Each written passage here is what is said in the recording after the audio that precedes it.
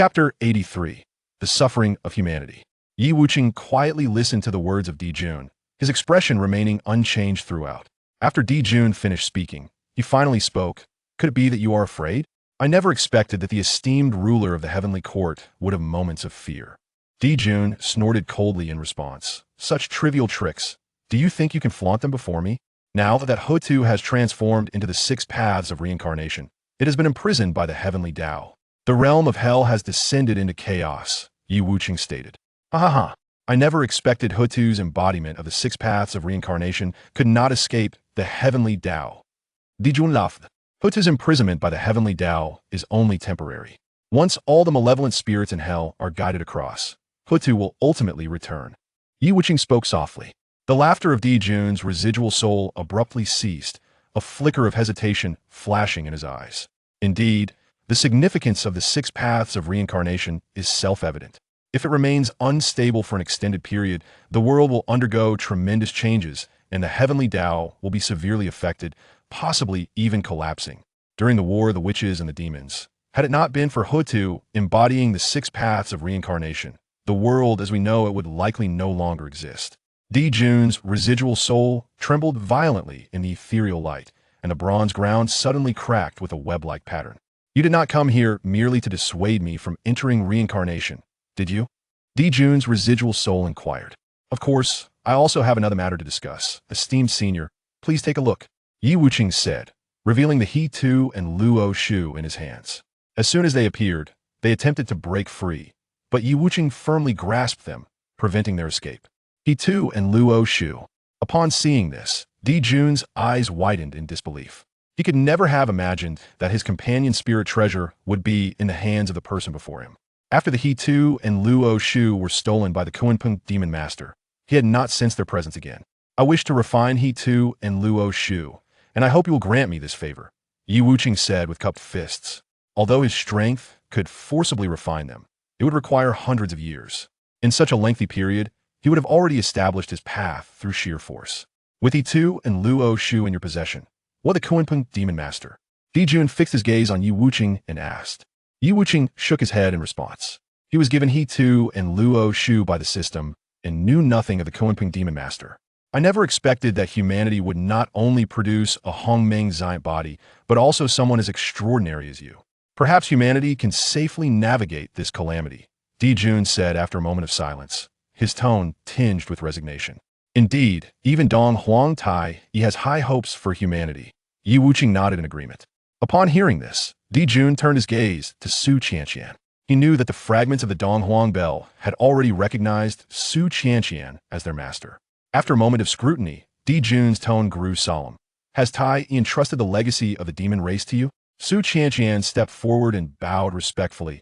Esteemed Di Jun, indeed, Senior Dong Huang Tai, he has entrusted the legacy of the demon race to me. Di Jun, upon hearing this, recalled events from the past. Su Qianqian sensed the turbulent emotions in Di Jun's eyes and lightly touched her brow. In an instant, the ethereal shadow of the Dong Huang bell materialized behind her, the bronze fragments humming and vibrating. Countless demonic scripts cascaded like a river of stars, intertwining in the sky to form the outline of the Zhou Tian star formation. Di Jun's residual soul trembled violently, and the ethereal barrier resonated with the star map. He gazed at the faintly discernible golden crow shadow within the formation, as if witnessing Tai wielding the bell, shattering the void in his approach. Tai. Di Jun's residual soul murmured unconsciously. The golden red flames flickered within the ethereal shadow, reminiscent of the luminous discussions held by brothers on the Sun Star long ago. Before Tai fell, he said that the glory of the demon race had become a thing of the past. The demonic patterns on Su Qianqian's forehead shimmered brightly as the fragments of the Dong Huang bell drew upon the remnants of the holy fire of the Golden Crow. The barrier suddenly erupted with dazzling golden light, prompting Yi Wuchen to release He Tu and Luo Shu, allowing them to perfectly align with the star map. Di Jun's residual soul gradually solidified amidst the intertwining radiance as he reached out to touch the flowing stars. 365 demon stars ignited simultaneously, causing a flicker of golden light in the corners of his eyes. So, the Zhou Tian star formation can operate in such a manner. Di Jun let out a long sigh. Dong Huang Tai sought to leverage the strength of humanity to protect the declining demon race, preserving a final glimmer of hope for them. He was even willing to sacrifice his very soul to entrust the legacy of the demon race to Su Qianqian. However, his intentions were starkly different. He observed coldly, intending to trap Su Qianqian within the rise and fall of humanity, allowing them to repeat the tragic fate of the demon race. May your promise to Tai come to fruition. Di Jun whispered softly, his words imbued with a hint of expectation. With that, he gently waved his sleeve, and a passageway to reincarnation opened in response. Without a moment's hesitation, Di Jun stepped into it, his figure swiftly vanishing at the end of the reincarnation passage. As Di Jun's residual soul departed, the originally resplendent light around them began to fade gradually. Yi Wuchen watched as Di Jun's residual soul entered reincarnation, letting out a sigh of relief as he retracted He Tu and Luo Shu. At this moment, He Tu and Luo Shu no longer struggled, awaiting his refinement. Ding, congratulations, Master, on completing the task. You are rewarded with the Zhou Tianxing Do Great Array and the 12 Du Tian Shan Sha Great Array. As Di Jun stepped into the reincarnation passage, the voice of the system echoed in Yi Wuchen's mind. Countless esoteric scriptures surged within his consciousness. After digesting the array scriptures, Yi Wuchen was filled with exhilaration. With these two great formations in hand, his strength would undoubtedly see a significant enhancement. Su Qianqian also retracted the ethereal shadow of the Dong Huang bell, her heart brimming with myriad emotions from the recent scene. Senior Brother Yi, what did you mean earlier when you said that the Empress Hutu is trapped by the heavenly Tao and that the underworld is in chaos? Su Qianqian recalled Yi Wuchen's words and inquired with concern. Yi Wuchen gently traced the star patterns of the He Tu and Luo Shu with his fingertips, his expression somewhat unnatural. He considered himself neither a virtuous person nor a malevolent one. Yi Wuchen feared that compassion might arise within him, compelling him to deliberately overlook the grim realities of the human hell. If he were to venture into that realm to absolve the vengeful souls and malevolent spirits, he would likely find himself ensnared in their plight. He could only suppress his inner impulses, striving to avoid witnessing the tragic scenes within that human hell. Yi Wuchen raised his gaze towards the depths of the void, where countless tragic sights unfolded before him. Do you know that the Manzi Shawa by the banks of the Wangchuan River has all withered away? The 100 ghosts roam freely, breaking through the Naiha Bridge, and now the human realm has countless fissures of yin and yang seeping with the tainted miasma of the Jiuyo. Upon hearing this, Su Qianqian's countenance turned pale as she recalled the horrors of the human realm. She had witnessed the opening of the Ghost Gate in the past. During that calamity, countless beings perished, and numerous immortal sects suffered devastating blows. Clenching her silver teeth, Su Qianqian resolutely stated, Senior Brother Yi, the human realm is currently in suffering. We cannot stand idly by. Chapter 84. Establishing the celestial court. Yi Wuchen was genuinely startled by Su Qianqian's words. He had no desire to become embroiled in the conflicts of the mortal realm. A moment's carelessness could lead to disastrous consequences. Forget it. Haven't you noticed that even the saints of the human race have yet to intervene? Besides, the heavenly Tao is maintaining order. He resolutely declined. Upon hearing this, a fleeting glimmer of disappointment crossed Su Qianqian's eyes. This response was entirely in line with Yi Wuchen's character, who typically remained detached from matters that did not concern him. Since Senior Brother Yi is unwilling to go, I shall descend alone. Every soul saved is a victory, Su Qianqian asserted firmly, turning to leave. With her current cultivation at the golden immortal level, descending to the mortal realm was a trivial endeavor for her. Yi Wuchen gazed at her resolute figure, a peculiar ripple of emotion stirring within him. With a helpless sigh, he called out, "Wait." Su Qianqian paused, a look of confusion crossing her face as she slowly turned back. If you recklessly descend, you may find yourself ensnared before you have the chance to save anyone, Yi Wuchen cautioned as he approached her. Let me see what treasures I have that may not be of immediate use. I shall bestow them upon you as my contribution to the salvation of the world. With that, Yi Wuchen began to rummage through his belongings. Watching his actions, Su Qianqian's eyes glistened with unshed tears. She knew well that beneath Yi Wuchen's seemingly indifferent exterior lay a heart of kindness.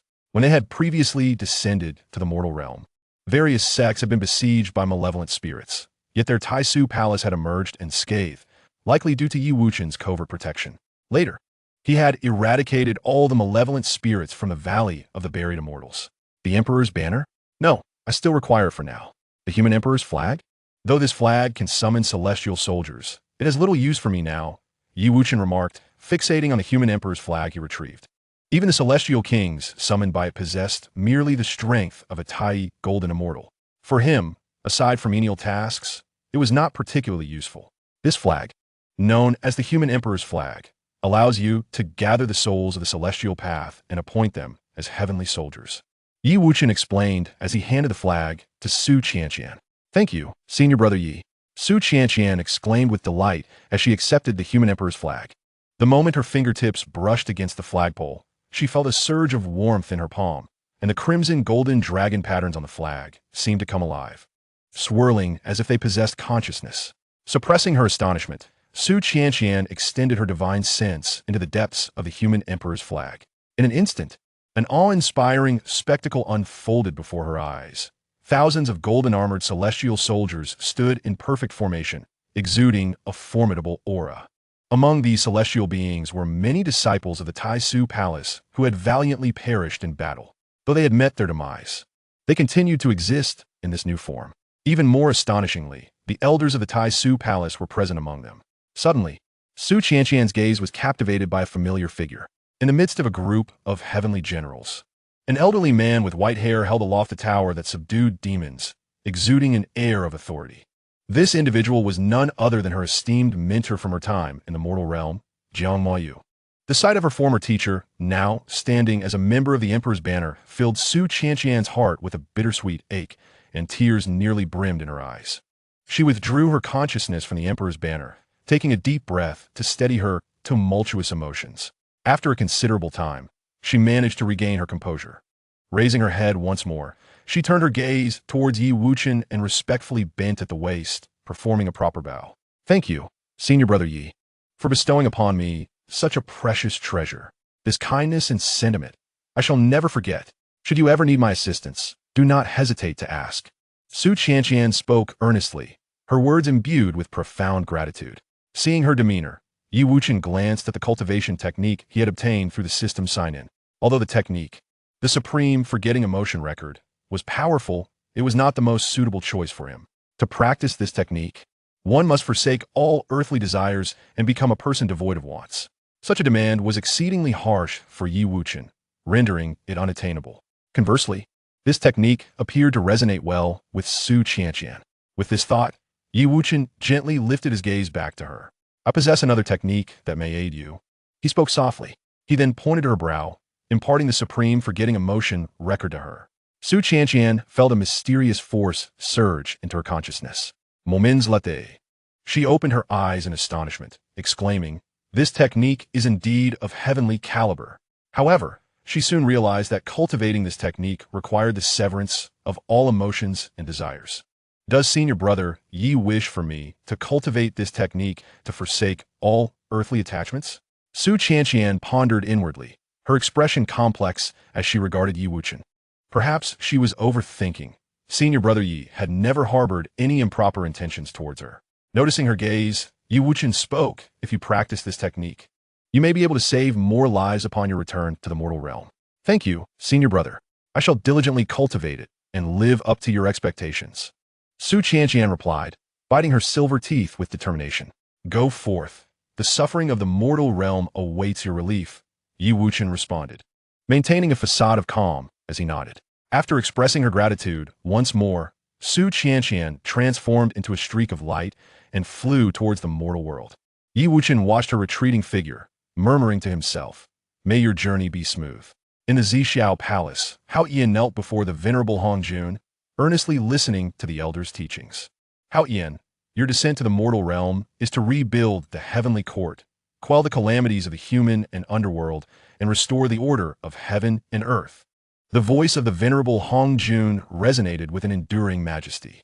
Since the cataclysm of the War of the Lich, the fabric of order in this world had unraveled, leading to incessant strife among various factions. The heavenly court, as the nexus of the three realms, must be restored to reign over them, guiding all beings back to harmony and the rightful path. Hao Ian, you're tasked with overseeing the heavenly court, commanding the deities, and establishing celestial laws to regulate the conduct of all beings across the realms. Punish the wicked and reward the virtuous, ensuring that justice prevails in the heavens and the earth. My disciple, I am aware that the reconstruction of the heavenly court is a formidable endeavor, fraught with obstacles. You may select those of merit from the impending calamity of the human race to ascend to divinity. The balance of the cosmos rests in your hands. Remain vigilant and fulfill the monumental responsibility of rebuilding the heavenly court, living up to my expectations. Hao Yin bowed deeply and responded, I shall heed your teachings, Master, and dedicate myself fully to this mission. With that, Hao Yin rose, his form aglow, and soared towards the mortal realm. Chapter 85, Sealing for 10,000 Years. After Su Qianqian departed, Yi Wuchen also left the ancient battlefield ruins. His next task was to refine the river map and the Luo book. Deep within the chaos, he discovered an exceptional location. Seated cross-legged in the depths of the chaos, the river map and the Luo book floated before him, shimmering with brilliant chaotic starlight. Yi Wuchen began to comprehend the great array of the celestial bodies, embarking on the task of dismantling the 72 prohibitions of the river map and the Luo book. Without the presence of Emperor Jun as its master, the prohibitions were effortlessly refined by Yi Wuchen. When the final prohibition was successfully dismantled, the 72-star tracks surged skyward from the pages, sketching a hazy silhouette of the great array of the celestial bodies amidst the chaos. Indeed, the great array of the celestial bodies is extraordinary, Yi Wuchen murmured to himself. After completing this, he initiated the calculations to determine the location of the evil-slaying heavenly sovereign. Qi Xiao. Previously, Su Qianqian had pleaded for Qi Xiao to spare a certain individual. However, Yi Wuchen was acutely aware of Qi Xiao's cunning nature and the potential for hidden plots. He intended to seal him away for 10,000 years. By then, the cosmic order would undoubtedly undergo profound changes, rendering Qi Xiao's schemes mere wisps of smoke. Utilizing the river map and the Luo book as a conduit, Yi Wuchen continuously infused his magical energy into the ethereal silhouette of the great array of the celestial bodies. As the power surged, the stars within the array radiated brilliantly, gradually weaving into a mysterious star map. As the star map flickered, it subtly pointed towards a mysterious place beyond the heavens. Yi Wuchen's gaze sharpened. After stowing away the river map and the Luo book, he swiftly made his way in that direction. He traversed through layers of mist and turbulent spatial currents, ultimately arriving before an ancient palace, where the inscription above the entrance boldly read Qi Xiao Palace. Seated within the grand hall of Qi Xiao Palace, the evil-slaying heavenly sovereign, sensing a disturbance, suddenly opened his eyes. Upon spotting Yi Wuchen's figure appear outside the palace, his eyelids began to twitch uncontrollably. In the depths of chaos, the celestial exterminator, Qi Xiao, had witnessed the formidable prowess of Yi Wuchen and was acutely aware that in a confrontation, he would likely falter within mere exchanges. After departing from the ancient battlefield ruins, he hastened back to the Qi Xiao Palace. To evade any potential pursuit by Yi Wuchen, he relocated the palace to the profound recesses of chaos. Here, unless a sage intervened, no one could possibly locate him. Qi Xiao, perplexed, could not fathom how Yi Wuchen had managed to track him down. At the ancient battlefield ruins, his disciple Su Qianqian had interceded on his behalf, and Yi Wuchen had spared him then. However, should Yi Wuchen return, Qi Xiao felt utterly unprepared to defend himself. Anxious yet feigning composure, he reflected, what is destined cannot be avoided. Since Yi Wuchen has arrived here, further evasion is futile. Rising from his seat, Qi Xiao stepped out of the grand hall. Friend, we meet again. He greeted Yi Wuchen with a respectful gesture. Indeed, we do. This place is quite elusive. Yi Wuchen replied, his arms crossed behind him, his gaze icy. Qi Xiao offered an awkward smile, pondering whether he could confess that he had retreated to such a remote location solely to evade Yi Wuchen. I am unaware of your purpose in visiting, he inquired respectfully. I have heard that you often enter seclusion, sometimes for millennia at a time, Yi Wuchen responded. Upon hearing this, Qi Xiao raised an eyebrow, momentarily bewildered by Yi Wuchen's intent, yet a profound unease surged within him. I have come to request that you enter seclusion, Yi Wuchen stated gravely. Qi Xiao's heart stirred at this declaration. He quickly grasped Yi Wuchen's intentions. Nodding slightly, he feigned agreement. What you say is indeed correct. I had the same intention to enter seclusion and strive for a breakthrough in my cultivation. A flicker of determination passed through Qi Xiao's eyes. Preserving his life took precedence. Other matters could be deliberated later. Very well, to ensure your tranquility during this period of seclusion, I am willing to lend my assistance, Yi Wuchen replied calmly. As he spoke, the He Tu and Luo Shu gradually materialized before him. They unfurled a cosmic map of 3,000 pages, and the 72 celestial orbits danced like awakening silver dragons within the chaos. Qi Zhao's pupils constricted, disbelief washing over him as he beheld the He Tu and Luo Shu. He was well acquainted with this treasure, had it not been for the demon master Kunping's theft during the War of Witches and Demons. The demon race would not have suffered such a devastating defeat. This formation utilizes the greedy wolf as the eye and the breaking army as the blade, Wuchen proclaimed, his fingers converging in the void. As his voice resonated, the 72 celestial orbits swiftly transformed into a grand formation, enveloping the entire Qi Shao Palace. The greedy wolf and the breaking army stars gradually shifted into specific positions, becoming the core of the entire formation. When the 7 killers shift positions and the heavenly wolf descends in the west, that shall be the moment of your emergence. Yi Wuchen slowly spoke after leaving behind the grand formation of the Zhou Tian Star Doe. The grand formation of the Zhou Tian Star Doe. How could he possibly master such a formation? Qi Shao, the exterminator of evil, gazed at the myriad stars, murmuring to himself. After witnessing Yi Wuchen's departure, the weight that had burdened Qi Zhao's heart finally lifted. With his current strength, he was utterly incapable of breaking this grand formation of the Zhou Tian Star Doe. Fortunately, I had devised plans in advance. Once my 7-colored flowing celestial skirt gathers sufficient merit power, I shall be able to break through to the Saint Realm in one fell swoop. A glimmer of brilliance flickered in Qi Zhao's eyes as he contemplated. At this moment, he could not help but recall Su Qianqian, the woman adorned in his 7-colored flowing celestial skirt. With this thought, Qi Zhao's previously sullen countenance softened somewhat. Although his schemes had been disrupted, the most critical aspect continued to unfold as he had envisioned. During this impending calamity faced by humanity, Su Qianqian's fortune would undoubtedly yield vast amounts of merit. At that time, he could leverage the merit power within the 7-colored flowing celestial skirt to successfully transcend his cultivation bottleneck and step into the realm of saints. Kunlun Mountain, Yusu Palace. After descending to the mortal realm, Hao Yin first sought out the Taoist sanctuary of Yuanshi Tianzuan to pay his respects. Hao Yin, why have you come to my sanctuary instead of serving your master in the Purple Clouds Palace? Yuanshi Tianzuan looked at Hao Yin in surprise. Hao Yin's expression was grave as he stepped forward and respectfully bowed to Yuanshi Tianzuan. My lord sees the suffering of the masses and is deeply concerned. In this chaotic era of the primordial earth, demons and monsters run rampant, and rogue cultivators act with impunity, causing untold suffering to the beings of all realms. My lord, filled with compassion for all, has commanded me to descend and establish the heavenly court to govern the 3 realms, restore order to the primordial, and protect the populace. However, as the heavenly court is newly founded, it is in dire need of personnel. I have heard that there are many disciples in the Yusu Palace, all possessing great power and virtue, so I dare to come and ask my senior brother for a few celestial friends to lend me a hand. And I hope my senior brother will grant this request. Chapter 86. The Heavenly Court lacking capable personnel. Senior brother? Who do you think is your senior brother? You are merely a gatekeeper, and you dare to call me brother. The aura of saintly pressure from Yuanshi Tianzuan suddenly enveloped the space, his voice cold as ice, as if it could freeze all things in the world. As one of the 3 pure ones, Yuanshi Tianzuan held an exceedingly esteemed position in this realm, akin to an existence standing at the pinnacle. Ordinarily, he referred to Hao Yin as his junior brother merely out of respect for Hongjun Laozu. Now that Hongjun Laozu had appointed Hao Yin as the ruler of the heavenly court, Yuanshi Tianzuan felt quite displeased. He was well aware of the cataclysmic calamity confronting humanity.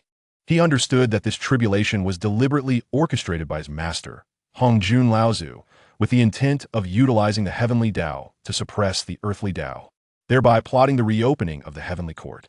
Originally, Yuanshi Tianzuan had thought that Hongjun Laozu would surely select the ruler of the heavenly court from among the disciples of the 3 pure ones. However, the final outcome greatly exceeded his expectations. The chosen one turned out to be the gatekeeper, Hao Yin. Under the overwhelming pressure of the sage, Hao Yin was instantly drenched in cold sweat.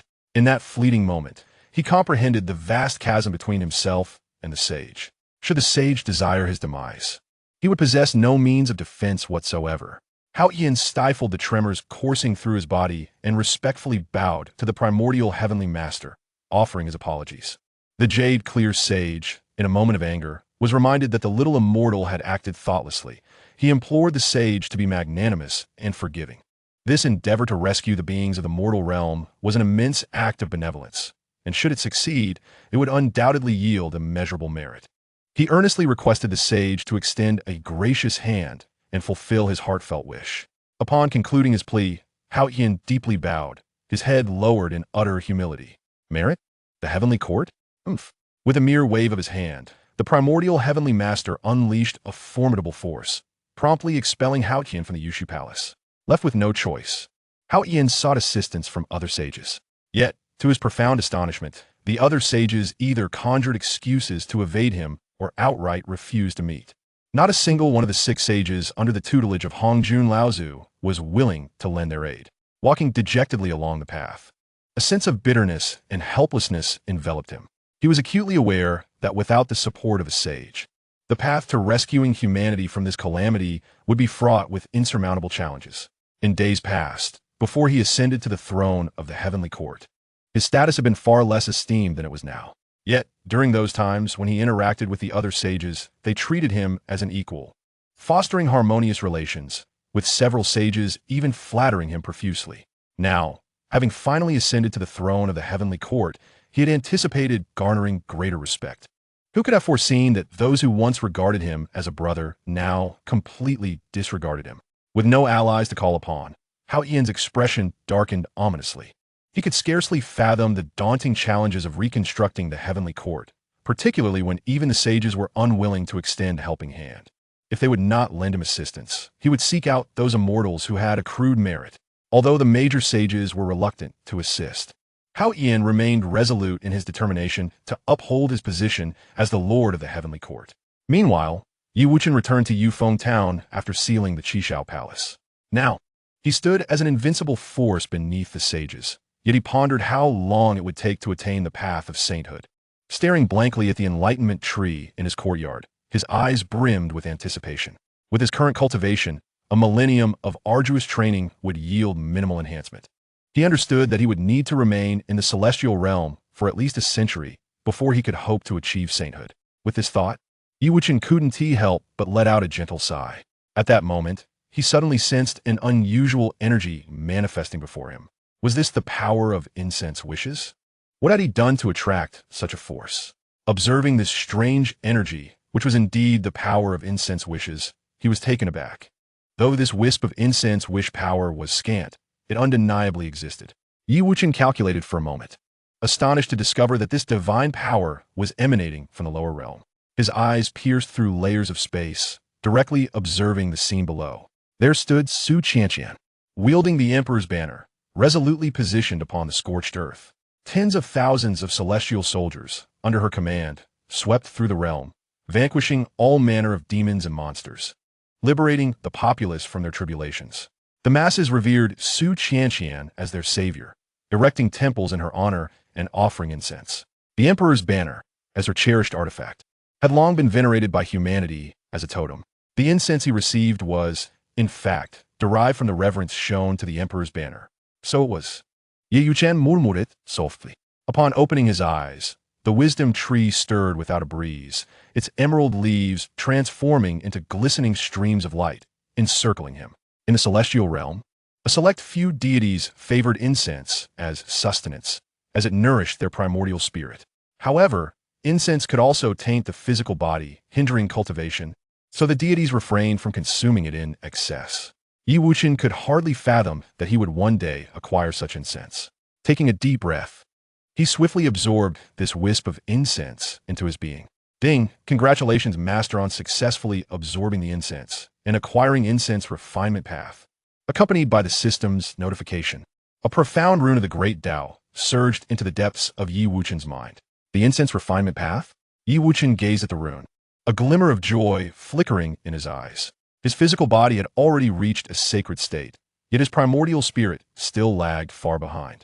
The cultivation of the primordial spirit was several times more arduous than that of the physical body. The emergence of this rune dedicated to refining the primordial spirit would undoubtedly allow him to traverse a more direct path.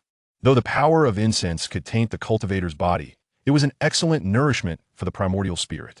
With his physical form already sanctified, no matter how toxic the incense, it could not corrupt his saintly body. With this realization, Yi Wuchen's heart soared with joy. It seemed that lending the emperor's banner to Su Qianqian had indeed yielded immense rewards. He reclined beneath the wisdom tree, delving into the understanding of this rune of the incense path. From here, he merely needed to consume sufficient incense, and he believed he would soon attain the Tao and reach sanctity. Yi Wuchen's life returned to its former tranquility. One day, he revisited the dreamy cuisine pavilion, only to find Lin Zhengxiang wearing a troubled expression. "Zhengxiang, why do you look so forlorn?" Yi Wuchen inquired with curiosity. "Bossy, now that Taoist Cheng and the others have descended to the mortal realm, won't this pavilion be devoid of patrons?" Lin Zhengxiang replied, his face etched with concern. Originally, business in the celestial realm was already sparse, with Cheng Tang alone accounting for the majority of the pavilion's clientele. Now that he had descended, it seemed the pavilion might not survive. "Let's keep it open. Perhaps Taoist Cheng and the others will return soon," Yi Wuchen reassured him. "Yes, they're all good people and will surely come back." Lin Zhengxiang nodded in agreement. Chapter 87. The Emperor's Temple. Upon her descent to the mortal realm, the first place that emerged in Su Qianqian's mind was the Tai Su Palace. She had spent a millennium cultivating there before achieving immortality, thus forming a profound attachment to every blade of grass and tree within its confines. It was not long before Su Qianqian found herself once again within the hallowed halls of the Tai Su Palace. After a brief survey, it became evident that the palace had undergone a significant transformation. It was no longer the familiar sanctuary she once knew. Many of the faces she recognized had vanished, replaced by unfamiliar visages. Only those who had attained the Yuanying stage could boast lifespans exceeding 1,000 years. The former palace master, the revered Tian Ji Zhenrun, had abdicated, retreating to the role of a venerable elder, while the mantle of leadership had been assumed by Mo Fan, who possessed an innate Tao physique. Upon encountering Su Qianqian, Mo Fan's expression was one of sheer astonishment. Although Su Qianqian had achieved immortality a millennium ago, only 3 or 4 years had passed in the celestial realm. Mo Fan had believed that he would only reunite with his senior sister after his own ascension to the heavenly domain, never anticipating such an immediate reunion. The elders of Tai Su Palace, upon hearing of Su Qianqian's return, flocked to greet her, creating a bustling crowd. These venerable individuals, each having lived for over 1,000 years, had witnessed Su Qianqian's cultivation journey within the palace. They exchanged pleasantries and inquiries about her well-being, while Mo Fan stood quietly to the side, a smile gracing his features as he observed the scene. For the past century, since the gates of the ghost realm had reopened and the human world had once again plunged into turmoil, he had borne tremendous pressure on his shoulders. This impending calamity was far more devastating than the tribulation of 3 millennia prior. A ghostly figure of celestial caliber had entered the mortal realm, leading a host of over 100,000 formidable spirits. Countless sects were left with no choice but to seal their mountains and endure, barely surviving. With the senior sister now descending to the mortal realm, there was hope that she might quell the ghostly afflictions plaguing humanity. As Su Qianqian gazed upon the familiar faces, warmth surged within her heart.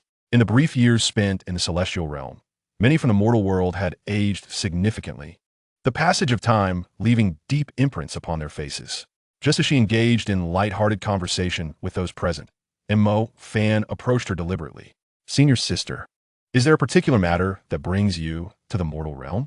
Su Qianqian gently shook her head, her lips parting as she softly replied, "I have heard that malevolent spirits now roam the lower realms, causing great suffering among the populace." Before she could finish her statement, the once clear skies suddenly turned dark and foreboding. Ominous clouds swiftly gathered, obscuring the sun. From within the thickening layers of cloud, an oppressive and terrifying aura began to emanate. The attendees instantly became alert, their expressions shifting to one of grave concern. Just as their nerves heightened, the silhouettes of 100,000 malevolent spirits materialized above the Tai Su Palace. Each of these spirits possessed at least foundational cultivation strength. In an instant, a bone-chilling coldness permeated every corner of the palace. Yeah. All the people of Tai Su Palace have gathered, perfect for you to set forth together. accompanied by a cacophony of eerie laughter. A shadow revealed a terrifying visage. Mo Fan's entire body was taut, his eyes radiating a fierce brilliance, as if facing a formidable enemy. This ghostly celestial commanded an army of 1,000,000 malevolent spirits, having previously breached the defenses of 3 major sects, showcasing an overwhelming strength. Had it not been for the formidable protective formations of the Tai Su Palace and the vigilance of its inhabitants, they might have already succumbed to the assault. Now, this ghostly celestial had acquired the blood of the utmost ean and evil from the boundless sea of blood, potent enough to taint the grand formation of the Tai Su Palace. Upon witnessing the emergence of the 1,000,000 malevolent spirits, Su Qianqian's countenance darkened instantly. She never anticipated that upon her return to the Tai Su Palace, she would encounter a ghostly celestial challenging her. Observing those malevolent spirits, each tainted with countless sins, it was evident that they had committed numerous atrocities in the mortal realm. Before she could seek trouble with these spirits, they had already come knocking at her door. How dare this mere ghostly celestial act so audaciously in the mortal realm? Su Qianqian exclaimed in anger. As her voice fell, the Emperor's banner materialized in her grasp. With a sweeping motion of the grand flag, over 30,000 celestial soldiers instantly manifested, encircling the throng of malevolent spirits. The spirits trembled in fear at the sight. The ghostly celestial could hardly believe that his assault on a minor mortal sect would lead to being surrounded by tens of thousands of celestial beings. Although his minions outnumbered the celestial soldiers 100-fold, the disparity in power was insurmountable. Each of these celestial soldiers possessed strength that rivaled his own. In a one-on-one confrontation, he might have had a fighting chance. At that moment, Jiang Mo Yu stepped forward, cradling a treasure tower in his hands. "Seize!" he bellowed, instantly drawing the ghostly celestial into the demon-suppressing tower. The malevolent spirits, witnessing their once invincible leader's swift downfall, erupted into chaos, fleeing in all directions. The inhabitants of the Tai Su Palace were astounded by how effortlessly the ghostly celestial had been subdued. A century prior, this ghostly celestial had emerged in this realm, subjugating the 7 great sects of the southern wilderness, leaving them too fearful to venture outside. Now that the ghostly celestial lay vanquished, could they not retaliate against the ghostly realm? At that moment, a figure emerged from the crowd, none other than Su Qianqian herself. Her expression was stern as she commanded, "Celestial soldiers, heed my order.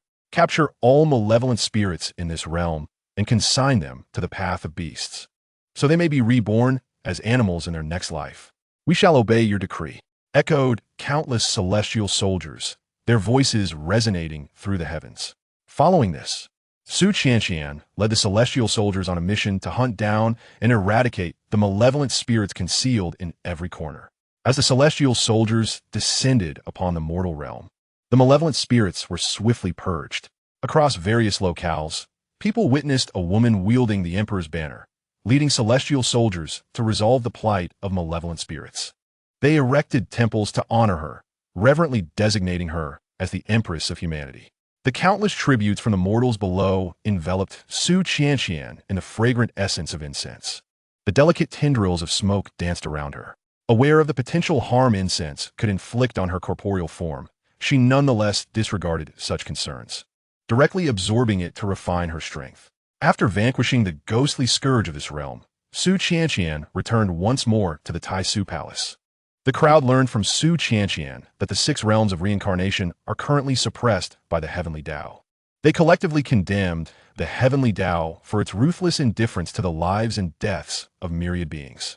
Had Su Qianqian delayed her return for even a few more years, it is likely that this world would have been inundated by malevolent spirits. As she listened to the people's vehement denunciations of the Heavenly Tao, her gaze turned towards the depths of the void. Is the Heavenly Tao truly heartless? Or do the saints also possess such callousness? Su Qianqian murmured to herself, her voice barely audible, as though only she could hear it. In recent days, she had witnessed countless tragic scenes of humanity, each moment piercing her heart like a sharp blade. If only a saint would lend a hand, perhaps peace would have been restored to this realm long ago. Yet, those exalted saints chose to remain oblivious. Once more, Su Qianqian focused her mind on the supreme forgetting emotion record. She understood that if she mastered this technique, she would sever her own emotions as completely as the Heavenly Tao and the saints. From that point on, Joy, anger, sorrow, and love would no longer concern her. However, without practicing this technique, how could her current strength ever hope to save the realms? After much contemplation, Su Qianqian ultimately resolved to cultivate this profound art. She cast aside any thoughts of her future.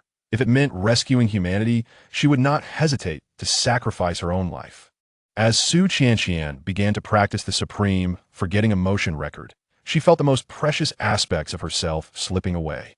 The sensation was excruciating, akin to peeling away layers of silk, yet she gritted her teeth, forcing herself not to let tears fall. Chapter 88.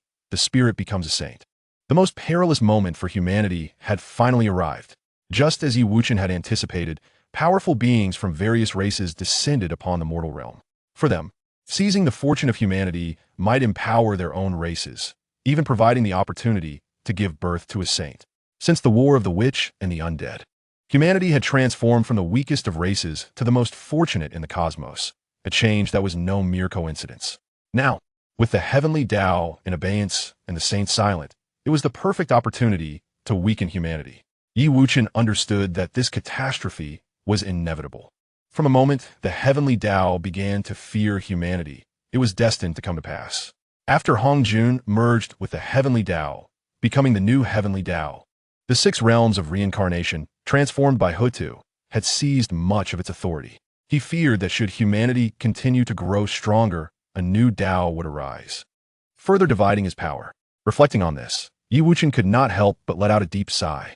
The world of the primordial was vast and boundless. It seemed remarkably small.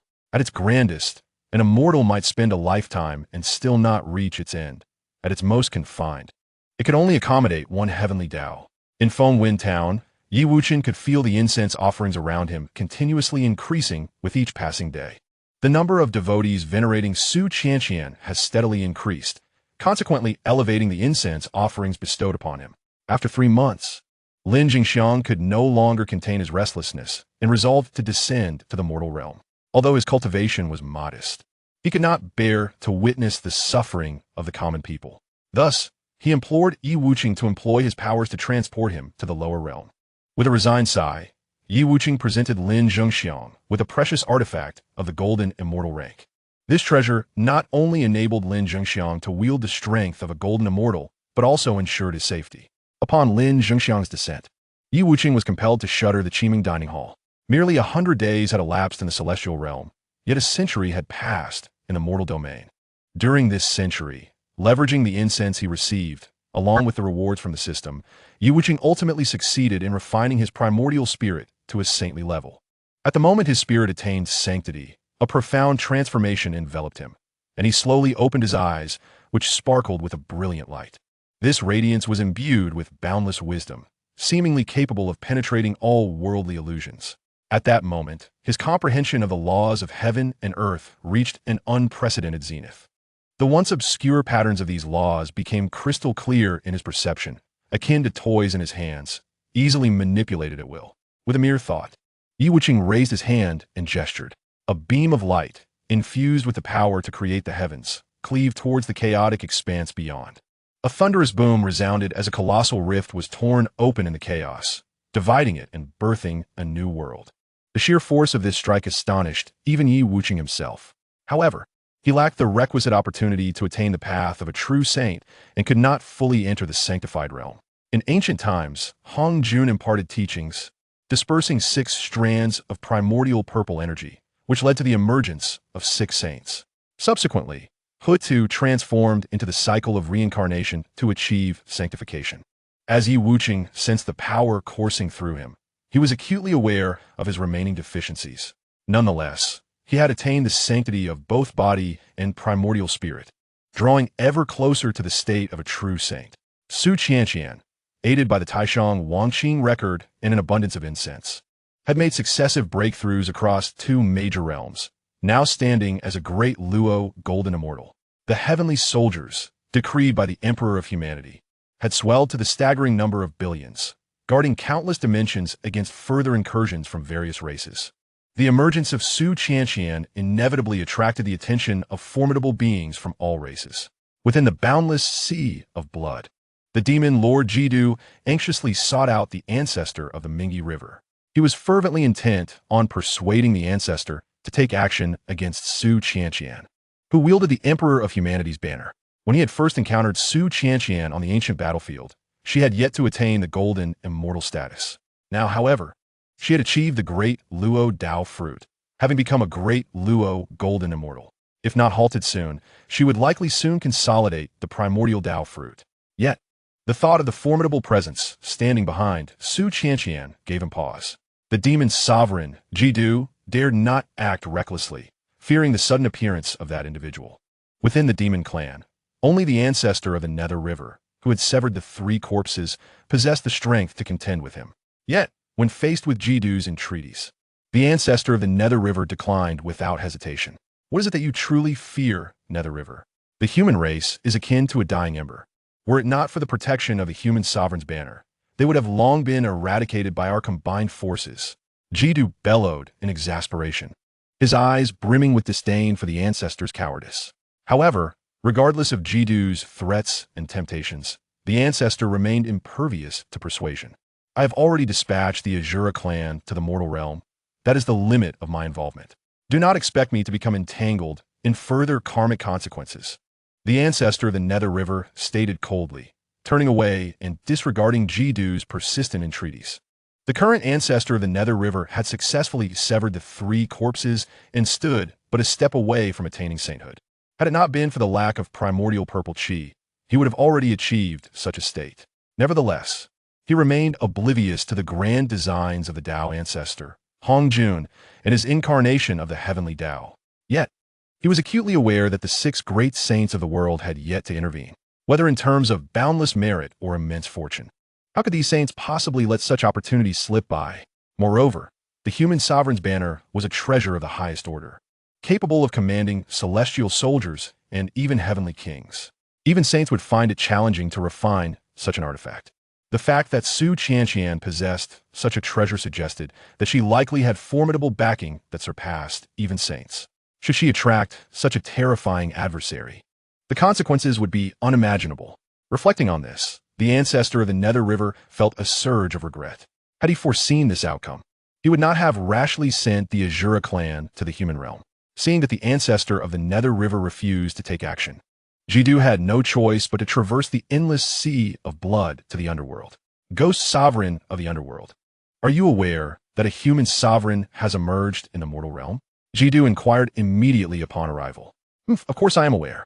The ghost sovereign of the underworld replied coldly. The human sovereign's banner is comparable to a saint's lineage. While this assertion may have been somewhat exaggerated, it sufficiently highlighted the terrifying nature of the human sovereign's banner. As the ghost sovereign contemplated the banner in Su Qianqian's possession, a profound sense of trepidation surged within him. However, at that moment, he could not afford to linger on such thoughts. If he failed to act and allowed Su Qianqian to continue restoring order in the mortal realm, she would undoubtedly amass an overwhelming amount of merit, thereby achieving the status of a merit saint. Should that occur, he feared he would find no refuge. Thus, he resolved that before Su Qianqian could attain the Dao fruit of the primordial chaos and become a golden immortal of the primordial chaos, she must be eliminated decisively to prevent future calamities. With a sudden forceful slap on the table, the ghost sovereign stood up abruptly. I shall personally take action to slay this woman, the ghost sovereign declared, his face contorted with rage. Observing this, Jidu quickly offered his enthusiastic praise. With your intervention, success is assured. Suddenly, the netherworld ghost sovereign transformed into a wisp of black mist, traversing the spatial barrier and dashing towards the mortal realm. The demon sovereign, Jidu, observed the departing figure of the netherworld ghost sovereign, a barely perceptible cold smile curling at the corners of his lips. Although the netherworld ghost sovereign's strength was not at the pinnacle, his temperament was indeed formidable. Jidu had cultivated the path of destruction. As long as he annihilated the world, his power would significantly increase, potentially leading him to the status of a sage. His presence was felt during the past calamities, such as the Dragon Han and Witch Demon tribulations. Having experienced 2 great calamities, Jidu's strength had become formidable. The appearance of Su Qianqian had extinguished the flames of war across countless regions in merely a century. Now, Only the most potent forces capable of escalating the conflict could break the current stalemate.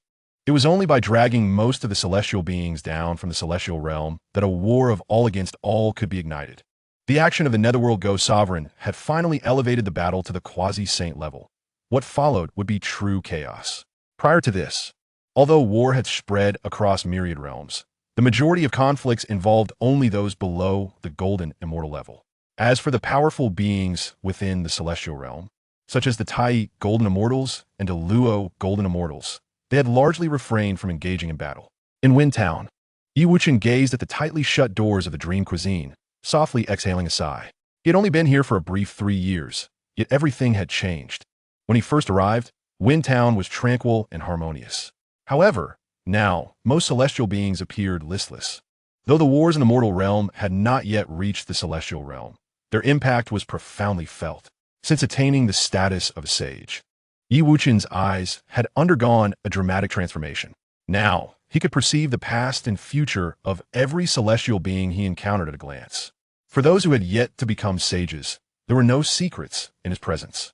He could freely examine both past events and future occurrences. It was no wonder that it was said that all beneath the sage were akin to ants. Prior to achieving sagehood, everything about them could be known by a sage.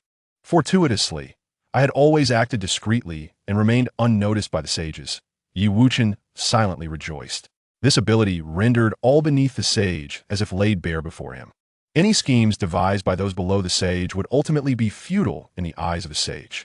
Wuchen raised his gaze towards the river of time, seeking to uncover the origins of the system that resided within him. His primordial spirit ventured into the void, as if stepping into the river of time. The scenery around him shifted continuously until it transformed into the Qingfeng Martial Arts Academy. Wuchen distinctly remembered arriving at this place upon his initial crossing into this world. Familiar images unfurled before him, as the spirit of Wuchen, who had been suffocated by a millennium-old ginseng, slowly floated in the void. "Who are you? Am I dead?"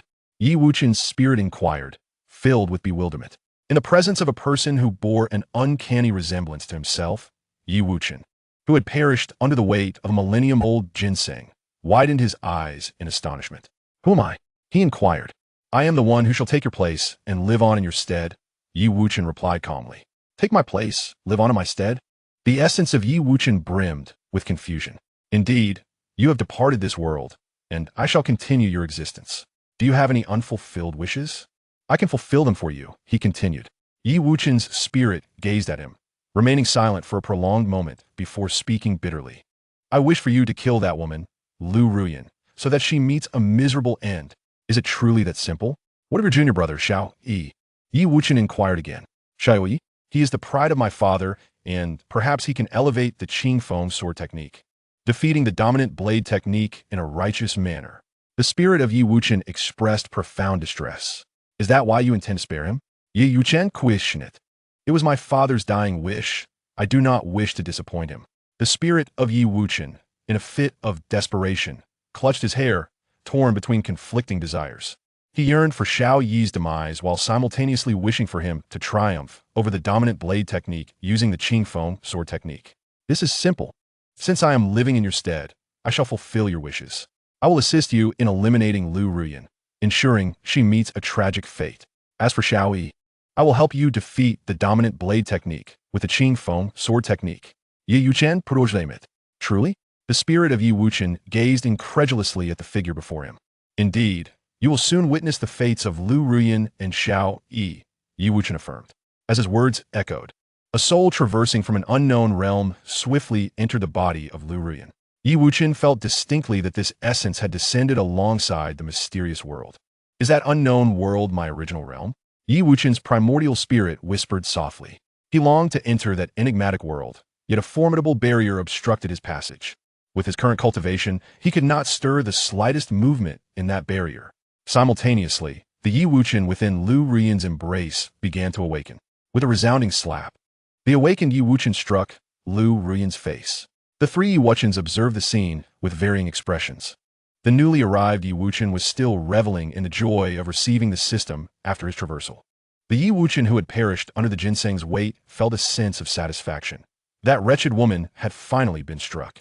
Meanwhile, The Yi Wuchen, who had not yet traversed the river of time, remained utterly unperturbed. This was an event he had already experienced. He was merely witnessing it once more.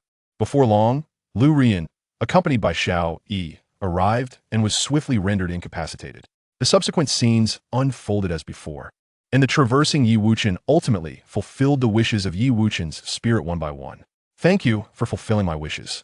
I suppose it is time for me to depart. Yi Wuchen's spirit sighed.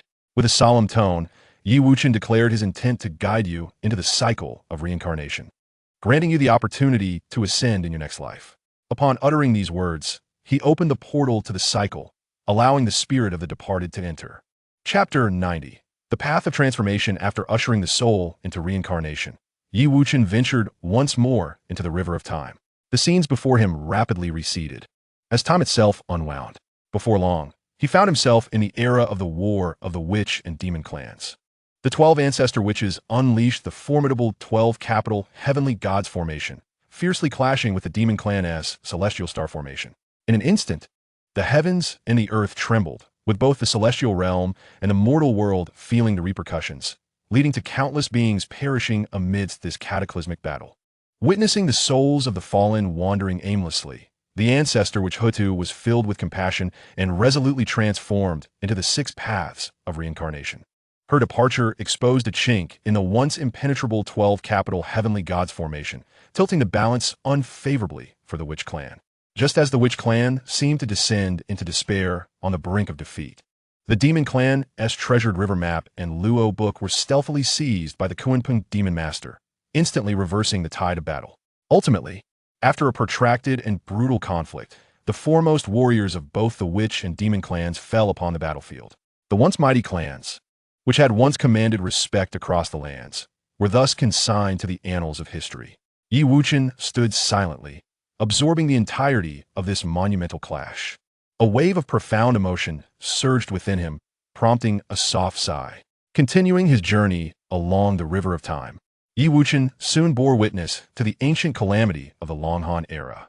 In that age, the Dragon, Phoenix, and Qilin clans reigned supreme, their power unmatched by any being in existence. Even the enigmatic Divine clan found themselves outmatched.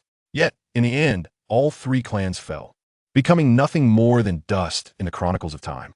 Next, Yi Wuchen arrived at the primordial moment of creation. The cosmos was still shrouded in chaos. The mighty Pangu wielded the divine axe of creation, laboriously cleaving the heavens and the earth apart, using his own body to uphold the separation of the 2 realms. Yi Wuchen gazed upon Pangu with deep reverence.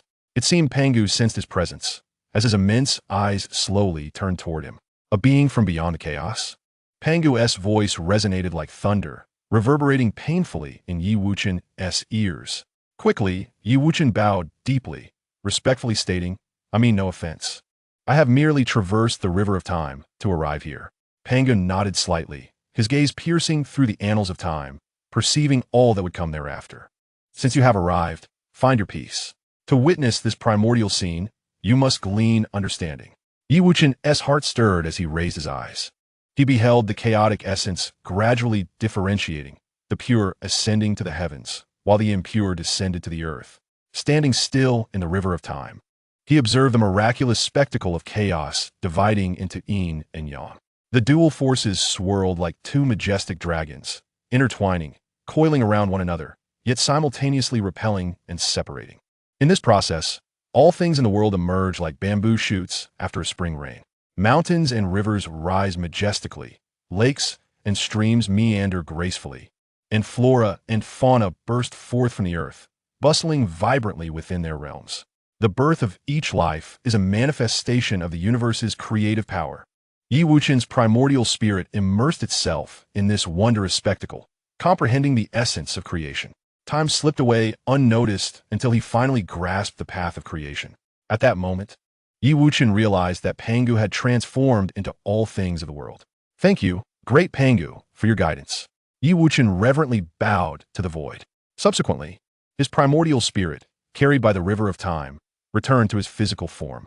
At the instant of merging his primordial spirit with his body, a dazzling brilliance erupted as if a radiant light had suddenly burst forth. The understanding of the path of creation he had attained in the river of time now served as a key to unlock the treasure within him, revealing his innate nature of creation. Now, with his physical body sanctified and his primordial spirit exalted, having comprehended the sage's path of creation, he ascended to the status of a true sage. Almost simultaneously, the embodiment of the heavenly Tao, Hongjun, seemed to sense this change. His brow furrowed, and a look of perplexity crossed his face. How could there still be someone in this world capable of achieving the rank of sage? It is known that when the Earth Mother, Hutu, sacrificed herself to enter the cycle of reincarnation to become the Earth Sage, it had already greatly astonished Hongjun. To suppress the Earth Tao, he had confined Hutu within the heavenly Tao. Yet, this newly emerged sage's path did not belong to either the heavenly Tao or the Earth Tao, which was utterly bewildering and surpassed Hongjun's understanding. A flash of sternness flickered in Hongjun's gaze. In his view, the emergence of this variable, Wuchen, had already disrupted the balance of the heavenly Tao he presided over. With a thought, an invisible intent instantly spread throughout the vast wilderness. He summoned the primordial supreme being, the grand supreme elder, the Lord of the Way of Heaven, the goddess Nuwa, and the Taoists of guidance and proficiency. These 6 sages were renowned figures in the wilderness world. Upon receiving Hongjun's summons, they dared not delay, each employing their powers to arrive at the Zixiao Palace. The 6 great sages stood at the palace entrance, exchanging glances, unaware of the matter at hand. Could it be that Hao Yin reported to the master about them? The primordial supreme being spoke first. They were all dissatisfied with Hao Yin's ascension as the ruler of the heavenly court and had forbidden their disciples from entering, even preventing others from joining the heavenly court. I have yet to establish a sect. Even if I wish to assist Hao Yin, there is no one available, Nuwa said, her brow furrowed in confusion. We in the West are impoverished and can hardly sustain ourselves. It is truly difficult to assist the heavenly court, and I trust the master would not blame us. Added the Taoists of guidance and proficiency. As for the many disciples under your tutelage, it seems only your schools can provide the deities for the heavenly court, they remarked, indicating the need for selection from the 2 prominent teachings. Taishang Laojun stroked his beard and pondered. Upon hearing this, both Tong Tian Jiaozhu and Yuan Shi Tian Zun wore expressions of profound solemnity. There is no benefit in further discussion.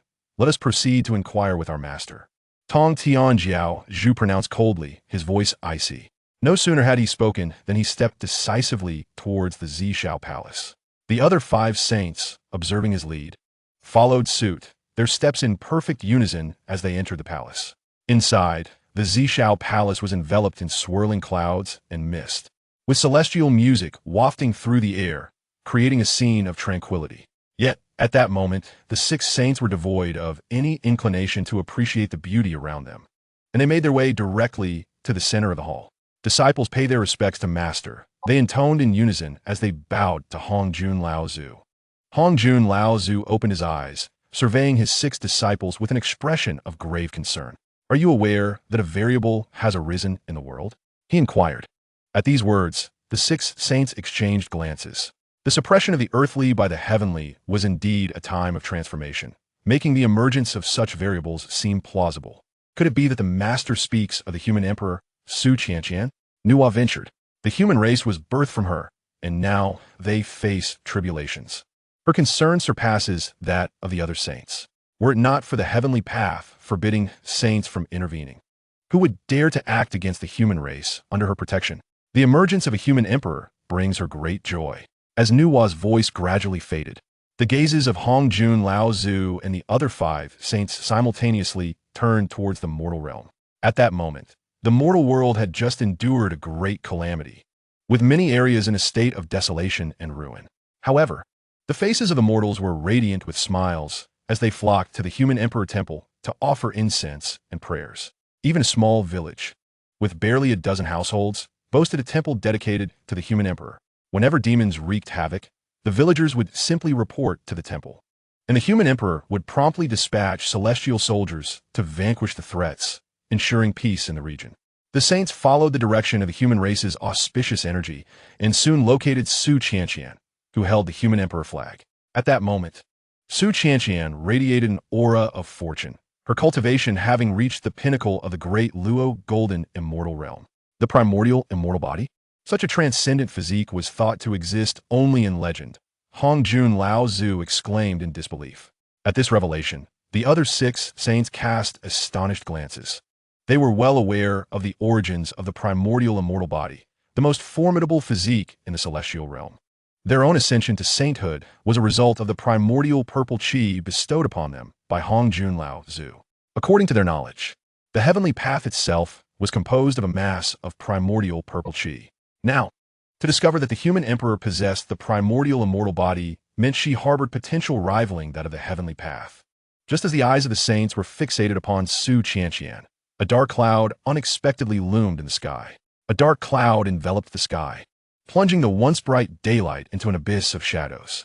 Suddenly, accompanied by a chilling and sinister gale, a figure emerged slowly from the depths of the ominous cloud. It was none other than the vengeful ghost sovereign, who harbored a singular intent to slay Su Qianqian. Clad in a flowing black robe, the ghost sovereign's features were obscured by shadows, emanating an aura that instilled dread in the hearts of all. Yet, in the face of this sudden apparition, Su Qianqian remained remarkably composed, her countenance betraying not a hint of fear. Since her cultivation of the supreme, emotionless record, the tumultuous emotions within her had begun to dissipate. Joy, anger, sorrow, fear, affection, hatred, and desire could no longer stir even the slightest ripple in her heart. Ghost Claw, the ghost sovereign, upon beholding Su Qianqian once more, uttered not a word of preamble but unleashed his full power. As the cataclysmic strike descended upon her, a cold smirk graced the corners of his lips. He knew full well the destructive force behind this blow was potent enough to obliterate the entire world, even with the protection of the Eastern Emperor's bell fragment.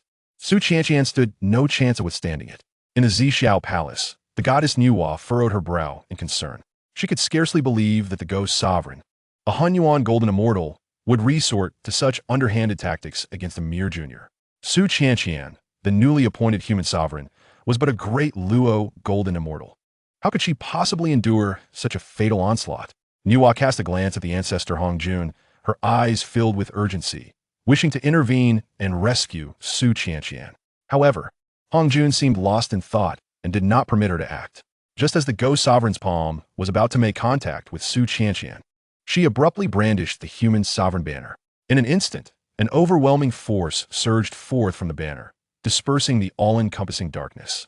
The cataclysmic power that threatened to annihilate the world was entirely obliterated into the void. The ghost sovereign, witnessing the spectacle, widened his eyes in disbelief. He could scarcely fathom that the human sovereign banner in Su Qianqian's possession was so formidable. You are merely a great Luo golden immortal, unproven in the path. How could you possibly withstand the essence of my ghostly way?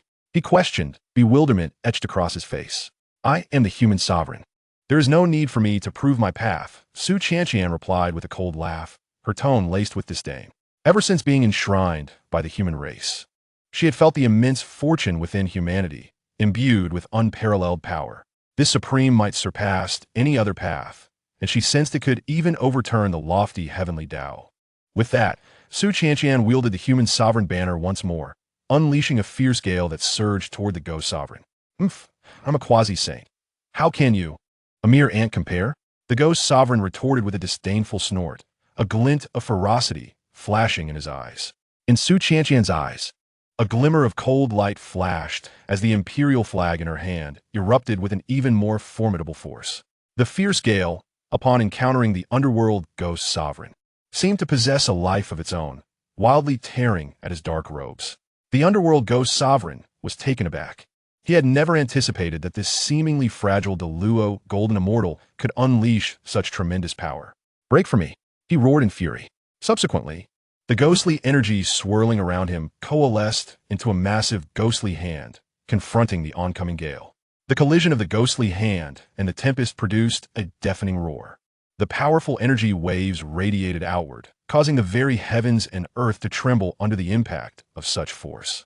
Yet, Su Qianqian remained unfazed, her gaze icy, her hands firmly clutching the imperial flag as she chanted incantations. In an instant, the flag radiated brilliance, and mysterious runes emerged from its surface, merging into the gale. The already formidable wind surged further, tearing apart the underworld ghost sovereign's ghostly hand. Witnessing this, the underworld ghost sovereign's countenance darkened. He realized he had indeed encountered a formidable opponent today. However, as a quasi-saint, he would not concede easily. If he did not eliminate her today, he feared he would eventually perish at Su Qianqian's hands. Gritting his teeth, he concentrated all his strength into his palms. Underworld annihilation curse. He bellowed, and the dark clouds that had previously dissipated gathered once more in the sky, thicker and more menacing than before. Within the clouds, countless grotesque, ghostly faces emerged, emitting wails as if they sought to drag the entire world into eternal darkness. Su Qianqian observed this scene, her expression unperturbed. With a gentle leap, the imperial flag in her hand traced a stunning arc through the air, charging directly towards the ominous clouds. Imperial power, dispel all evils. She cried out. The light emanating from the imperial flag instantaneously illuminated the entire realm, banishing the dark clouds in an instant. The grotesque faces under the brilliance shrieked in agony, dissipating into wisps of blue smoke. The underworld ghost sovereign, witnessing his most formidable technique being so effortlessly countered by Su Qianqian, was engulfed by dread. He attempted to turn and flee, only to find his body ensnared by an invisible force, rendering him immobile. Did you think you could escape? Su Qianqian's cold voice echoed in the underworld ghost sovereign's ears. The imperial flag in her hand slowly descended, and a radiant beam of light shot forth from its tip, piercing directly through the underworld ghost sovereign's body. His eyes widened in disbelief, his face a mask of incredulity. He could scarcely fathom that he would meet his demise at the hands of a Deluo golden immortal. As the light faded, the underworld ghost sovereign's form gradually disintegrated into countless fragments, scattering into the air. In the Zixiao Palace, the 6 great sages were utterly astonished by the scene before them. They could hardly believe that Su Qianqian had so effortlessly slain the netherworld ghost sovereign. It is essential to note that the netherworld ghost sovereign was a formidable being of quasi-saint caliber. Even before their own ascension to sainthood, it would have been an arduous task for them to defeat such an entity. Chapter 92. The Fate of Humanity, terrifying indeed. In the boundless sea of blood, demon sovereign Jidu watched in horror as Su Qianqian dispatched the netherworld ghost sovereign in an instant, drenched in sweat. He was acutely aware that although his own strength surpassed that of the netherworld ghost sovereign, achieving a clean and decisive kill like Su Qianqian had done was beyond his capabilities. Initially, he had harbored hopes that a powerful figure might emerge from behind Su Qianqian. Yet the unfolding spectacle left him utterly shocked. Su Qianqian had single-handedly vanquished the netherworld ghost sovereign with remarkable ease. Demon sovereign Jidu's keen eyes detected the immense power within Su Qianqian, which emanated from the fortune of the human race. The force of this collective human fortune was overwhelmingly terrifying. The netherworld ghost sovereign, a being of Hunyuan golden immortal cultivation, stood no chance against this power, unable even to muster a feeble struggle. Simultaneously, deep within the blood sea, Ancestor Mingi also witnessed the entire process of Su Qianqian's victory over the netherworld ghost sovereign. He understood demon sovereign Jidu all too well. This individual was relentless in pursuit of his goals, shrewd and ruthless in his methods. Having previously rejected Jidu's proposal, Ancestor Mingi knew that he would not let the matter rest, inevitably concocting further schemes. As anticipated, the foolish netherworld ghost sovereign had been beguiled by Jidu's sweet words, leading him to confront the human emperor, Su Qianqian. Who could have foreseen that he would fall so easily to her blade? Ancestor Mingi pondered in silence, recognizing that with the fortune of humanity at her side, the strength of human emperor Su Qianqian was unfathomable. Even after severing 3 corpses, he could not discern her true power. Back in the Zixiao Palace, it was the venerable Hongjun who first emerged from his stupor, clearing his throat gently. The human race, being the sovereign of the mortal realm, rightfully deserved the protection of the heavenly court. Henceforth, should any injustices arise in the mortal world, they could appeal to the heavenly court, which would surely administer justice on their behalf. Hongjun's voice resonated powerfully, akin to the tolling of a great bell, echoing across the vast expanse of the primordial world. Yet within, he felt a profound turmoil. It was the first time since merging with the Tao that he encountered such an uncontrollable situation. The emergence of a saint in the primordial realm, followed by the rise of a human emperor rivaling that status, filled him with trepidation. He understood that if he failed to curtail this trend swiftly, His own position of unity with the Tao could soon be usurped. His gaze fixated intently on Su Qianqian, fully aware that the formidable power she wielded was derived from the fortune of humanity. A flicker of greed ignited within Hong Jun's heart. If he could seize this human fortune, he would undoubtedly achieve a complete fusion with the heavenly Tao, reaching an unprecedented realm. He intends to first seize the fortune of the human emperor, and upon successfully merging with the Tao, to devour the primordial immortal body. The words of the master ring true. The supreme old lord reacted swiftly, instantly comprehending the intentions of ancestor Hong Jun, and immediately echoed his sentiment. Subsequently, he proclaimed loudly to all realms of the Hong Huang, I, the venerable saint of Taiji, declare that henceforth, all races of Hong Huang shall not oppose the human race. As the leader of the human sect, he is endowed with boundless merits. In his eyes, the fortune of the human race should naturally also belong to him. As its leader, the other 5 saints, upon hearing the words of ancestor Hong Jun and the supreme old lord, were suddenly enlightened. As the mother of the human race, I, Saint Nuwa, shall certainly safeguard the well-being of humanity. Following closely, the goddess Nuwa spoke up. I, the primordial supreme being, shall dispatch disciples to impart the methods of cultivation to the human race. The humans of all realms may journey to the Western blissful world, where sickness and disaster are absent, and worries and hardships are non-existent. The 5 great saints, inspired by ancestor Hong Jun's words, sought to claim a share of the human fortune. Only the Master of Heaven remained silent. He could not fathom that moments ago, the saints adhered to the heavenly principles, upholding the doctrine that saints must not interfere in mortal affairs. Yet in the next moment, they were all meddling in the world of mortals. The Master of Heaven furrowed his brow slightly, inwardly lamenting the hypocrisy of the others. Wishing to depart swiftly, he inquired, Master, you have yet to clarify why you summoned us today? Upon hearing this, ancestor Hong Jun recalled his previous intentions. In the celestial realm, there exists an anomaly who has attained sainthood, whose path contradicts the heavenly Tao. I wish for you to eliminate this anomaly, ancestor Hong Jun stated. The saints' expressions shifted slightly upon hearing this. In their eyes, the suddenly emerged human emperor was already an anomaly. However, they did not expect that ancestor Hong Jun referred to another individual. May I ask, Master, who is this person, and where is he now? Inquired the primordial supreme being. This person is named Wuchen, and his origins are exceedingly mysterious. Even I cannot discern them, ancestor Hong Jun replied. At these words, the 6 great saints exchanged glances, none of them having heard this name before. They then employed their powers of divination, but could not glean anything about this individual. I have a premonition that this person will pose a significant threat to the heavenly Tao in the future. He must be eliminated, lest we all face potential demise. Ancestor Hong Jun continued. The 6 great saints felt a chill in their hearts upon hearing ancestor Hong Jun's words. Their cultivation was all rooted in the heavenly Tao. As they were saints of the heavenly Tao, if Wuchen threatened the heavenly Tao, it posed a direct threat to them. Having merged with the Tao for a long time, ancestor Hong Jun's solemnity regarding this matter could not be taken lightly. Saint Nuwa furrowed her delicate brows and softly stated, Since the Master places such importance on this, we shall certainly exert our utmost efforts to ensure that Wuchen does not disrupt the tranquility of the Hong Huang.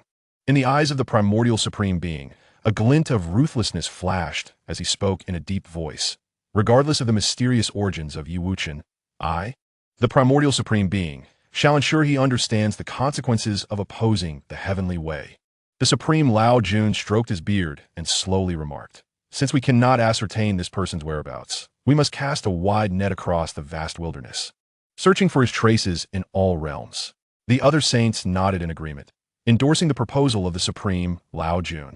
However, the master of the celestial church remained furrowed in thought, sensing an underlying peculiarity in the matter. The enigmatic Hong Jun Laozu's urgent desire to eliminate Wuchen might conceal motives yet unknown. As my master has commanded, I shall comply. If I find Wuchen, I shall assuredly take his life, declared the master of the celestial church before turning to depart.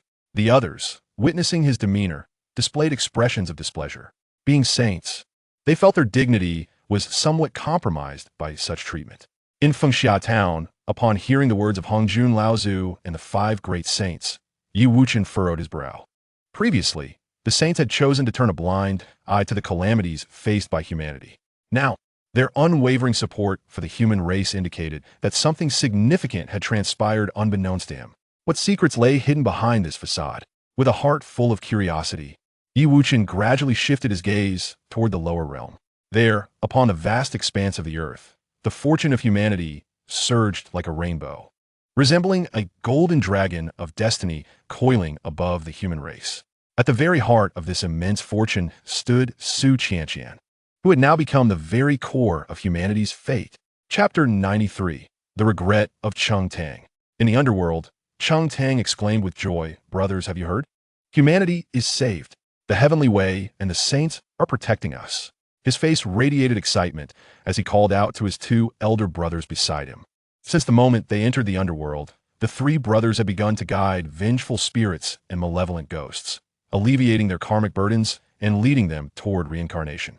Zhao Lin and Su He also wore expressions of delight, evidently having heard the voices of the heavenly way and the saints.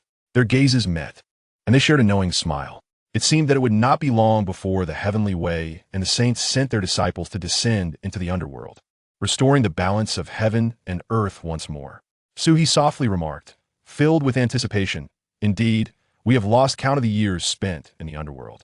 Why are there still so many vengeful spirits? My magical energy is nearly exhausted." Although Zhao Lin's brow had relaxed considerably, the fatigue was still evident. After their conversation, the trio resumed their efforts to guide the malevolent spirits. A day passed, yet the underworld remained awash with vengeful souls, the mournful wails echoing incessantly. A month went by, and aside from the low sobs of the spirits, there was no other sound. A year elapsed, and the awaited assistance they had longed for had yet to materialize. 3 individuals, heeding the celestial edicts, commenced their cries to the heavenly realm. However, they were met with nothing but an abyss of silence. A bittersweet smile, steeped in self-mockery and despair, graced Zhao Lin's countenance, revealing his realization. It appeared their aspirations were naively lofty. "Brother, my elixir has been depleted, and my magical prowess wanes perilously low. What shall we do now?"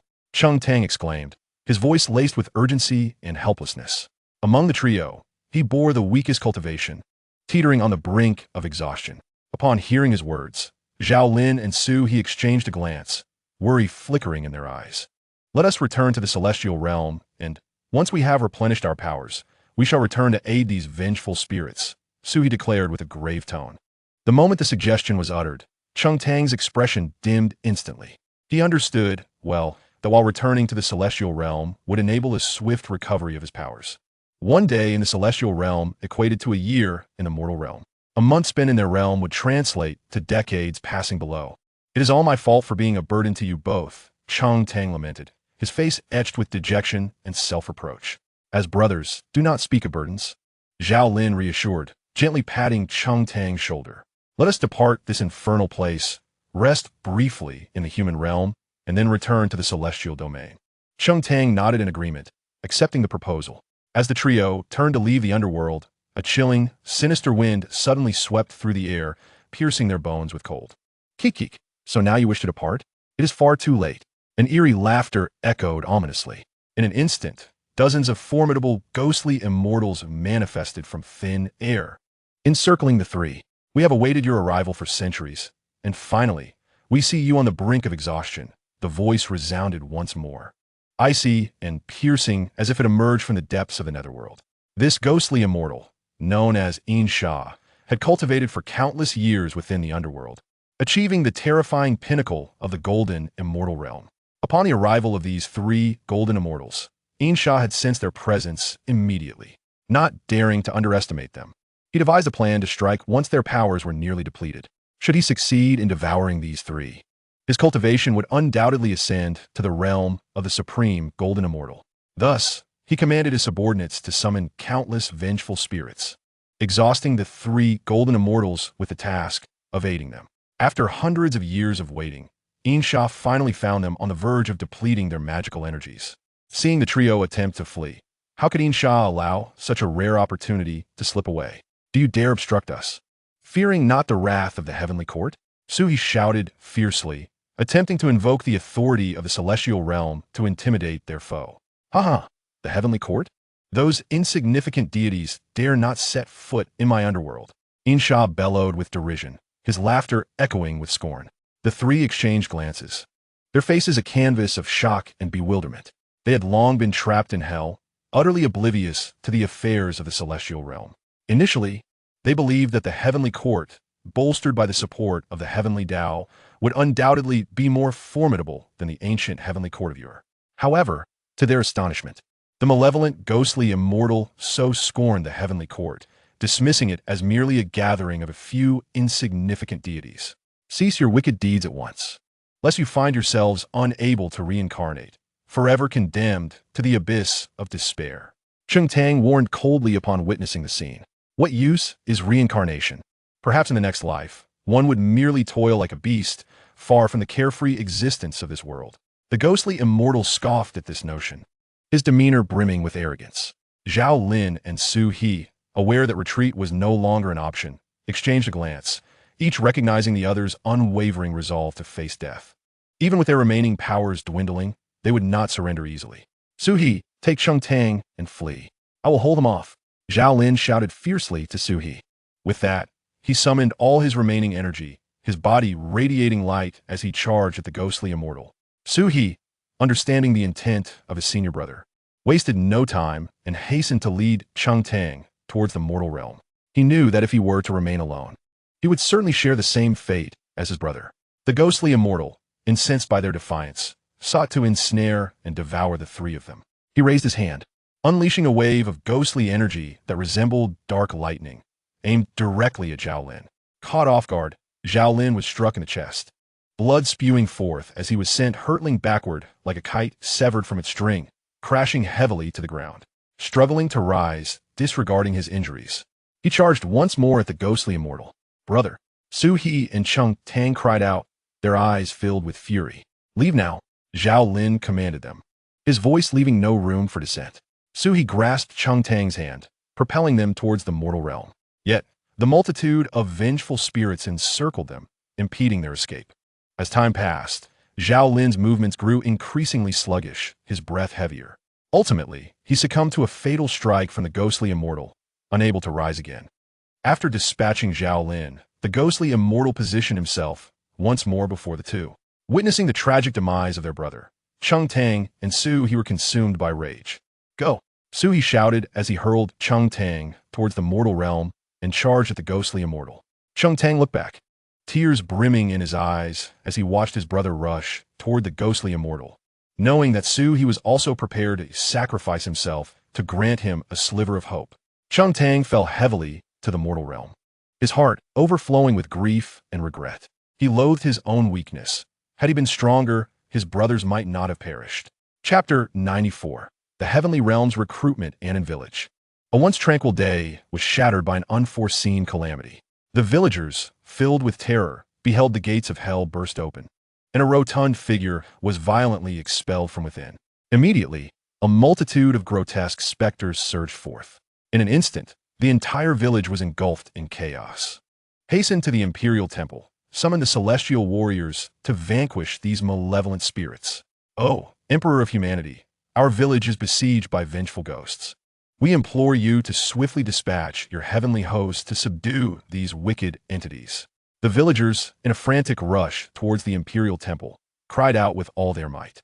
Cheng Tang, witnessing the relentless approach of the ferocious apparitions, wore a grim smile. Deep down, he understood that any attempt to flee was futile. Escape was impossible. Thus, he resolved to halt his flight, ceasing the fruitless endeavor. Alas, how tragic! My brothers and I once quelled countless malevolent spirits, yet today, we find ourselves at the mercy of these foul phantoms. Cheng Tang shook his head in resignation, murmuring bitterly to himself.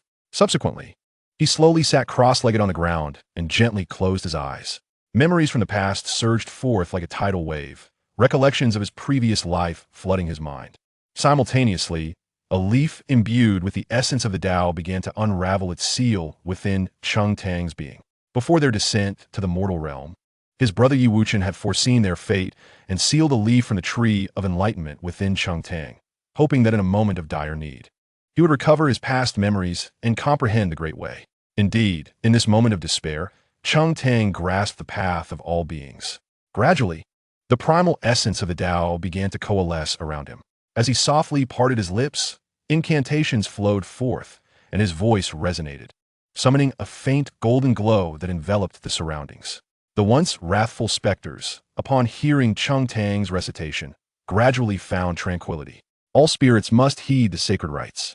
The 8 sufferings cannot prevail. Accumulate virtuous deeds and uphold the precepts, elevating oneself towards the Jade Capital.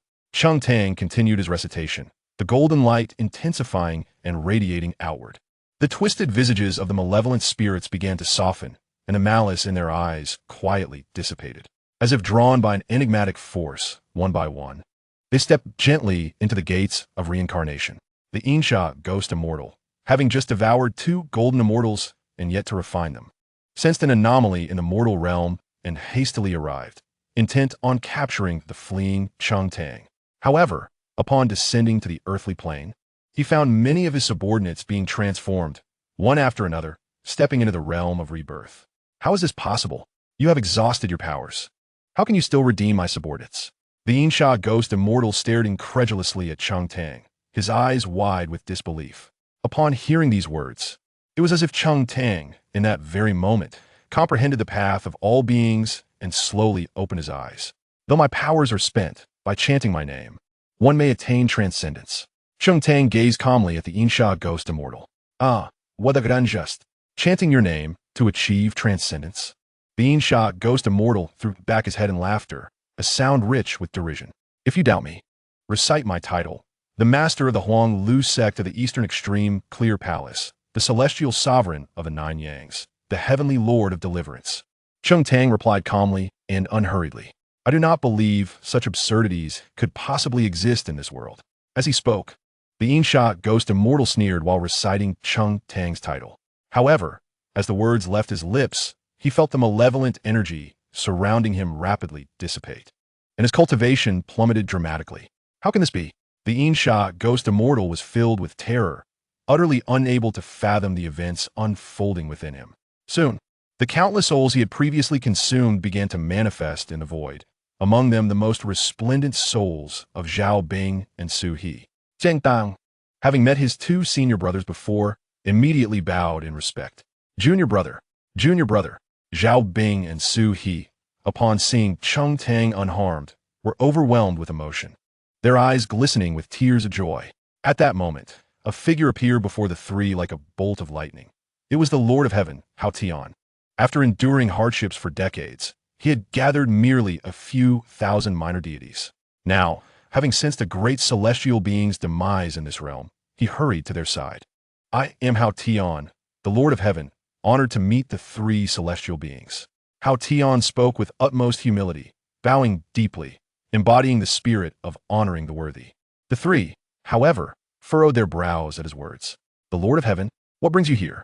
Chung Tang's expression soured, his tone tinged with inquiry. The 3 brothers could have departed the underworld long ago, yet the heavenly Tao had indicated that the human race could summon the celestial court in times of need. When they had previously called upon the celestial court, this lord had been nowhere to be found, and now he appeared at this moment. The heavenly Tao has commanded me to establish the celestial court. I see the 3 of you adorned with virtue and wish to invite you to join. To bring prosperity to humanity, Hao Tian stated earnestly. You wish for us 3 brothers to join the celestial court? Chung Tang scoffed at the suggestion, his disinterest evident. Just then, a howling sound echoed through the sky. It was the celestial soldiers summoned by the villagers who had arrived. Up in the clouds stood several celestial soldiers clad in golden armor, wielding divine artifacts. However, upon witnessing the scene below, they were left utterly astounded. The 3 were surrounded by numerous spirits, yet curiously, these spirits bore no hint of malevolence. Upon seeing the celestial soldiers, Chung Tang's eyes seemed to pierce through time and space, revealing the events of the past few centuries. It became clear that the heavenly Tao sought the fortunes of humanity. How laughable, how tragic, how lamentable. Chung Tang sighed deeply, his voice laden with resignation and disappointment. Heavenly Emperor, please return. My brothers and I have no desire to join the celestial court, he declared resolutely to Hao Tian. Upon hearing the words, Hao Tian's expression slightly altered. Are the three of you truly not considering it any further? The heavenly court can protect the human race and provide you with ample opportunities for grand aspirations. Cheng Tang scoffed. Protect the human race? Has the heavenly emperor ever saved a single soul? In response, Hao Qian softly remarked, the heavenly court has yet to be fully established. Once it is, it will undoubtedly shelter the human race. Cheng Tang, seeing this, chose to disregard Hao Qian and turned to his two senior brothers, asking, brothers, do you wish to tread the path of reincarnation, or shall I use my merits to reconstruct your mortal forms? Zhao Bing glanced at Su He and spoke first. His voice weary, junior brother, this life has been too exhausting for me. I wish to enter reincarnation and start new. Su He nodded in agreement. I feel the same. Upon hearing this, Cheng Tang waved his hands, opening the reincarnation portal. Zhao Bing and Su He exchanged a knowing smile and stepped confidently toward the portal. Enter the reincarnation portal as well. Cheng Tang instructed the remaining spirits. We shall obey the divine decree. The spirits replied in unison, proceeding in an orderly fashion into the portal. Chapter 95. The refinement of the divine. Ranking Cheng Tang paid no further heed to Hao Qian and dispatched 99 trillion incarnations into the underworld. As these incarnations entered the realm, they swiftly dispersed and recited the sacred texts in unison. Their voices echoed throughout every corner of the underworld, imbued with miraculous power. Upon hearing the sacred texts, the resentful energies of the spirits dissipated swiftly, and their malevolent thoughts gradually faded. With Cheng Tang's continuous efforts, the oppressive hostility within the underworld slowly diminished. Many malevolent spirits, bathed in the gentle radiance, recalled their past lives, and their wicked thoughts began to vanish. Although some deeply resentful spirits resisted, they were gradually encircled by Cheng Tang's incarnations. Under the relentless influence of the sacred texts, they ultimately relinquished their hatred and awaited reincarnation with calmness.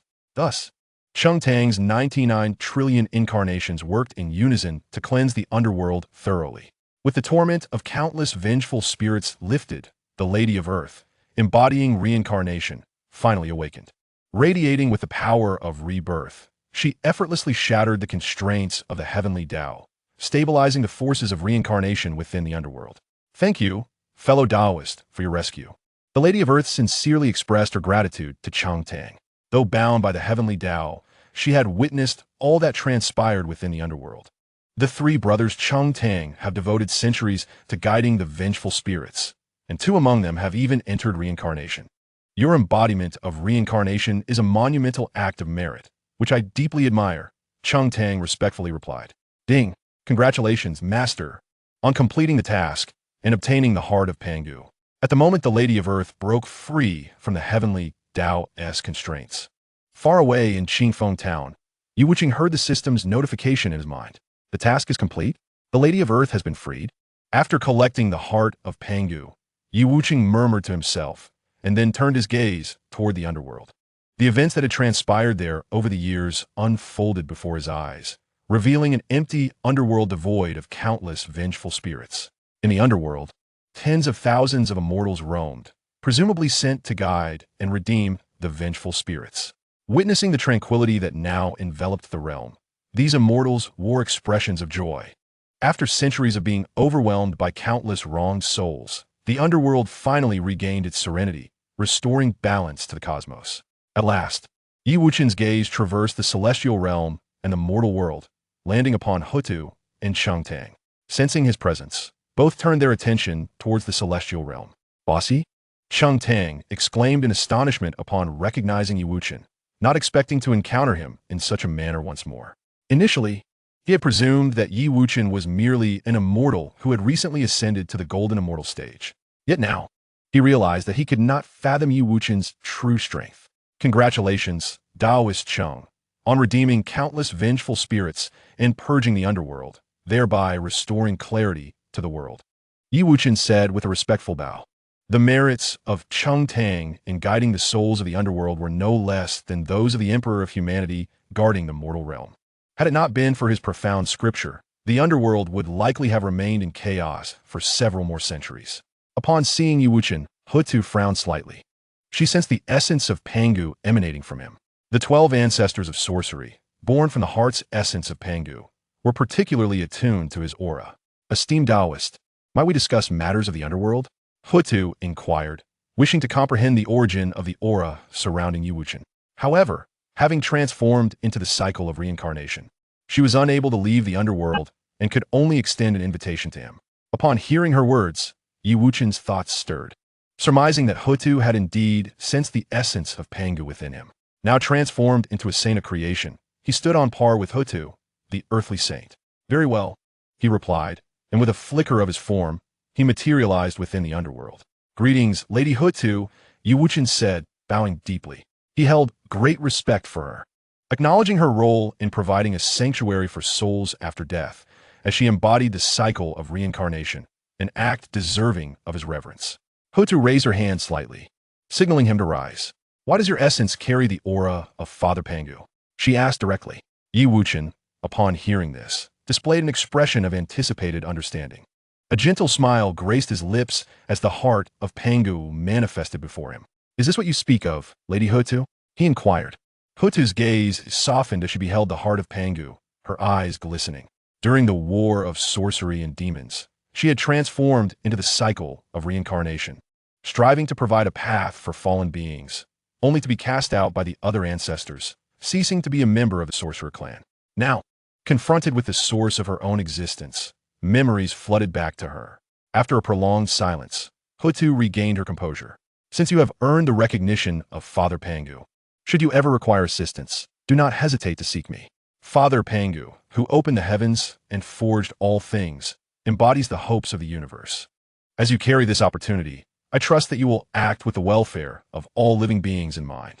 Wuchen nodded solemnly at her words, yet refrained from making any promises. The weight of the world's populace was too great. He was not yet prepared to bear such a burden. The world has now regained its equilibrium, and it is likely that peace will prevail for an extended period across various realms. Perhaps by the time chaos reigns again, he will have long departed from this primordial chaos. Observing this, the Lady of the Earth sighed and chose not to elaborate further. She presumed that Wuchen feared the celestial order and thus refrained from entangling himself in the affairs of the world. After bidding farewell to the Lady of the Earth, Wuchen departed the underworld alongside Changtang. In the Zixiao Palace, after the venerable Hongjun had supported the human race, several days passed without any noticeable change in their fortunes. His brow furrowed, revealing a trace of displeasure. How progresses the establishment of the heavenly court, Haotian? Hongjun's voice reverberated through the layers of void, addressing the lord of the heavenly court, Haotian. Upon hearing this, Haotian jolted, his heart tightening as he hastily responded with respect.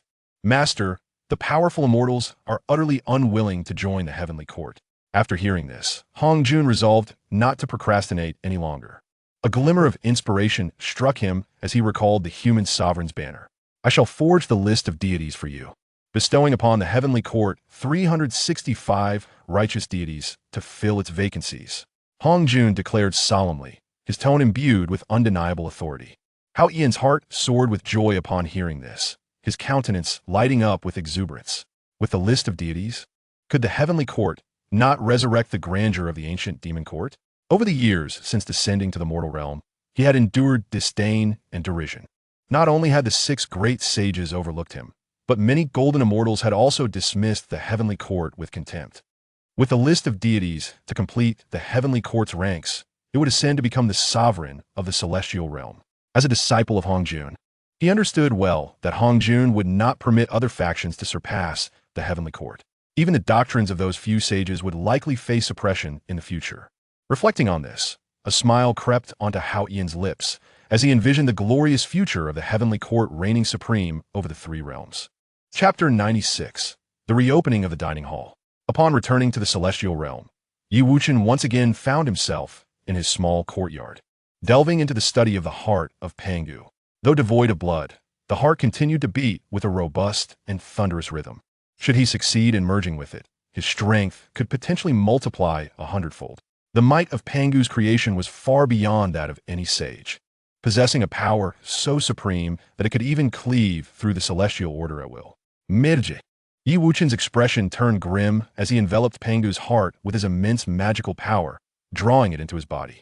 The instant the heart integrated within him, an overwhelming force surged through his meridians like a torrential flood. Wuchen's complexion paled as he gritted his teeth. enduring the excruciating pain while attempting to channel this newfound power. However, the magnitude of this force exceeded his wildest imaginations. His body began to radiate light, teetering on the brink of explosion. Just as he was about to succumb, a mysterious and formidable force suddenly pulled him into a chaotic and peculiar space. Amidst this chaos, an unrelenting pressure surged forth like a tidal wave from every direction. Wuchen felt as though his very being was on the verge of being utterly crushed by the tumult. Yet, the conviction within his heart shone forth like a beacon in the darkness, radiating an unwavering light. As his consciousness teetered on the brink of obscurity, the memories and will of Pangu flooded into his mind like a deluge. Wuchen sensed himself wielding a colossal axe, as if he were present at the moment of creation itself. That grand ambition stirred his soul, causing it to tremble with fervor. In that instant, he comprehended that only by breaking free from the shackles of chaos, like Pangu, could he truly harness the cataclysmic power at his disposal. With a sudden jolt, Wuchen opened his eyes, which glimmered with resolute determination. He inhaled deeply, summoning all the mystical energy within him to resonate with the heartbeat of Pangu. At this moment, a singular belief consumed him. Only by cleaving through this chaos could he be reborn. Gripping the giant axe tightly, his aura soared to its zenith. With a mighty roar, he expended every ounce of strength, striking fiercely at the chaotic void. In an instant, a blinding radiance flashed, so brilliant that it was nearly unbearable to behold. The entire chaotic realm convulsed violently, fracturing. Pure essence ascended gently, while turbid energy descended gradually, revealing the nascent form of a divided universe. This strike drained him of all his might, and he collapsed to the ground. Time passed in a haze, and when Wuchen finally opened his eyes again, he distinctly felt his power had multiplied exponentially. What is this strength? He marveled, whispering to himself, I feel as though a single punch could fell a sage. Astonished, Wuchen realized that with this newfound power, he could suppress all formidable foes of the primordial wilderness, even though he had yet to sense any threats looming. The culinary deity returns. Sensing that familiar aura, a smile unconsciously graced his lips. He turned his gaze to Lin Zhengxiang, who was enveloped in a luminous aura of merit, undoubtedly having redeemed numerous souls during his time in the underworld. Wuchen paid little mind to it. What mattered was that he had returned safely. At this moment, all he desired was to savor a dish rich with the flavors of life. Lin Zhengxiang, upon seeing Wuchen, also revealed a knowing smile. His journey to the underworld had been fruitful, accumulating a wealth of merit. Although the power of merit did not directly elevate one's cultivation, it enhanced innate talent, making it easier to break through barriers. The more merit one amassed, the greater their future achievements would be. Some immortals, upon feeling hopeless in their pursuit of breakthrough, could easily transcend their limits by amassing vast stores of merit, ascending to new heights in their cultivation. With this merit, he could significantly enhance his innate talent, perhaps even reach the realm of the Tai Golden Immortal in the future. Boss Yi, I return the soul-settling bell to you. Thank you for your assistance. Lin Zhengxiang respectfully offered the bell. This artifact had been instrumental during his journey to the underworld, granting him the strength akin to that of a golden immortal. You may keep it, Wuchen replied. The soul-shaking bell in your possession has accumulated considerable merit. Perhaps in the future, it may be refined into a treasure of virtue. Wuchen dejin it. Lin Zhengxiang was about to refuse as well when Wuchen interrupted him. Now that the heavens and earth have returned to their rightful order, do you still wish to continue our partnership in running the restaurant? Very well, let us proceed. Without a moment's hesitation, Lin Zhengxiang immediately acquiesced. Thus, the two renewed the opening of the Dream of Elegance restaurant. Wuchen took charge of the supply of ingredients, while Lin Zhengxiang transformed those ingredients into delectable dishes. Meanwhile, Cheng Tang, enveloped in a resplendent aura of merit, strode back to the Yunmeng sect. As soon as he appeared, he drew the attention of numerous celestial beings, whose envious gazes converged upon him. Cheng Tang, have you attained enlightenment? Inquired Yunxing, the sect leader of Yunmeng, with palpable tension. His eyes brimmed with disbelief, as if struggling to comprehend the scene before him. At this moment, Cheng Tang radiated an overwhelming presence, having reached an unfathomable level of cultivation. Even the Taiji Golden Immortal, Yunxing, could not discern the depths of Cheng Tang's prowess. In the realm of cultivation, such astounding merit could only be achieved through successful enlightenment. Indeed, I have. Chung Tang replied calmly and candidly. What is your current level of cultivation? Yin Qing, unable to contain his excitement, pressed further. Perhaps it is the Hunyuan Golden Immortal Realm. Though I am not entirely certain at this moment, Chung Tang admitted, his brow slightly furrowing. He had just achieved enlightenment, breaking through several significant realms in rapid succession, and needed time to adjust to his newfound strength. Ha ha! Heaven blesses our Yunming sect. Yin Qing laughed heartily, his voice brimming with elation. The emergence of a Hunyuan Golden Immortal was a tremendous fortuity. With such a powerful being at the helm, the rise of Yunming sect was imminent, and joining the ranks of the great sects was merely a matter of time. Upon hearing this, Chung Tang's brow subtly creased, and a ripple of unease stirred within him. Heaven bless? When has the heavenly Tao ever genuinely protected our Yunming sect? He murmured softly, his expression clouded with disdain.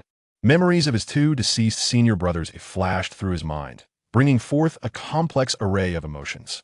Reflecting on the past, he felt no gratitude towards the heavenly Tao. Chung Tang lingered no longer and turned to depart with purposeful strides. Did he not fear the retribution of the heavenly Tao for his brazen words? Yin Qing, regaining his composure, hastily turned to the surrounding celestial beings. The members of Yunming's sect exchanged apprehensive glances, silenced by fear, none daring to speak first. They understood that to casually discuss the heavenly Tao was to tread upon perilous ground. A single misstep could summon catastrophic consequences. Speaking ill of the heavenly Tao could indeed exact a harrowing price. There had been those who, in their ignorance, had provoked the heavenly Tao with their reckless words, ultimately met with divine retribution and relegated to the status of immortal. Chapter 97. Disciples of Yunming's sect visit. Are you aware? Elder Chung, also known as Chung Tang, would invariably make his way to the quaint town of Yufeng at the foot of the mountain on the 1st and 15th of each month. Within the Yunming sect, a few relatively inexperienced outer disciples gathered in animated conversation. The elder Chung they spoke of was indeed Chung Tang. Upon returning to the sect, he sequestered himself. As he had yet to establish a title of honor, the others could only refer to him as elder for the time being. In the Yunming sect, Chung Tang had long been regarded as a cautionary example, primarily due to his penchant for trading cultivation resources for indulgent pleasures. However, who could have foreseen that he would achieve enlightenment overnight, breaking through several realms in rapid succession? I have also heard, one disciple remarked, that an elder once specifically cautioned me that those who cultivate must maintain a pure heart and a simple life, and must not indulge in the gluttony exhibited by Elder Chung, for it would undoubtedly hinder one's cultivation. The disciple who spoke was named Hizhu, possessing initial stage Xianxian cultivation. Before ascending to immortality, Hizhu was a true gourmet, yet after entering the Yunming sect, he had received strict admonitions from the elders. Now, upon hearing that the most renowned elder of the sect shared a similar inclination, his heart began to stir, and he could no longer contain his desires.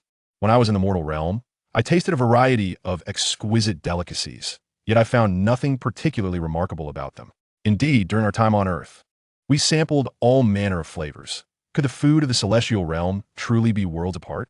Why don't we venture down the mountain to investigate? Hizhu, inspired by the chatter of his fellow disciples, could not resist proposing this idea.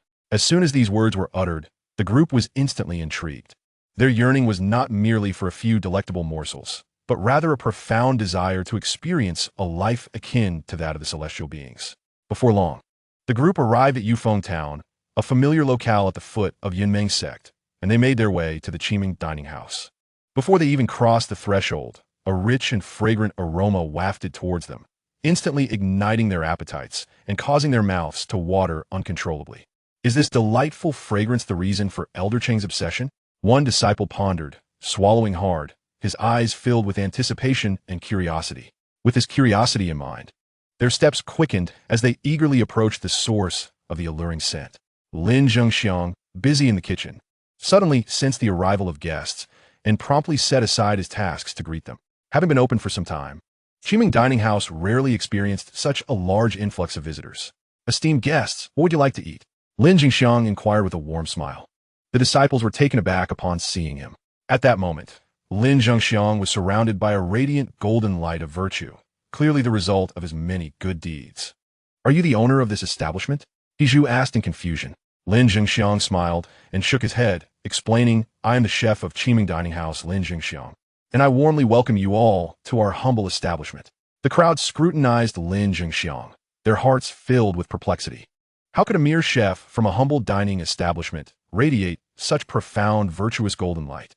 Moreover, this chef possessed only the cultivation of a true immortal. Descending to the mortal realm must be a cumbersome affair. I've heard that Elder Chung visits your establishment on the 1st and 15th of every month. Is that true? He Zhu inquired, unable to suppress his curiosity. Elder Chung? You must be referring to Taoist Chung Tang. Indeed, he has frequented our dining establishment on those dates. Lin Jingxiang affirmed with a nod. Oh, what does the elder typically order? Please, do share with us, He Zhu remarked without hesitation. Our establishment offers 1 piece of Qian Kun Immortal Pill for a vegetarian dish, 2 for a meat dish, and 10 for dragon and phoenix soup. Each day, we can only provide 4 vegetarian dishes, 8 meat dishes, and 1 dragon phoenix soup. May I ask what you all desire? Lin Zhengxiang elaborated. Upon hearing this, the crowd's brows furrowed in unison, anxiety swirling within them. They had not anticipated that the cheapest vegetarian dish would cost an immortal pill. How many such pills could they obtain in a year? It would scarcely suffice for their cultivation.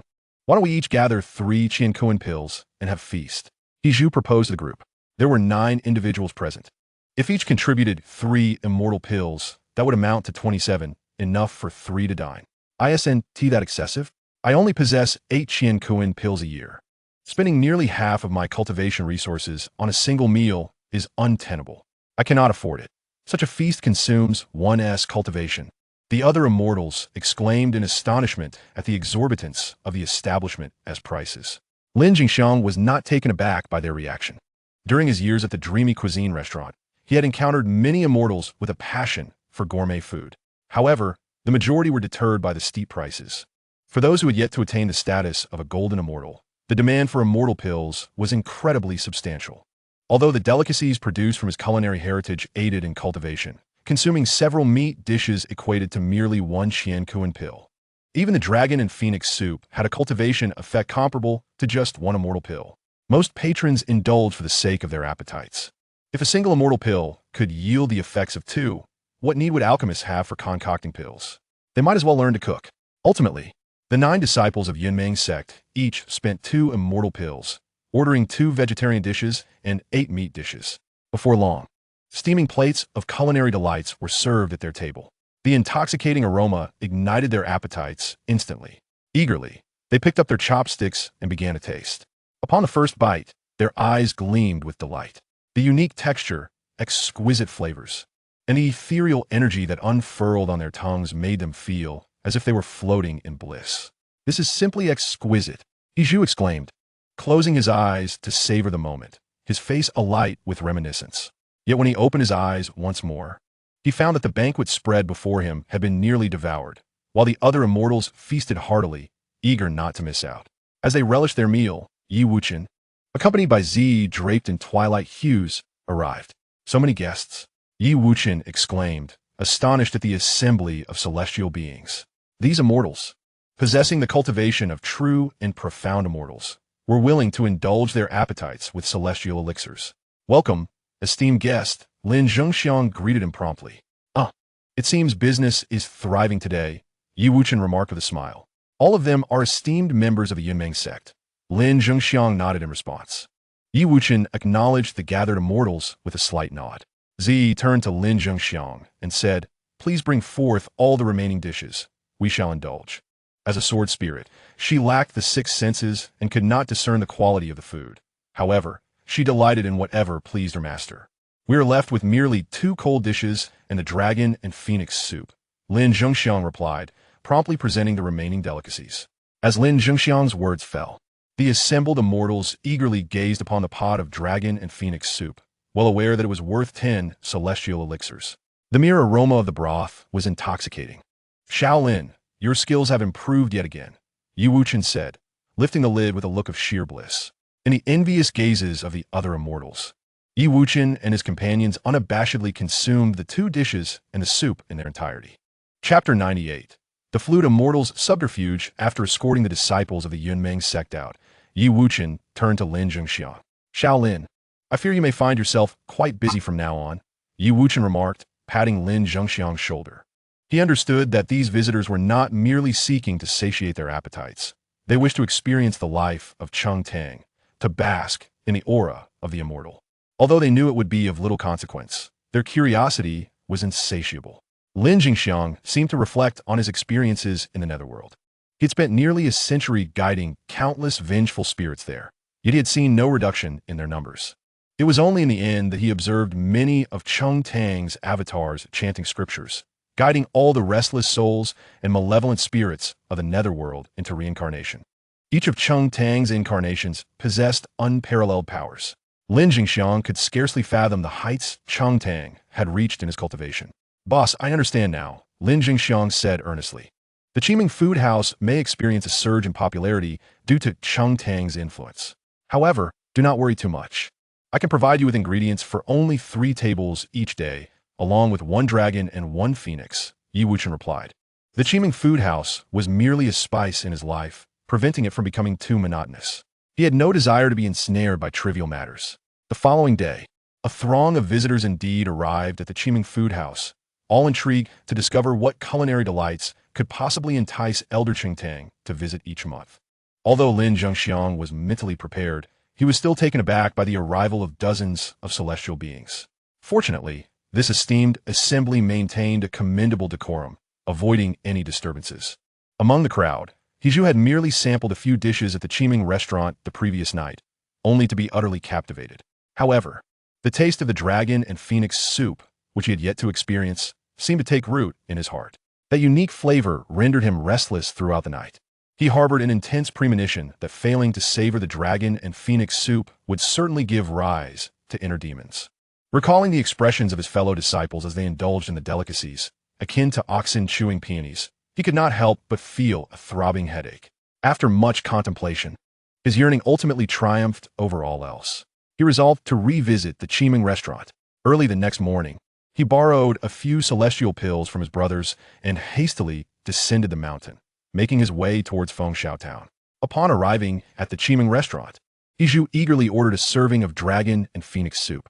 When the steaming bowl of soup was presented before him, the creamy, thick broth exuded a rich aroma even before he took a sip. He carefully ladled out a bowl and took a gentle sip. In an instant, the harmonious blend of freshness, beauty, fragrance, and smoothness exploded on his palate. He closed his eyes, savoring the experience. The exquisite sensation felt as though the blossoms of life were slowly unfurling within him, every cell rejoicing in ecstasy. Hiju was wholly immersed in this ultimate delicacy, with the burdens of worldly troubles and the pressures of cultivation dissipating in that moment. The celestial beings, observing Hiju's exaggerated expression, found it utterly astonishing. Being celestial beings themselves, they possessed considerable composure. They gathered around Hiju, inquiring about the extraordinary qualities of the dragon and phoenix soup. Only then did Hiju regain his composure, smacking his lips and proclaiming, "The flavor of this soup cannot be conveyed through mere words. You shall know it once you try it." Consequently, the other celestial beings expressed a desire to sample it as well, eagerly requesting Lin Zhengxiang to supply the dragon and phoenix soup. Lin Zhengxiang appeared troubled, recalling Yi Wuchen's words that only 3 tables of ingredients could be provided each day. The materials required for the dragon and phoenix soup were rare and limited to only 1 serving per day.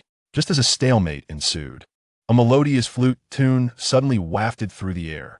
Everyone looked up to see a woman clad in white gracefully approaching. Lin Zhengxiang was taken aback, uncertain of her origins. The celestial beings from the Yunmeng sect, upon seeing her, promptly bowed in respect. "Greetings, Elder He." The celestial beings of the Yunmeng sect exclaimed in unison. "The flute fairy, He Qian."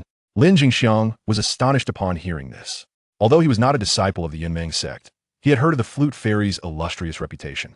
Known as He Qian, she possessed profound cultivation, was well-versed in musical arts, and had a penchant for fine wine. It seemed she had come upon hearing her disciples speak of the exquisite dishes at the Qiming restaurant.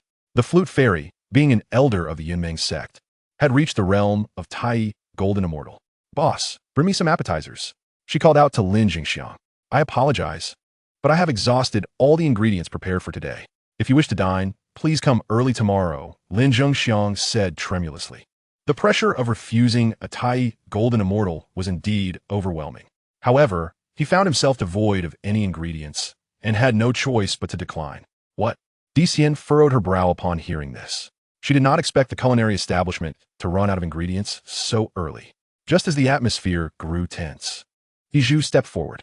He cautiously addressed Dician. Elder He, there is still a half-serving of dragon and phoenix soup, if you do not mind. You may taste it. Having savored that half-serving of dragon and phoenix soup, Hiju's desires have been satiated. Dician glanced at Hiju, then at the remaining soup. She typically scorned eating leftovers, yet the tantalizing aroma of the soup wafted into her senses, stirring her interest. After a moment's hesitation, she accepted the bowl. With just a delicate sip, Dician's eyes lit up. This soup is truly exquisite, a rarity in this world, she exclaimed joyfully. Upon finishing her words, she raised her wine gourd and took a hearty drink. Subsequently, she produced a 9-turn golden pill and tossed it to Hiju. This is the 9-turn golden pill, which can elevate your cultivation by 1 minor realm, Dician remarked casually. The 9-turn golden pill is invaluable to those who are below the golden immortal level, yet it bore no effect for her. It was merely a means to foster her disciples, as per her sect's directives. Regardless of whom it was given, should a disciple please her, she would bestow one. Hiju carefully accepted it, his heart brimming with excitement. This single 9-turn golden pill could spare him thousands of years of arduous cultivation. Thank you, Elder, Hiju exclaimed, suppressing his elation. Well then, since you have all dined, you may return to your cultivation, Dician declared. Upon hearing this, the celestial beings of Yunming sect began to depart. After the crowd had left, Dician turned her gaze toward Lin Jingxiang. You possess a remarkable amount of virtue. Would you consider joining my Yunming sect? She invited. There was no need for her to investigate Lin Jingxiang's background. She reasoned that someone with such virtue could not possibly be a villain. Upon receiving Dician's invitation, Lin Jingxiang felt a surge of excitement.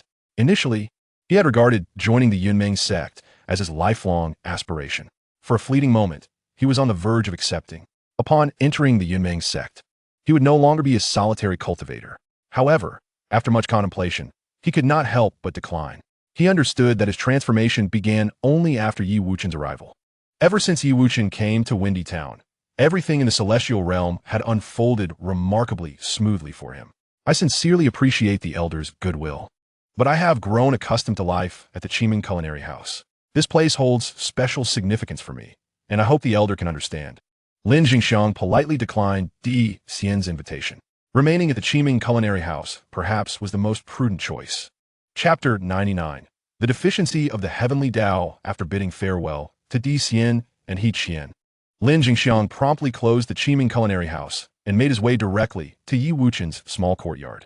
He declined the invitation from the Flute Fairy, not out of a desire to remain idle. Quite the contrary, lofty ambitions surged quietly within him. He was determined to transform the Dream Feast Pavilion into the preeminent dining establishment of this celestial realm. However, his employer, Yi Wuchen, merely regarded the pavilion as a place to pass the time. Each day, only 3 tables of dishes were served, and the meager profits barely sufficed for Yi Wuchen's own indulgences. Lin Jingxiang had already formulated a clear plan when the Yunming sect expanded. He would ensure that the pavilion thrived and achieved new heights of glory. Naturally, he needed to discuss this with Yi Wuchen first. Yi Wuchen seemed to have anticipated Lin Jingxiang's visit and had instructed Zi to prepare fragrant tea. Upon arrival, he gestured towards the teacups on the table. Thank you, boss, Lin Jingxiang replied respectfully, lifting the cup and downing its contents in one swift motion. The scorching tea, while harmless to his celestial physique, ignited a warmth within him. Yet after consuming it, his heart began to settle. Didn't he once aspire to join the Yunming sect? Such a splendid opportunity. Why not pursue it? Yi Wuchen inquired with curiosity. His eyes possessed the ability to perceive the past and future, as well as to delve into the depths of human hearts. Though he seldom employed this gift. After all, if everything were too transparent, life would lose its allure. I have come to understand that while the Yunming sect is admirable, it is not suited for me. My celestial fate does not lie there, Lin Jingxiang replied solemnly. The Yunming sect will undoubtedly become the foremost sect in this celestial domain. I hope you do not come to regret your decision, Yi Wuchen cautioned. I shall never regret, Lin Jingxiang asserted with unwavering conviction. Now what brings you here? Yi Wuchen remarked, sensing Lin Jingxiang had intentions to discuss. Boss, I wish to expand the Dream Feast Pavilion, Lin Zhengxiang laid out his plans. Yi Wuchen nodded slightly in response, deeming Lin Zhengxiang's ambitions entirely reasonable. After all, even celestial beings possess aspirations, if one were truly devoid of desires. Why engage in cultivation at all? Lin Zhengxiang had previously refrained from contemplating the pavilion's expansion due to the scarcity of celestial patrons. However, once the Yunmeng sect expanded, it was likely that many celestial beings would come seeking it out. I will provide the ingredients for 3 tables. The rest is up to you to devise. Yi Wuchen agreed. Thank you for your support, boss, Lin Zhengxiang expressed joyfully. Since you have returned, prepare a meal for a guest who will be arriving shortly. Yi Wuchen instructed. Lin Zhengxiang's small courtyard was conveniently adjacent, allowing for easy passage. Understood, Lin Zhengxiang acknowledged, turning to make preparations. Before the sun set, Cheng Tang, who had been in seclusion for several days, finally emerged. During his time of introspection, he had deduced the causes and effects of the impending calamity. To his astonishment, the principal orchestrator behind this great tribulation was none other than the Tao ancestor Hongjun. Even now, his mind was filled with questions. He could not fathom why the exalted Tao ancestor, having ascended to the heavenly path, would instigate such a cataclysm. Ultimately, why would he seek to bring it to an end? Unable to find an answer, Cheng Tang turned his gaze towards Yi Wuchen, who had been silently observing. He then made his way to the quaint little courtyard where Yi Wuchen was enjoying the cool breeze. Upon entering the courtyard, Cheng Tang immediately sensed its uniqueness. The seemingly ordinary courtyard was suffused with an ethereal essence, fortified with intricate restrictions that would have gone unnoticed had he not already attained enlightenment. To his astonishment, the tree under which Yi Wuchen sat was, in fact, a tree of enlightenment. In the West, there exists the sacred Bodhi tree, where the saints of purity and guidance attained enlightenment after receiving the primordial purple chi. This tree of enlightenment was no less remarkable than the Bodhi tree itself. Greetings, fellow cultivator, Cheng Tang said, clasping his hands in respect. Welcome, Taoist. Please, have a cup of tea. Yi Wuchen gestured towards the tea set on the table. Thank you, fellow cultivator, Cheng Tang replied with a bow. He discerned that this tea was brewed from the leaves of the tree of enlightenment, imbued with profound Taoist essence. As he sipped, he felt an invigorating wave of Taoist energy envelop him. Fellow Taoist Yi, your cultivation is profound. I have some questions that trouble me, and I wonder if I might seek your guidance, Cheng Tang gently inquired, setting down his teacup. At that moment, Lin Zhengxiang entered the courtyard, carrying a platter of delicacies, the aroma of the food wafting through the air. Upon seeing Cheng Tang, Lin Zhengxiang paused, taken aback by the unexpected reverence Cheng Tang showed towards Yi Wuchen. It was known that Cheng Tang's cultivation was unfathomable, with a single avatar far surpassing that of a golden immortal. As far as he was aware, Cheng Tang had countless avatars in the underworld, ferrying the tormented souls and vengeful spirits to peace. At this moment, Cheng Tang possessed at least the cultivation of a great Luo golden immortal, if not more. To witness such a figure treat a golden immortal like Yi Wuchen with such deference raised questions in Lin Zhengxiang's mind. Could Yi Wuchen's cultivation surpass that of Cheng Tang? Shaking off his thoughts, Lin Zhengxiang hastily arranged the dishes before departing. He dared not share a table with Cheng Tang. That would surely shorten his lifespan. Let us eat and converse. I remember you have quite the appetite, Yi Wuchen warmly invited after Lin Zhengxiang left. Thank you, fellow cultivator. I shall not hold back. A long-forgotten smile graced Cheng Tang's face. After spending centuries in the underworld, dealing with vengeful spirits, he had almost forgotten the taste of exquisite cuisine. It was unfortunate that his 2 senior brothers had passed. That last meal together was indeed their final gathering. Zheng Tang spoke, a hint of melancholy flickering in his eyes as he sighed softly. Having accumulated great merit, perhaps in a few years, you shall reunite, Yi Wuchen consoled, his tone imbued with certainty. True enough, with their character, they must have lived a fulfilling life without regrets. Cheng Tang nodded in agreement, his expression easing slightly. The two exchanged tales of their experiences over the years, filled with both laughter and wistfulness. After enjoying their meal and drink, Cheng Tang's demeanor shifted. He set aside his smile and regarded Yi Wuchen with a serious expression. Friend Yi, this great catastrophe is surprisingly being orchestrated by the Tao ancestor Hongjun.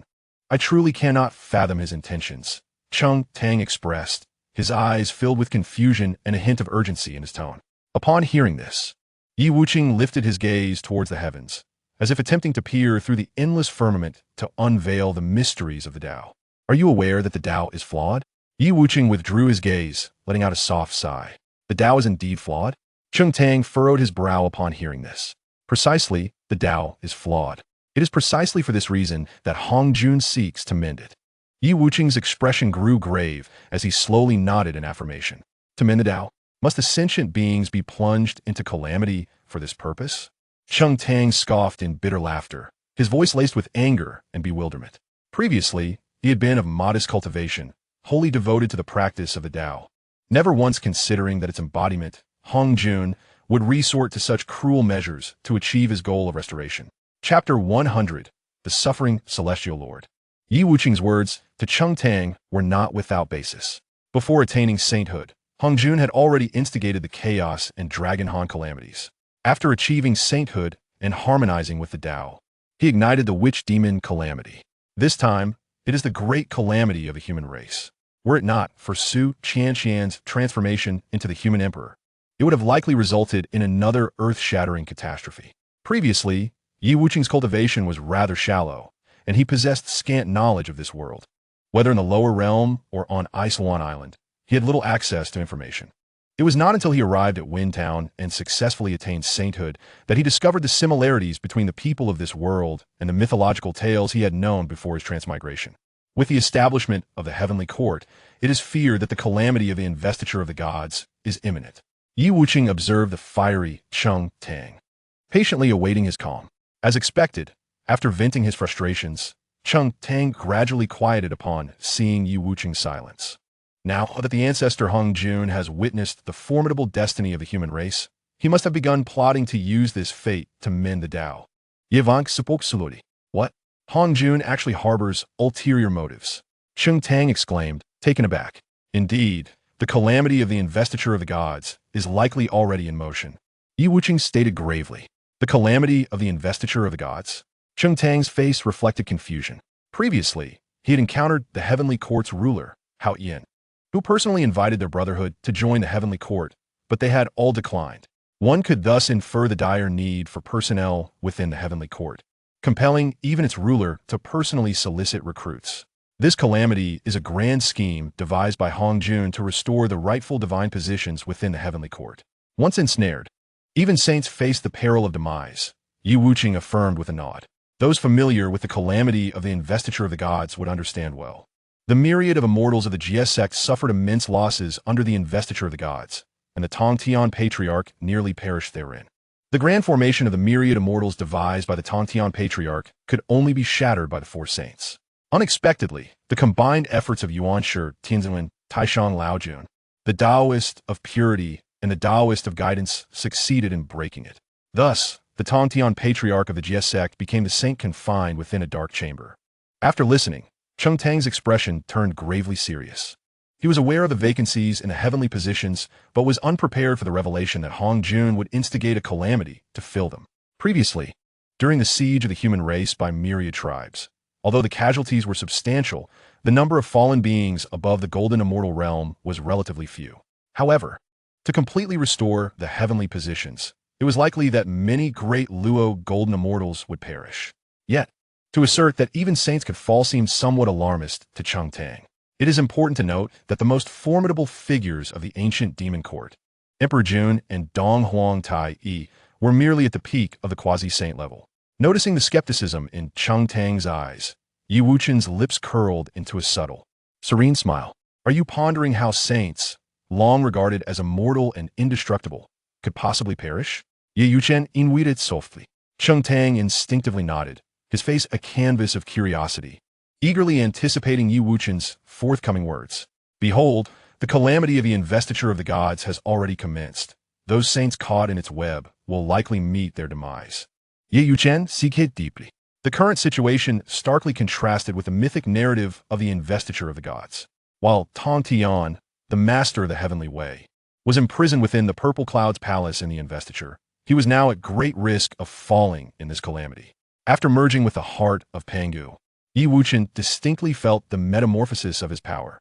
He estimated he had an 80% chance of shattering the heavenly Tao.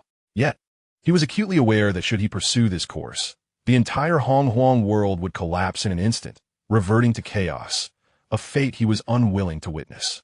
Chung Tang, upon hearing this, felt as though he had been struck by a colossal stone, stirring tumultuous waves within him.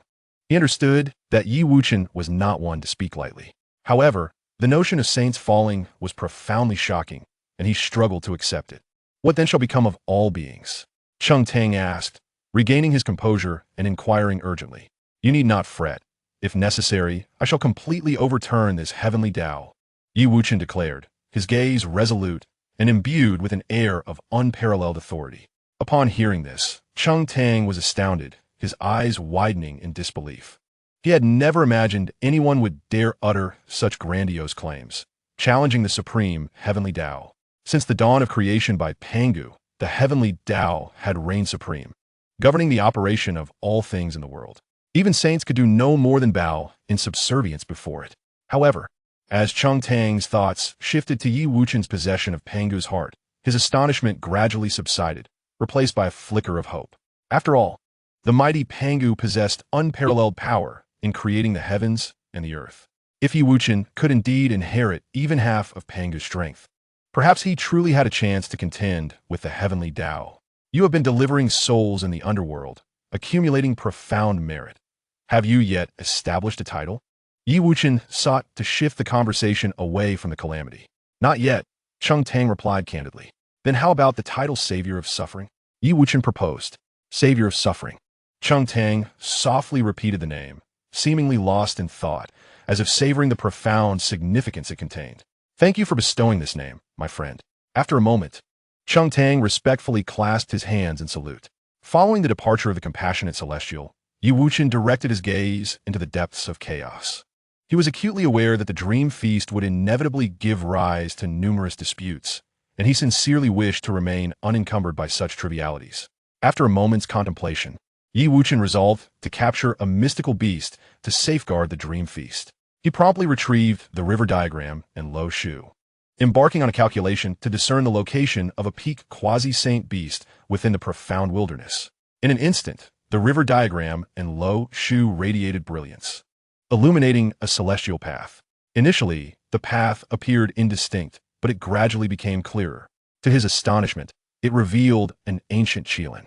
A hint of surprise and excitement colored Yi Wuchen's voice as he fixed his gaze through layers of chaotic mist, locking onto the peak quasi-saint Qilin. This creature was colossal, its body adorned with ancient scales, each seemingly inscribed with the patterns of the celestial principles. Sensing an inexplicable force of scrutiny, the Qilin abruptly lifted its head. Its eyes blazed like twin suns, vigilantly scanning the surroundings, nostrils flaring as it sought the source of the hidden observer. However, with its cultivation level, it could not perceive Yi Wuchen, who resided in the celestial realm. You are the one, Yi Wuchen exclaimed with a hearty laugh, then stepped onto the starry path illuminated by the river diagram and Lo Shu, plunging into the chaos beyond the celestial realm. In the next moment, Yi Wuchen materialized at the Qilin's lair. His gaze, sharp as lightning, swiftly surveyed the area, revealing that thousands of Qilins inhabited this place. The aura of these Qilins was overwhelmingly formidable. Even in their youth, they possessed the strength of immortals. The adult Qilins were even on par with golden immortals. Yi Wuchen pondered silently, suspecting that after the cataclysm of Long Han, the Qilin clan had suffered severe losses, and this location had become a refuge for the remaining Qilins. Upon Yi Wuchen's sudden appearance, the Qilin clan immediately heightened their vigilance. In an instant, the entire lair became agitated, with the Qilins raising their heads in a resounding cry, adopting defensive postures as they warily regarded the unwelcome visitor. Chapter 101, Water Qilin. Previously, Yi Wuchen had witnessed the Long Han catastrophe unfold within the River of Time. That battle raged for tens of thousands of years, reducing the world to chaos. Upon his arrival, he observed the remnants of the Qilin clan's past.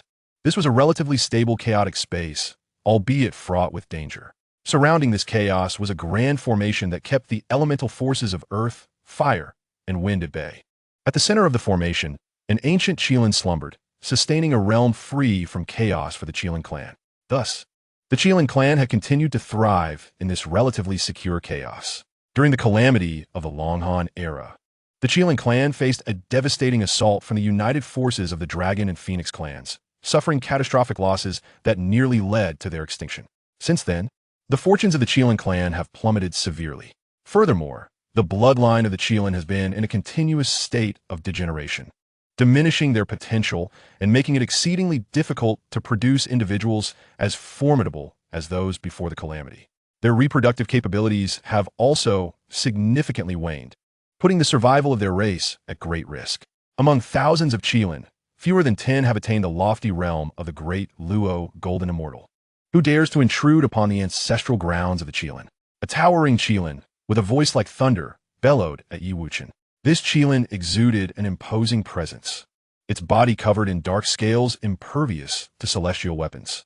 The aura radiating from it suggested a mastery at the level of the Tai Golden Immortal. Depart swiftly, en face de conséquence. It thundered once more, attempting to intimidate Wuchen with its formidable might. The Qilin clan had concealed themselves in the depths of chaos to avoid entanglements with other beings. You are far too tempestuous. Temper your demeanor. Wuchen replied calmly, addressing the dark-scaled Qilin in a gentle tone. As his words fell, a peculiar transformation began to unfold before their eyes. The once mighty Qilin's form began to visibly shrink at an astonishing rate. Its hardened, impenetrable scales began to morph into a soft, fluffy appearance. In mere moments, the majestic Qilin was reduced to the likeness of a small dog. Its shiny black eyes filled with terror as it opened its mouth to bark. Yet only a yapping sound emerged. It wished to inquire what had transpired, but all that escaped its lips were barks. Wuchen beckoned, and the transformed Qilin, now a small dog, floated effortlessly into his hands. Much more docile now, aren't you? He remarked softly, petting the dark-furred pup. The little creature struggled, yet remained ensnared by Wuchen's grasp. The onlooking Qilin gasped in disbelief at his prowess, having witnessed a Tai Golden Immortal being reduced to a mere puppy in jest. Such a feat was beyond the capabilities of even a Great Luo Golden Immortal. Should the newcomer choose to unleash his power upon them, they feared they too might fall victim. As Wuchen playfully engaged with the little dog, his gaze shifted towards the Qilin of quasi-saintly stature. The primordial world had expanded exponentially, and the status of Great Luo Golden Immortal was no longer the pinnacle of strength. Numerous quasi-saints now roamed the realms, and if he were to return with only a Qilin of Great Luo Golden Immortal prowess, it would hardly suffice to command respect. Only by bringing back the quasi-saint Qilin could he rest assured. The water Qilin felt a surge of trepidation as Wuchen's eyes fell upon him. Indeed, this individual had come with purpose. Before the calamity of Long Han, the water Qilin had foreseen the impending doom that would befall their clan. Thus, he had been dispatched to guard the clan's treasured relic, the Huangzhong tree, which had ensured his survival post-calamity. Though the water Qilin had narrowly escaped with his life, he had lost the Huangzhong tree in the process. He was consumed by guilt, feeling that he had disgraced his mission, and at one point contemplated ending his own life as an act of atonement. Just then, Shui Qilin spotted several helpless Qilin cubs wandering amidst the ruins, with no adult Qilin to care for them. In that instant, a sense of responsibility ignited within him. He abandoned his dark thoughts and resolved to protect these younglings. Shui Qilin searched tirelessly, gathering nearly 100 Qilin cubs, and led them into the depths of chaos for safety. The Qilin clan was immensely powerful, yet their reproduction was exceedingly difficult, making every newborn Qilin extraordinarily precious. In the heart of chaos, the Qilin clan quietly recuperated and thrived. After a long passage of time, their numbers gradually increased, finally reaching several thousand. Shui Qilin sensed the approaching threat, yet felt powerless to avert it. Taking a deep breath, he transformed into human form and appeared before Wuchen. "May I inquire your esteemed name?" he asked with a respectful gesture. Upon hearing his words, Shui Qilin noticed the familiar gaze of Wuchen, reminiscent of the look bestowed upon his mount, the four-phased beast, by the primordial celestial venerable. A wave of dread washed over Shui Qilin. Could he too be destined to become someone else's mount? Contemplating this, his expression darkened. If he were to be captured as a mount, what fate awaited the Qilin clan? Silently, he began to channel the power of the ancestral formation, poised to unleash a fatal strike. "I am Wuchen," came the soft reply. Shui Qilin assessed that this individual was formidable. As long as he did not encounter a saint, he could likely manage the situation. Bringing him back would be ideal. "Wuchen," Shui Qilin murmured, the name unfamiliar to him. "Indeed, I have come to offer you an opportunity for sanctification Yi Wuchen said with a slight smile. At this proclamation, Shui Qilin furrowed his brows. He was no fool. How could he believe Yi Wuchen's claims of chance for enlightenment? It seemed more plausible that Yi Wuchen intended to deceive him into becoming a mount, while the opportunity for sanctification was but a ruse, maintaining a facade of composure. Shui Qilin secretly gathered the power of the ancestral formation to its zenith, ready to strike should Yi Wuchen show any sign of hostility. My dear friend, the Qilin clan cannot bear the burden of such an opportunity for sanctification. I implore you to depart.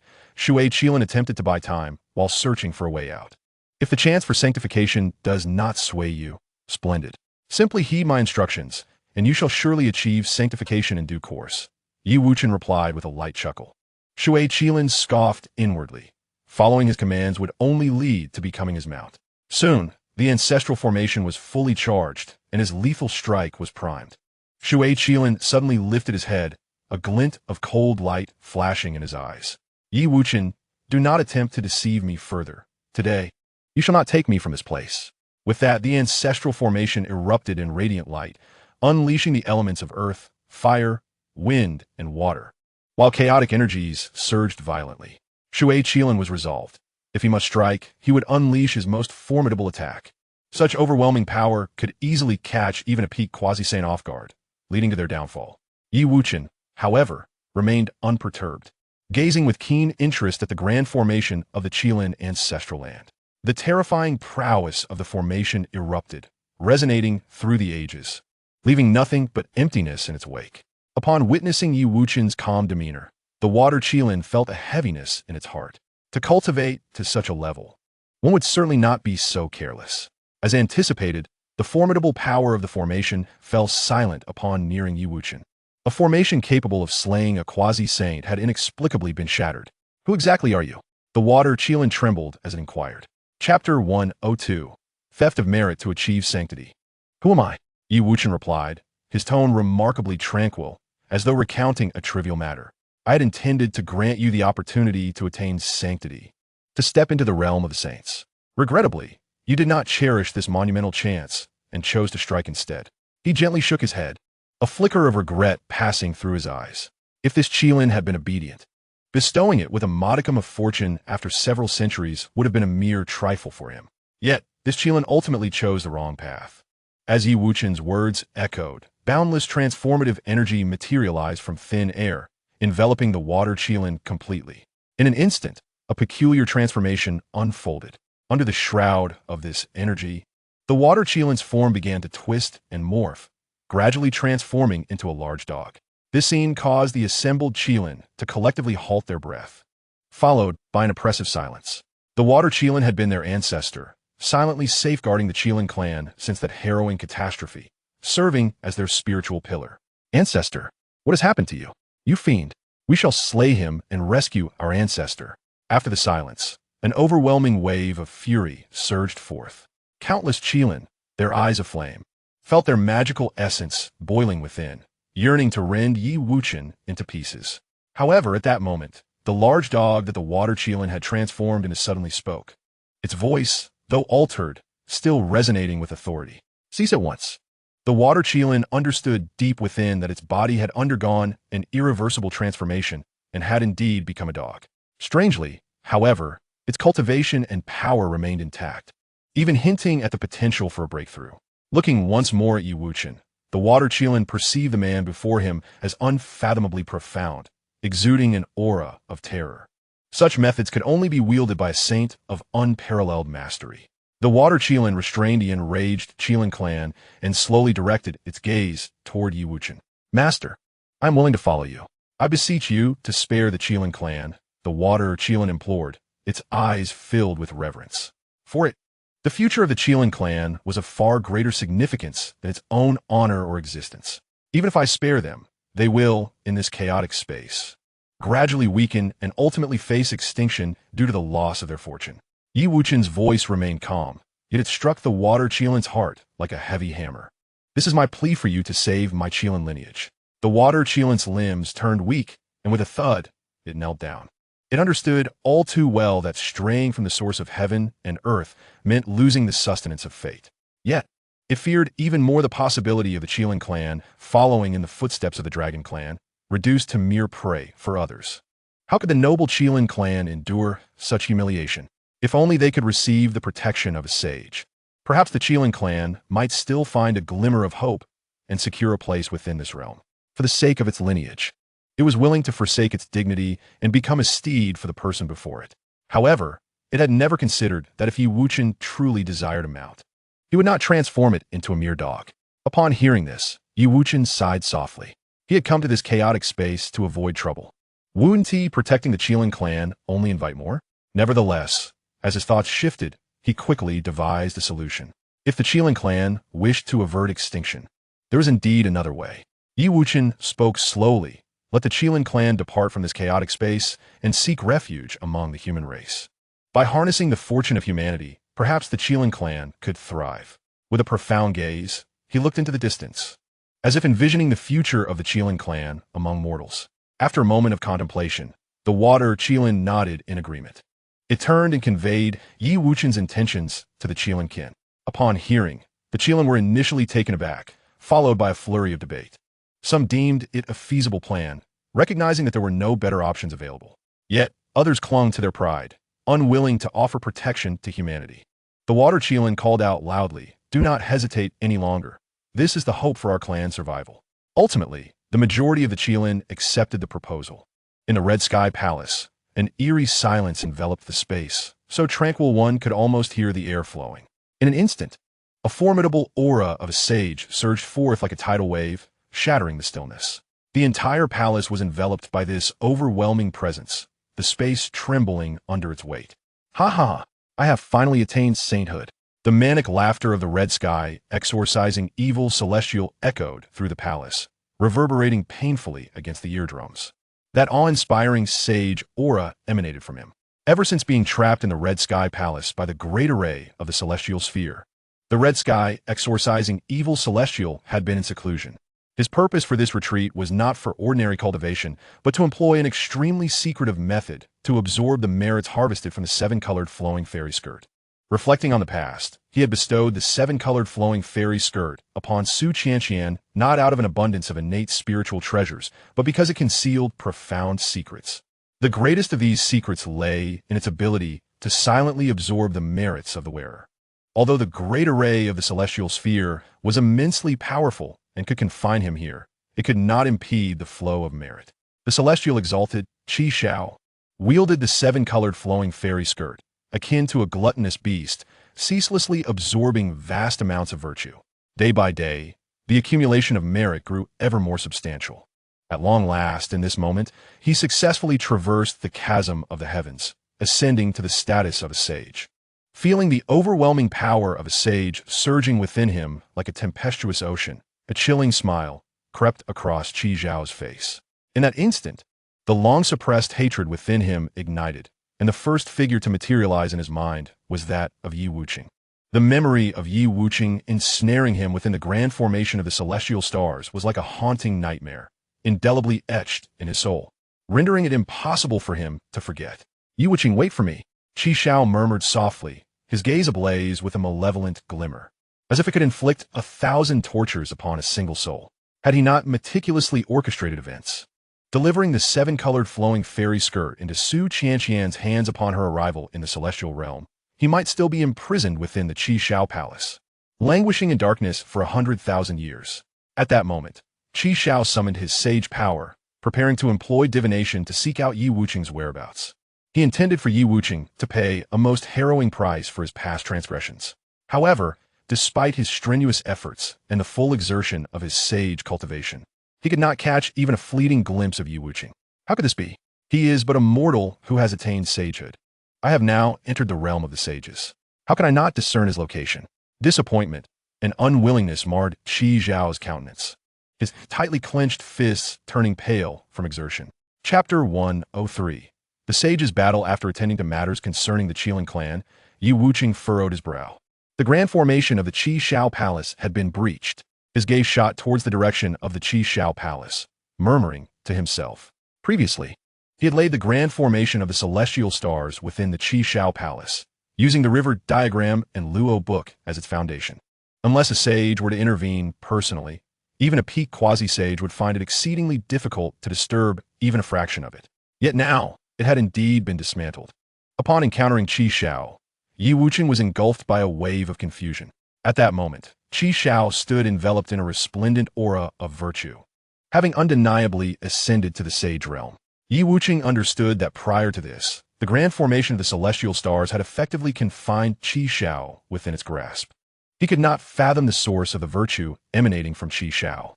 The instant Qi Shao dispelled the grand formation, he keenly sensed an unseen observer lurking in the shadows. At last, I have found you. A cold smile graced Qi Shao's lips, and a murderous intent swiftly enveloped him. As he spoke, his form sliced through the chaotic space like lightning, heading towards the ancestral grounds of the Qilin. His gaze followed the direction from which Yi Wuchen had been spying, for had Yi Wuchen not taken the initiative to observe, he would have been utterly unable to glean even the slightest information about him. At this moment, Yi Wuchen's gaze resembled an invisible thread, enabling him to lock onto Yi Wuchen's position with precision. The two locked eyes, and the murderous intent in Qi Shao Zhan Xie Tianzun's eyes was akin to a cataclysmic force, almost capable of cleaving through the fabric of chaos itself. In an instant, thunderous roars echoed throughout the chaotic realm inhabited by the Qilin clan. This was the killing intent of a saint. The water Qilin, transformed into a massive dog, trembled in astonishment, its voice quaking. The saint's murderous aura was undeniably overwhelming, even separated by layers of chaotic space. It was enough to instill dread. The bolts of heavenly thunder resembled the wrath of obliteration, carrying a momentum that threatened to shatter the heavens and earth. Were it not for their location deep within the chaos, this place would have already been reduced to ruins. Who could have anticipated that the Qilin clan would endure such relentless tribulations today? First, a mysteriously unfathomable Yi Wuchen arrived at their ancestral grounds, breaching their protective formation. Immediately thereafter, a saint's killing intent surged towards them. In the blink of an eye, Qi Shao Zhan Xie Tianzun had reached the ancestral land of the Qilin.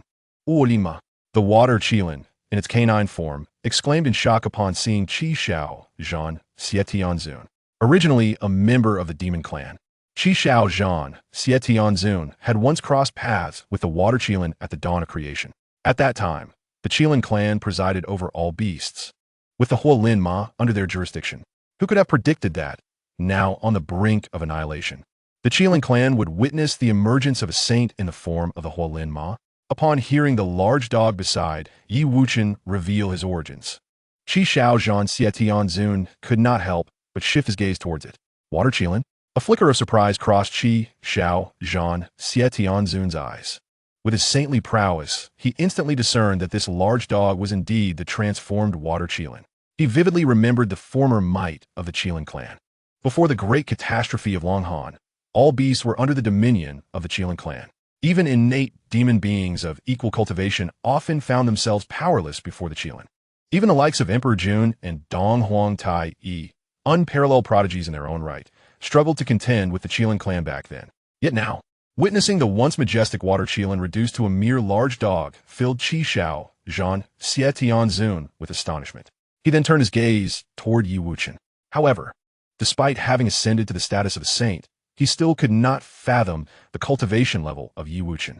Nevertheless, Qi Shao Zhan Xie Tianzun was unfazed. Although Yi Wuchen had achieved a formidable form as a saint, in the eyes of true saints, he was merely a slightly larger ant.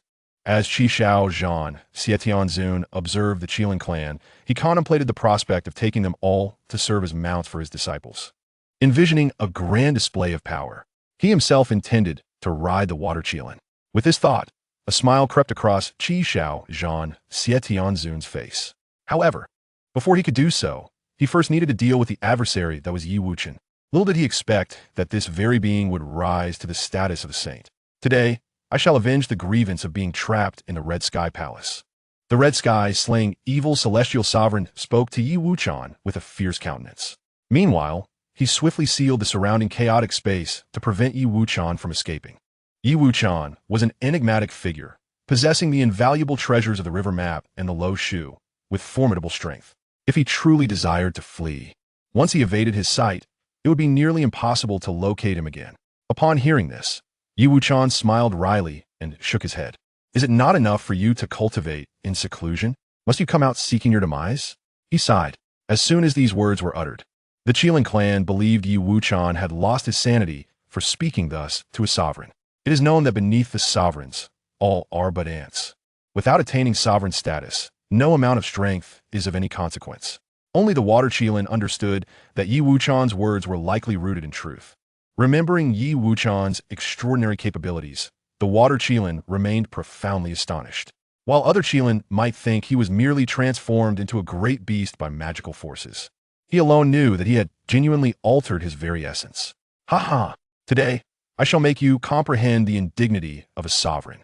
The red sky, slaying evil celestial sovereign, erupted into wild laughter. He believed Yi Wuchen thought that achieving physical sanctity would place him on equal footing with sovereigns, which was utterly absurd. Instantly, torrents of chaotic energy surged together, coalescing into a colossal hand that descended upon Yi Wuchen with the intent to annihilate him in one strike. Yi Wuchen remained calm, unperturbed by the impending threat. Open heavens, he bellowed, transforming his hand into an axe, emulating Pangu's primordial act of creation. A golden giant axe, imbued with immense force, swung toward the chaotic hand. A thunderous roar erupted within the chaotic expanse, resounding deafeningly. The colossal hand of chaotic energy shattered instantaneously, dissipating into the primordial yin and yang. The might of the golden axe remained undiminished as it continued its lethal trajectory towards the red sky, slaying evil celestial sovereign. As it passed, the very fabric of space warped, as if torn into countless fragments. The red sky, slaying evil celestial sovereign's expression changed drastically. He had never anticipated Yi Wuchen's strength to be so terrifying. He had exerted 70% of his power in that last strike, which even a sovereign would treat with utmost caution, yet Yi Wuchen had effortlessly dismantled it. Kill! The red sky, slaying evil celestial sovereign, howled towards the heavens, the chaotic energy roiling violently, distorting the very space around him. A sword imbued with a searing aura appeared in his grasp. It was his innate spiritual treasure, the Red Sky Sword. Although the Red Sky Sword's power did not rival that of the River Map or the Eastern Emperor Bell, it was not lacking in its capacity for destruction. Chapter 104, 1-9, a single strike to slay the sovereign 9 times. 10,000 paths to break evil. The red sky, slaying evil celestial sovereign, shouted, launching the red sky, sword like a streak of crimson lightning, aimed directly at Yi Wuchen's giant axe. He had existed since before the heavens were formed, and throughout the eons, he meticulously refined the red sky sword, rendering its blade incredibly sharp and capable of cleaving through any resistance. The myriad strikes of the evil-repelling slash, a creation born from his amalgamation of countless esoteric techniques, wield an unparalleled power capable of annihilating the heavens and the earth, as if intending to invert the very cosmos. A resounding boom reverberated through the air. In an instant, the Qishao sword collided violently with the colossal axe, unleashing a terrifying force that upheaved the entire chaotic realm. The surrounding chaotic energies, struck by the aftershocks, erupted into a frenzy, wreaking havoc in all directions. Numerous beings concealed within the chaos found themselves utterly powerless against the tumultuous energies, mercilessly torn apart, ultimately returning to the void of chaos. Countless mighty beings within the celestial realm sensed the violent upheaval of the chaotic space, a wave of profound unease swelling within them, as if calamity was imminent. Should this rampant chaotic energy breach the 33 heavens and surge towards the celestial realm, the entire celestial domain would likely face inevitable destruction. Even Hong Jun, residing within the Zhixiao Palace, crafting the list of deities, sensed this horrifying tremor. Could it be that a saint was engaged in battle?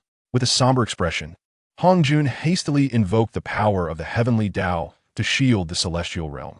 If the celestial realm were to collapse, the heavenly Tao would plunge into its most vulnerable state, rendering him powerless, perhaps even lacking the strength of a saint. The celestial realm could endure turmoil, but it must never be annihilated. The combat prowess of saints is extraordinarily formidable. Even the residual shockwaves possess such destructive potential. The evil-repelling heavenly sovereign gazed at the Qishao sword, now feeble before the colossal axe, his countenance turning ashen. The moment the Qishao sword made contact with the axe, it shattered into countless fragments, leaving little hope for restoration. With a single strike, Yi Wuching had completely obliterated his life as treasure. At this moment, the evil-repelling heavenly sovereign could scarcely lament the loss of his life as treasure. His thoughts were solely consumed by the instinct to flee. He had naively believed that upon attaining sainthood, he could easily subdue Yi Wuching, who had ascended through the mortal flesh. Yet, Yi Wuching's casual strike rendered him utterly helpless. He was compelled to acknowledge that Yi Wuching's might far surpassed his own, with his life as treasure in ruins. He remained incapable of withstanding the might of the colossal axe. A desperate thought of escape surged within the evil-repelling heavenly sovereign's mind. He understood that by retreating into the depths of chaos and cloaking himself from the heavenly machinations, even if Yi Wuching possessed the river map and Luo book, he would be unable to divine his whereabouts.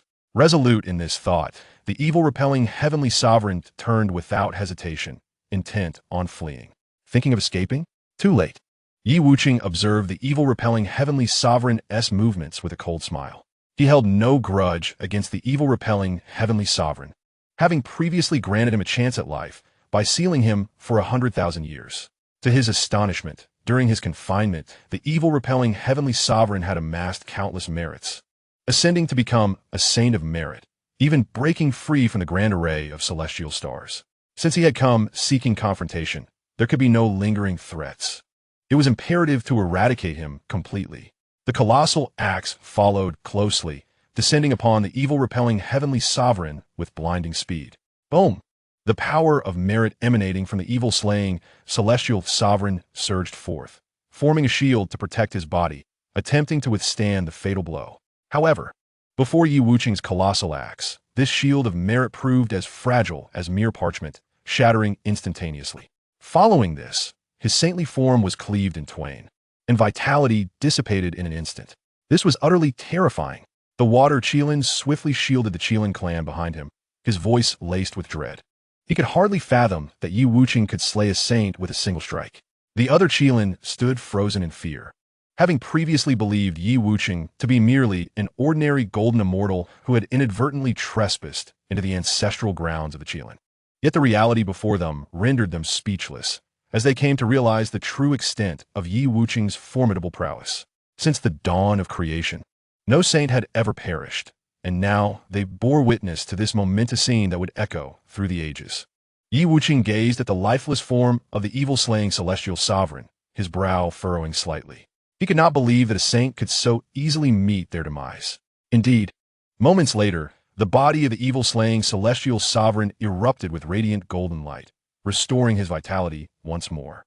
Upon witnessing the revival of the evil-slaying celestial sovereign, Yi Wuching let out a cold chuckle. Saints, it seemed, were not so easily vanquished. As long as the power of merit within them remained, they could be reborn infinitely. With a surge of transformative energy, Yi Wuching summoned the creation-divine axe, striking down once more. The axe, seemingly alive, cleaved towards the evil-slaying celestial sovereign. Just as the sovereign had been revived, he was caught unawares and struck down yet again, his body severed and life extinguished once more. The evil-slaying celestial sovereign realized that he could not afford to revive in this location again. Should he attempt it, he would simply exhaust his merit and face utter annihilation. The power of merit was omnipresent, and he needed to distance himself from Yi Wuching to resurrect anew. Soon, the golden light of merit shimmered in another chaotic realm, and the evil-slaying celestial sovereign was reborn once more. Yet, before he could even catch his breath, the creation-divine axe sliced through the dense chaotic energies. Claiming his life again, the sovereign attempted to shift to yet another location to revive, but alas, he was met with the relentless pursuit of the creation-divine axe. Thus, the axe ceaselessly hunted him down, while the evil-slaying celestial sovereign perpetually revived. With each resurrection, his merit waned, and his essence grew increasingly feeble. Panic set in for the evil-slaying celestial sovereign. He sensed himself drawing ever closer to true death. "No, I am a saint. How could I possibly fall?" he exclaimed in terror. After 8 resurrections, he finally recalled that there was still one who could stand against Yi Wuching, the revered Hongjun, who embodied the Tao. No matter how powerful Yi Wuching might be, he could not surpass the Tao. As long as he could secure the protection of Hongjun, he could evade this calamity. Even if it meant becoming a servant to Hongjun henceforth, it would be preferable to total obliteration. With this in mind, the celestial sovereign Qi Shao having exhausted the last remnants of his divine merit, prepared for rebirth within the halls of the Purple Cloud Palace. In an instant, countless streams of divine merit converged within the palace, casting a brilliant golden light that illuminated its entirety. The esteemed ancestor Hong Jun, who was refining the divine list of deities, suddenly opened his eyes. Upon witnessing the flickering radiance of divine merit, he was momentarily delighted, presuming that one of his disciples had accrued great merit to bestow upon him. However, before he could savor this joy, the disheveled figure of celestial sovereign Qi Shao appeared within the palace. "Save me, Tao ancestor!" Qi Shao cried out, his voice hoarse and laden with despair and pleading. Chapter 105. The ambitions of the water Qilin. No sooner had Qi Zhao's words escaped his lips than a piercing aura sliced through the air. The divine acts of creation, imbued with an overwhelming intent to kill, charged directly towards Qi Shao, intent on his demise. The ancestor Hong Jun, witnessing this, was instantly engulfed in rage. The Purple Cloud Palace was his sacred ground, the very heart of the primordial realm, and yet someone dared to commit such an act of violence there, showing utter disregard for him as the Tao ancestor. Since his ascension to sanctity, none had dared to act with such audacity. Just as the divine axe was about to cleave Qi Shao in two, ancestor Hong Jun swiftly raised his hand. A surge of primordial energy erupted forth, forming a protective barrier that shielded Qi Shao. Previously, Hong Jun had been engrossed in refining the divine list of deities when he was roused by the tumultuous chaos energy. Before he could ascertain which saint was embroiled in conflict, Qi Shao had appeared in a state of disarray. Upon observing the dimming merit energy surrounding Qi Shao, Hong Jun instantly comprehended that he had attained sanctity and was being pursued by another saint. Feeling the protective barrier of Hong Jun, Qi Shao was filled with relief. With the ancestor's guardianship, his safety seemed assured. Yet, the next scene left him dumbfounded. The seemingly indomitable primordial shield crumbled before the might of the colossal axe. As fragile as parchment, a cacophony of thunderous roars erupted as the violet shield shattered into a myriad of luminous particles.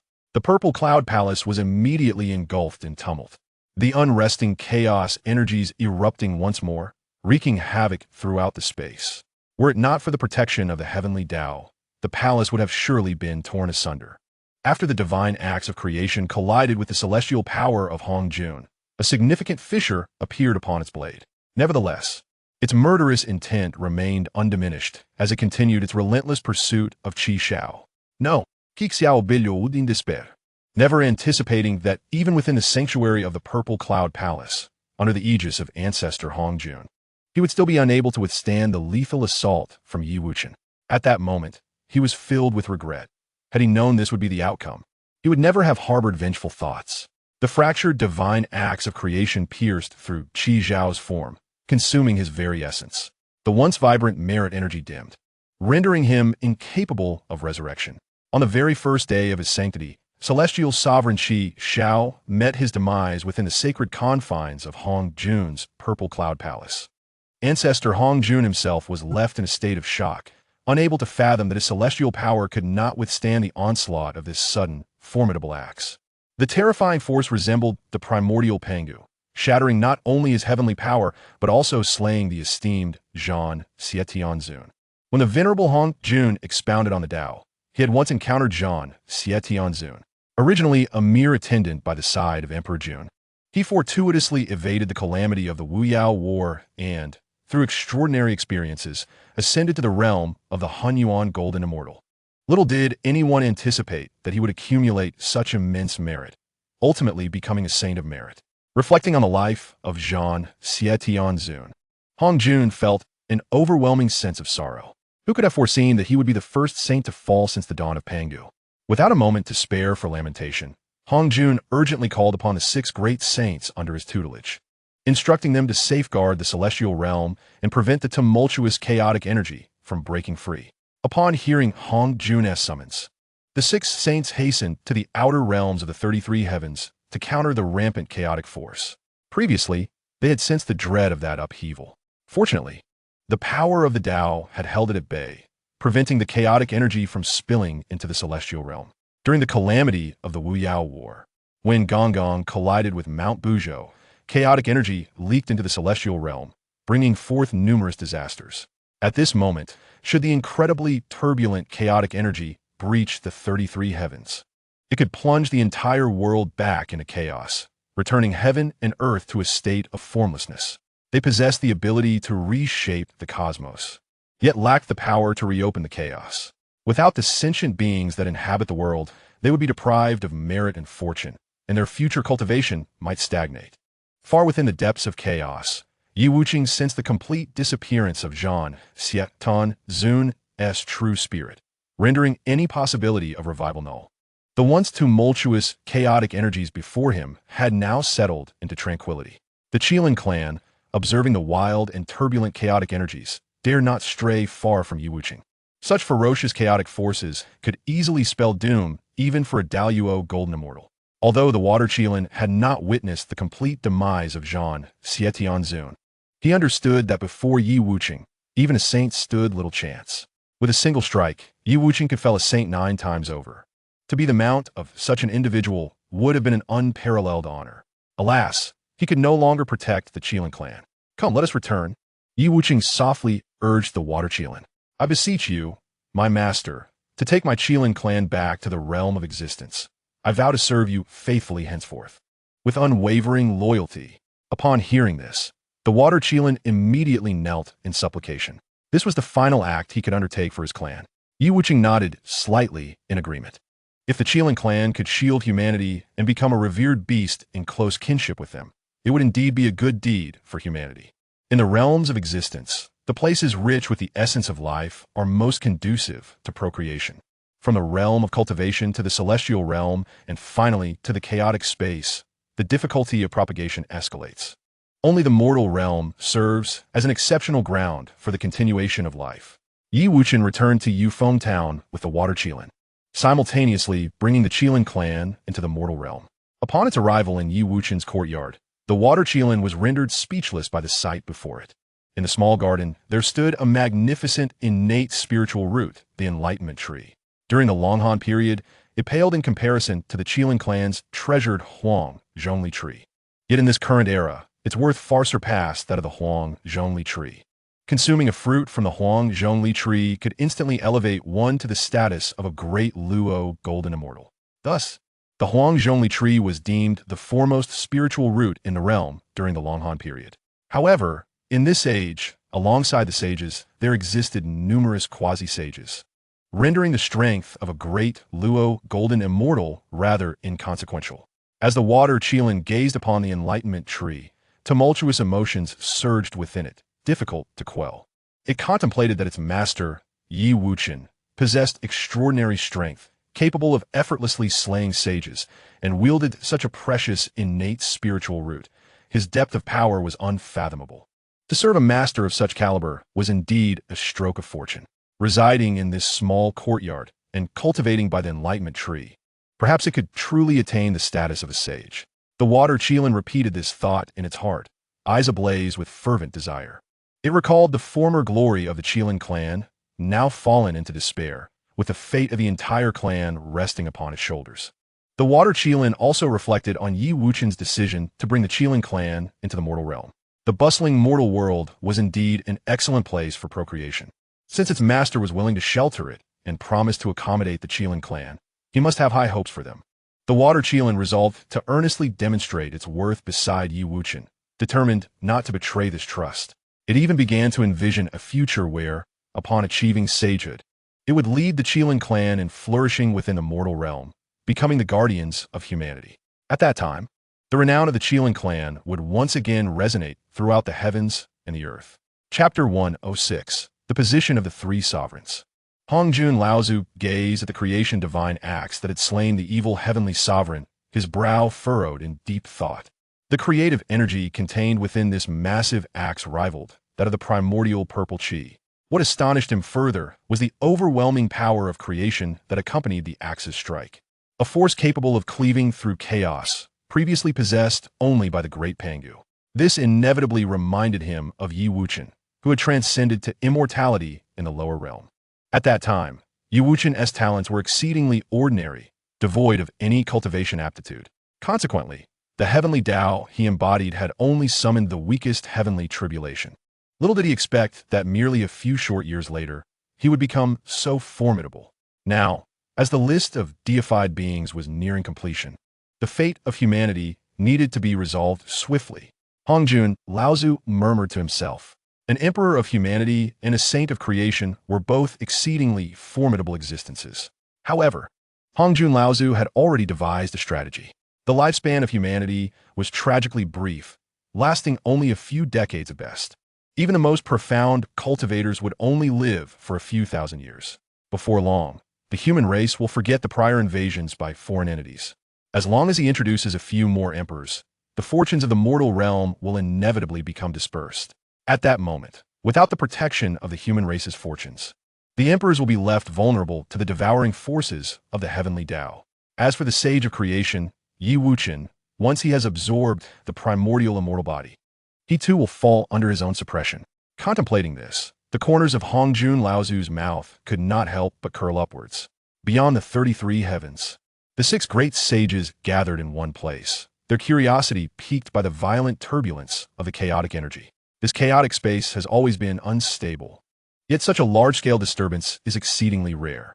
They all deduced that a sage had fallen within the Zixiao Palace and, connecting it to this terrifying fluctuation, speculated that their master, Hongjun, had intervened. "Brother, do you know who would dare to behave wantonly in the Zixiao Palace?" asked Yuan Shi Tianzun, directing his question to Taishang Laojun. The moment those words were spoken, they instantly attracted the attention of the other 5 great sages. Among the few sages in existence, perhaps it was indeed the aforementioned Wuchen, as their master had indicated. Taishang Laojun shook his head, his expression grave. "Let us first suppress this chaotic energy, and then we shall inquire with our master, rather than indulge in reckless speculation."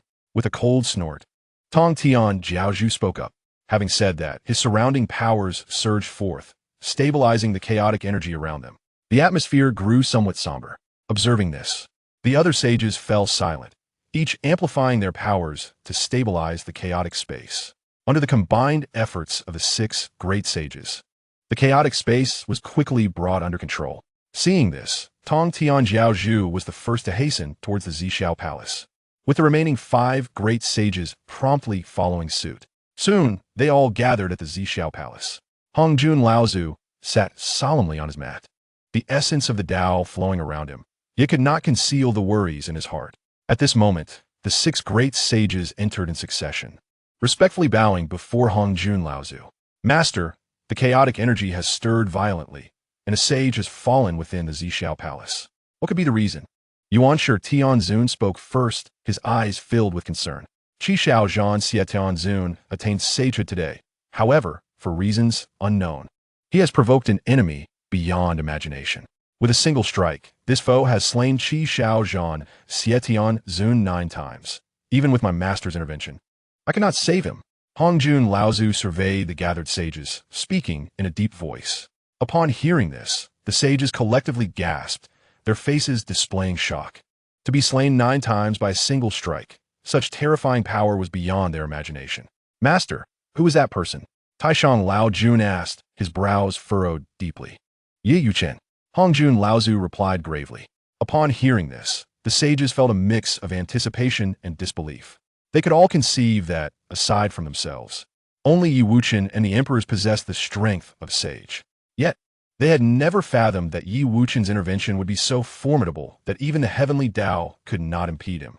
Upon observing their expressions, the venerable Hongjun let out a soft sigh and proceeded to articulate his grand design. "The lifespan of humanity is fleeting, despite the presence of cultivators. Their existence is but a handful of years. Currently, their development is chaotic, each faction operating in isolation, devoid of guidance. If this continues, not only will the human race struggle to progress, but it will also jeopardize the tranquility of the primordial world." The primordial lord, deep in thought, nodded in agreement, stating, "What you say is indeed true. Humanity requires a wise and capable leader." However, he hesitated, contemplating the existence of a human emperor in the mortal realm, which posed complications. "I wish to establish the 3 sovereigns to enlighten humanity and set them on the right path." Hongjun interrupted the primordial lord, continuing, "Nuwa, as the creator of the human race, you shall assume the role of the human emperor. Your brother Fushi, who who has rendered immeasurable merits to humanity in the past, should also be named Human Emperor. At this juncture, Hong Jun paused, and Yuhua was utterly taken aback by the extraordinary fortune that had unexpectedly befallen her. She had yet to establish a teaching and had remained in the Hua Huang Palace, unable to contend with the three purities or the two saints of the West. She was acutely aware of the terrifying fate of the human race, and if she could harness its full potential, her strength would surely surpass that of the other five saints. "Thank you, Master, for your immense favor," Yuhua replied respectfully. "Master, the West is barren, and I too require the position of Human Emperor to safeguard the fate." Cunny and Jean interjected eagerly. Simultaneously, the Grand Supreme Elder also grasped the implications of gaining the title of Human Emperor, which entailed possessing the supreme fate of humanity. "Master, my establishment of the human teachings should rightfully grant me the title of Human Emperor," he asserted. "I have disciples of the Chan sect who can descend to impart cultivation methods to humanity, and thus I too can be considered for the title of Human Emperor," proclaimed the Primordial Lord. Only the Tongtian teacher remained silent, quietly observing them. "The heavenly court lacks righteous deities. Whoever among you can fill the positions of the heavenly court with your disciples shall be named Human Emperor," Hong Jun declared, casting his gaze toward the remaining five saints. In response, the Grand Supreme Elder was the first to speak. "Master, I have but one disciple, Xuandu, and cannot adequately fill the divine positions of the heavenly court." Kunti and Jean quickly followed suit, stating, "Our West is impoverished, and our disciples are few. We too cannot fulfill the positions of the heavenly court." Though both were envious of the fate of humanity, they recognized that if their disciples occupied the divine positions of the heavenly court, their own West would become even more desolate. With only the Tongtian teacher and the Primordial Lord remaining, Hong Jun turned his attention to the Primordial Lord. He had high hopes for him, as he had many disciples, all of whom cultivated the celestial path, unlike Tongtian's disciples, who were merely those with scales and shells, born from damp environments. Upon meeting Hong Jun's gaze, the Primordial Lord felt a chill in his heart. It dawned on him that his master intended for his disciples to ascend and fill the divine positions of the heavenly court. The thought of Hong Jun bestowing the position of heavenly court master upon a mere child left him quite unsettled, especially after he had previously expelled someone from the celestial realm. "Teacher, the throne of the human sovereign should rightfully be bestowed upon the third brother. He, known as the sect of the 10,000 Immortals, is surely capable of filling the vacancies in the heavenly court with ease," the Primordial Supreme being refuted. Chapter 107. Rapid advancement in cultivation may not be beneficial. Upon hearing the words of the Primordial Supreme Being, the Master of Heaven's Way let out a cold snort, flicked his robe, and departed in a fit of indignation. His heart was as clear as a mirror. He perceived the schemes of the Ancient One and the Primordial Supreme Being with utmost clarity. The Ancient One coveted the fortunes of humanity while also attempting to use them to fill the voids in the heavenly court. Upon returning to the palace of green immortals, the Master of Heaven's Way immediately commanded his disciple, Dao Bao, to strictly prohibit the disciples from venturing outside. His audacity to leave in such a manner was firmly grounded in his formidable prowess. The extermination array could only be breached through the combined efforts of four saints. As long as they were not gathered, he held no fear of anyone. Although Yuhua had acquired the fortunes of the human sovereign, which might pose a threat to him, the two saints from the West had long coveted the resources of the East, seeking to seize them for themselves. Nevertheless, the Supreme Lord and the Primordial Supreme Being, both belonging to the Three Pure Ones, would likely not resort to hostility against him, despite their occasional disputes. Moreover, his 10,000 Immortals array was nearing completion. At that time, even if all five saints were to attack him, he would remain unperturbed, regardless of their schemes. The disciples of the sect of the Way of Interception would never ascend to the heavenly court as deities. The remaining five saints frowned as they witnessed the Master of Heaven's Way depart. This behavior was indeed quite arrogant, showing them no respect whatsoever. The Ancient One, observing the receding figure of the Master of Heaven's Way, maintained a calm demeanor while secretly devising plans. Initially intending to exchange the fortunes of humanity for the restoration of the heavenly court's divine positions, he was taken aback by the outright rejection from the Primordial Supreme Being and the abrupt departure of the Master of Heaven's Way. However, as the heavenly court was a crucial component of the Tao of Heaven, the divine positions must be filled. Otherwise, with the Tao incomplete, he would be unable to manifest its full potential.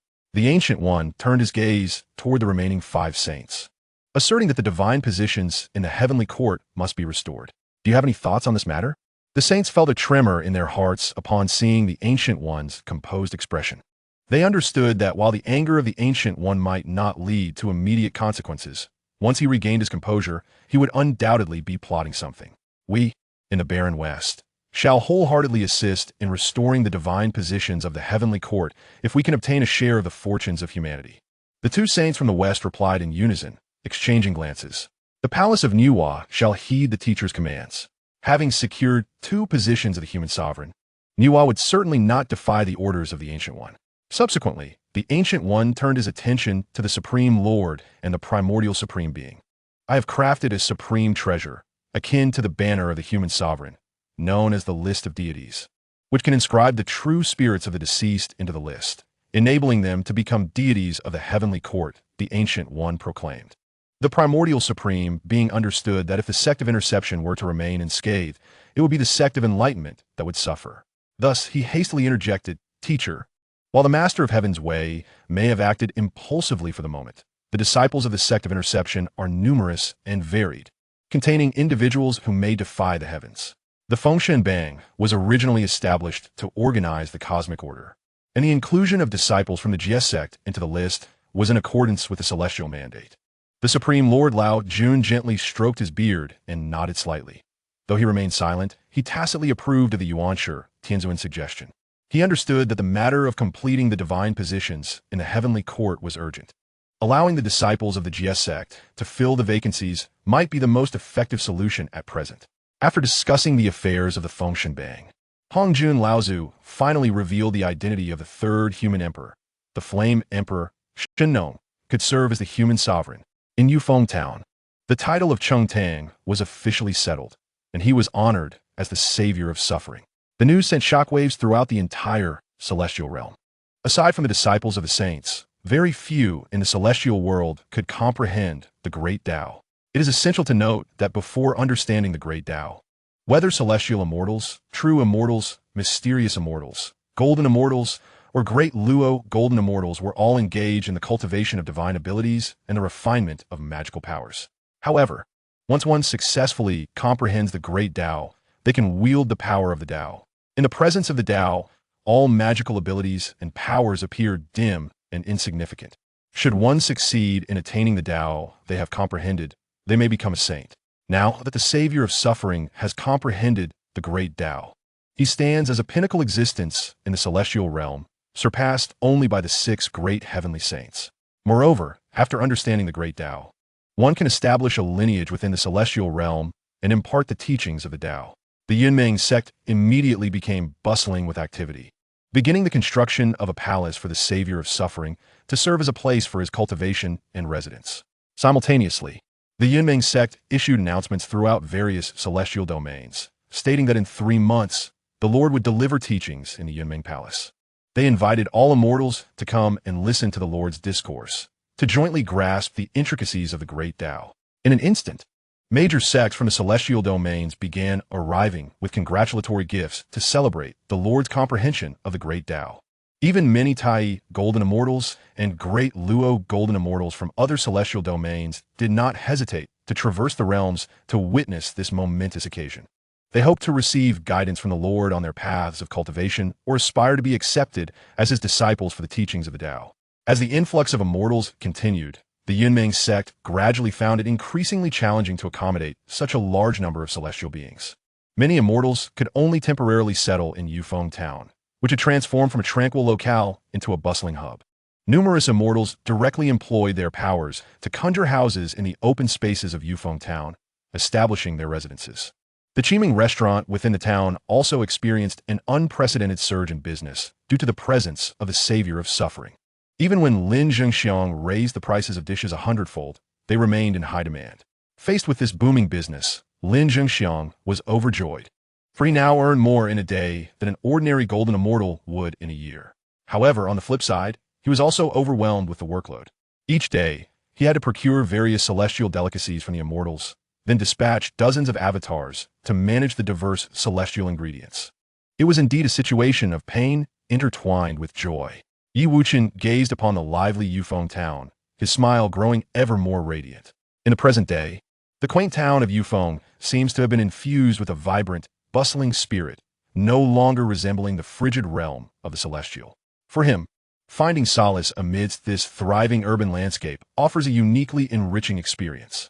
Yi Wuchen's profound cultivation remains enigmatic, yet he still grapples with the pangs of solitude. Since his transcendence, the longest period he has spent in seclusion was a mere 3 months, which he devoted to preparing for tribulation in the lower realm. During the ritual refinement of the Zhixiao immortal sword, reflecting upon it now, he has resided in the celestial realm for scarcely a decade. Upon reaching the saintly realm, the passage of time holds little significance for enhancing one's cultivation. Most saints enter seclusion primarily to refine various formations, lethal techniques, or to forge their innate treasures. Contemplating this, Yi Wuchen cannot help but sigh. His ascension has been remarkably swift, regardless of the divine treasures or formidable formations. They become obsolete in his hands before they have the chance to truly warm. The river map and Luo book, exquisite innate treasures coveted by many saints, now merely serve as tools for his calculations. The formidable formation of the Witch clan, the 12 celestial gods' great formation, has yet to be utilized, yet it is already on the verge of obsolescence. Chapter 108, The Primordial Creation Sutra. System, sign in. As usual, Yi Wuchen signed in punctually at noon. Ding. Master S3. 238th sign-in successful, triggering 100,000 times critical hit. Congratulations, Master, for obtaining the Genesis-level technique Primordial Creation Sutra. The system notification rang out suddenly, leaving Yi Wuchen momentarily stunned. In all his thousands of sign-ins, this was the first occurrence of 100,000 times critical hit. His gaze was instantly captivated by the reward. The last technique he obtained, a Tao-level cultivation method, was not suited for his practice, so he had bestowed it upon Su Qianqian. However, this time, he finally held the coveted top-tier technique. Primordial Creation Sutra. This technique comprises 3 levels. The first level is harmonization, the second level is opening the heavens, and the third level is creation. To cultivate this technique, one must harness the primordial purple qi and the creation celestial qi. As he perused the description of the technique, Yi Wuchen was overwhelmed with uncontainable excitement. Although he had fused with the heart of Pangu and possessed a fragment of Pangu's immense power, the chasm to the true realm of creation remained immeasurable. Yet, the Primordial Creation Sutra promised the potential to surpass the great Pangu at its zenith and enter the realm of creation, offering him a glimmer of hope for transcending his current capabilities. However, as his gaze fell upon the cultivation restrictions, his brow furrowed slightly. As a being of creation, he had an inexhaustible source of creation qi. Yet, the primordial purple qi existed in only 2 locations within the world. One was tightly controlled by the Tao, serving as the core of the laws of heaven and earth. Any disturbance would plunge the universe into chaos. The other resided within the human emperor, Su Qianqian. The prospect of acquiring primordial purple qi from her left uncertainty about the potential upheavals he might encounter. Alas, he wondered how she fared in the lower realm. Yi Wuchen could not help but let out a soft sigh. Subsequently, he cast his gaze towards the lower realms. Upon this glance, his heart tightened. The luck of the human race surrounding Su Qianqian had sharply diminished, now reduced to only about half of what it once was. Meanwhile, numerous new temples dedicated to the human emperors had emerged on Earth. Yet, these shrines did not honor Su Qianqian, but rather the deities Niuhua, Fuxi, and Shinno. Niuhua, who molded clay to create humanity and repaired the heavens with stone, truly deserved the title of human emperor for her benevolent contributions to the human race. Fuxi, who devised the 8 trigrams, ignited the wisdom of humanity, leaving an indelible legacy. Shinno, who tasted a myriad of herbs, sacrificed himself to explore medicinal plants for the benefit of humanity, ensuring its continuity. Yi Wuchen understood well that these 3 held immeasurable merits for the human race. However, he also recognized that many others had equally contributed to humanity's prosperity.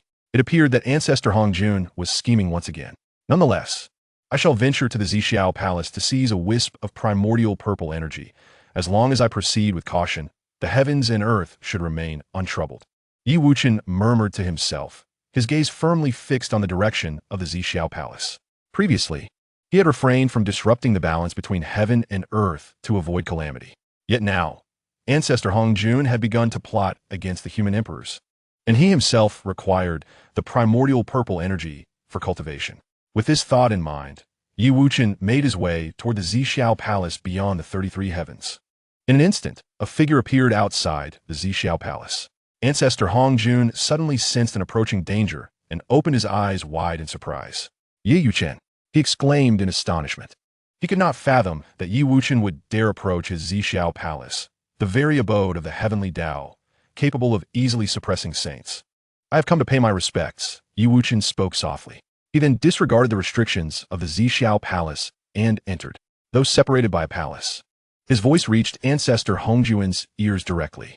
Ancestor Hongjuan's expression darkened, and the essence of the Tao surged violently around him, releasing a powerful pressure in an attempt to intimidate Yi Wuchen.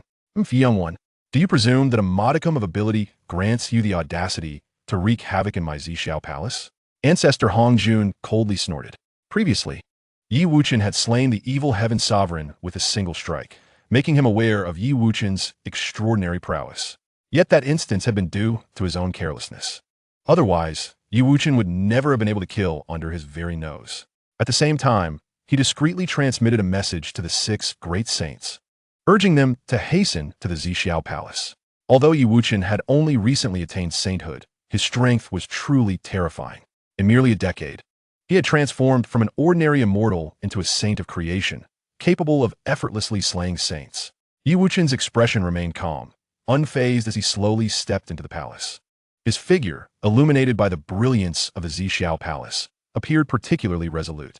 Ancestor Hongjun, I have come solely for one matter. I hope you can lend me a wisp of primordial purple energy, Yi Wuchen said, clasping his hands in respect. Primordial purple energy? Ancestor Hongjun, in a fit of rage, laughed mockingly. You possess great audacity. That is the very core of the rules of heaven and earth. How dare you presume to take it at will? He awaited the arrival of the 6 great sages, anticipating a simultaneous assault that would undoubtedly lead to the demise of Yi Wuchen, should he seize the path of creation. It is conceivable that the heavenly way could evolve into an even mightier doctrine.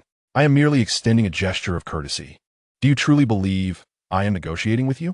Yi Wuchen replied calmly. In that instant, a divine axe imbued with the essence of supreme creation materialized in his grasp, cleaving toward the heavenly way. A radiance suffused with the power of Genesis surged forth, aimed directly at the essence of the heavenly way. Do you intend to obliterate the heavenly way? Exclaimed the Ancestor Hongjun, his fury palpable. As he spoke, Ancestor Hongjun raised his hand, shielding the essence of the heavenly way. The forces collided, causing the purple cloud palace to shimmer with light, intricate Tao patterns emanating forth. Observing that Ancestor Hongjun could effortlessly withstand his assault, Yi Wuchen doubled his strength in the next moment. The divine axe, propelled by an indomitable momentum, forcefully tore through Ancestor Hongjun's defenses, striking at the heart of the heavenly way. Ancestor Hongjun, taken aback, attempted to intervene once more, but it was too late. The breach in the heavenly way's essence widened anew. In that precarious moment, Yi Wuchen reached out and successfully captured a wisp of primordial purple energy. As the heavenly way was breached, a cataclysmic disaster was unleashed upon the world. Yet, before Yi Wuchen could regain his composure, 5 sage auras resonated from afar. Apart from the Tongtian cult master, the other 5 sages reconvened at the purple cloud palace. Witnessing this, a glint of ruthlessness flashed in Ancestor Hongjuan's eyes as he commanded. This individual has disrupted the heavenly way. You must slay him here. The 5 sages were instantly struck with alarm, fully aware that should the heavenly way shatter, they, as its guardians, would also perish. Thus, they swiftly encircled Yi Wuchen, each conjuring their respective treasures, their brilliance flickering as a monumental battle loomed. However, Yi Wuchen remained unfazed. Were it not for his apprehension of the heavens collapsing and reverting to chaos, he would have cleaved through the firmament. While the collective might of the 5 sages was formidable, none could withstand the full brunt of his strike. After assimilating that wisp of primordial purple energy, he communicated with the system in his mind. System, cultivate my entire being in the Primordial Creation Sutra. Chapter 109, Half Step to Harmonization. The tier of the Primordial Creation Sutra was exceedingly high, transcending the limits of the Hongwang universe. The Dao-level techniques Yi Wuchen had previously acquired through sign-ins paled in comparison. Now, wielding a wisp of primordial purple energy and possessing a body of creation, he utilized the system to simulate and comprehend this technique for millions of years, merely scratching the surface. Nevertheless, even at his current level, gaining insight into even a fragment of its essence proved immensely beneficial. At this moment, a distinct aura of the Tao naturally emanated from him. It was neither enlightenment nor validation of the Tao, but rather a manifestation of his own path. Consequently, a profound aura enveloped Yi Wuchen, marking his successful entry into the half-step harmonization realm. Should he transmute himself into the Tao, he would truly enter the realm of harmonization. Unexpectedly, the cultivation of the Hongmeng Creation Sutra proved to be an arduous endeavor. After several million years of arduous practice, I have barely grasped the fundamentals. Yi Wuchen felt a surge of bittersweet emotion, yet could not suppress his excitement. The more formidable the technique, the greater his future accomplishments would be. According to his calculations, to elevate this technique to the third tier, he would require at least several hundred more years of dedication.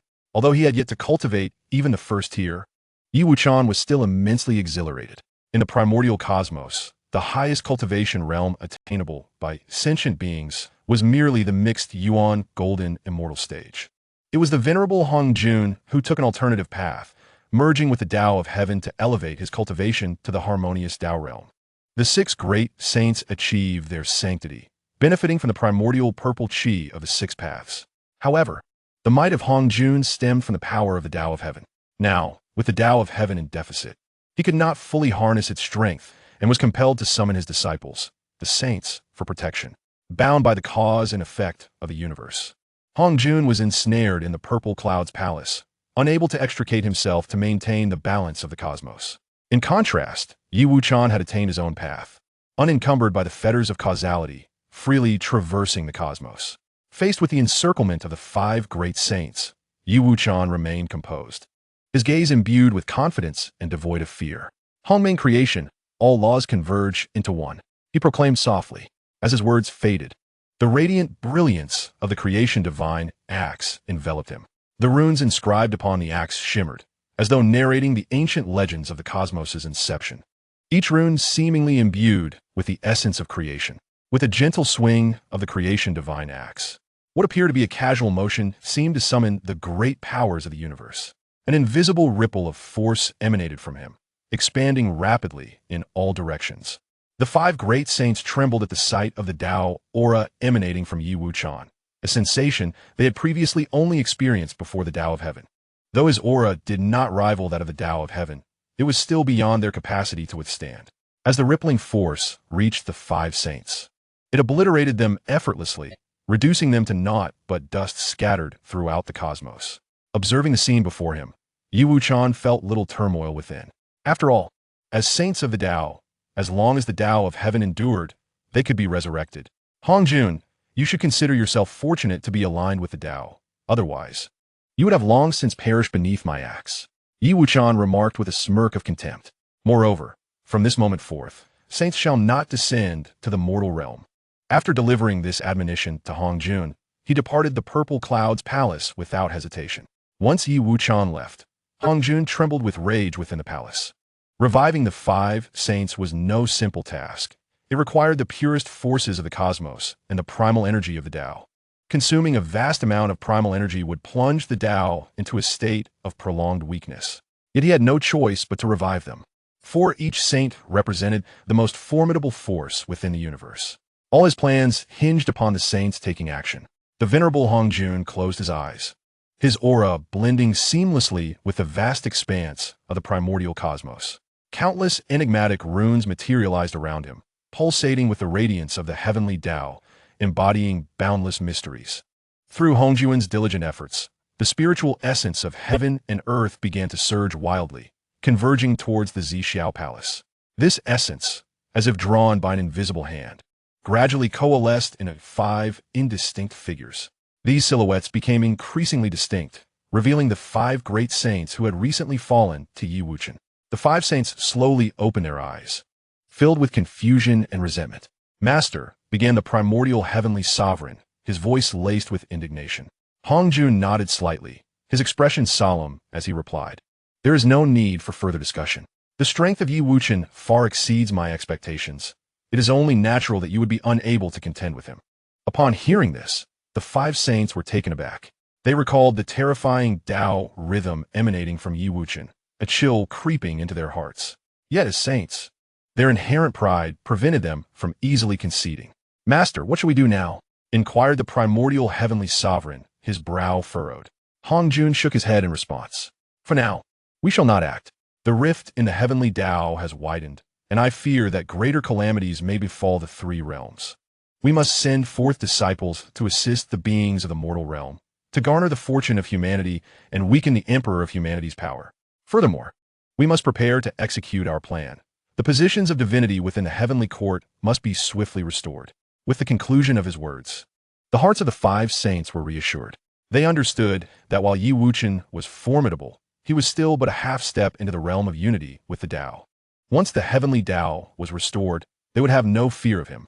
"We shall faithfully obey the Tao ancestors' decree," they proclaimed in unison. Following the revival of the five great saints, chaos swiftly engulfed the three realms. The mortal realm bore the brunt, as the earth began to tremble violently. Countless towns collapsed in the quakes, leaving the populace displaced and their cries echoing through the heavens. Many rivers altered their courses, unleashing floods that rampaged like wild beasts.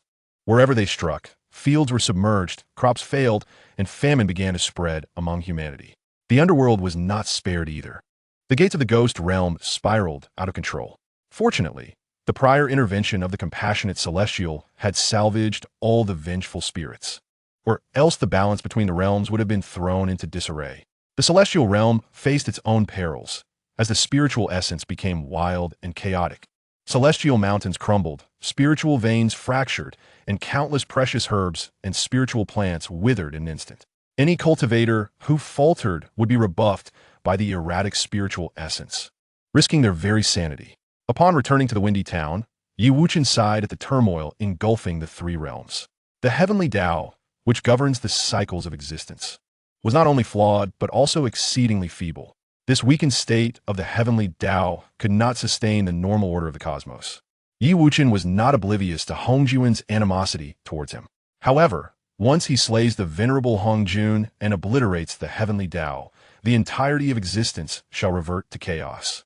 A scenario he fervently wishes to avoid. Had it not been for this, he would have long since eliminated Hongjun to avert future calamities. It seems he must devise a means to substitute the heavenly Tao. Otherwise, this old fellow Hongjun will remain a constant watch over him, Yi Wuchen murmured to himself. In his mind, Yi Wuchen incessantly pondered, seeking an entity capable of supplanting the operation of the heavenly Tao. Soon, a notion took shape. Perhaps it was time for the heavenly rules to manifest in the realm. In the vast expanse of the primordial world, the only entity worthy of replacing the heavenly Tao and governing the order of the three realms was none other than these heavenly rules. The venerable Hongjun had once dispatched his disciples to preside over the heavenly court and oversee the heavenly rules. Thus, why not seek someone to govern the heavenly laws? And without a doubt, the Queen Mother of the West was the most fitting candidate. In truth, many remained oblivious to the fact that the heavenly emperor and the Queen Mother were not husband and wife, but rather colleagues dedicated to maintaining the order of the heavenly court. The current Queen Mother of the West was still immersed in profound cultivation upon Kunlun Mountain and had yet to join the heavenly court. Yi Wuchen mused that he could easily bring the Queen Mother under his banner and subsequently appoint her to oversee the heavenly laws. Moreover, since the heavenly Lord Haotian had ascended to become the heavenly emperor, he had always harbored a discontented heart, unwilling to remain beneath anyone. Once the ranks of the heavenly deities were complete, and with the addition of the Queen Mother to govern the heavenly laws, it was certain that the celestial order would be restored to its rightful path. By that time, the existence of the heavenly Tao would become trivial. With this thought, a subtle smile of confidence graced Yi Wuchen's lips. After the sealing of the gods, there would be no more heavenly Tao. In an instant, Yi Wuchen wielded his divine powers and appeared in the palace of Yaoqi upon Kunlun Mountain. At that moment, the palace of Yaoqi shimmered with auspicious aura, as if stepping into a dreamlike realm, with celestial music wafting through the air, playing an ethereal and enchanting melody.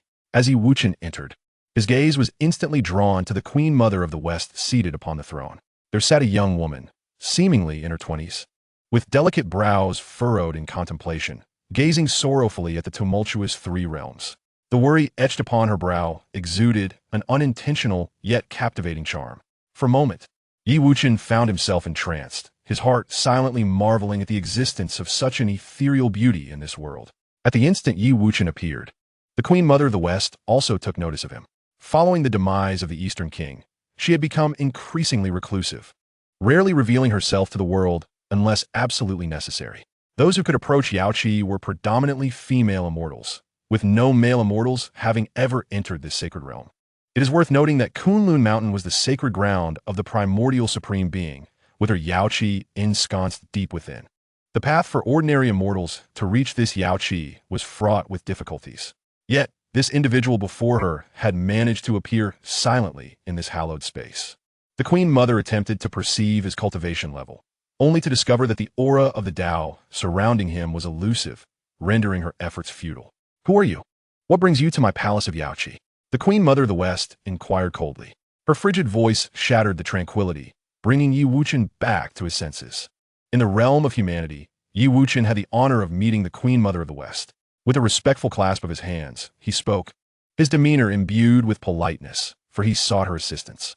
He was well aware of the Queen Mother's great deeds, which had rendered her a figure of immense merit among living beings. "Yi Wuchen, forgive me, but I am unfamiliar with that name," the Queen Mother replied, her brow furrowing slightly, her eyes reflecting confusion. "In truth, I, like your Majesty, have rarely concerned myself with worldly affairs. Thus, it is entirely understandable that you would not know of me," Yi Wuchen responded calmly. "Pray tell, what brings you to my Yaoqi today?" the Queen Mother inquired, her intrigue deepening. "Are you not aware that the power of the heavenly Tao is waning, rendering it incapable of sustaining the normal order of heaven and earth?" Yi Wuchen posed a question. Upon hearing this, the Queen Mother's frown deepened. She was indeed cognizant of the weakening of the heavenly Tao's power. Yet as a mere Hunyuan golden immortal, she felt utterly powerless in this matter. "Indeed, the power of the heavenly Tao has diminished significantly. But this is beyond my capabilities to rectify. Do you possess a solution?" The Queen Mother conceded.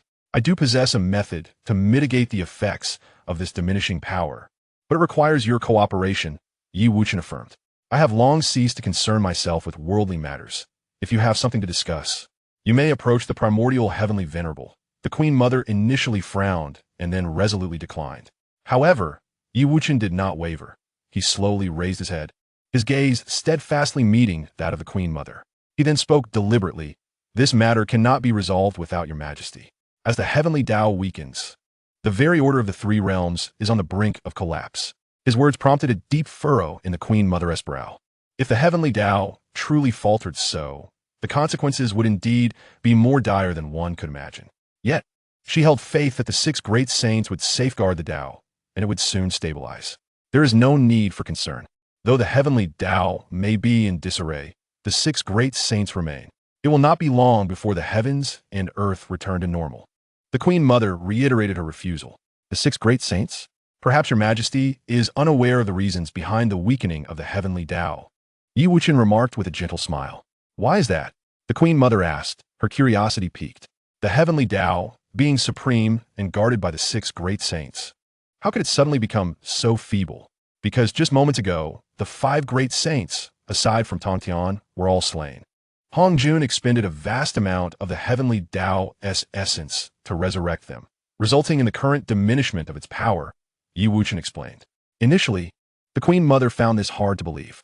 The saints possessed unfathomable powers. How could they be slain? Moreover, the notion of five saints being killed was unfathomable. Yet upon deeper reflection, she found a sliver of credence in his words. If this were not the case, how could the power of the heavenly Tao have vanished so drastically? With this thought, the Queen Mother found herself half convinced. "How do you know of this?" she asked earnestly. In response, Yi Wuchen recounted the events that had transpired in the Zixiao Palace in their entirety. After listening to Yi Wuchen's account, the Queen Mother of the West wore a look of skepticism. "Could it be that you truly vanquished the five great saints? How could anyone possibly believe such a tale?" she murmured to herself. Observing her disbelief, Yi Wuchen casually waved his hand, conjuring the scene of the battle at Zixiao Palace before her eyes. As the Queen Mother witnessed the image of Wuchen displaying his formidable powers, annihilating the 5 great saints with the divine acts of creation, her complexion paled in astonishment, leaving her momentarily speechless. After a considerable pause, she finally regained her composure and gravely stated, "If what you say is true, then the turmoil in the 3 realms originates from you. What is it that you truly intend to do?"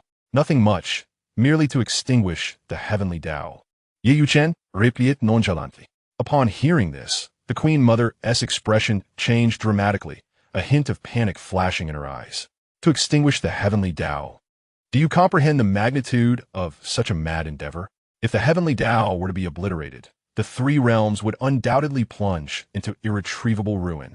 Recognizing that persuading the Queen Mother would require considerable effort, Wuchen manifested an aura of half-step harmony. "Were it not for a flicker of compassion within me, I would have already destroyed the heavenly Tao.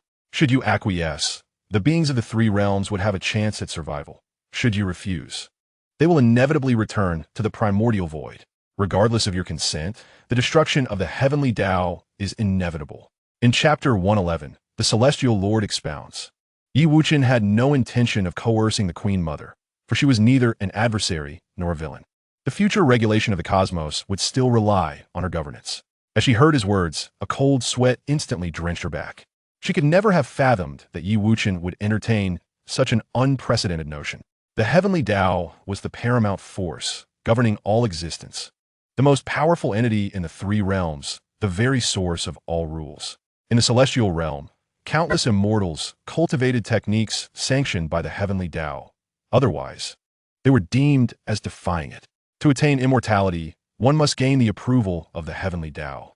Yet even so, I shall never consent to any actions that contravene the heavenly Tao. The Queen Mother's expression was grave, her voice low but resolute. "I shall not impose upon you. All I require is for you to meticulously observe the patterns of the cosmos during this period and then formulate the heavenly laws. After the calamity of the canonization, the heavenly laws shall replace the heavenly Tao to uphold the order of the universe." Wuchen elucidated. Formulating the heavenly laws is no simple task. Any misstep could lead to an imbalance in the cosmos, resulting in untold suffering for all living beings. This endeavor is exceedingly intricate. Creating a complete set of heavenly laws necessitates a significant investment of time and energy. Wuchen had no desire to clean up this mess, and entrusting the formulation of the heavenly laws to the Queen Mother would liberate him from this burden. Upon hearing this, although the Queen Mother harbored doubts regarding Wuchen's intentions, she was acutely aware of the terrifying consequences of the heavenly Tao's disappearance. After much contemplation, she finally nodded in agreement. "Very well, I shall observe the workings of the cosmos and draft the heavenly laws during this time." She understood that if the day ever came when the heavenly Tao ceased to exist, the heavenly laws would become the linchpin for maintaining the order of the universe. If the celestial laws are imperfectly established, the suffering will inevitably be borne by the myriad beings of the world. When the time of divine tribulation arrives, I shall summon several extraordinary deities to assist you in your endeavors. Wuchen reminded the Queen Mother of the West before his departure. After he left, she let out a long sigh. This individual possesses immense power, capable of effortlessly slaying saints. Such strength could easily bring about the end of worlds. After a moment of contemplation, the Queen Mother turned her gaze towards the celestial realm. Chaos reigned, and the once harmonious atmosphere had vanished. The celestial energy was in disarray, and many immortals appeared haggard, rapidly aging. The absence of the heavenly Tao's power led numerous practitioners of the Tao to acutely sense their diminishing cultivation. Some who had just stepped into the realm of Earth immortals found their abilities regressing, reverting to the state of mere mortals. Even the great Luo golden immortals were not spared, their magical powers significantly weakened. Alas, most immortals in the celestial realm practice the heavenly Tao. Should the Tao be truly extinguished in the future, it is likely that these beings will revert to humanity. Observing the chaos before her, the Queen Mother could not help but sigh. Although there are countless methods of cultivation, since the manifestation of the heavenly Tao, the majority of immortals have closely intertwined their paths with it. She then shifted her gaze to the mortal realm, where disasters were rampant. Floods devastated the land, droughts prevailed, and the earth trembled, leaving the beings in dire straits. Despite the presence of numerous celestial generals tasked with slaying demons and capturing ghosts, They found themselves powerless against the imbalance of the heavenly Tao's power. Only by restoring order can tranquility be regained in the mortal world. Finally, the Queen Mother looked towards the underworld, where the gates of the netherworld stood wide open, and the boundaries of yin and yang had become blurred, plunging the once distinct realms into turmoil. Fortunately, there were few vengeful spirits and malevolent ghosts at that moment. Otherwise, great calamities might have befallen the mortal realm. After Wuchen departed from Kunlun Mountain, he returned to the Windy Town. He needed to consolidate his cultivation beneath the tree of enlightenment. The realm of harmonization is no ordinary state. Though his prowess had yet to reach the level of creating and shaping worlds, he was nonetheless capable of wielding the fates of countless lives. However, Wuchen had little interest in controlling the destinies of others, which is why he refrained from passing on the path of creation. To impart such knowledge would imply taking on disciples. If a disciple, having cultivated the path of creation, were to act malevolently, should he kill or spare them? Although the power of karma could not threaten him, entanglements with karma are complex and inescapable, leading to incessant troubles. Alas, such troubles abound. Wuchen could not help but sigh, his expression one of resignation.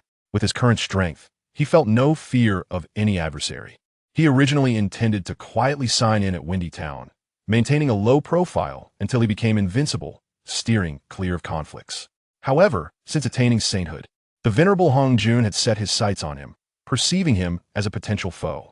The venerable Hong Jun has persistently schemed behind the scenes, calculating against him repeatedly and applying relentless pressure, were he to transcend to the realm of creation within 3 to 5 years.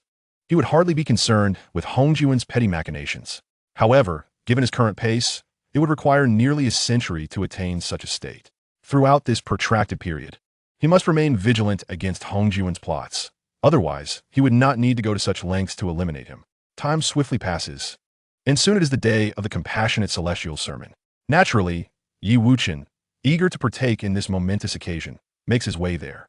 On the very day the compassionate celestial scheduled his discourse, he instructed his disciples to deliver an invitation to Wuchen. After a bit of grooming, Wuchen, accompanied by Lin Zhengxiang and leading the formidable Little Water, set off for the Yunming Palace. The name Little Water was bestowed by Wuchen upon his water Qilin. The disciples of Yunming sect were well aware of the close relationship between the compassionate celestial and the proprietor of the Qiming dining house, and thus reserved the best seats for them, ensuring no hindrance to their attendance. On that day, the Yunming Palace was suffused with fragrant smoke, exuding an aura of auspiciousness.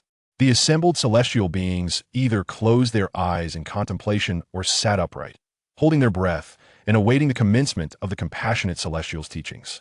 The compassionate celestial, Cheng Tang, radiated a soft golden light, his expression imbued with compassion and serenity, as his gaze slowly swept across the assembly. When his eyes fell upon Wuchen and his companions, he felt a sudden jolt within, yet he restrained his emotions, allowing a gentle smile to grace his face as he nodded in acknowledgement.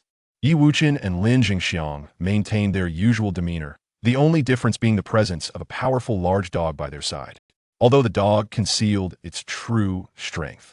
The compassionate celestial perceptively sensed that its prowess was likely on par with his own. He had heard of a large dog being appointed as a guardian at the Qiming dining house, but he never anticipated its formidable capabilities. Regaining his composure, the compassionate celestial commenced his sermon. His words flowed like golden lotuses, with profound teachings cascading into the ears of the celestial beings like a gentle stream. Yet, Wuchen remained somewhat distracted, absent-mindedly stroking Little Water's fur.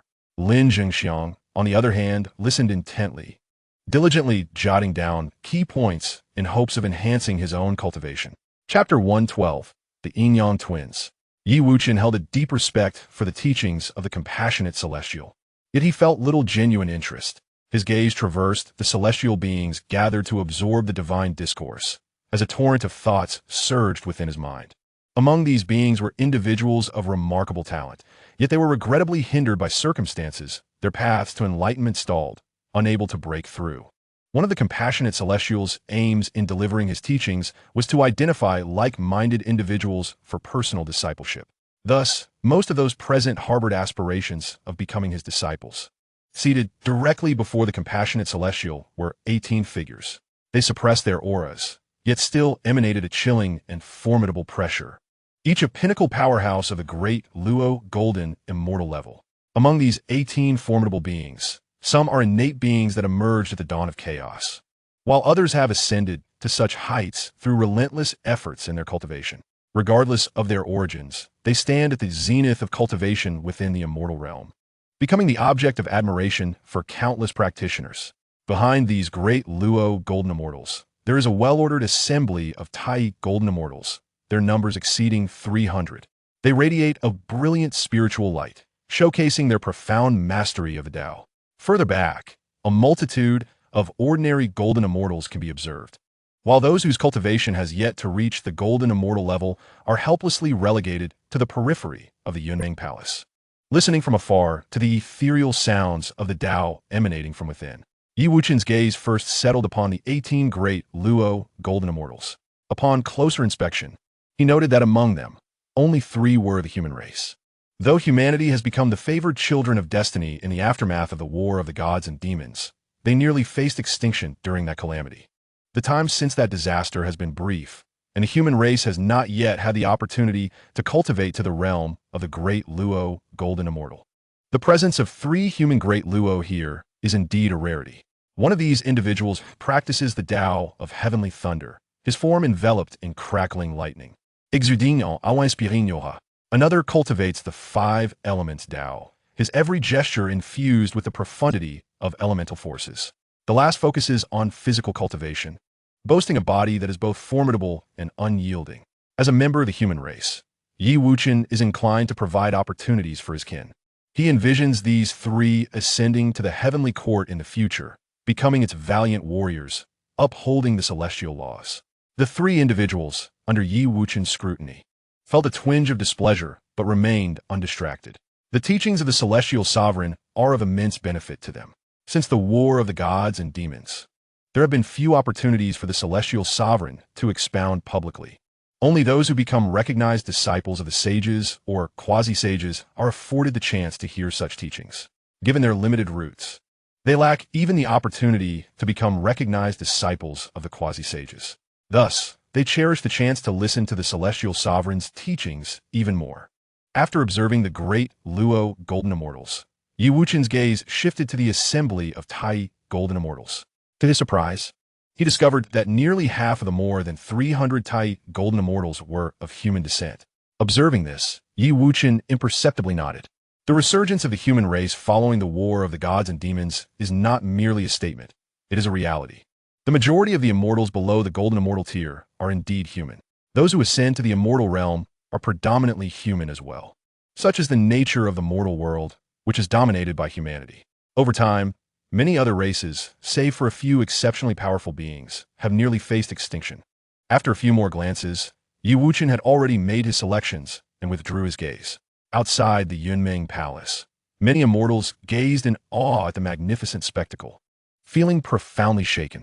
Prior to this moment, a singular great Luo golden immortal could reign supreme in this celestial domain, commanding legions. Yet now, an astonishing 18 great Luo golden immortals have assembled, alongside over 300 Tai golden immortals, converging in this unprecedented spectacle. The arrival of even a singular enlightened immortal would irrevocably alter the status of this celestial realm, inciting monumental transformations. Moreover, with the presence of the compassionate celestial sovereign imparting wisdom, and considering the sovereign's relatively recent enlightenment, many great Luo golden immortals remain in seclusion, yet to arrive. It is not difficult to envision a future where this celestial domain burgeons with activity. It is almost unbelievable that such a multitude of golden immortals has come to absorb the teachings. Could that be the sovereign? He single-handedly guided all the vengeful spirits of the underworld to transcendence, truly a paragon of virtue. If only I had joined the Cloud Dream sect earlier. Alas, I am now part of the Falling Star sect. Numerous immortals congregate outside the Cloud Dream Palace, their conversations rife with envy for those fortunate enough to hear the teachings. Many who consider themselves endowed with supreme celestial destiny clench their fists in silent determination, fully aware that following the sovereign's discourse, the Cloud Dream sect's influence will undoubtedly expand. Even a mere outer disciple of the Cloud Dream sect would offer a more promising path to immortality than being an inner disciple of other sections. "Brother, shall we join the Cloud Dream sect?" inquired a sweet-faced fairy, tugging at her brother's sleeve, her voice soft and melodic. This maiden, named Xuanqi, has already reached the late stage of the profound immortal realm. Xuanqi is petite and delicate, adorned in a crimson gown, reminiscent of the warm and vibrant sunlight of spring. "What if the Cloud Dream sect deems us unworthy?" Her brother, Xuanya, replied softly, a frown creasing his brow. Xuanya, also at the late stage of the profound immortal realm, is tall and imposing, with a countenance that is strikingly severe, his skin almost translucent, and his eyes resembling deep pools in a cold night. The two are fraternal twins, with Xuanya possessing a naturally cold yin constitution, while Xuanqi embodies an inherently warm yang essence. They were once ordinary children from a humble family, living in blissful harmony. Yet, when together, they exist in perfect equilibrium. Apart, however, Xuanya is engulfed in an infinite chill, as if trapped in an ice cellar, while Xuanqi feels as though she is scorched by searing flames, enduring untold agony. Only in proximity can they achieve balance and tranquility. Remarkably, they share an innate telepathic connection, understanding each other's thoughts through a mere glance or gesture. Since embarking on their cultivation journey, their unique physiques have allowed them to advance at an extraordinary pace. In just 3 millennia, they both ascended to the celestial realm, and after enduring countless years in the immortal world, they finally attained the late stage of the profound immortal realm. Although they are both at this advanced stage, their combined strength amplifies exponentially when they unite. Even the slaying of early-stage golden immortals is a trivial matter. It is said that the savior of suffering single-handedly cleared the entire realm of the underworld of vengeful spirits and restless souls, a testament to his formidable divine powers. Xianyan cast a fervent gaze toward the Cloud Dream Palace. "Very well, I shall find a way to join the Cloud Dream sect," he sighed. In this day and age, the number of immortals wishing to join the Cloud Dream sect is staggering. Who truly knows the requirements for their discipleship? In the celestial realm, the selection of disciples is not solely based on strength. It is equally contingent upon the school of immortal arts one practices and its compatibility. Chapter 113, The Conclusion of the Teachings. In the Cloud Dream Palace, a dashing young man of the human race, named Gongsun Xianyuan, was intently listening to the savior of suffering expound on the path of sentient beings. Gongsun Xianyuan had long since attained immortality, yet remained steadfast in his cultivation, showing no signs of complacency. After enduring prolonged and arduous training, he had achieved the status of a great Luo golden immortal, standing as one of the pinnacle figures among humanity. However, due to the imbalance of the heavenly Tao, his cultivation had regressed to the stage of Tai golden immortal. At the time of Gongsun Xuanyuan's birth, humanity was still in its primitive stage, suffering under the oppression of myriad races. This deeply resonated with him as he engaged with the teachings of the savior of suffering. Although humanity is destined to be favored by the heavens and protected by the heavenly Tao, many other races still regard them with disdain. Born weak, the path of cultivation for humans is fraught with hardship. Numerous races are innately superior to humanity, naturally looking down upon them. Even the already weakened demon race considers humans as easy prey. This relentless oppression fills Gongsun Xianyuan with profound sorrow and further solidifies his resolve to strengthen himself and uphold the dignity of his kin. Not long ago, as the imbalance of the heavenly Tao allowed legions of vengeful spirits to pour into the mortal realm, the populace was plunged into endless suffering. At that time, Gongsun Xianyuan was in a critical period of meditation, oblivious to the events transpiring outside. Only upon breaking through did he realize that the vengeful spirits had been entirely transformed by a mysterious sage, restoring peace to the mortal realm. Upon hearing that this savior of sentient beings was delivering teachings at the Cloud Dream Palace, he rushed there without hesitation, eager to behold the grandeur of the savior of suffering and grasp the profound truths of the Tao. As he listened to the teachings, each word resonated within him like a divine revelation, illuminating his understanding. As time flowed on, his comprehension of these intricate principles deepened, and the once calm currents of his magical power began to surge. At last, a tremendous force erupted from his immortal body, shattering his previous limitations. To his astonishment, he discovered that his cultivation had, unbeknownst to him, been restored, allowing him to re-enter the ranks of the great Luo Golden Immortal. The teachings of the savior of suffering regarding the path of sentience were strikingly in harmony with his own essence. Just then, the discourse concluded. Esteemed guests, I had originally intended to teach for a span of 49 days.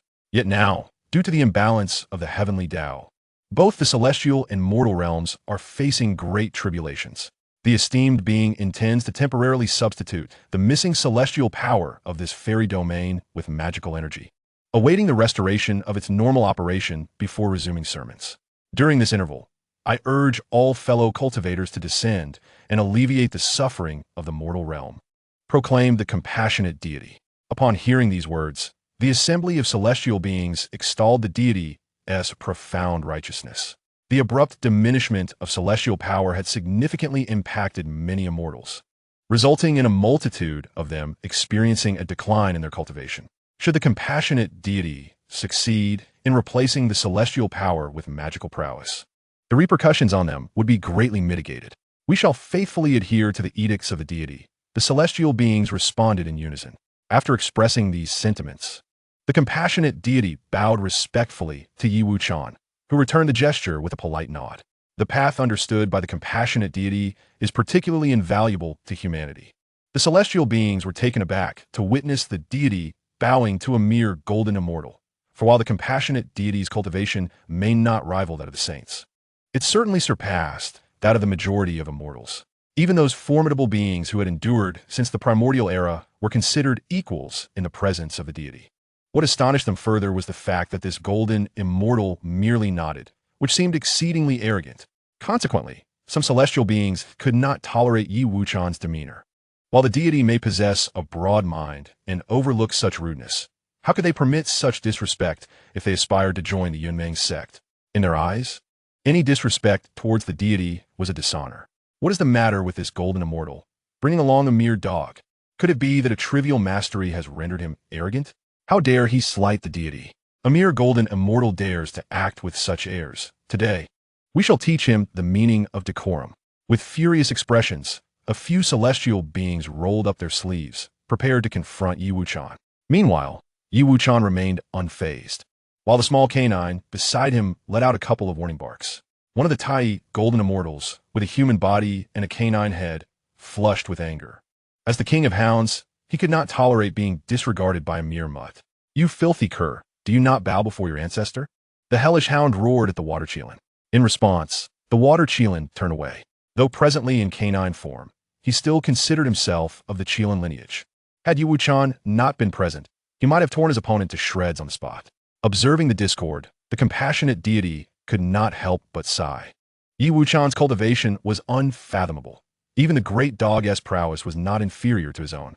If he himself had to treat Wuchen with utmost respect, how dare these immortals act so recklessly? Cease at once. Let not today's matter escalate further. Fellow Taoist, he is my closest friend. Do not let a moment of impulse disturb your cultivation mindset. The compassionate deity interjected to defuse the tension. Hearing the deity's words, though reluctant, the celestial beings had no choice but to halt their actions. The compassionate deity gazed earnestly at Wuchen and spoke. Friend Yi, might you consider staying at the Cloud Dream Palace for a discussion? With the invitation from the deity, Wuchen readily agreed, nodding slightly. He surmised that the compassionate deity wished to inquire about matters relating to the heavenly Tao. He instructed Lin Zhengxiang to take Xiaoshui back while he accompanied the deity. Before long, the compassionate deity led him to a secluded chamber. Friend Yi, are you aware of why the power of the heavenly Tao has suddenly diminished? The deity inquired. I am, Wuchen replied candidly, recounting his experiences at the Zhixiao Palace. As Wuchen narrated his tale, the deity's expression grew increasingly grave. He had not anticipated that Wuchen had slain 5 great sages.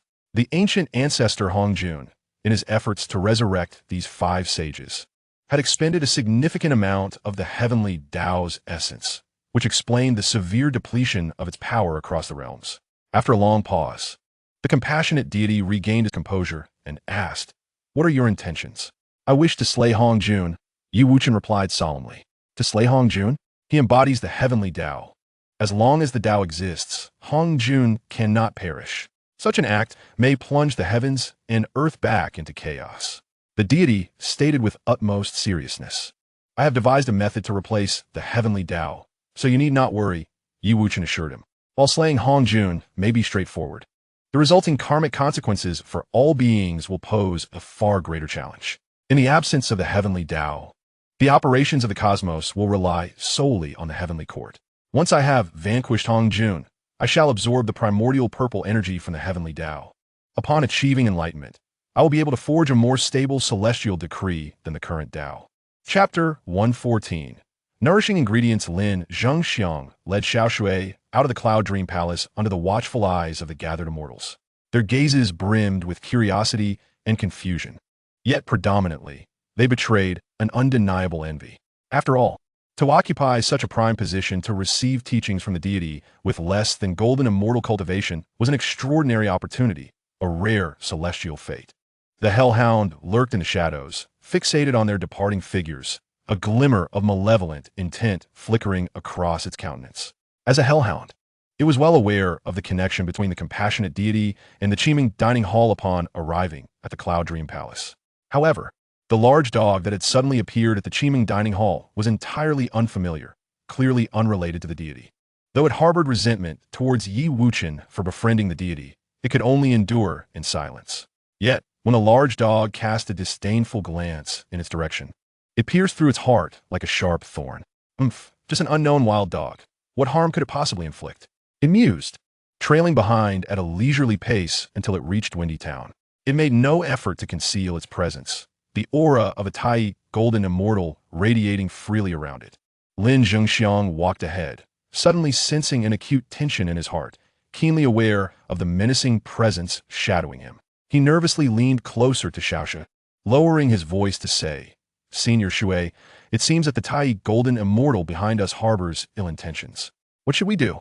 In the past, when Lin Zhengxiang first encountered Xiao Shui at the Qiming restaurant, he had imitated Yi Wuchen and called it Xiao Shui, only to be chased and bitten by Xiao Shui several times before hastily correcting himself to address it as senior. At this moment, the water Qilin shook its fur nonchalantly, its tone dripping with disdain. What is there to fear? Merely a mad dog. Given its strength, a mere Tai golden immortal was hardly worth its personal intervention. That would be beneath its dignity. Lin Zhengxiang was momentarily at a loss for words.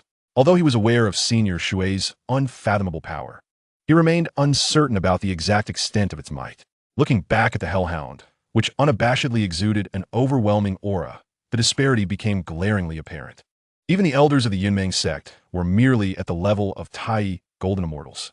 Suddenly, the water Qilin seemed to have an epiphany, its gaze abruptly shifting to the hellhound, a meaningful smile curling at the corners of its mouth. "Xiao Linzi, can you handle a meat dog?" "A meat dog? Where?" Lin Zhengxiang responded, bewildered, instinctively glancing down at the large dog he was holding. "What are you looking at me for? I'm not a real dog. Look behind you." The water Qilin, seeing the misunderstanding in Lin Zhengxiang's eyes, was filled with exasperation. Lin Zhengxiang quickly turned to face the hellhound. Its cold stare sent a shiver down his spine. "Senior Shui, given the circumstances, please do not jest. Should I send a message to Boss Yi and have a celestial intervene?" Lin Zhengxiang urged anxiously. Upon finishing, he prepared to form a seal to communicate with Yi Wuchen. Observing this, the water Qilin bit Lin Zhengxiang on the backside. If he could not handle such a trivial matter, it feared that he would soon become the meal himself. "You coward! How can you be so easily frightened by a mad dog?"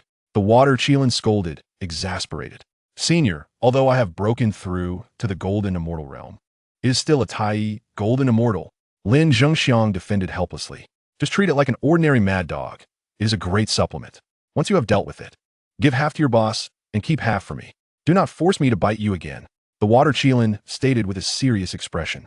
The hellhound, following closely behind, overheard the exchange between the human and the dog, feeling both astonished and enraged. It had not anticipated that this seemingly ordinary large dog would audaciously attempt to regard it as a meal. When it heard Lin Zhengxiang mentioning sending a message to the Celestial, a shiver ran through it. Yet, the large dog obstructed Lin Zhengxiang's actions. It seemed they were merely waving a flag to instill fear. Regardless of their relationship with the Celestial, once it resolved them, it could retreat to the underworld. Surely the Celestial would not descend for such a trivial matter. The hellhound thought to itself, quickening its pace its murderous intent radiating fiercely. Lin Jingxiang felt an overwhelming sense of oppression wash over him, his legs trembling slightly. Yet, recalling the encouragement from the water Qilin, a resolute determination surged within him. "Senior Water, today I shall give it my all," Lin Jingxiang shouted, casting aside any hesitation as he lunged toward the hellhound, gripping the dragon-slaying sword tightly. A blade he had once wielded while preparing ingredients of the dreamy cuisine, it now transformed into his weapon against this formidable foe. The hellhound, taken aback by Lin Zhengxiang's audacity to attack, momentarily froze before opening its massive jaws, intent on devouring him whole. Observing from the sidelines, the water Qilin scoffed with a hint of contempt, emitting a cold snort. Suddenly, the hellhound's aura surged dramatically, revealing its true form as a colossal red dog, its full strength as a Taiji golden immortal laid bare. Lin Jingxiang sensed the terrifying presence of the Taiji golden immortal, suppressing his fear as he struck at the hellhound's neck with his sword. Strangely, the hellhound appeared completely immobilized, oblivious to the need to evade. The razor-sharp, dragon-slaying sword swiftly severed the hellhound's head from its body, which then collapsed to the ground, lifeless. Is it truly dead? How could this be? Lin Jingxiang gazed in disbelief at the corpse of the hellhound. This creature was a Taiji golden immortal. How could it perish so easily? Was it merely a mad dog I killed?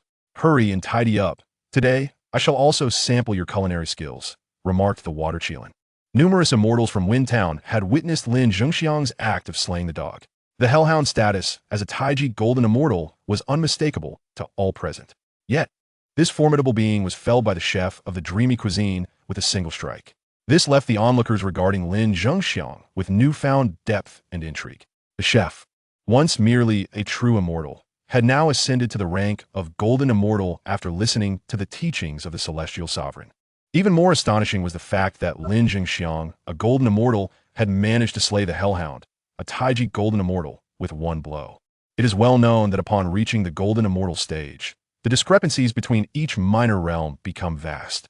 The chasm between major realms is akin to the difference between heaven and earth. Without extraordinary means, one would be utterly powerless to resist. "Brother, he is incredibly strong. Able to slay a Taiji golden immortal with a single strike," Xuanqi remarked to his companion, Zaiwanai. Indeed, the teachings of the savior of suffering are formidable. Allowing a golden immortal to vanquish a Taiji golden immortal, Zaiwanai agreed, nodding in affirmation. What they had just witnessed was the hellhound unleashing its most potent technique, only to be swiftly dispatched by Lin Zhengxiang's blade. Chapter 115. How could the celestial sovereign dine on guests? Could it be that the celestial sovereign intervened? Xuanqi exclaimed in astonishment. Upon hearing this, the attention of the immortals shifted toward the direction of the Cloud Dream Palace. To enable a golden immortal to slay a hellhound of Taiji golden immortal caliber with merely one strike, such an extraordinary feat could only be attributed to the celestial sovereign. Although the great immortal could easily suppress the Tai golden immortal, achieving such a clean and decisive victory was beyond his capabilities. The assembled celestial beings unanimously concluded that it must have been the compassionate heavenly sovereign who intervened to rescue Lin Zhengxiang, the esteemed chef. Indeed, the rumors proved true. The compassionate heavenly sovereign shared a profound connection with the dreamy feast restaurant.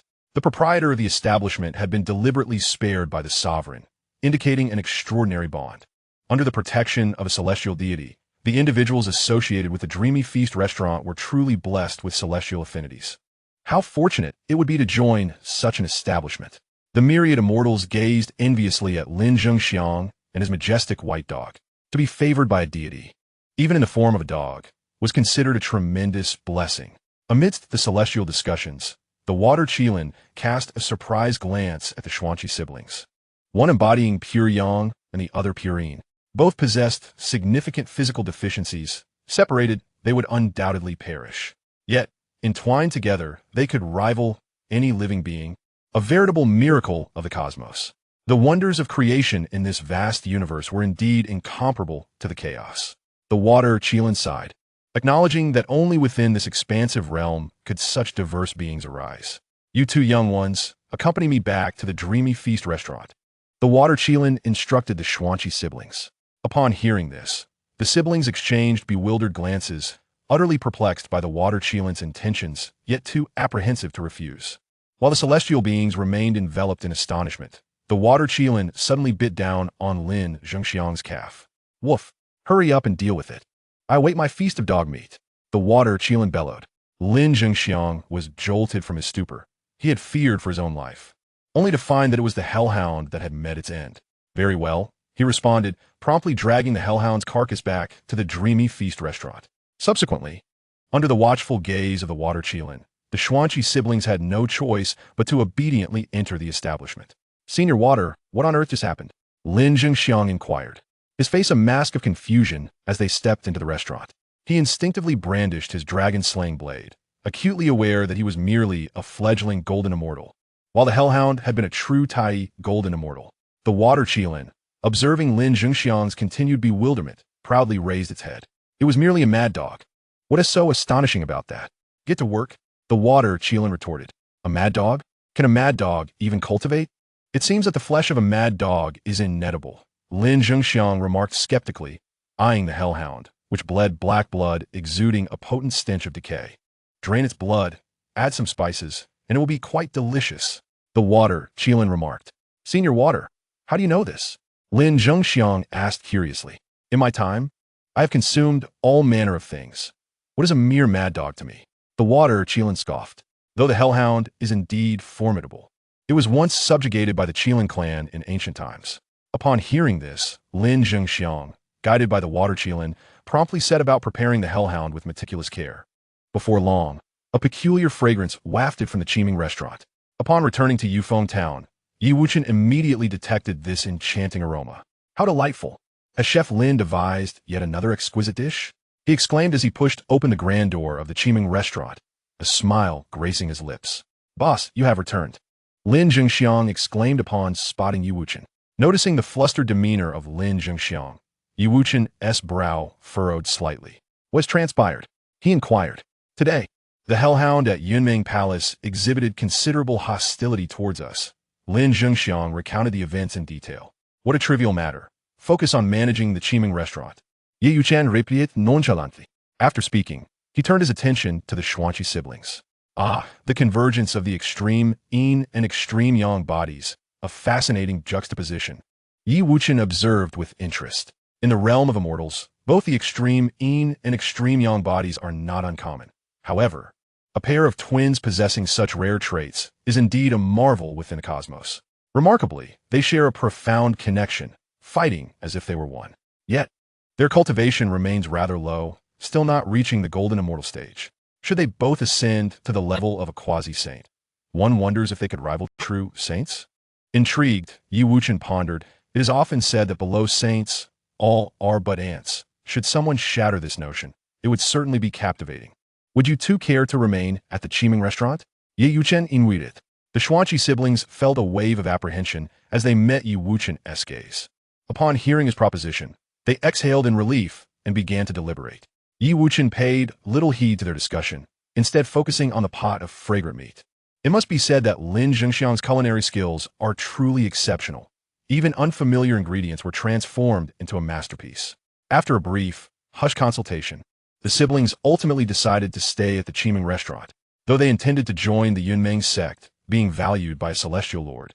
Joining the Qiming restaurant might prove advantageous. Boss Yi, we are willing to join the Qiming restaurant, they declared in unison. Very well then. Please find a seat and sample Chef Lin's culinary artistry, Yi Wuchen invited.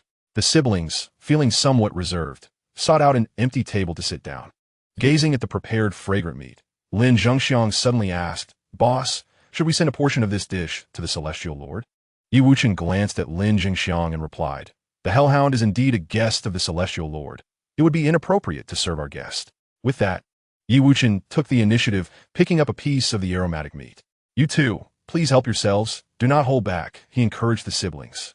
Upon hearing this, Xuanqi took a bite and felt as though her taste buds had erupted in a delightful explosion, followed by a surge of both the utmost yang and yin celestial essence spreading within her mouth. Xuanqi's eyes widened in astonishment. The fragrant meat possessed a remarkable ability to invigorate her extreme yang constitution. Observing her reaction, Xuanya hastily joined in, devouring the meat with fervor. As the savory morsels were consumed, a gentle glow enveloped the siblings and the celestial essence within them surged, suggesting a potential breakthrough. The Hellhound, having lingered in the underworld for an extended period, was steeped in heavy energy. Yet, as a divine canine, its physical form was of pure yang. The fascinating fusion of these two extreme attributes resided within the Hellhound's corporeal form. Chapter 116. The Descent of the Celestials.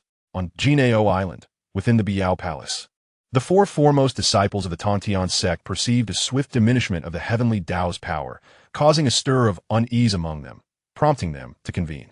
Eldest brother, given the current imbalance of the heavenly Tao, should we not venture forth from the island to stabilize its power? Asked the golden spirit saintess, her expression grave as she turned to Dao Bao Daoren. Indeed, eldest brother, witnessing the significant reduction in the heavenly Tao's force, it appears that countless beings in the world may be enduring great calamities, echoed the Wudong saintess, her face etched with concern. Dao Bao Daoren, upon hearing their words, let out a deep sigh and replied slowly, Dear sisters, before our master entered seclusion, he issued a stern order to seal the island, forbidding disciples from entering or leaving at will. It is possible that our master foresaw today's great tribulation long ago. You speak wisely, eldest brother. Our master's directive to seal the island must indeed be based on prior knowledge.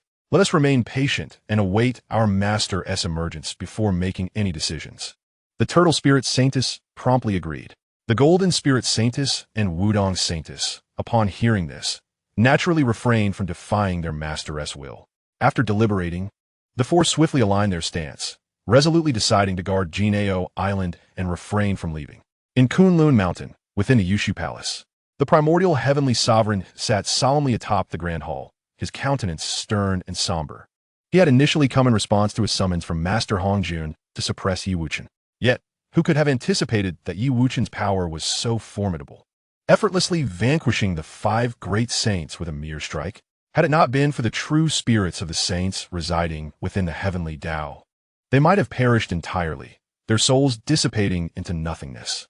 In a desperate bid to revive the 5 saints, Master Hongjun had expended a considerable portion of the heavenly Tao's essence. Now that the heavenly Tao is deficient, you 12 golden immortals must promptly lead your disciples down the mountain to replenish its power.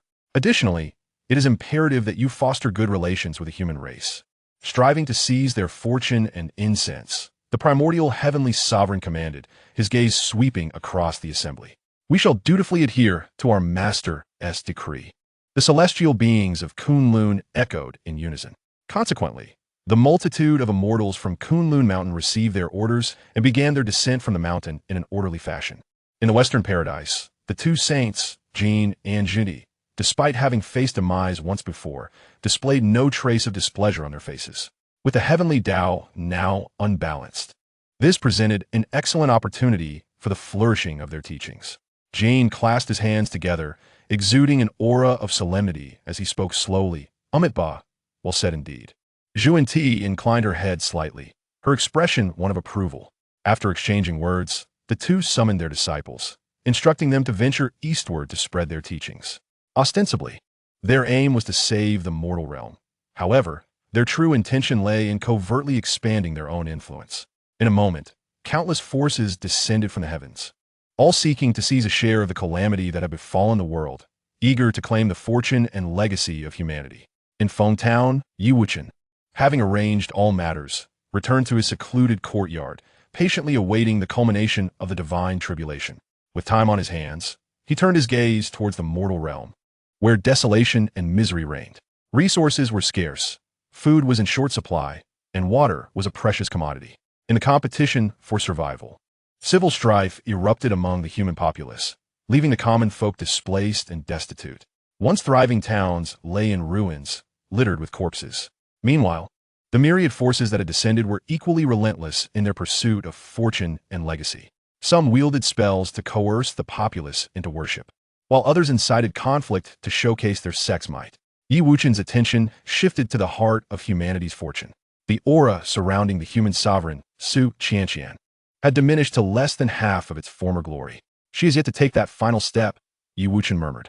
At this moment, Su Qianqian remained at the pinnacle of the great Luo golden immortal realm, possessing the fortune of humanity and an abundance of incense offerings. She ought to have ascended the path of forgetfulness, advancing to the mixed yuan golden immortal stage. Sensing something, Su Qianqian lifted her gaze towards the heavens. Yet, with her powers, she could not discern Yi Wuchen's presence. "Is it you?" she whispered softly. After years of cultivation in the mortal realm, she had reached the apex of the great Luo golden immortal realm, but hesitated to take the final step to master the path of forgetfulness. Firstly, her heart was set on continuing to protect humanity. Secondly, should she embark on the path of forgetfulness, she might cease to care for humanity and forget that one person. Yi Wuchen averted his gaze, focusing on another locus of humanity's fortune. "Shenong, the Flame Emperor," he murmured. Before him stood the Flame Emperor, a robust figure clad in simple hempen garments, laboring in the fields. He personally taught the populace to cultivate grains, sweat beading on his forehead, disregarded as he worked. Behind him, a throng of citizens looked on with reverence. As the power of the heavenly Tao waned, food became scarce and water resources tightened. He instructed humanity in agriculture, providing a stable source of sustenance, and with great magical prowess, connected the celestial river to bring its waters to aid the people. Thus, the Flame Emperor garnered a significant portion of humanity's fortune. The other two sovereigns, Nuwa and Fushi, were also ordained by the heavenly Tao. As a member of the demon race, Nuwa had no disciples to preach among mortals. Fushi, having left only a trace of his true spirit, found it difficult to contend for humanity's fortune. Observing the Flame Emperor's deeds, Yi Wuchen silently praised him. Though appointed by Hongjun, the Flame Emperor had undeniably rendered immense contributions to humanity. As time flowed quietly, signs of stability began to emerge in the mortal realm. However, the dominion of the Flame Emperor was ultimately limited, and many among the human race, who lay beyond his territorial reach, continued to struggle on the brink of life and death. At this juncture, Gongsun Xianyuan emerged dramatically. With his exceptional talents, he gradually unified the scattered human clans and subsequently proclaimed himself the Yellow Emperor. Observing the countless human beings still entrenched in hardship, the Yellow Emperor turned his gaze towards the bountiful lands governed by the Flame Emperor. This region, abundant in water sources and fertile soil, resembled a paradise on earth. The Yellow Emperor made his way directly to the Flame Emperor, hoping for his assistance to rescue more of the human race. Upon their first encounter, the Yellow Emperor eagerly recounted the dire circumstances faced by humans elsewhere. However, upon hearing this, the Flame Emperor's countenance darkened instantly, revealing his displeasure. He had already expended considerable magical energy to summon the waters of the celestial river and invested immense effort in teaching the populace the art of agriculture, which had cultivated the present prosperity. The Yellow Emperor's request at such a moment was simply intolerable to him. Without a second thought, the Flame Emperor outright rejected the Yellow Emperor's appeal. Disheartened by the Flame Emperor's resoluteness, the Yellow Emperor felt a flicker of anger rise within him. He understood that to save more of his kind, this fertile land was of paramount importance. Conversely, the Flame Emperor perceived the Yellow Emperor's actions as somewhat presumptuous. Unwilling to relinquish the stability he had painstakingly built, the two men locked eyes, a spark of conflict igniting between them. The Yellow Emperor spoke first, his tone firm as he implored the Flame Emperor to consider the greater good. Yet, the Flame Emperor remained unmoved, his magical energy subtly surging as a warning. Faced with this, the Yellow Emperor could only depart in resignation.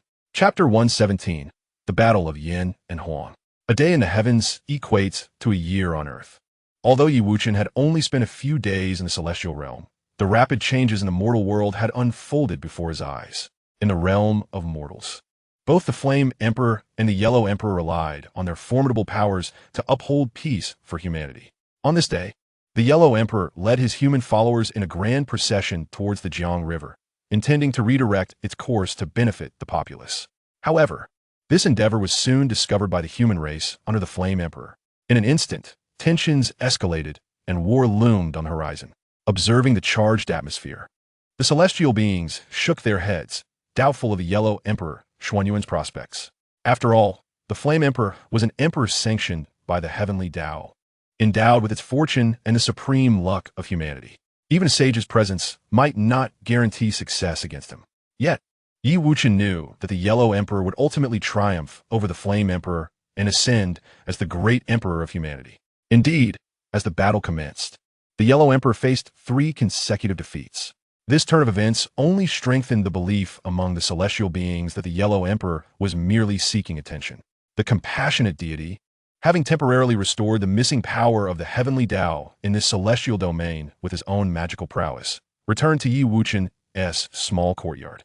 At that moment, scenes from the mortal realm materialized like phantoms in Yi Wuchen's courtyard. The compassionate deity swiftly absorbed this vision, gaining insight into the affairs of the mortal world. Master Yi, are you also paying attention to the affairs of the mortal realm? The compassionate celestial asked, his expression one of surprise. Recent events in the mortal world are indeed intriguing, which is why I have observed them more closely, Yi Wuchen replied, his demeanor serene as he spoke. Although he was aware of the outcome of the battle of Yin and Huang, he remained curious about the unfolding events. Could this Yellow Emperor be Gong's son, Xinyuan, whom I previously heard speak at Yunmeng Palace? How can he possibly be compared to the Emperor Yin? The compassionate celestial questioned, his gaze fixed on the Yellow Emperor with skepticism. This battle, the Yellow Emperor is destined to prevail, Yi Wuchen asserted with unwavering conviction. Upon hearing this, the compassionate celestial furrowed his brow, unable to fathom any possibility of the Yellow Emperor turning the tide. The disparity in power between the Yellow Emperor and the Emperor Yin was vast, leaving little room for victory, unless... A fleeting thought crossed the compassionate celestial's mind. Could it be that Yi Wuchen intended to lend assistance? Do you wish to aid the Yellow Emperor? He inquired cautiously. The will of the people shall soon enable the Yellow Emperor to reverse the situation and defeat the Emperor Yin, Yi Wuchen stated calmly. Yet his tone exuded an inexplicable confidence. The compassionate celestial shook his head in resignation, a bitter smile gracing his lips as he struggled to comprehend the future dynamics at play. Once the Yellow Emperor truly ascends to become the great emperor of humanity, he shall be able to vanquish the Emperor Yin, Yi Wuchen elaborated. The great emperor of humanity? The compassionate celestial was filled with perplexity, having never encountered such a term before. Indeed, the great emperor of humanity, Yi Wuchen affirmed emphatically, a glimmer of brilliance illuminating his eyes. The great emperor commands the 4 corners of the earth. In all the world, there is no land that does not belong to the sovereign. Wherever rivers flow and the sun shines, all falls under the dominion of the great emperor. The compassionate celestial listened, only partially grasping the grand ambition encapsulated within the concept of the great emperor of humanity. The Yellow Emperor harbored the fate of the world in his heart, devising strategies for the long-term development of humanity. Each defeat led him to profound reflection and subsequent tactical improvements. His benevolent deeds had quietly spread among the common populace. In contrast, the Emperor Yin, despite being favored by fortune, governed under a regime marked by severe class stratification, with many among the lower echelons of humanity harboring grievances. The compassionate celestial suddenly experienced a moment of clarity. It appeared that the Yellow Emperor's potential victory relied upon the collective will of the people. Just then, the Yellow Emperor once more rallied his troops for battle. Although his army had faced repeated defeats, the populace, in pursuit of survival, followed him with unwavering resolve. Standing before his battalion, the Yellow Emperor delivered a stirring speech that ignited the fervor of the crowd. The soldiers erupted in a chorus of cheers, their voices resounding across the land. Gazing at the multitude of his compatriots, who were willing to risk their lives for survival, the Yellow Emperor silently vowed that this time, he could not afford to lose. In that instant, a radiant aura began to coalesce around the Yellow Emperor, formed from the faith of countless human souls. At that moment, all of humanity regarded him as a hero destined to save the world. The Battle of Yin and Huang erupted once more, empowered by the faith of humanity. The Yellow Emperor clashed with the Emperor Yin at Banquan. This fierce engagement lasted 3 days and nights, culminating in the ultimate exhaustion and defeat of the Emperor Yin. The Flame Emperor gazed at the increasingly formidable Yellow Emperor, his heart filled with profound confusion. I am the Emperor of humanity, ordained by the heavenly Tao. How can you possibly compare to me? He inquired with indifference. The Yellow Emperor replied, if you are indeed the Emperor of humanity, why do you not extend your aid to the other realms of the human race? The Yellow Emperor's words left the Flame Emperor at a loss for retort. Though I have not been conferred by the heavenly Tao, my heart is attuned to every corner of humanity. This is the path to my triumph, the Yellow Emperor continued. After a prolonged silence, the Flame Emperor sighed deeply. Very well, your philosophy is indeed more suited to lead humanity forward. With that, The fortune surrounding him began to flow toward the Yellow Emperor. Countless celestial beings marveled at this scene. The Emperor of Humanity can indeed stand shoulder to shoulder with the Emperor of Man, exclaimed Cunny, gazing incredulously at the defeated Flame Emperor. That was the Emperor of Humanity conferred by the ancestor Hongjun, who has fallen to a mere great Luo golden immortal, replied Jane. The two exchanged glances, each sensing the other's thoughts. In the Yushu Palace, the primordial heavenly sovereign observed the events unfolding in the mortal realm, his expression darkening ominously. The human race has encountered yet another variable, he thought. The meticulous plans of his teacher, Hongjun, have once again been disrupted. Although he had not attained the position of the three sovereigns, he understood the immense power of the Emperor of Humanity. The human race has become increasingly elusive. The Fengshan calamity, whether it will commence as scheduled, remains uncertain. The primordial heavenly sovereign sighed, inexplicably. Originally, there were only the 6 great heavenly Tao saints, along with the earthly Saint Hutu in this realm. Yet now, not only has a being emerged who rivals the saints, but also a formidable Emperor of Humanity. The celestial realm has witnessed the rise of a terrifying figure, Yi Wuchen, capable of effortlessly slaying saints. In the Zixiao Palace, ancestor Hongjun had been intently observing the Flame Emperor, seeking to absorb the fortune of humanity to mend the deficiencies of the heavenly Tao. However, he had not anticipated that the Flame Emperor would be defeated by a mere Emperor of Humanity. The once abundant fortune of humanity suddenly vanished, leaving the already weakened heavenly Tao in an even more precarious state. Damn that Emperor of Humanity for thwarting my plans. I shall not let you escape unscathed. Ancestor Hongjun roared in fury, his celestial visage contorted into a grotesque mask of rage. Nevertheless, Ancestor Hongjun, being an ancient power tempered by countless ages, quickly suppressed his fury and regained his composure. He narrowed his eyes slightly, descending into contemplation as myriad thoughts raced through his mind.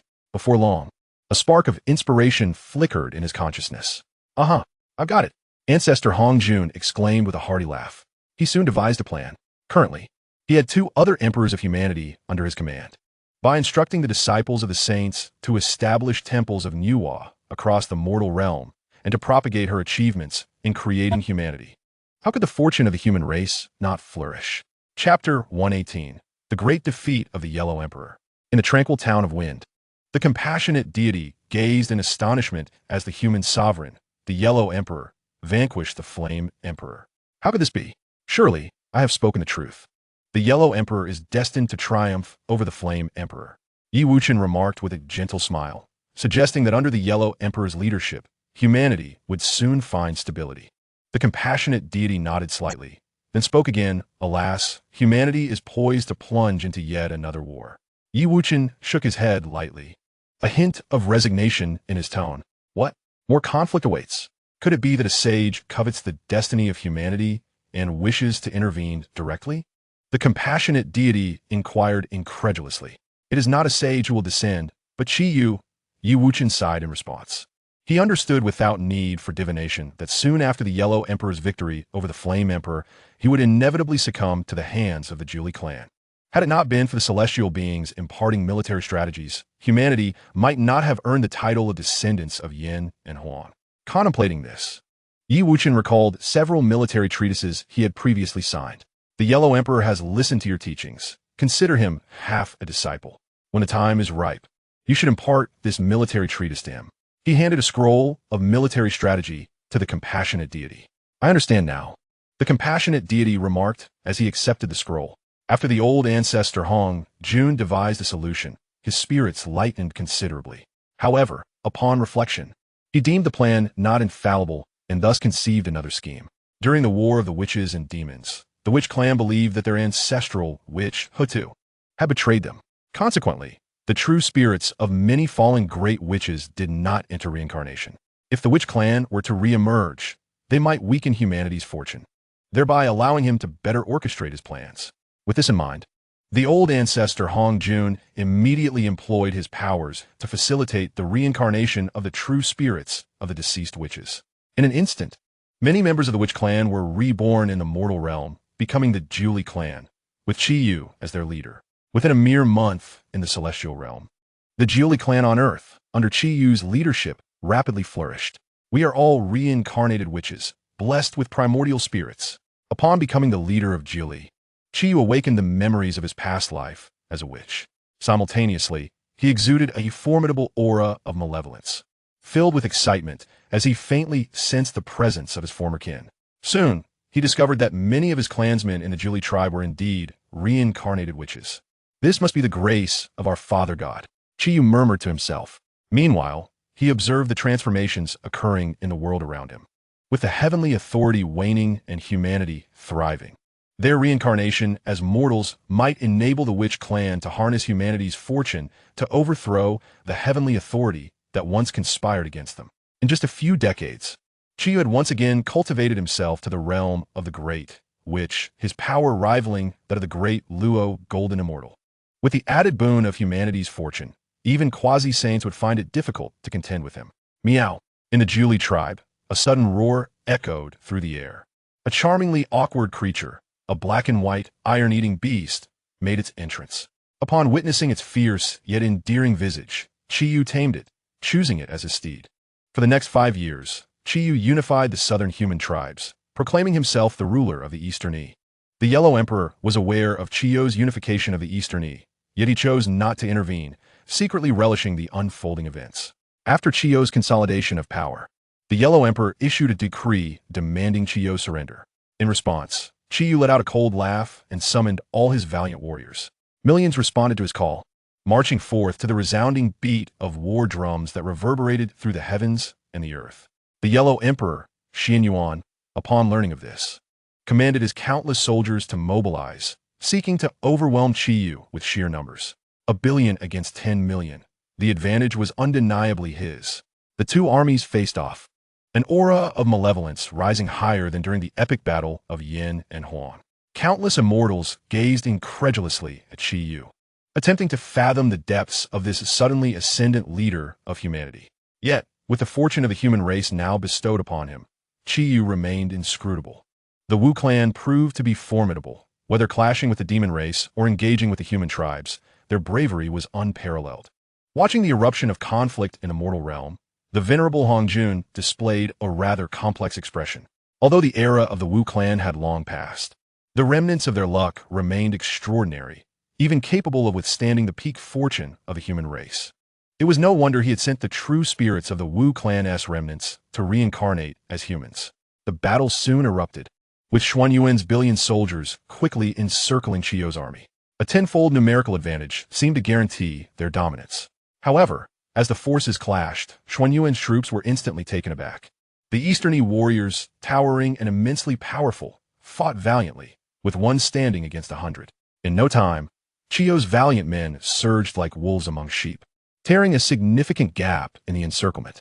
Qiyu, astride his iron-eating beast, regarded Xianyuan with an air of disdain, though he was now of the human race. The blood of the Wu clan coursed through his veins, setting him apart from ordinary humans. Long before the calamity of the Wu and Yao had erupted, humanity had been but a helpless prey, easily slaughtered. Qiyu held a deep-seated contempt for humanity, viewing them as the weak and insignificant race they had always been. Had it not been for the disappearance of the Wu clan, would humanity have ever risen to supremacy? Xianyuan, witnessing his ranks crumble, was consumed by rage, his eyes nearly bursting with fury. He could scarcely believe that his soldiers had fallen so easily to Qiyu's warriors. "Qiyu, dare you face me in battle?" Xianyuan cried, soaring in his yellow dragon chariot above the fray, his voice a thunderous demand. "Come if you dare, I fear you not," Qiyu replied defiantly. Before their impending clash could commence, however, the 5 great disciples of Hongjun suddenly converged, interposing themselves between the two. In a world of the primordial, saints must not engage in battle. The solemn Yuanshi, Tianzuan admonished, his expression grave. In this present era, the power of the heavenly Tao has significantly waned. Should another battle among the saints erupt, the very fabric of the world may well be shattered. Upon witnessing this, the Yellow Emperor, Xianyuan, furrowed his brows in deep contemplation. He understood that without vanquishing Qiyu, his own warriors stood no chance against Qiyu's fierce fighters. Yet, he could not disregard the words of the 5 great saints, which left him ensnared in a dilemma. Qiyu, perceiving the situation, also frowned. Though the heavenly Tao was weakened, 6 great saints remained in the world. He pondered the absence of Tang Tian, but being a disciple of Hongjun Laozu, Tang Tian must eventually be dealt with if one sought to extinguish the heavenly Tao. Xianyuan, behold how my Wu clan warriors will utterly defeat you, Qi Yu proclaimed to the Yellow Emperor with a hearty laugh. Qi Yu possessed unwavering confidence in the prowess of his warriors. Oomph. The Yellow Emperor scoffed at this remark, then commanded the Huanglong to steer the war chariot away. Upon returning to Zhuolu and surveying the grievous losses of his army, he reluctantly ordered a retreat. This battle left the Yellow Emperor's forces severely weakened. All his kin were filled with sorrow and indignation, as a palpable sense of resentment spread throughout the tribe. Chapter 119, Journey to Golden Tortoise Island. At Zixiao Palace, Hongjun Laozu observed with a cold smile as Qiu's warriors ravaged the soldiers of the Yellow Emperor. In his eyes, although the human race was the favored progeny of fate in this era, their strength was akin to that of mere ants. Hongjun Laozu did not harbor an inability to tolerate a powerful human race. Rather, he could not abide by the sensation of losing control. Since the human race was beyond his dominion, he resolved to diminish them ruthlessly, even to the point of annihilation. While the strength of the heavenly Tao was indeed linked to the prosperity of humanity, the current depletion of its essence and diminished human numbers could actually alleviate the burdens on the heavenly Tao, facilitating a swifter restoration of his power. As for whether Qi Yu could unify the human race, Hongjun Laozu held little hope. The era of the Wu clan had long since passed. If Qi Yu sought to leverage the fortunes of humanity to restore his clan to prominence, it would merely be a path to self-destruction. Now that the list of deities had been forged, all that remained was to supplement the divine positions in the heavenly court, and the heavenly Tao would regain its utmost strength. Hongjun Laozu gripped the list of deities tightly, his countenance frigid. In the mortal realm, the Yellow Emperor, Xianyuan, beheld the heavy casualties among his subordinates, his expression dark and foreboding. The war had exacted a tremendous toll on his forces. Regrettably, he could not intervene personally. Otherwise, slaying Qi Yu would surely stabilize the situation. At that moment, the savior of suffering descended to the mortal realm. The Xianyuan clan had previously encountered this deity.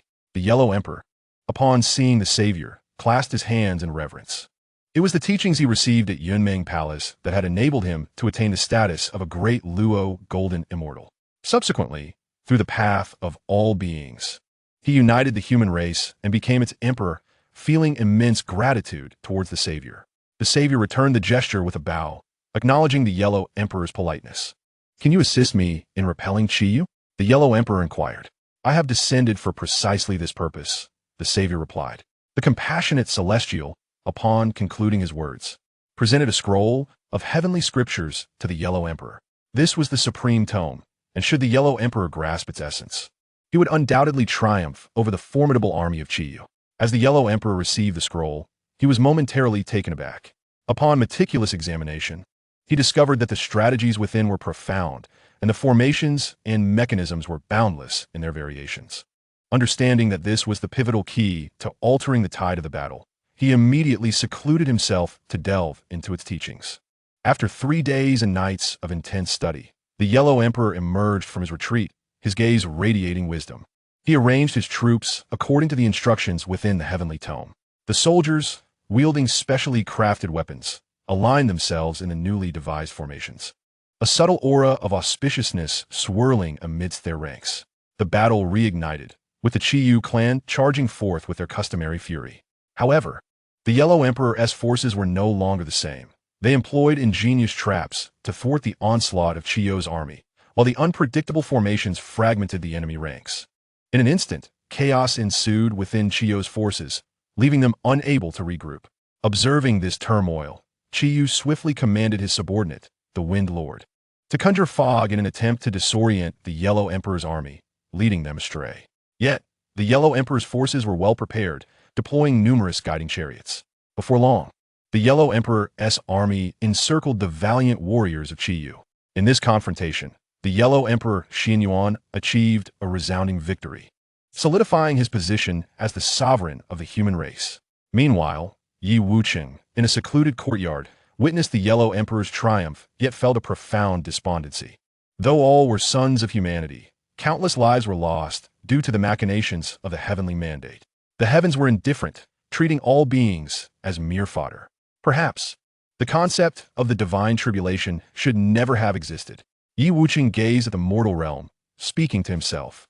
Once the divine tribulation commenced, countless celestial beings would perish.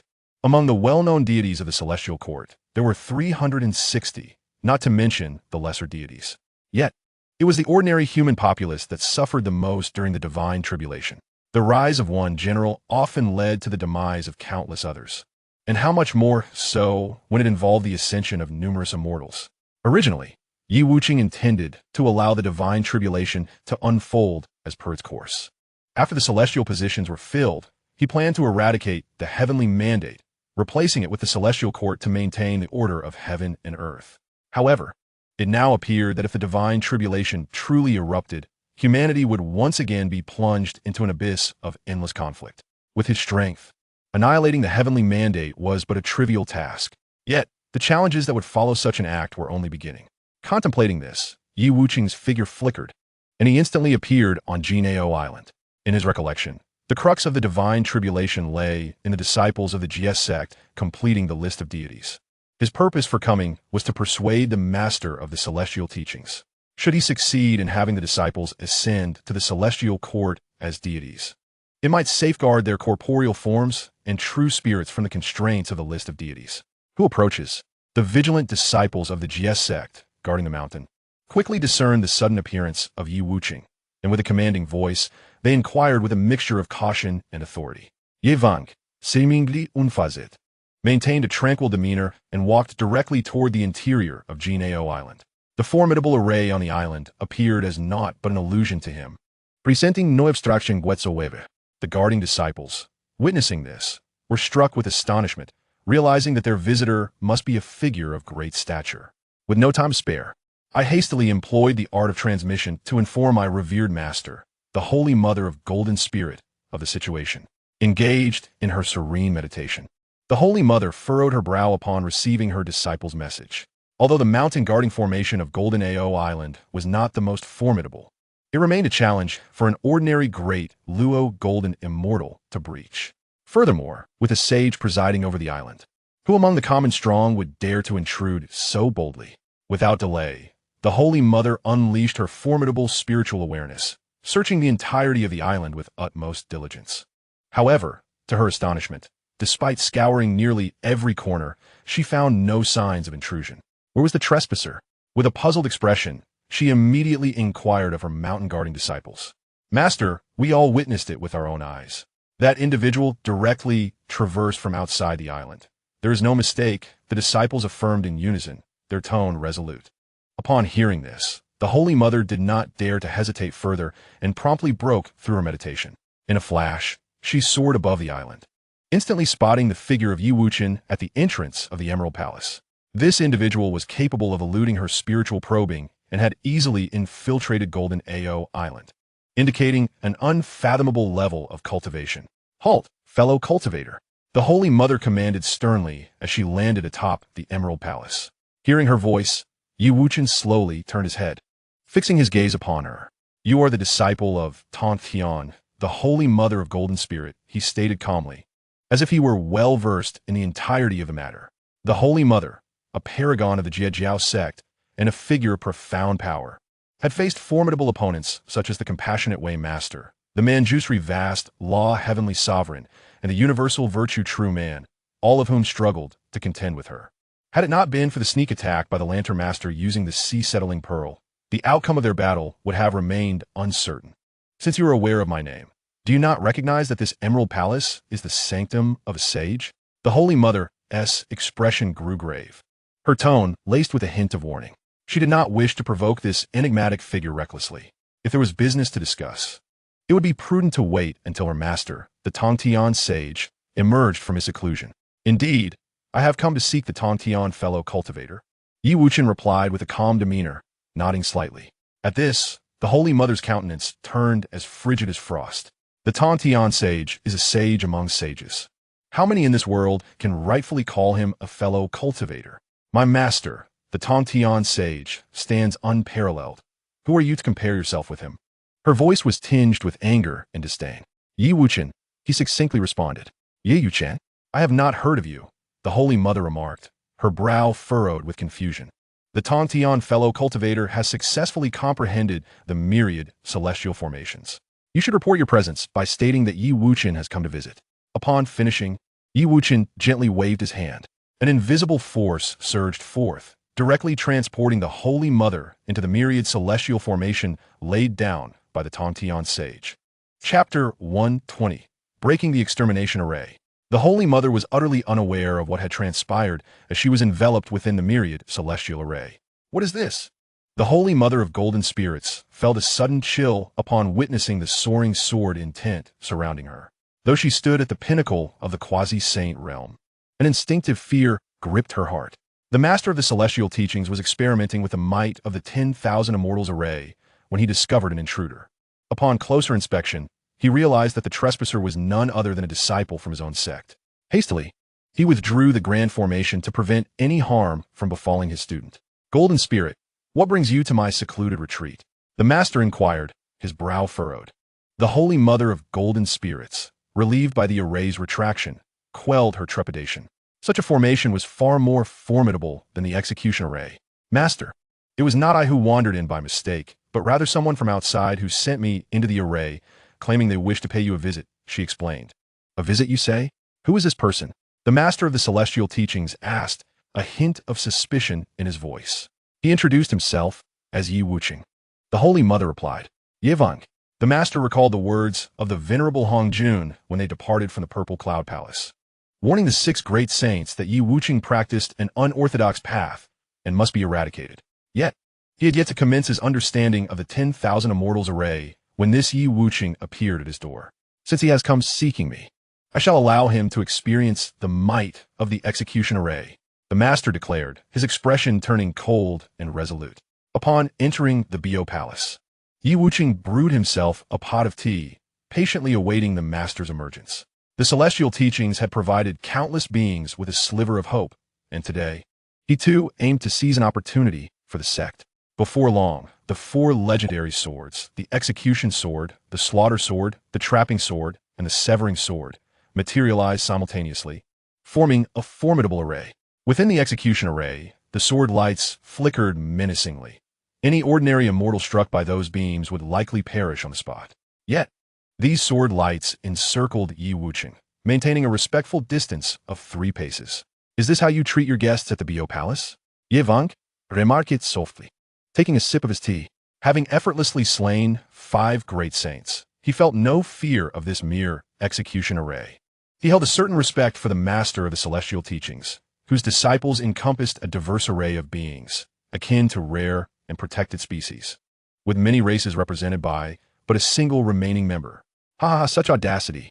A hearty laugh resonated, and a towering figure materialized in the Bio Palace. Yi Wuchen looked up to behold the Master of the Celestial Teachings for the first time.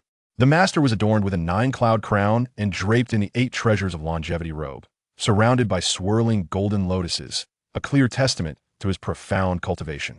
Do you not know that my Master seeks you, intending to slay you? The Master intoned gravely. I am aware, Yi Wuchen replied nonchalantly. Knowing this, you dare to enter my Bio Palace, unafraid of meeting your end in my execution array? The Master scoffed, intrigued to test Yi Wuchen's resolve. It is merely an execution array, commendable among saints, yet it holds no value for me, Yi Wuchen stated, shaking his head dismissively. Such arrogance. Upon hearing this, the Master of the Celestial Sect let out a cold snort. Subsequently, the Sword of Extermination emitted a brilliant beam of light, surging towards Yi Wuchen. As the sword light erupted, the very heavens and earth trembled, as if they were to be torn asunder. All the myriad immortals on Golden Tortoise Island felt the terrifying intent of the sword. The disciples of the Master of the Celestial Sect hastened to project their consciousness towards the Azure Pool Palace, eager to uncover the truth. Taoist Duo Bao, the Holy Mother of Turtle Spirit, and the Holy Mother of No Constraints all arrived at the Azure Pool Palace. Yi Wuchen's gaze remained tranquil.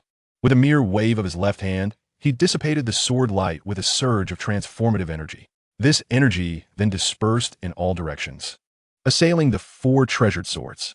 The Master of the Celestial Sect was taken aback, astonished by Yi Wuchen's formidable prowess. He then manipulated the extermination formation, preparing to withstand the onslaught of the transformative energy.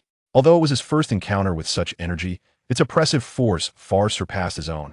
Despite his efforts to stabilize the extermination formation, the transformative energy proved overwhelmingly powerful. A thunderous roar echoed as the extermination formation began to tremble.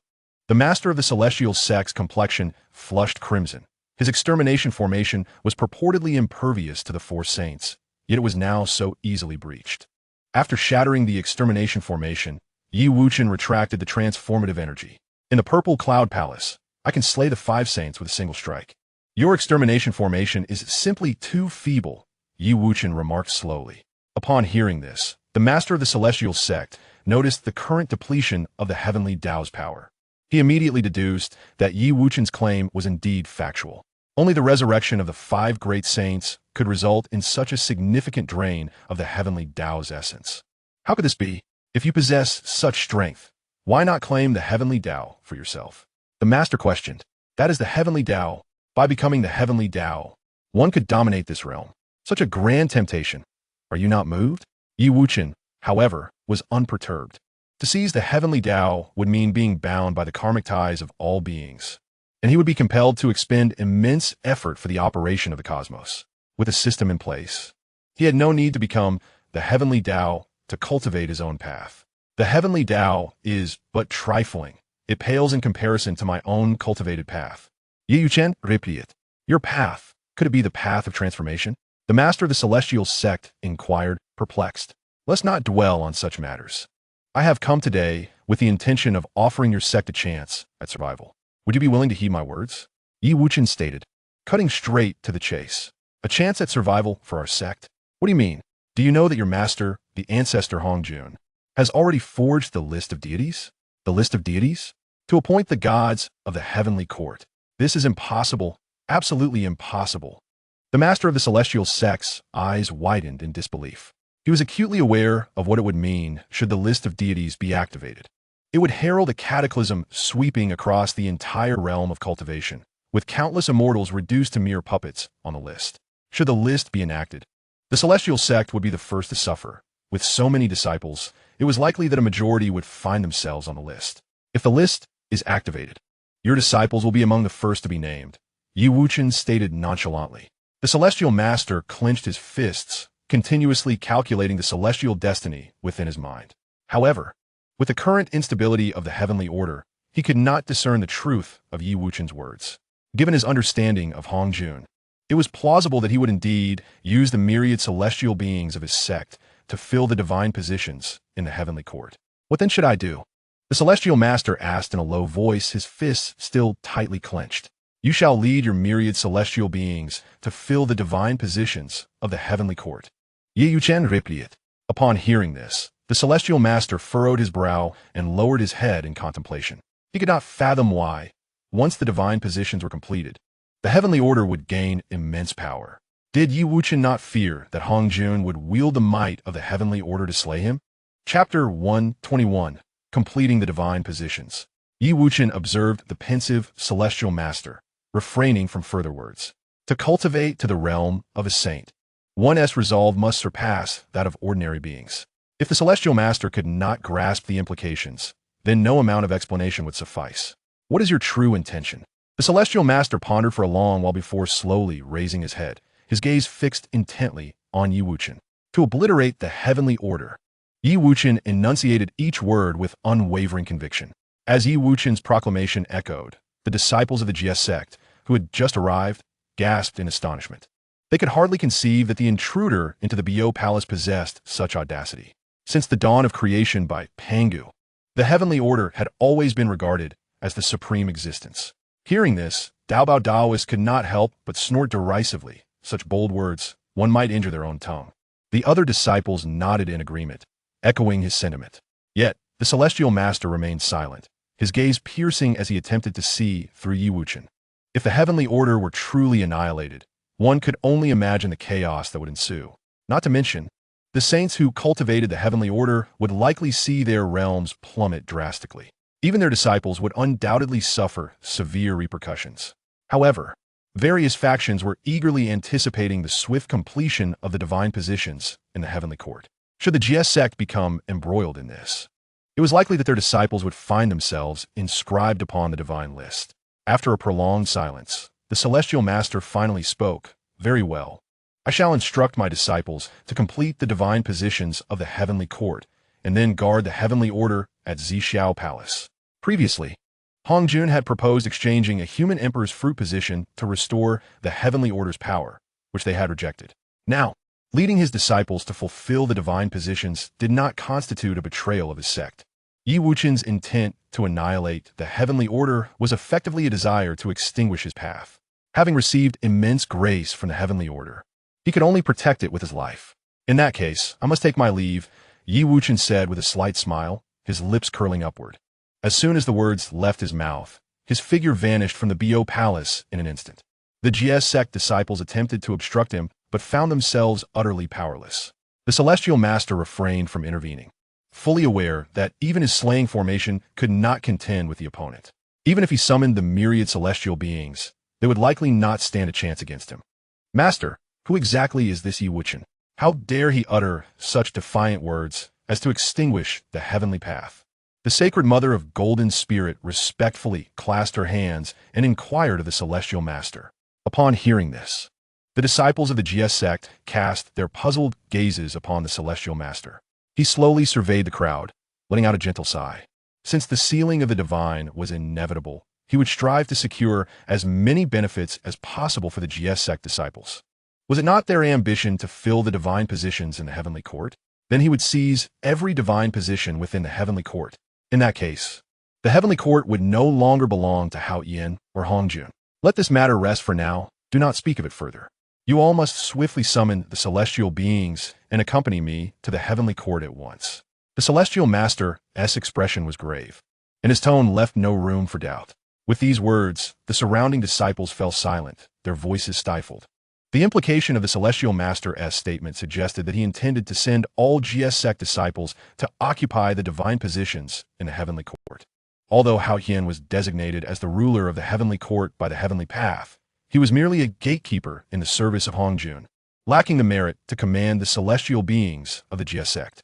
Whether it was the elder brother, the Taoist Duobao, or any of the three holy mothers, each could easily vanquish Hao Yin, the so-called ruler of the heavenly court.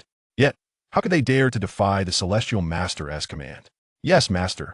We shall summon the disciples forthwith. The disciples, including Taoist Duobao, responded in unison. Before long, the celestial beings of the GS sect gathered at the Bo Palace. And under the guidance of the celestial master, they set forth towards the heavenly court in grand procession. In the heavenly court, Hao Yin looked down at the 3,000 minor deities before him, his complexion shifting from pale to flushed. As the sovereign of the heavenly court and the ruler of the three realms, he stood among the most revered, second only to Hongjun and the 6 great saints. Yet, under his command were only these inconsequential deities. Fortunately, the old ancestor Hongjun had crafted the list of deities, which would soon restore the divine positions in the heavenly court. Indeed, in Hao Yin's mind, the heavenly court was already his private domain. At that moment, a myriad of radiant lights approached from afar. Hao Yin lifted his gaze and was astounded to see a multitude of celestial beings arriving, led by the celestial master himself, followed closely by his cherished disciples, Taoist Duobao, Golden Spirit, Wudong, Turtle Spirit, Zhao Gongming, and the 3 heavenly maidens. Hao Yin watched the familiar figures with disbelief, realizing that the disciples of the GS sect had seemingly all come forth. Once the celestial beings alighted in the heavenly court, Hao Yin regained his composure. I have seen my elder brother. He promptly approached the celestial master, saying, You have been a ruler of the heavenly court for quite some time now. Have you not yet restored the divine positions? The celestial master, feigning ignorance, inquired knowingly. Thank you for your concern, brother. It will be done soon, Hao Yin replied, cautious not to say too much. Do not think for a moment that I am unaware of your intentions toward the GS sect. The celestial master retorted with a cold snort. I wouldn't he dare. How could a junior like me dare to set my sights on the GS sect? Upon hearing this, Hao Yin hurriedly waved his hands, trying to explain. Whether you dare or not is irrelevant, Tong Tian sneered coldly. All disciples of my GS sect are here. Isn't your heavenly court lacking manpower? Let them fill the positions. Hao Yin fell silent. He dared not refuse. With no other choice, he took out the Hao Yin mirror and proclaimed the decree to heaven and earth. duo Bao Daoist, along with the three great holy mothers, were granted titles as the four great emperors of the East, South, West, and North, tasked with safeguarding the heavenly emperor Haoyan. The 8 divisions of the heavenly court were all filled by disciples of the GS sect. Each time Haoyan conferred a divine position, his heart bled. These were all positions of real authority. Yet before a saint, he did not dare to disobey. Thus, the divine offices of the heavenly court were completely occupied by the GS sect. As soon as the news spread, the 3 realms were shaken. 8 Trigram's palace. When Supreme Elder Laozi heard that Haoyan had canonized GS sect disciples as gods, his brows finally relaxed. With GS sect disciples filling the divine positions of the heavenly court, the tribulation of investiture of the gods will no longer be necessary. I wonder how third brother managed to come to this realization. Laozi muttered to himself. He knew that Master Hongjun had refined the investiture of the gods list, though he was unwilling to stand against Tong Tian, a fellow member of the 3 Pure Ones. Letting the GS sect fill the heavenly court was the best possible outcome. Now that sect master Tong Tian had his disciples fill the divine offices, it benefited everyone. Jade Void Palace. When the immortals heard that Haoyan had granted divine titles to the GS sect, their faces were filled with disbelief. They were all disciples of a saint. How could they possibly become lackeys of the heavenly court, to be ordered around by a former attendant? Primordial Heavenly Lord's face darkened. So be it. From this day onward, there will no longer be a GS sect. Previously, the Chan sect and the GS sect were the 2 greatest sects under heaven. Now that the GS sect had filled the divine positions of the heavenly court, the Chan sect would become the greatest sect in all realms. Chapter 122. Hongjun's Hidden Move Purple Cloud Palace. While Ancestor Hongjun was cultivating in seclusion, he suddenly heard the sound of Haoyan proclaiming the canonization of the gods. Looking up, he saw auspicious clouds swirling around the heavenly court, gradually taking on the function of the heavenly Tao itself. The pressure of maintaining the Tao instantly eased. What has gotten into Tong Tian? Previously, he refused when asked to send his disciples to the heavenly court. Now he has taken the initiative? Hongjun frowned in confusion. He cast his gaze toward the heavenly court, his brows knitting tightly. Things had taken another unexpected turn, causing unease to rise in his heart. He had just finished refining the investiture of the gods list. Yet now the divine positions of the heavenly court were already filled. Wouldn't he that make the list useless? At this thought, Hongjun's expression darkened. To complete the divine hierarchy of the heavenly court, he had spent immense effort. Yet now Tong Tian, without a word, had brought all his disciples into the heavenly court. How could Hongjun not be angered? Tong Tian, come to the Purple Cloud Palace at once. Hongjun's voice echoed across space toward Tong Tian. Yes, master. Tong Tian looked toward the Purple Cloud Palace, clasped his hands respectfully, and answered. Afterward, he instructed his disciples. The divine positions of the heavenly court must be fully filled. Not a single one is to be left vacant. All disciples responded in unison. Since the GS sect had entered the heavenly court, they would integrate into it completely, without reservation. After arranging matters, Tong Tian hurried towards the Purple Cloud Palace to meet his master. Upon entering, he respectfully performed a bow. The venerable Hongjun slowly opened his eyes, his expression serene. Previously, you were reluctant to allow your disciples into the heavenly court. What has prompted this change of heart today? Hongjun inquired, his gaze fixed intently on Tong Tian. Dare I ask, master, have you successfully refined the list of deification? Tong Tian retorted with a question of his own. How do you know of this? Hongjun raised an eyebrow at the response. Since you have completed the list of deification, it would be prudent for me to send my disciples to the heavenly court in advance, thus avoiding unnecessary complications, Tong Tian remarked with a cold smile. Hongjun's expression shifted between shadows and light. He had previously granted the title of human sovereign to Tong Tian, intending for him to fill the celestial positions. But Tong Tian's departure in a fit of pique was beyond his control. The refining of the list of deification is for the welfare of all beings, Hongjun replied flatly. Did you not inquire how I knew? It was Yi Wuchen who informed me, Tong Tian stated. What? Yivang? He sought you out. Hongjun was taken aback. Currently, Yi Wuchen posed the greatest threat to him. His visit to Tong Tian, followed by Tong Tian's arrangements for his disciples to ascend to the heavenly court, must hold significance. What did he say? Hongjun asked urgently. He declared his intent to annihilate the heavenly Tao. Tong Tian replied candidly. Annihilate the heavenly Tao, Hongjun murmured to himself. But soon his gaze grew resolute. This young man dares to speak of annihilating the heavenly Tao. I have weathered countless storms to achieve this path. By what right does he challenge it? Hongjun scoffed. He then summoned the other 5 great saints. Shortly thereafter, the primordial, the supreme, the 2 saints of the west, and Lady Nuwa all appeared at Hongjun's behest in the Purple Cloud Palace. Hongjun surveyed the assembly, his demeanor grave. The saints had just heard of the heavenly sovereign's decree to appoint gods, and Hongjun's summons surely bore relevance to this. Might I inquire why you have called us here today, master? The supreme Laozi asked first. Hongjun remained silent, directing his gaze towards Tong Tian. The gathered saints followed suit. Looking at Tong Tian, he promptly recounted the events concerning Yi Wucheng's visit to the Bo Palace. As his words concluded, a solemnity enveloped the room. Yi Wucheng had previously forced the 5 great saints into dire straits with a single strike, a memory still vivid in their minds. Such a formidable adversary now threatened to eradicate the heavenly Tao. Should the heavenly Tao collapse, the world of Hongwang would descend into chaos, and countless lives would face catastrophe. Master, do you possess a strategy to confront this adversary? The primordial Tianzuan asked earnestly. As his words resonated, the saints turned their hopeful gazes toward Hongjun, anticipating his counsel. True to expectations, Hongjun gently nodded. While there exists a strategy to counter him, the price is exceedingly high. He spoke softly. Please, Master, enlighten us. The 6 great saints implored in unison. Although Yi Wuchen possesses the power to create the heavens, his realm is merely a half-step into the Tao. I possess the chaotic jade disc, which can withstand his formidable power. However, at this juncture, the venerable Hongjun paused. It is well known among the sages that Yi Wuchen has yet to step into the realm of the Tao, yet they are all acutely aware of his terrifying strength. His power, capable of cleaving the heavens, is truly worthy of the title of creator of worlds. In his hands, they could scarcely withstand a single blow. Only the chaotic jade disc is capable of countering that overwhelming force. The 6 great sages are well acquainted with this artifact. It is the primordial treasure of the great Pangu, which was shattered at the dawn of creation.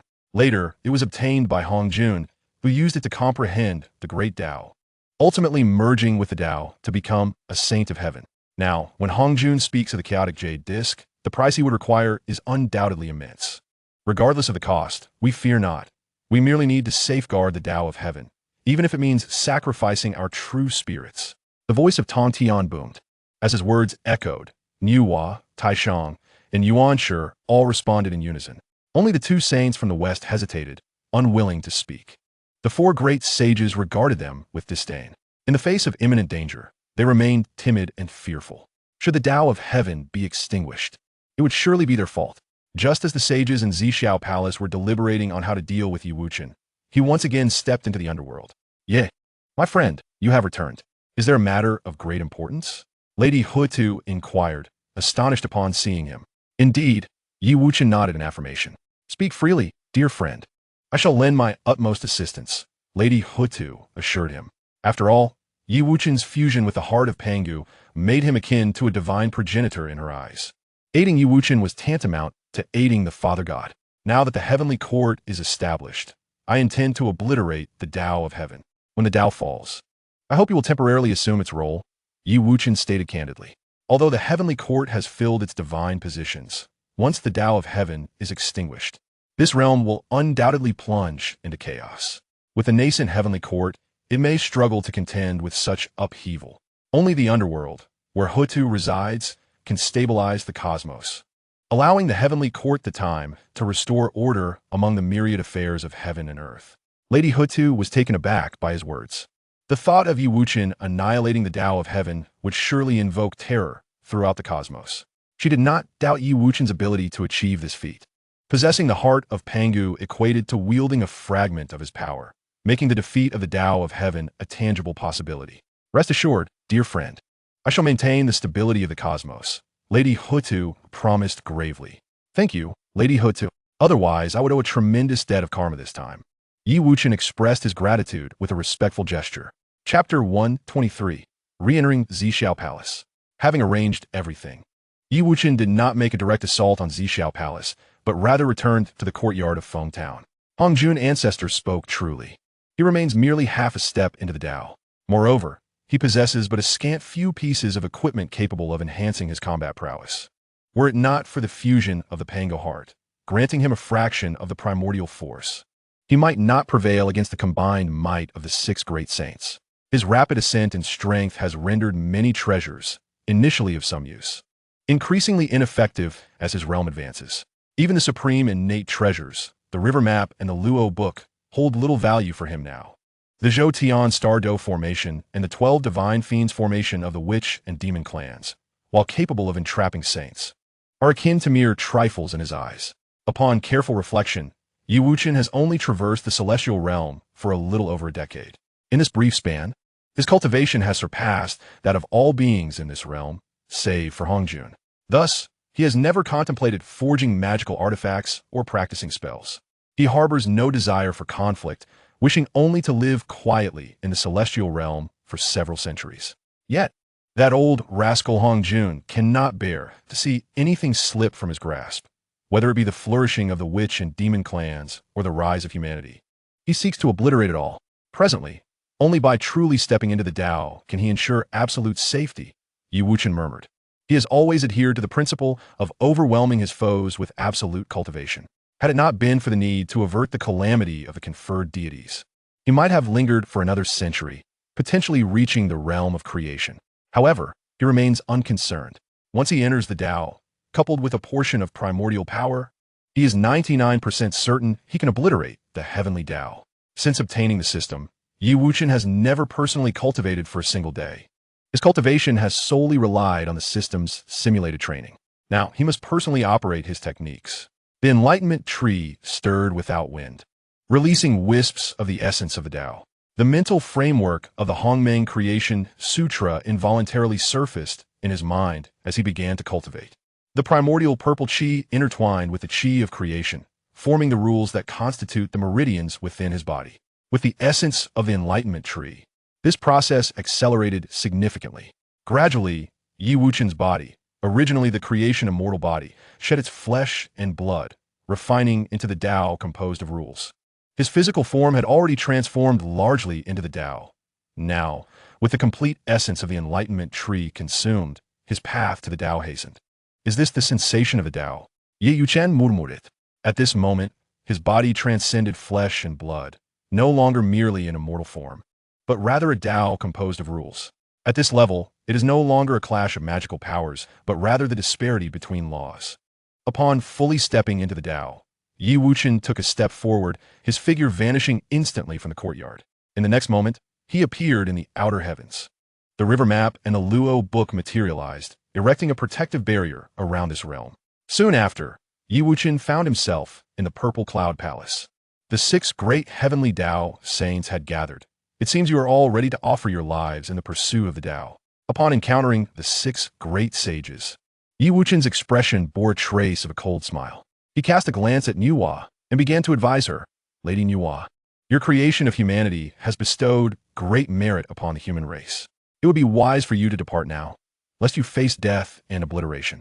The human race flourishes today, and in the future, you may yet forge a new path through their fortune. Heed my counsel and leave the Zixiao Palace. Among the 6 sages present, only Nuwa, the progenitor of humanity, was someone he felt compelled to persuade. Nuwa gently shook her head, her expression resolute. This is my destiny. I cannot escape it. Observing this, Wuchen let out a soft sigh and ceased his words. The 6 sages, their gazes fierce, felt profound trepidation towards Wuchen. Yet at this moment, they united in animosity. Wuchen, do not be arrogant. The heavenly Tao is not something you can easily defy, thundered Yuan Shi Tianzun. Wuchen scoffed. The heavenly Tao is merely a shackle of this realm. Without it, perhaps someone would have already ascended to the realm of creation. Venerable one, you jest. Zito Tai Sang Lao Zi. The teachings passed down by our master sustain the operations of heaven and earth, a truly grand virtue. Enough of your words. You covet the primordial purple energy of the heavenly Tao. The last time you seized a strand of it, many beings suffered calamity, sneered Hongjun Laozu. Wuchen remained unfazed. The 6 sages, along with the resolute Hongjun Laozu, evidently had their own strengths. Wuchen's eyes glowed with intensity as he scrutinized them. Recognizing that they were different from before, a strange radiance surged around them, and enlightenment dawned upon him. He recalled his journey through the river of time, where he learned of Pangu's creation Jade Disc. Subsequently, with a casual wave of his hand, he unleashed a colossal palm imbued with the power of creation, striking towards Hongjun Laozu and the six sages. Upon witnessing this, the seven of them radiated even more brilliance, immediately shattering Yi Wuchen's massive palm. Hongjun Laozu, witnessing this, felt a surge of joy. Though the creation jade disc was damaged, it could still withstand the onslaught of creation's power. As long as it could withstand Yi Wuchen's assault, he and the six sages could easily subdue Yi Wuchen, who was merely half a step into the harmonization realm. Form the formation. We shall undoubtedly slay this demon, lest the realm remain in turmoil. Hongjun Laozu proclaimed loudly. He was the first to strike at Yi Wuchen with a palm. The other six sages, upon hearing this, unleashed their own ultimate techniques.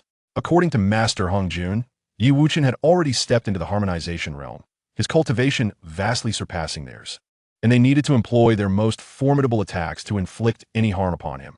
Yi Wuchen, witnessing this, raised an eyebrow, realizing it was indeed the power of the creation jade disc. No wonder they were so audacious. Unfazed by the assault of the seven, he formed seals with his hands, and myriad Dao runes surged forth from his back. Seal, Yi Wuchen uttered it softly. Instantly, the myriad Dao runes dismantled the incoming attacks entirely. Harmonization realm? You have already entered the harmonization realm. How is that possible?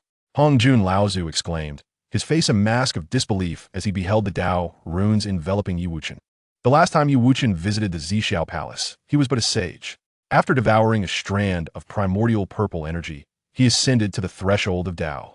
Remarkably, how little time has passed since then, and he has already achieved Dao integration. Upon hearing this, the expressions of the six great sages shifted dramatically. Such power is on par with the heavenly Dao. How could they possibly withstand it? Furthermore, Yi Wuchen possesses the might of creation.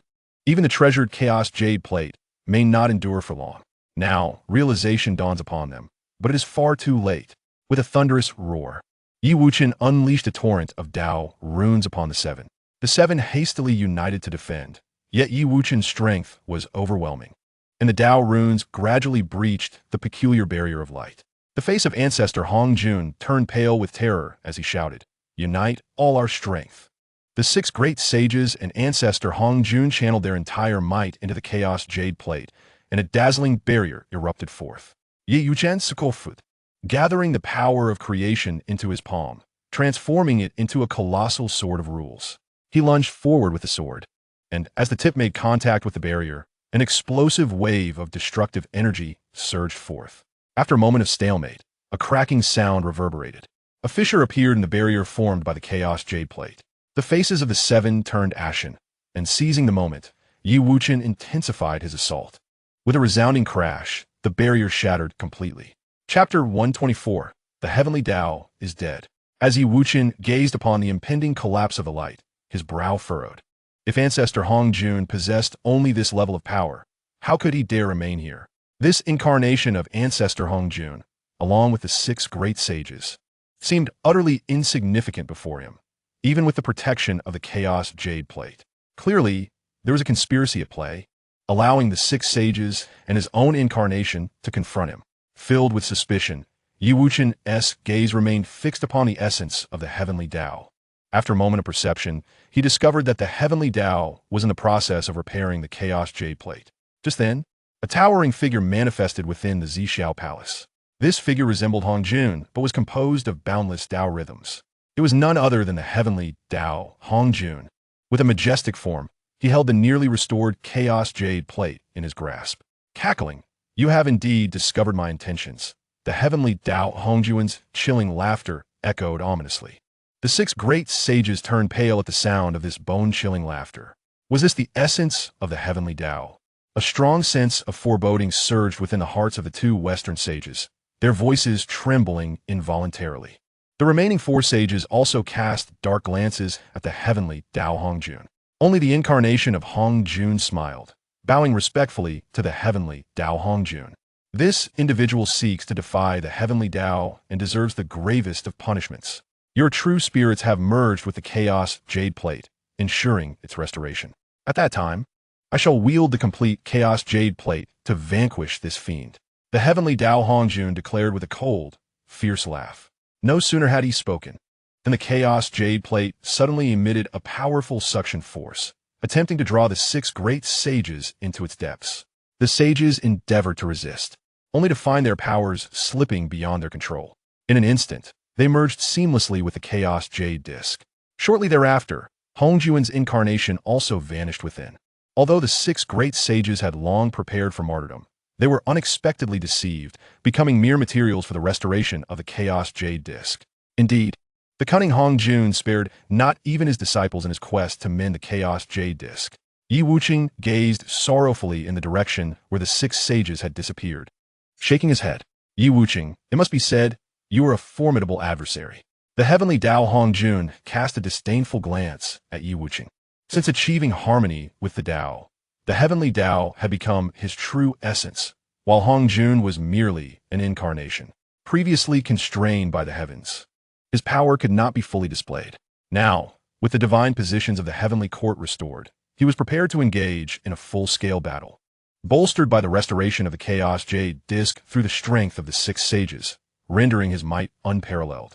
Even with Yi Wuchen's Pangu's primordial power, breaching his defenses would prove exceedingly challenging. Was it all your scheme? Were the 6 sages merely your materials for the restoration of the Chaos Jade Disc? Ye Vank it. They had long been duplicitous towards me. How could I allow this to continue?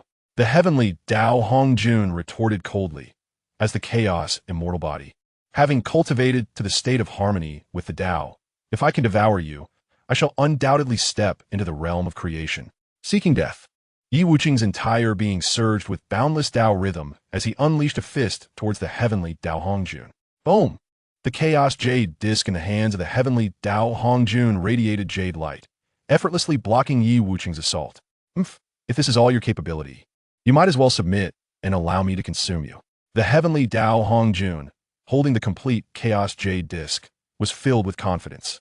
Unless Yi Wuchen possessed true primordial power, it would be exceedingly difficult to breach his defenses. Is that so? Where is the human emperor flag? Yi Wuchen retorted with a cold smile. In an instant, the human emperor flag seemed to respond, soaring through the clouds and piercing into the purple sky palace. You wield the Chaos Jade Disc, while I command the human emperor flag. Today, we shall determine superiority, since lending it to the human emperor Su Qianqian. The human emperor flag had become a sacred object of humanity, receiving the devout worship of millions and gathering boundless fortune. At this moment, in Yi Wuchen's grasp, the human emperor flag fluttered audibly, its surface dazzling with brilliance, a manifestation of the faith of countless people surging within. Grasping the flagpole, Yi Wuchen felt a tremendous power surge within him, merging with his own Dao rhythm, instantly elevating his momentum. Merely a broken flag of the human race dares to contend with my Chaos Jade Disc? The heavenly Dao Hongjun asserted vehemently, though a flicker of trepidation flashed in his eyes. He was acutely aware that the human emperor flag gathered a significant portion of humanity's fortune, making it extraordinarily formidable. Now that Yi Wuchen summoned it, this battle would likely not proceed as smoothly as he had anticipated. Yi Wuchen chuckled coldly, swinging the human emperor flag with force. A blinding beam of light shot forth from the flag's surface, hurtling towards the heavenly Dao Hongjun. As the light traversed, the space rippled in layers. Seemingly distorted by this power, the heavenly Dao Hongjun, wary of the threat, hastily activated the Chaos Jade Disc, channeling a soft yet immensely powerful jade light to counter the light from the human emperor flag. Boom! The 2 beams of light collided fiercely in midair, erupting with a deafening roar. The purple sky palace trembled violently, and soon after, it collapsed with a resounding crash. Even the purple cloud palace, a place so solid that not even saints could easily shake it, was reduced to dust by the aftershocks of the 2 combatants' power. This alone was enough to show how terrifying the destruction truly was. Outside the purple cloud palace, countless immortals and gods watched from afar, feeling the horrifying fluctuations of power. Fear filled their faces. Some immortals and gods were struck by the residual shockwaves, coughing up blood as they retreated in panic, not daring to draw any closer. The underworld. Empress Hoodoo sensed the sudden and violent upheaval that swept through heaven and earth. Her gaze turned toward the direction of the purple cloud palace. Can Shi Tian truly succeed? Put to side softly. Then her eyes hardened with resolve. You possess only Father God's heart, yet you cannot unleash its full power. I shall use this drop of Father God's essence blood to lend you my strength. With those words, Empress Hutu condensed a single drop of Pangu's essence blood and sent it toward Yi Wuchen. Purple Cloud Palace. Light continued to collide as Yi Wuchen fought with all his might against the heavenly Dao Hongjun. Suddenly, Yi Wuchen received Hutu's divine transmission and felt the drop of Pangu's essence blood merge into his body.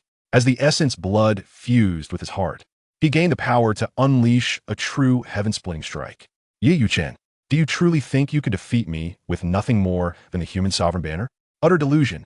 Heavenly Dao Hongjun roared in fury. The creation jade disc in his hand blazed with brilliance as his power surged once more. A mountain-like pressure crashed down upon Yi Wuchen, as if it intended to crush both him and the human sovereign banner into fragments. Yet Yi Wuchen's gaze remained unshaken. He did not retreat in the slightest. Taking a deep breath, he pushed all his strength to its limit, fusing Dao rhythms with the power of the human sovereign banner.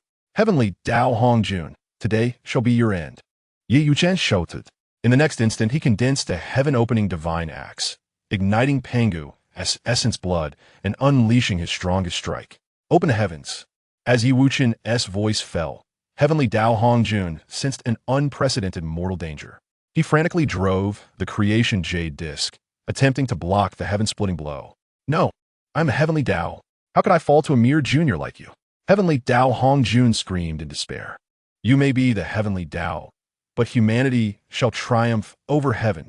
Today, I will rid heaven and earth of this calamity. Yi Wuchen's eyes were resolute, without the slightest wavering. Boom! The true heaven-opening strike shattered the light barrier of the creation jade disc in an instant.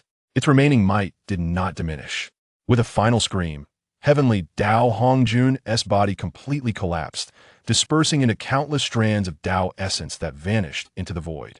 Chapter 125, The Ageless Divine Mountain. The moment Heavenly Dao Hongjun fell, 42 strands of primordial purple chi scattered in all directions. At the same time, the power of heaven and earth rapidly declined. Without the support of heavenly Dao laws, the immortal realm teetered on the verge of collapse. Yi Wuchen stared at the scattered primordial purple chi, his expression heavy. These strands of primordial purple chi were indispensable for cultivating the primordial creation art. If even a few were lost, future cultivation would surely become problematic. At such a moment, Yi Wuchen had no time to care about the impending collapse of heaven and earth. He immediately chased after the fleeing primordial purple chi. Heavenly Court.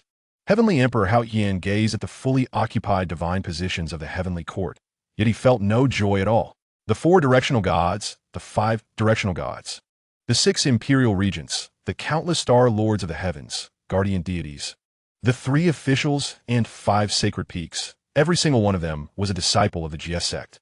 Though he governed the celestial laws, few among his subordinates could truly be of service to him. However, the task of completing the divine positions of the heavenly court had indeed allowed him to amass boundless divine power. In his heart, Hao Qian mused that, should he achieve perfection in his merits, the attainment of sainthood would not be beyond possibility. Once he achieved sanctity, he would then disperse the disciples of the Zhejiao. Hao Qian refused to believe that he would forever be looked down upon. Yet, at that moment, the heavenly court suddenly trembled violently, as though it were on the verge of collapse. What could have transpired? A heaviness settled in Hao Qian's heart. He sensed his cultivation rapidly waning, but fortunately, the position of ruler of the heavenly court endowed him with unparalleled divine power, preventing a complete loss of his abilities. Gazing upon the impending ruin of the heavenly court, Hao Qian hastily summoned his magical abilities in an attempt to stabilize it. Yet, given his strength, he could not possibly safeguard the heavenly court. Fellow Taoists, join me in stabilizing the heavenly court. Hao Qian cried with all his might. Simultaneously, the disciples of Zhejiao in the heavenly court also felt the tumult of impending collapse. Having just received their divine titles, they had not yet had the opportunity to merge their divine and celestial powers. Seeing the situation, Daobao Daoist and the 3 holy mothers quickly summoned their disciples to fortify the heavenly court. Since they had become deities of the heavenly court, they could not stand by and watch it shatter. Without a moment's hesitation, the assembly of countless immortals gathered their celestial energies, managing to barely maintain the stability of the heavenly court. However, other realms of the celestial world were not so fortunate. Many celestial domains lost the power of the heavenly path and began to collapse, reverting to chaos. In Yunmeng's sect, The compassionate heavenly sovereign gazed at the dissipating power of the heavenly path and let out a gentle sigh. He had heard Wuchen speak of extinguishing the heavenly path, yet he had not anticipated that this day would arrive so swiftly. All sentient beings have their fates. All celestial beings return quickly, the compassionate heavenly sovereign proclaimed. As his words echoed, numerous immortals, perceiving a glimmer of hope, hurried towards Yunmeng Palace seeking refuge from calamity. For this celestial domain, the compassionate heavenly sovereign found himself powerless and could only strive to protect Yunmeng Palace, providing the immortals with a sanctuary. On Bingwan Island, old Zhang was initially enjoying a leisurely respite beneath a tree. Suddenly, he noticed that the scene before him grew increasingly blurred. Ever since the last weakening of the heavenly path's power, he had felt himself aging more rapidly. Am I seeing things? Why does everything appear more indistinct? Old Zhang murmured softly. With the disappearance of the heavenly path, many substances in the celestial realm returned to chaos, and the immortals were no exception. Observing the island reverting to chaos, old Zhang felt his cultivation swiftly diminishing, yet a smile crept upon his face. That day had finally arrived. He hoped that in the next life, he could be at ease and not endure such hardships. Looking at his rapidly aging body, old Zhang whispered to himself. With the disappearance of the heavenly path, numerous immortals who practiced its teachings experienced a significant regression in their cultivation. Those with solid foundations fell by a major realm, while those with superficial abilities plummeted by 2 major realms. As the celestial domain reverted to chaos, those lacking the golden immortal level found it increasingly difficult to survive within. The celestial realm is in turmoil, yet the mortal world remains largely undisturbed.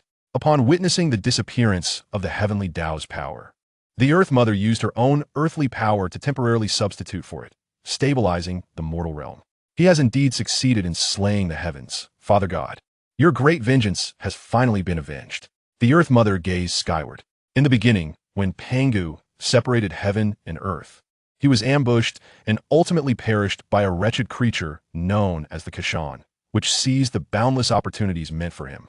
This Kashan is none other than the venerable Hongjun. Wuchen's ability to vanquish the heavenly Dao Hongjun was a retribution for her father's murder.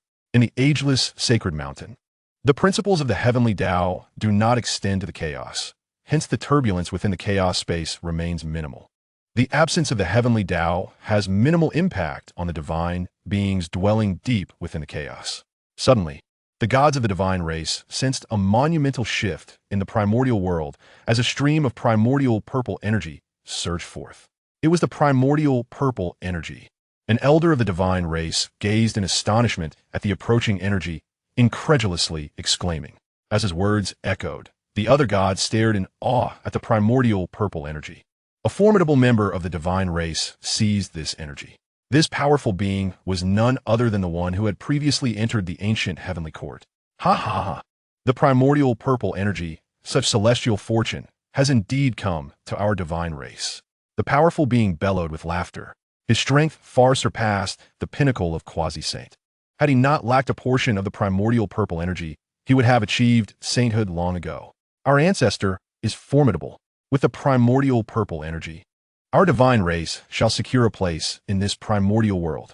It seems that heaven does not forsake our lineage. The members of the divine race erupted in joyous laughter. Previously, due to the absence of a saint to safeguard them, they could only occupy a corner, constrained at every turn. Yet now, if they could give rise to a saint from this primordial purple energy, with their profound heritage, they would have the confidence to confront the heavenly Tao. However, before the jubilation of the divine gods could dissipate, a figure abruptly appeared outside the ageless sacred mountain. This individual was Wuchen, who had come in pursuit of the primordial purple energy. Of the 42 strands of primordial purple energy scattered upon Hongjuan's fall, Wuchen had successfully collected 36. Now, only 6 remained to be sought, one of which lay in this very location. At this moment, Wuchen stood outside the ageless sacred mountain, his gaze icy as he scanned the divine beings within. So the divine race's stronghold is here. No wonder the He-Tu and Luo Shu could not deduce it. He murmured darkly, recalling the last encounter in the ancient battlefield ruins, where he had been outmaneuvered by the divine being's avatar. Wuchen felt a surge of irritation. Had he not stumbled upon the divine race here, he would not have wished to stir up trouble. Yet now, Having crossed paths with them and lost a strand of primordial purple energy, he had no choice but to settle both old and new scores. Yi Wuchen, how did you find this place? The powerful divine being inquired with a darkened countenance and a menacing tone. The ageless sacred mountain, a treasure of the divine race, was shrouded in five-color divine light, rendering it exceedingly elusive. Even the supreme force of the heavenly Tao finds it arduous to ascertain the whereabouts of the entity in question. Although the formidable beings of the divine race speculate that Yi Wuchen may have traced the primordial purple energy to this locale, they are acutely aware that this is the eternal divine mountain. With the mountain's formidable power, even the most revered sage would find it challenging to gain an advantage here. Hand over the primordial purple energy, and perhaps I shall spare your divine race a chance at survival, Yi Wuchen proclaimed, his hands crossed behind his back. His countenance serene, yet his tone resolute. This primordial purple energy, apart from the fragment in the possession of the divine race, has 5 other strands scattered throughout the world. He must swiftly secure this fragment before embarking on a quest for the remaining 5. Such audacity! Even a sage would not dare to be so brazen. Scoffed the divine being, a look of disdain etched across his face. This fragment of primordial purple energy represented a pivotal opportunity for their divine race to rise anew. Though the reason for its presence here remained a mystery, its capture signified a tremendous boon for the divine race. Seeking death, Yi Wuchen retorted, a cold smirk gracing his lips. In an instant, he summoned a third of his power, raising his hand to deliver a strike towards the divine being. Following this, an overwhelming wave of pressure surged forth, and a colossal golden hand materialized, enveloping the divine being in an instant. The divine being felt the terrifying pressure and was instantly drenched in sweat, his hair standing on end. This was no force befitting a mere quasi-saint. Even a sage would likely struggle to match such might. Eternal divine mountain, protect me, he screamed in terror. As he called out, the eternal divine mountain emitted an extraordinary radiance, coalescing around him into a 5-colored shield. Yi Wuchen regarded this with indifference. The divine race must possess formidable support, otherwise they would not dare to speak so boldly. Nevertheless, even with this in mind, his third of a power was certainly beyond the divine race's capacity to withstand. Even if they wielded the might of the heavenly Tao, it would merely require him a bit more effort. With a thunderous crash, the golden hand struck the 5-colored shield surrounding the divine being, producing a deafening sound. The seemingly sturdy shield quickly fissured, and the tremendous force sent the divine being hurtling away, crashing heavily against the eternal divine mountain. The mountain shook violently, and the divine being's body shattered, dispersing into countless elements. In an instant, the entire divine race fell into a profound silence. The eternal divine mountain, which even sages struggled to breach, had been effortlessly shattered by this individual. How could they not be filled with trepidation? Was it possible that this person's cultivation had surpassed that of a sage? A notion bordering on the absurd crept into the minds of the divine race. Only a power transcending that of a sage could possess such capability to breach the mountain's defenses. Yet, Yi Wuchen paid no heed to their astonishment. With a simple flick of his finger, the primordial purple energy obediently entered his being. Since you all seek death with such determination, do not blame me, he mused. Having reclaimed the primordial purple energy, his spirits buoyed. Suddenly, he slowly raised his right hand, poised to obliterate the entire divine clan. The members of the divine clan were immediately struck with panic upon witnessing this. Faced with the overwhelming power of Yi Wuchen, they found themselves utterly defenseless. Even if they summoned the eternal divine mountain, it would only serve to prolong their inevitable demise. At this critical moment, the formidable figure of the divine clan began to coalesce once more. Please, Senior, we of the divine clan are willing to offer the eternal divine mountain. We implore you to show mercy. The divine elder cried out anxiously, fearing that a moment's delay could lead to their annihilation. Yi Wuchen, upon hearing this, could not help but smile. Should he eradicate the divine clan, the eternal divine mountain would naturally belong to him as well. With nothing left to discuss, they would face their demise. Yi Wuchen spoke with a chilling tone. As soon as his words fell, boundless chaotic energy swiftly converged in his hand. Senior, the eternal divine mountain conceals the secrets of the divine king. The divine elder hastily interjected, his voice tinged with urgency. Yi Wuchen paused, his actions abruptly halted. In this primordial world, The cultivation system primarily revolved around immortality, and the secrets of the Divine King might hold immense value. The secrets of a Divine King? Then I shall spare your lives for now, Yi Wuchen replied after a moment of contemplation. Subsequently, he cast a spell, refining the eternal divine mountain into a ring, which he adorned on his hand. He then gathered all the members of the divine clan into his sleeve universe. At this moment, he still needed to search for the missing 5 strands of primordial purple energy and had no time to hear the secrets of the divine clan. Soon, Yi Wuchen ventured once more into the chaos, and after a thorough search, successfully located the remaining 5 strands of primordial purple energy. With all matters settled, Yi Wuchen returned to Yufeng Town. However, upon his arrival, he was greatly astonished by the scene before him. The once vast celestial domain now consisted solely of the Cloud Dream Palace in Yufeng Town. At this moment, Yufeng Town was teeming with people, filled with celestial beings whose powers had drastically diminished. Master, you have returned. The water Qilin, who had been keeping watch over Yi Wuchen's residence, rushed forward as soon as he saw him. Is this Yufeng Town what you have protected? Yi Wuchen inquired, surveying the surroundings. The entire celestial domain had transformed into chaos. Yet these 2 places remained intact, undoubtedly due to the water Qilin's prowess. Master commanded me to safeguard the Qiming dining hall, so I protected the entire town as well. The water Qilin replied respectfully. Well done. From now on, you may restore your true form. Yi Wuchen nodded in satisfaction. The water Qilin was instantly overwhelmed with joy upon hearing this. Although he had previously believed himself to still be a member of the Qilin clan, his form resembled that of a dog, forcing him to continuously reassure himself. Thank you, Master, the water Qilin exclaimed excitedly. As soon as the words left his mouth, his body began to expand rapidly. Moments later, he regained his once majestic Qilin form. Alas, I did not anticipate the profound impact the disappearance of the heavenly Tao would have on the celestial realm. Yi Wuchen sighed as he gazed at the chaotic celestial domain. Last time, the resurrection of the 5 great sages consumed an immense amount of primordial energy. At that time, the impact on the celestial realm was relatively minor.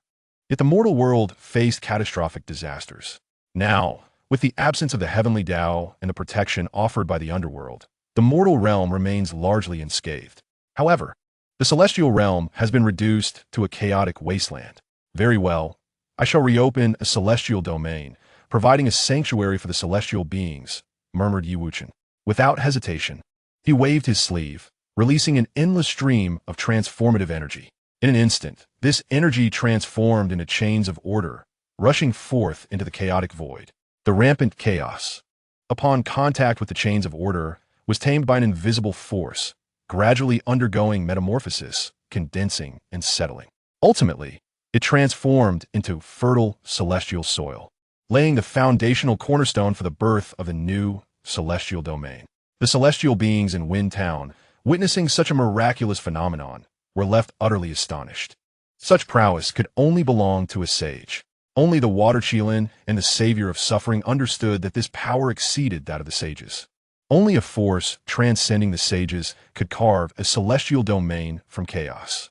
As the celestial domain slowly took form, countless celestial beings in the celestial realm glimpsed a flicker of hope.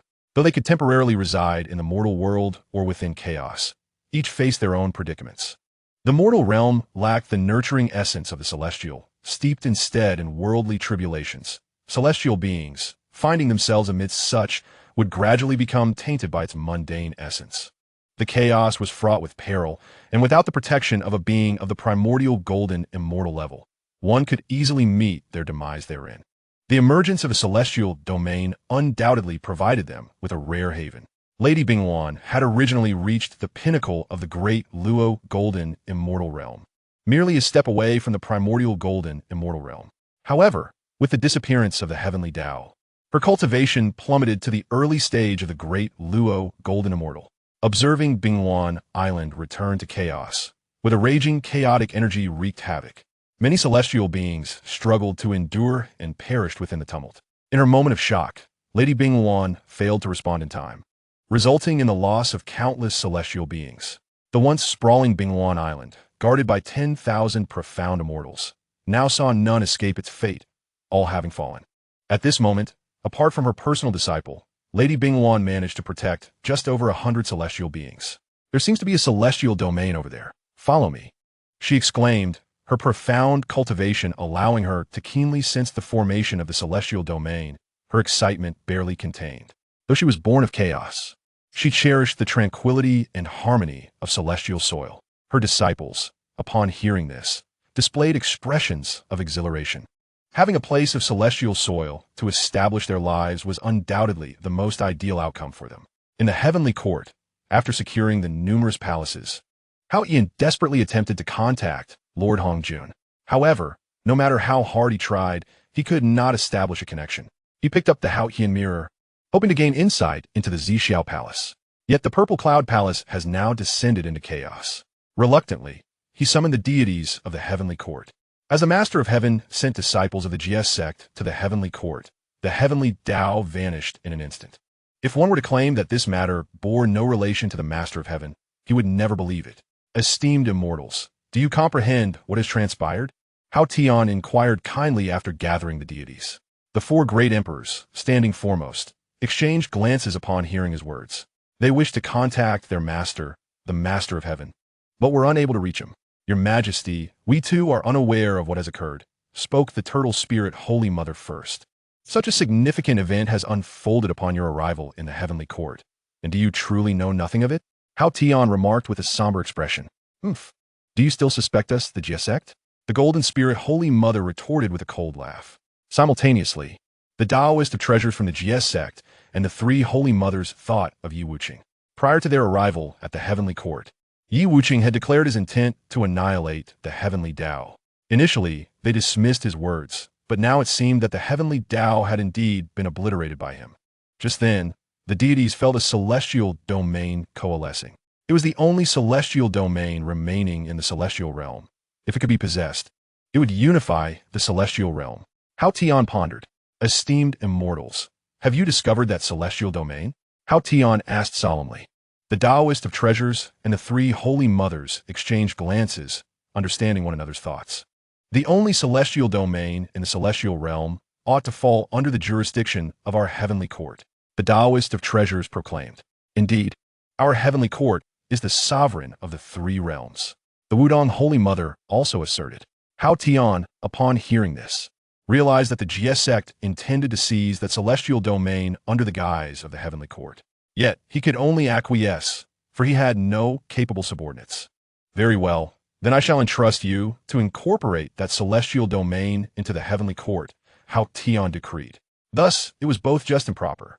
Subsequently, the Taoist of treasures instructed the Golden Spirit Holy Mother and the Turtle Spirit Holy Mother to venture to the outer heavens to seek their master, the Master of Heaven. He, along with the Wudong Holy Mother, led the deities of the heavenly court toward that celestial domain. Kunlun Mountain. The many disciples under the Yuan Shi Tianzun suffered a drastic decline in their cultivation following the disappearance of the heavenly Tao. Not only that, but this celestial domain was on the verge of becoming chaotic. Fortunately, the old man of the South Pole reacted swiftly, preserving the Jade Void Palace and allowing the disciples to take refuge within. Otherwise, the disciples of the Chan sect would have faced certain doom. A calamity of monumental proportions. A calamity of monumental proportions, the old man of the South Pole murmured, as the celestial domain turned to chaos. The disciples under Yuan Shi Tianzun were left with ashen faces. The old man of the South Pole attempted to contact Yuan Shi Tianzun, but was unable to do so. Eldest senior brother, what has transpired? Why has this celestial domain suddenly collapsed? I can no longer sense the power of the heavenly Tao, inquired Guang Chengzi, trembling among the 12 golden immortals. As his words fell, the surrounding brothers turned their gazes toward the old man of the South Pole. This matter is beyond my comprehension, and I cannot reach my master. The power of the heavenly Tao has vanished, rendering my predictions futile. The Southern Polar Immortal shook his head with a bitter smile. In the past, I could foresee the next 500 years, relying on the trajectory of the heavenly Tao. Now that the Tao has disappeared, all their divination techniques have become obsolete. There lies an immortal domain. Shall we not seize it first? At this moment, Qi Jingzi, among the 12 golden immortals, pointed towards the distant immortal realm. Upon hearing this, the assembly of immortals stirred with excitement. Their sect, the Chan sect, is the foremost among the heavenly realms. Occupying an immortal domain is only fitting. Very well, My junior brothers, let us proceed together and claim this immortal domain as our Chan sect's sanctum. The Southern Polar Immortal proclaimed with vigor upon hearing this. The disciples of the Chan sect and the gods of the heavenly court arrived almost simultaneously at the immortal domain created by Wuchens. The Chan sect and the Interception sect have long harbored grievances, and upon seeing one another, they immediately engaged in a war of words. The atmosphere above the immortal domain became tense. Many immortals kept their distance from these two factions, fearing entanglement in the conflict. The names of the Chan sect and the Interception sect have long echoed throughout the vastness of the cosmos. Among the gods of the heavenly court, the Taoist Duobao stepped forward, his aura surging. The heavenly emperor has decreed that this immortal domain rightfully belongs to the heavenly court. You, Chan sect, should not act unreasonably here, he admonished sternly. Behind him, the Holy Mother Wudong and Zhao Gongming radiated celestial light, adopting a stance of readiness.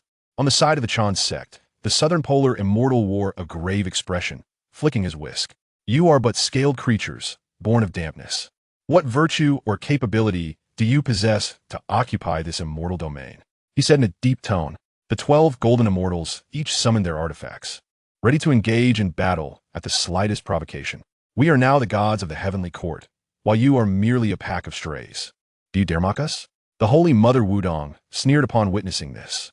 She discerned that the cultivation of the Chan disciples had significantly regressed, with half of the 12 golden immortals having fallen a major realm. In contrast, their Interception sect retained their divine protection, with little decline in their cultivation. Gods of the heavenly court? To think a disciple of a sage would be relegated to serving a mere gatekeeper. We are ashamed to be associated with you. The Southern Polar Immortal scoffed. Chapter 128. The Divine Clan offers its true spirit. Speak. Who are you? And what secrets does this eternal God mountain hold? Wuchen gently caressed the ring on his hand, his tone devoid of emotion. At this moment, a powerful figure from the Divine Clan trembled in fear as he knelt in the courtyard. Upon hearing Wuchen's inquiry, he dared not conceal anything. Esteemed elder, I am Zhou. This eternal God mountain is the key to unlocking the treasures of the Divine King, Zhou replied respectfully. Please elaborate on who this Divine King is and how he compares to the heavenly Tao. Wuchen inquired, his brow slightly furrowed. This notion of a divine king is new to him. How could the heavenly Tao possibly be compared to a divine king? As far as I know, only those with the power to create the heavens may be called divine kings, Zhou responded. As Zhou recounted the tale, Wuchen gradually comprehended the cultivation system of the divine race. Zhou and his companions hail from the Hongmeng Tao realm. It emerged that those like Zhou, belonging to the divine race, were but akin to mortals in the divine realm.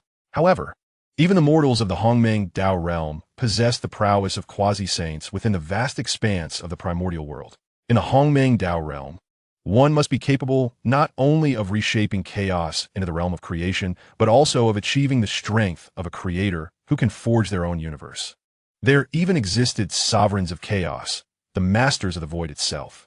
Wuchen silently compared his own strength, estimating that he was nearing the realm of creation. If he could cultivate the Hongmeng creation technique to the third layer, would he not attain the power of a creator? He mused inwardly. However, upon contemplating the possibility of entities surpassing even the realm of creation, a sense of caution enveloped him.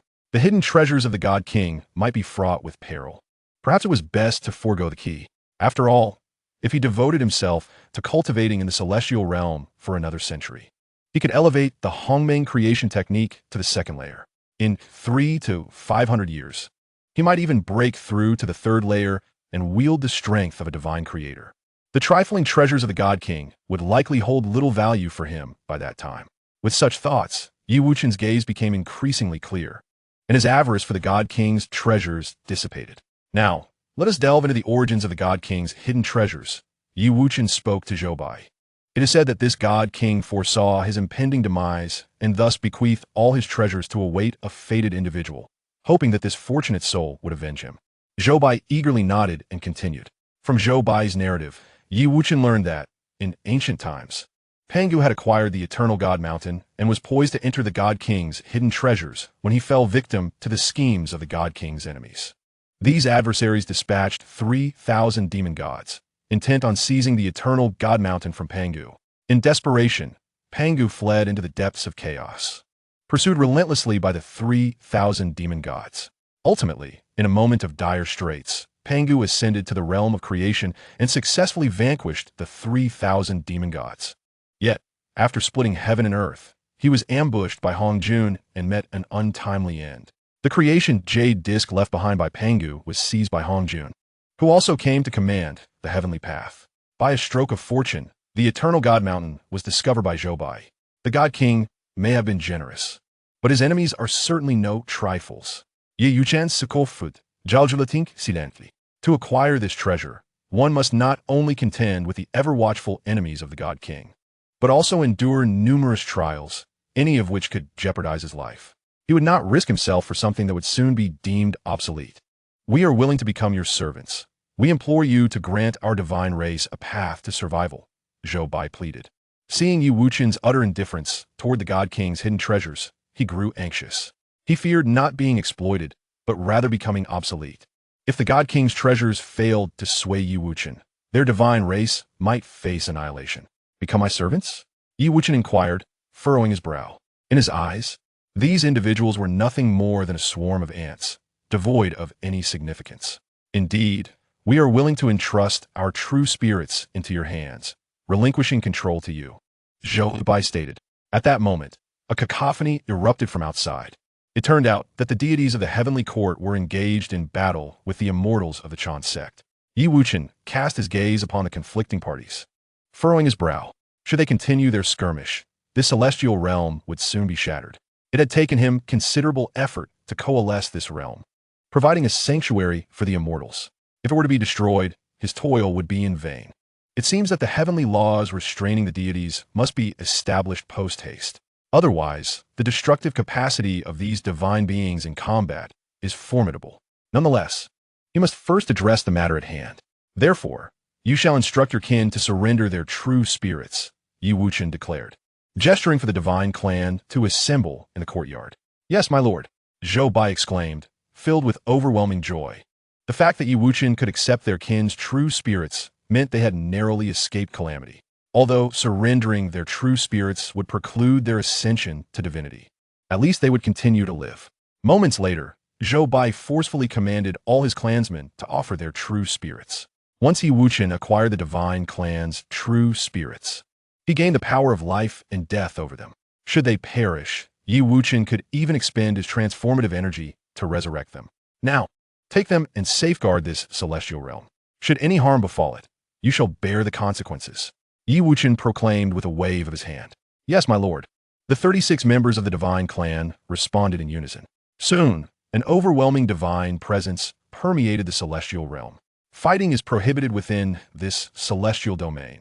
Violators shall face death. Zhou Bai bellowed with an imposing aura.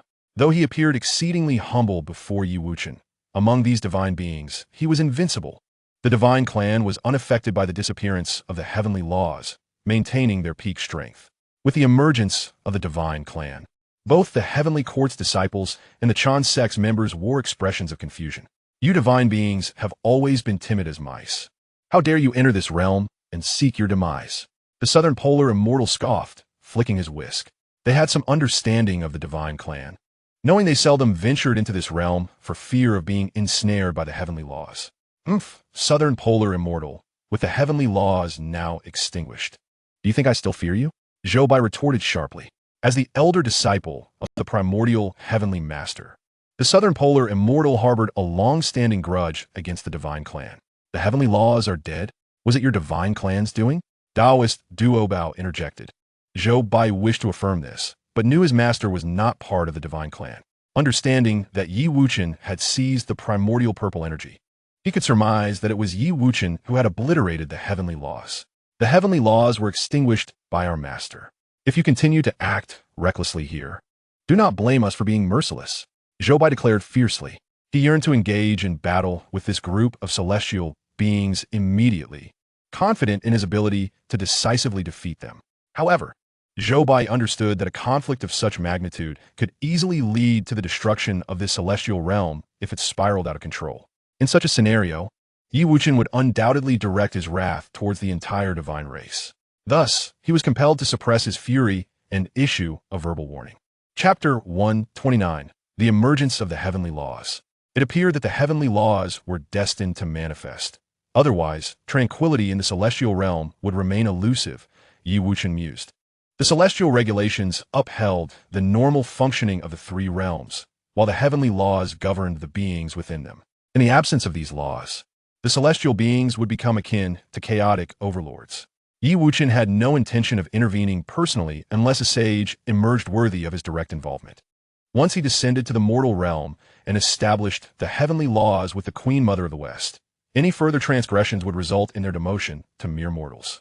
Soon after, Wuchen's figure appeared in the mortal realm. The Queen Mother of the West, who had transformed into a mortal to observe the operations of the three realms, suddenly sensed the swift disappearance of the power of the Tao. Simultaneously, her own cultivation began to deteriorate rapidly. The once formidable primordial golden immortal state had diminished to the late stage of the great Luo golden immortal. The vanishing of the power of the Tao led her to entertain an unbelievable thought. If the Tao was no longer present, only then could such a complete disappearance occur. Concurrently, the power of the earth emerged abruptly, replacing the vanished power of the Tao. He had truly succeeded in slaying the heavens. The Queen Mother of the West pondered to herself. Since the dawn of creation, the Tao had dominated the three realms, supreme and unparalleled. Yet now, it had genuinely vanished. Although she had anticipated this outcome, the arrival of that day still filled her with trepidation. At that moment, a figure reappeared beside her. After descending for so long, has the heavenly laws been drafted? Wuchen inwitted. The sound of his voice startled the Queen Mother of the West. There is a preliminary draft, 360 golden statutes, and over 15,000 jade regulations, she replied. What do they entail? Show them to me, Wuchen requested. Upon hearing this, the Queen Mother of the West handed him the jade slips containing the recorded statutes and regulations. Wuchen perused them briefly, finding them quite professional. Yet he discerned several notable flaws. Do you not think we should impose restrictions on celestial beings descending to the mortal realm? Wuchen asked. Why should we restrict celestial beings from descending? The Queen Mother of the West queried, perplexed. There is a vast chasm between immortals and mortals. Should they intertwine in causality, the consequences would be unimaginable, Wuchen explained. When celestial beings become emotionally entangled, the three realms descend into chaos. This assertion was not made lightly. The mere thought of celestial beings and deities who would readily devastate the three realms over a mere mortal caused him considerable distress. Why should the beings of the three realms suffer for such folly? It would be far wiser to impose a direct prohibition, preventing any celestial lord or demon lord from obliterating the realms for the sake of romance. After a moment of contemplation, the Queen Mother of the West slowly remarked, Yet, it seems unwise to impose complete restrictions, as there will always be celestial beings who need to descend to the mortal realm. Wuchen, stroking his chin, gently nodded. You speak wisely. Let us then allow for special circumstances under which one may request to descend, with the condition that during their time among mortals, they must refrain from recklessly employing celestial powers and must not disrupt the fates of humanity. Furthermore, intermingling between celestial beings and mortals shall be strictly forbidden, with violators demoted to mortal status. The Queen Mother of the West acquiesced and took out a jade tablet to revise the heavenly decree. Once she completed the modifications, the primordial jade plate materialized before Wuchen. This plate, originally belonging to the great Pangu, had been repaired by Hongjun, albeit with a corner damaged by him. It was now perfectly suited to bear the heavenly decree. Wuchen formed hand seals, transforming 360 golden laws and 15,000 jade regulations into intricate patterns, inscribing them upon the primordial jade plate. Subsequently, golden inscriptions scattered across the three realms, each rune morphing into chains of law, deeply embedding themselves into the earth of the three realms. With the emergence of the heavenly decree, all beings within the three realms heard its proclamation, becoming aware of what actions were permissible and what were not. Although several days had passed in the mortal realm, only moments had elapsed in the celestial realm. Both the way of the enlightened and the way of the cut-off, since the arrival of the heavenly decree, realizing that they too would be bound by its restrictions. The southern polar immortal felt the order of the decree and was filled with astonishment. Previously, the heavenly Tao governed all, and, as disciples of the heavenly Tao, they thrived under its rules. Yet now, the order of the heavenly decree sought to bind them. I I shall see what capabilities this new decree possesses to attempt to restrain me. The Southern Polar Immortal scoffed. Immediately, he hurled the Chaos Spirit Pearl, which erupted with radiant light, attempting to break free from the decree's constraints. However, the chains of law fashioned from the decree entwined tightly, showing no signs of yielding. At that moment, Wuchen's gaze pierced through the void, fixating on the Southern Polar Immortal's location, and he coldly snorted, ignorant and reckless. The primordial jade plate emitted a chain of order that swiftly shot towards the Southern Polar Immortal.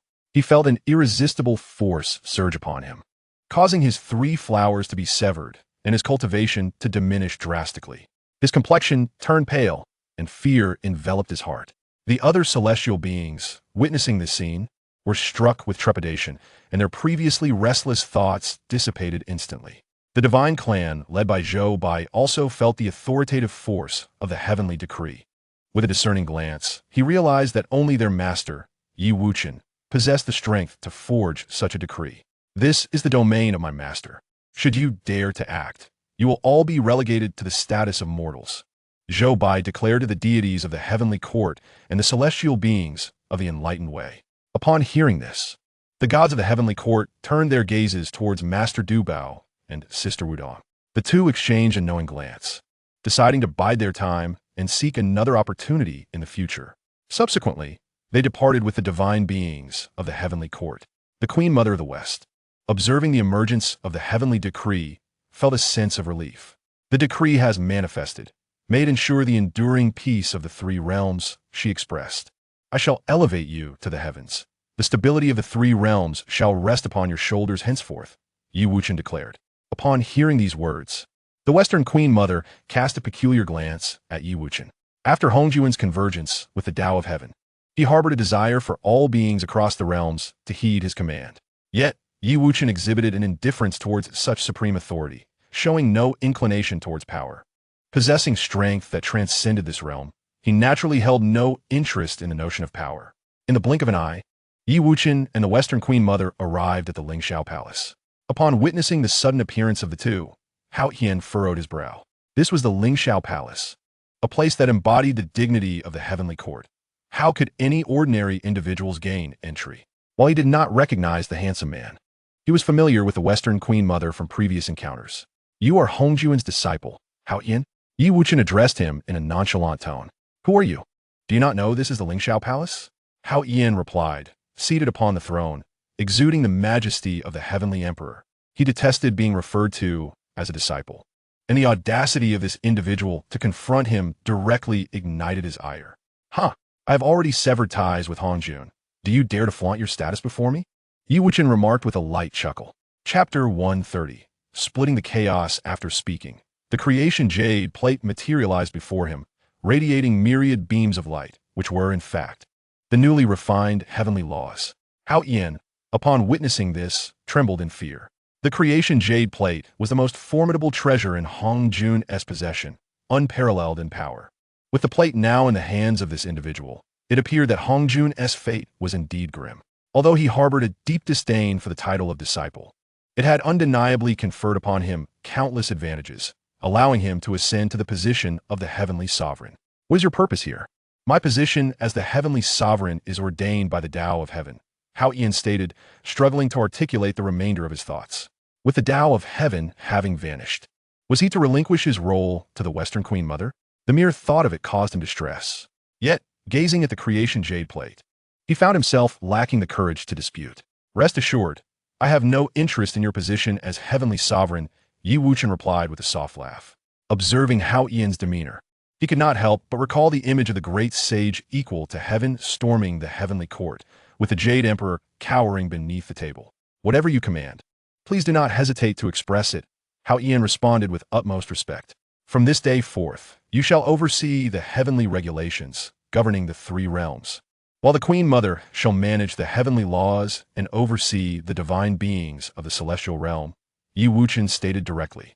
To him, it mattered little who held the title of heavenly sovereign. Should Hao Qian display some wisdom, he would refrain from interfering. Finding a suitable replacement for Hao Qian within the 3 realms would prove quite challenging. Upon hearing this, Hao Qian felt as though his authority had been halved. However, Considering the tightly knit nature of the celestial deities, he realized he had little room to assert himself, rendering the matter inconsequential. Hao Yan promptly acquiesced to Yi Wuchen's demands, eager to avoid inciting his wrath.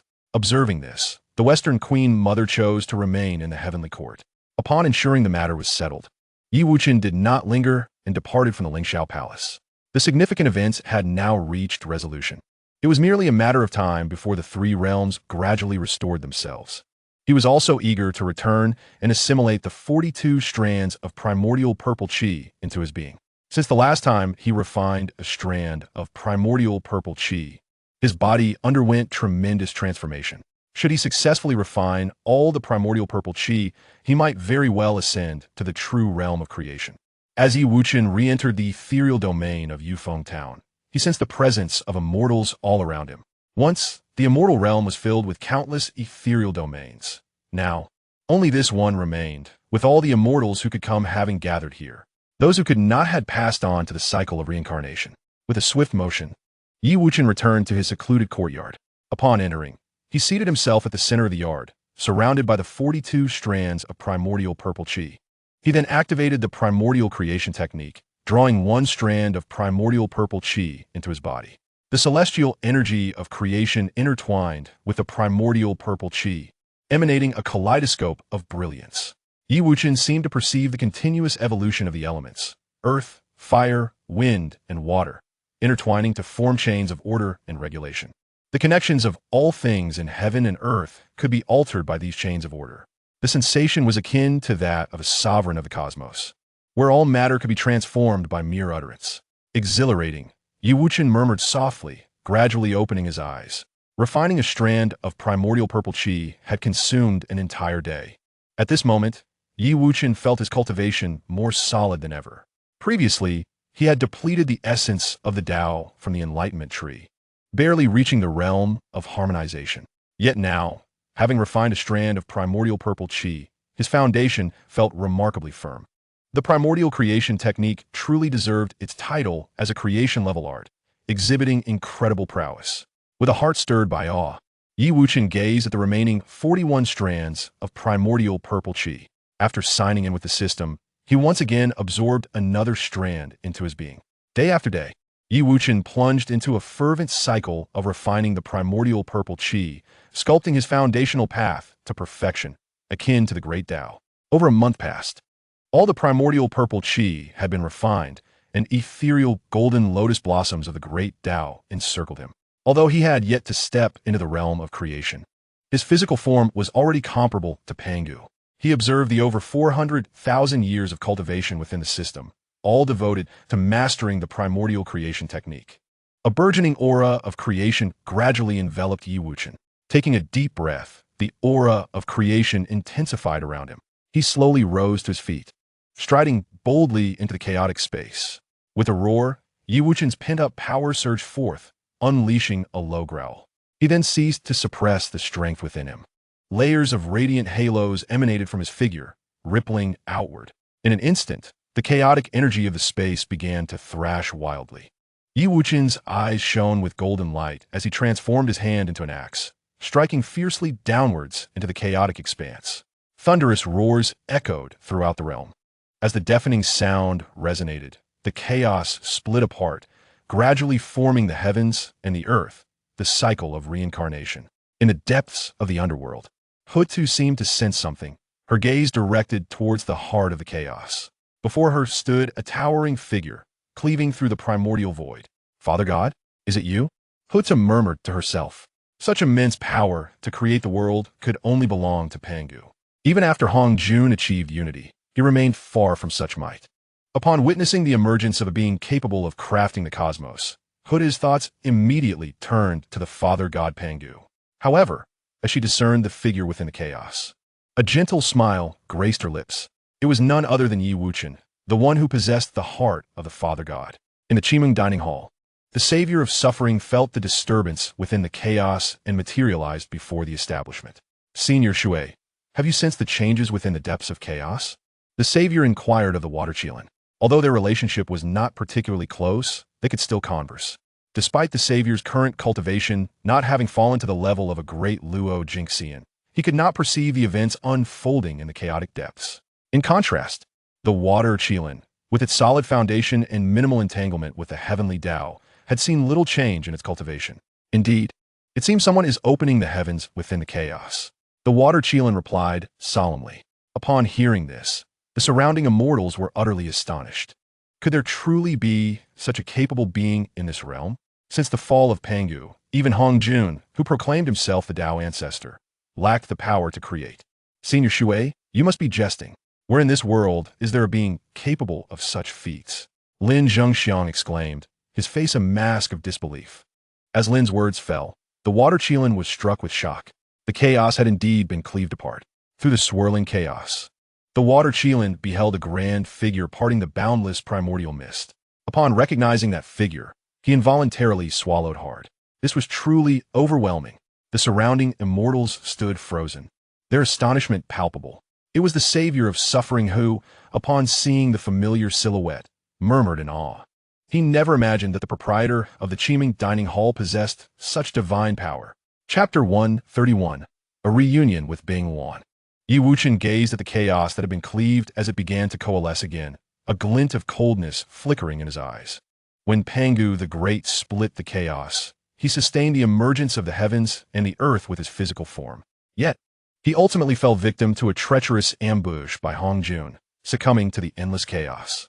Though he perished, his body transformed into Mount Buzhou, supporting the heavens and the earth, preventing them from reverting to chaos. Subsequently, many beings of the primordial age began to inhabit the cosmos. After countless deities and demons fell within this realm, various forms of life gradually emerged. Only after Hongjun took command of the heavenly Tao did order begin to manifest within this world. Yi Wuchen was determined not to follow in the footsteps of Pangu. He could not bear the burden of a newly born cosmos.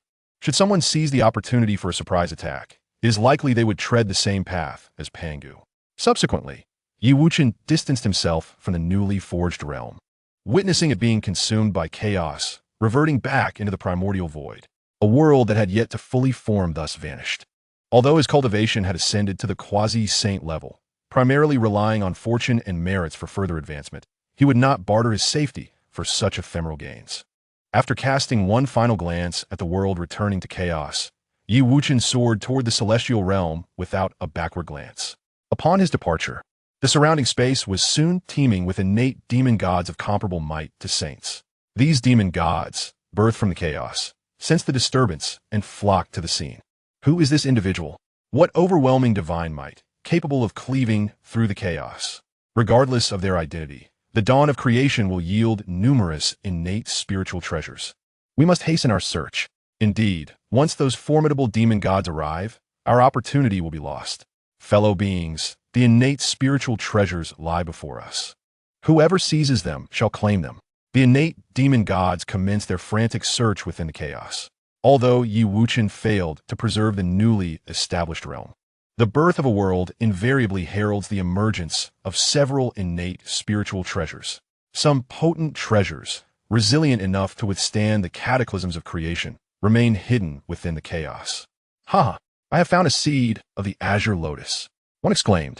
Alas, I have only discovered a stubborn stone, lamented another. Joy and despair mingled among them.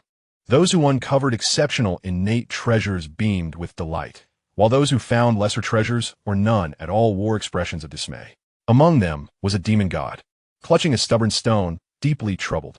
In the chaos, time was fluid, alternating between swift and slow. He was uncertain how long he had existed, only recalling his emergence as a purple gold hammer endowed with sentience, subsequently cultivating a physical form. The demon gods in the chaos referred to him simply as Hammer.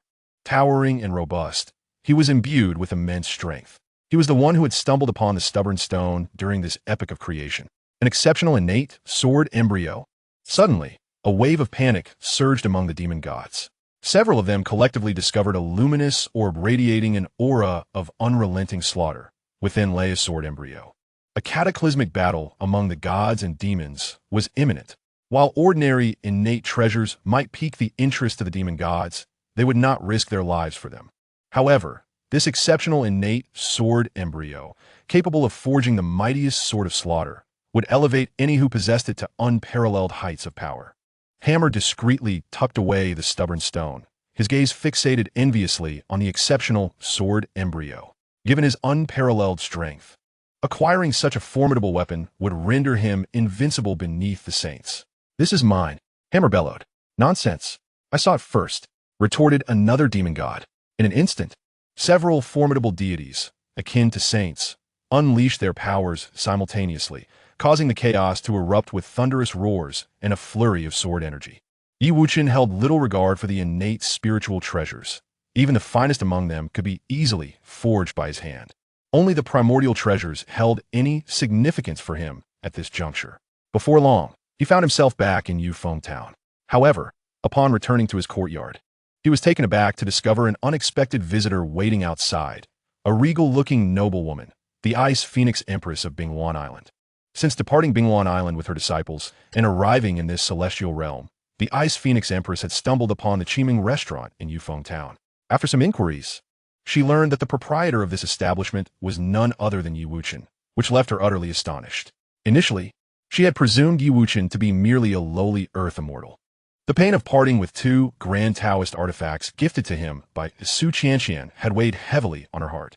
Little did she realize that Wuchen was not an earth immortal, but rather a Hunyuan golden immortal. The 3 leaves he had gifted her far surpassed the worth of the 2 grand artifacts. The Ice Phoenix Empress could not help but rue the fact that she had doubted her disciple. Observing the Ice Phoenix Empress outside his courtyard, Wuchen sighed and opened the door. When he first arrived in the Celestial Realm, he had spent 3 years on Bingwan Island. Had it not been for Su Qianqian seeking him out back then, he might still be living in seclusion there. Casting a glance at the Ice Phoenix Empress, memories of the events that transpired on Bingwan Island flooded his mind. Immortals plummeting in strength, perishing in the rampant chaos, while only old Zhang faced death with a smile. "Please, come in," Wuchen said to the Ice Phoenix Empress. Upon entering, she was struck by the simplicity of the courtyard, reminiscent of the time when Wuchen resided on Bingwan Island. Beneath the same tree stood a grand chair and a tea table. According to her master, the Qi Shao Zhan Xietian Zun, this was a Tao enlightenment tree, though it appeared rather wilted now. The Ice Phoenix Empress stepped into the courtyard and respectfully bowed to Wuchen. "I have the honor of meeting you, Senior Yi," she said. "Spare the formalities. What brings you here?" Wuchen inquired softly. "Does Senior Yi know that Qianqian has been waiting for you?" The Ice Phoenix Empress replied. Upon hearing this, Yi Kachen's bro furuit momentarily. He was well aware of Su Qianqian's feelings towards him. Yet, after entrusting her with the Taishang Wangqing record, he had hoped she would eventually forget him as she cultivated. Gazing intently at the Ice Phoenix Empress, a fleeting and inscrutable emotion flickered in his eyes. "I am aware of Qianqian's situation," Wuchen finally spoke after a prolonged silence. "Senior Yi, would it be possible for you to see her?" The Ice Phoenix Empress asked, a hint of pleading in her tone. "So be it. The causal relationship between her and me must ultimately come to a conclusion," Wuchen said solemnly. "Thank you. Senior Yi, I shall inform Qianqian at once," Lady Bingwan exclaimed, a glimmer of joy illuminating her face as she bowed deeply. Chapter 132. Su Qianqian slays the evil corpse. Upon receiving Wuchen's response, Lady Bingwan prepared to descend to the mortal realm, but suddenly, the constraints of the heavenly laws flashed vividly in her mind. "Senior Yi, the heavenly laws currently bind us immortals, making any descent to the mortal world exceedingly inconvenient," Lady Bingwan expressed helplessly to Wuchen. Unbeknownst to her, the heavenly laws were forged by Wuchen himself, and she could scarcely fathom that his strength had long surpassed the shackles of those laws. "It matters not. You may proceed first. I shall follow shortly," Wuchen replied with a calm demeanor and an indifferent expression. As his words fell, Lady Bingwan felt the binding force of the heavenly laws suddenly diminish. She suppressed her inner astonishment, refraining from further inquiries, and hurriedly departed from Wuchen's courtyard. She had witnessed the formidable nature of the heavenly laws firsthand. The esteemed disciple of the primordial celestial lord, the Nanji Immortal, had summoned the chaos spirit pearl to resist with all his might, yet he was still overwhelmed by the heavenly laws, suffering a direct plummet in cultivation by an entire realm. The gods of the heavenly court, masters of the 3 realms, found themselves equally powerless against the heavenly laws. Could it be that Wuchen is a sage? Lady Bingwan speculated silently. Perhaps only a being of sage caliber could remain unaffected by the heavenly laws. Yet, she could never fathom that Yi Wuchen's cultivation had far surpassed that of a sage. Even the Tao that once governed heaven and earth had been extinguished by him. Before long, Lady Bingluan traversed through layers of space and successfully arrived in the mortal realm. As her feet touched the ground, a familiar yet alien aura enveloped her. This essence was imbued with the mundane air of the world, intermingled with faint waves of spiritual energy. Without a moment's delay, Lady Bingluan made her way directly to the Taishu Palace. Within the Taishu Palace, she encountered Su Qianqian, who was currently seated in meditation. Her aura was markedly different from before, emanating an air of aloofness that kept others at a distance. Qianqian, what has happened to you? Lady Bingluan inquired with heartfelt concern. What brings you here? Su Qianqian's brow furrowed slightly, her gaze revealing a hint of detachment. At this moment, a trace of vermilion appeared at the corners of her eyes, a sign of the 7th level of the Taishang Forgetting Emotions record, the realm of cutting delusions. I encountered Yi Wuchen in the celestial realm. He expressed a desire to meet you, Lady Bingluan said anxiously. Upon hearing this, Su Qianqian involuntarily conjured Yi Wuchen's visage in her mind. Ever since their separation at the ancient battlefield ruins, she had not received any news of him. Recalling the Taishang Forgetting Emotions record that Yi Wuchen had gifted her, Su Qianqian understood his intentions. Yet, an unyielding fantasy lingered in her heart, preventing her from progressing to the 7th level of the realm of cutting delusions. Even after Yi Wuchen reclaimed the emperor's flag he had lent her, she still found herself waiting in vain for his appearance. In a state of despondency, she resolved to cultivate the Taishang Forgetting Emotion record to the 7th level. Su Qianqian initially intended to cease her cultivation, yet once this technique was set into motion, it eluded her control. Regrettably, he arrived too late. With a melancholic sigh, Su Qianqian's voice resonated with profound solitude. As her words faded, her eyelashes quivered slightly, and a tear crystallized in her eyes like ice. The Ice Phoenix Empress wished to offer further counsel, but she witnessed a sudden emergence of frosty luminescence enveloping Su Qianqian. The spiritual energy within the grand hall surged violently, coalescing into countless ice shards suspended in midair. Each shard reflected the scenes of her entire life. To forget emotions is to attain true freedom. The blood mark on Su Qianqian's brow shone brightly, transforming into the Taishang Dao seal, radiating an extraordinary glow. Subsequently, the myriad ice shards plummeted to the ground, producing a crisp sound of collision. The jade hairpin in her hair shattered, and her once flowing tresses transformed into a flurry of white snow. Countless translucent threads emerged from her heart, entwining to slowly unveil a phantom image, her benevolent corpse. In a fleeting moment, the 7-color divine light concealing her primordial immortal body dissipated entirely. Her form gradually transmuted into a primordial violet aura, her cultivation instantaneously breaking through to the pinnacle of quasi-saint. Severing benevolent thoughts, I am no longer the emperor of humanity, Su Qianqian declared with an icy demeanor. She retracted the tear and gently touched the phantom's brow with her fingertip. Su Qianqian's benevolent corpse transformed into a streak of light, merging into the tear. The Ice Phoenix Empress staggered back a step, incredulously gazing at Su Qianqian. At that moment, Su Qianqian appeared as an entirely different being compared to before. The oppressive aura she emanated surpassed that of her master, Qi Shao, the celestial exterminator, by countless magnitudes. Just then, Yi Wuchen's figure finally materialized in the Taishu Palace. Upon witnessing Su Qianqian, who had slain her benevolent corpse, a flicker of surprise crossed his eyes. This is the primordial violet aura, the most crucial element of the heavenly Tao, Yi Wuchen murmured to himself. With his current cultivation, he could finally perceive Su Qianqian in her entirety. The 7-colored radiance concealing her primordial immortal body had vanished completely. Originally, the heavenly Tao possessed 50 strands of primordial violet aura. When Hong Jun attained the Tao, one eluded him, leaving 49. Consequently, Hong Jun had sought every means to replenish the heavenly Tao. However, no matter the method he employed, he was met with failure. Hong Jun, the ancestral master, divided 6 strands of primordial violet aura to nurture 6 great saints, hoping that one day he might recover the lost primordial aura. Yet, endless epochs passed, and that strand of primordial violet aura remained absent from the world. When the primordial immortal body appeared, Hong Jun was overjoyed, nearly unable to contain his desire to howl at the heavens. However, at that time, Su Qianqian was shielded by the fortune of humanity. Even if the 6 great saints acted in unison, they might still allow her to escape. Hong Jun had painstakingly dispersed the fortune of humanity surrounding Su Qianqian. Yet before he could take action, Yi Wuchen had already arrived at his door. Ultimately, the esteemed Hong Jun was vanquished by Yi Wuchen. As Yi Wuchen gazed upon Su Qianqian, a myriad of emotions surged within him. He understood that Su Qianqian's slaying of the benevolent corpse signified her irrevocable embarkation upon the path of emotional detachment. Qianqian, Yi Wuchen called softly, his voice imbued with complexity. Su Qianqian lifted her gaze, her eyes as frigid as frost. She regarded Yi Wuchen as if he were a mere stranger. "What brings you here?" She spoke icily. In that moment, she had severed all traces of benevolence. Her state of mind vastly transformed from what it once was. "It is nothing," Yi Wuchen sighed gently. He had foreseen this moment when he first bestowed the supreme, emotionless record upon her.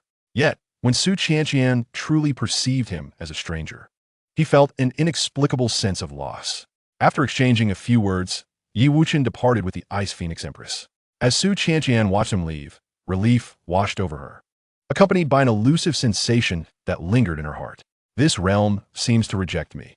I must take my leave," Su Qianqian murmured, sensing the cosmic laws surrounding her. In the next instant, she transformed into a streak of light and vanished into the chaos beyond the heavens. Chapter 133, The Contaminated Emperor's Banner.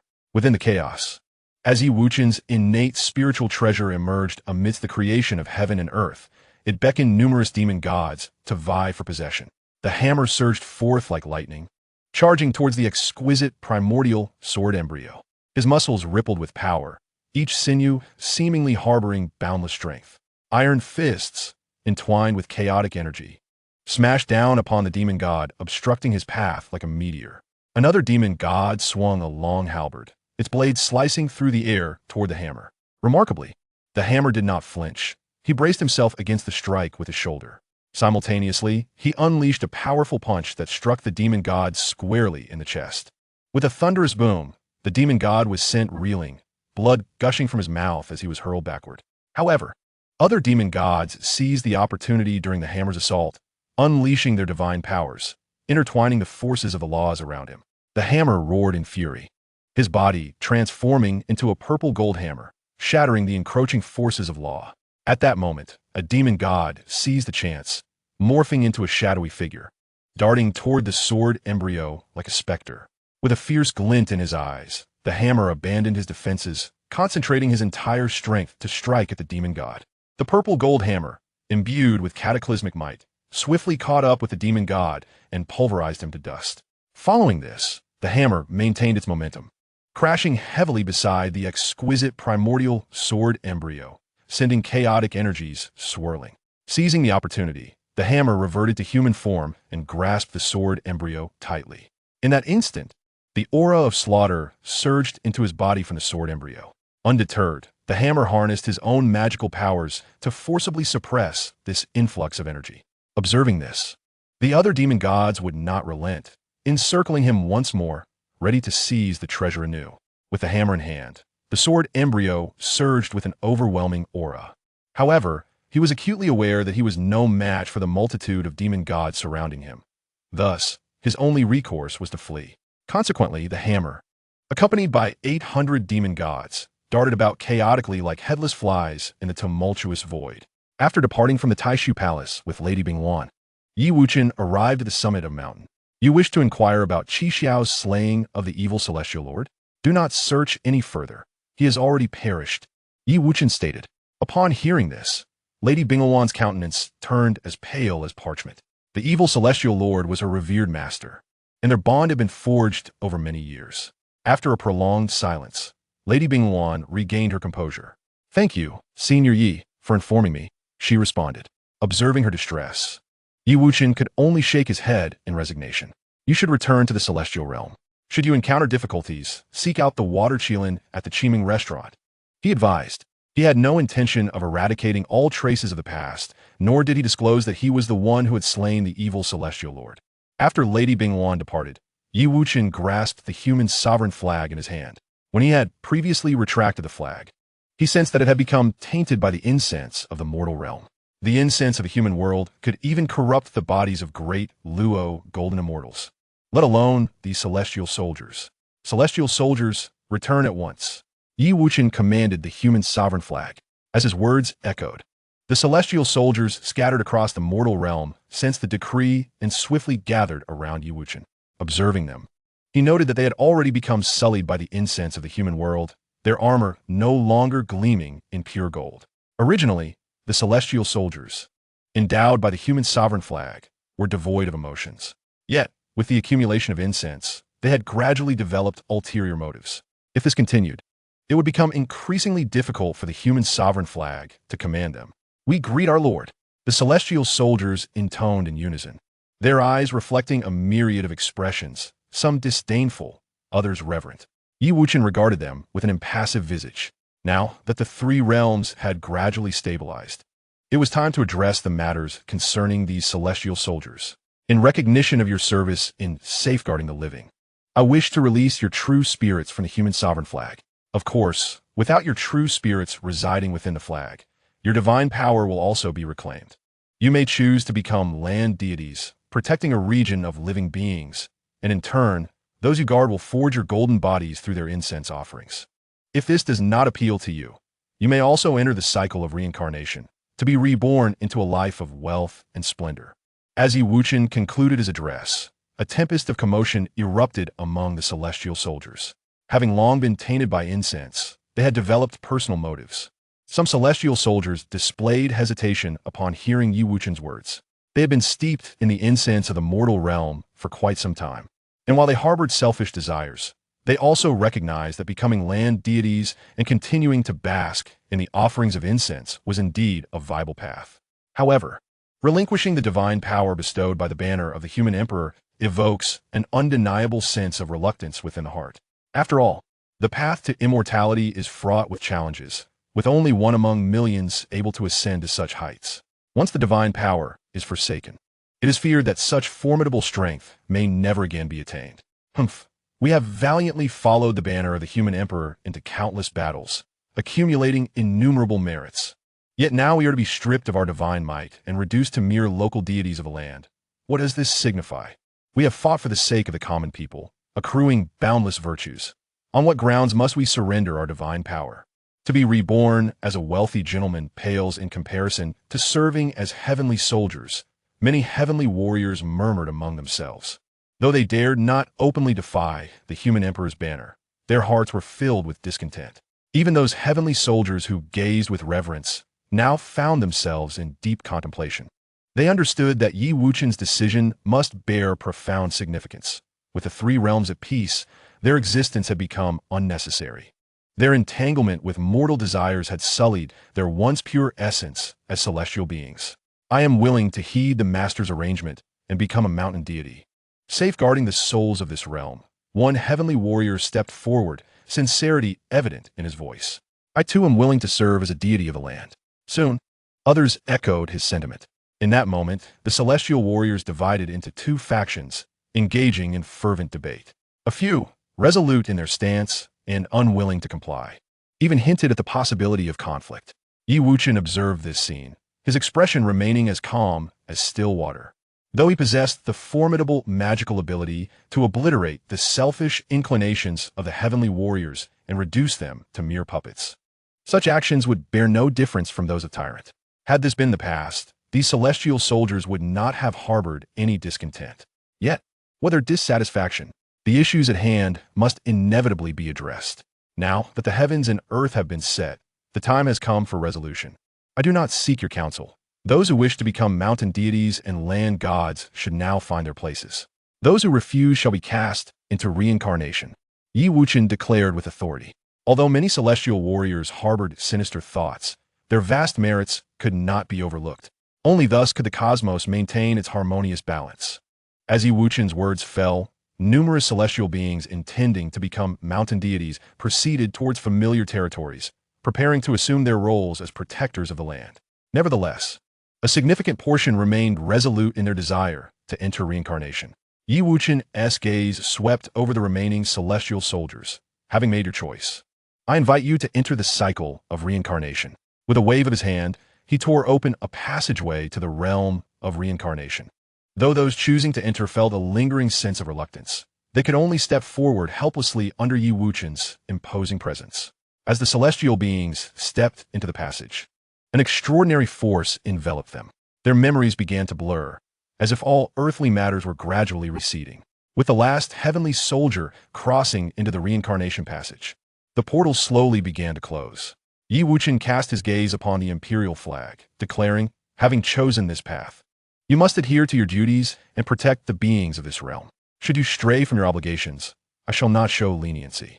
Subsequently, the true spirits within the imperial flag vanished entirely. The celestial soldiers who had transformed into mountain deities and land gods felt their divine powers swiftly dissipate.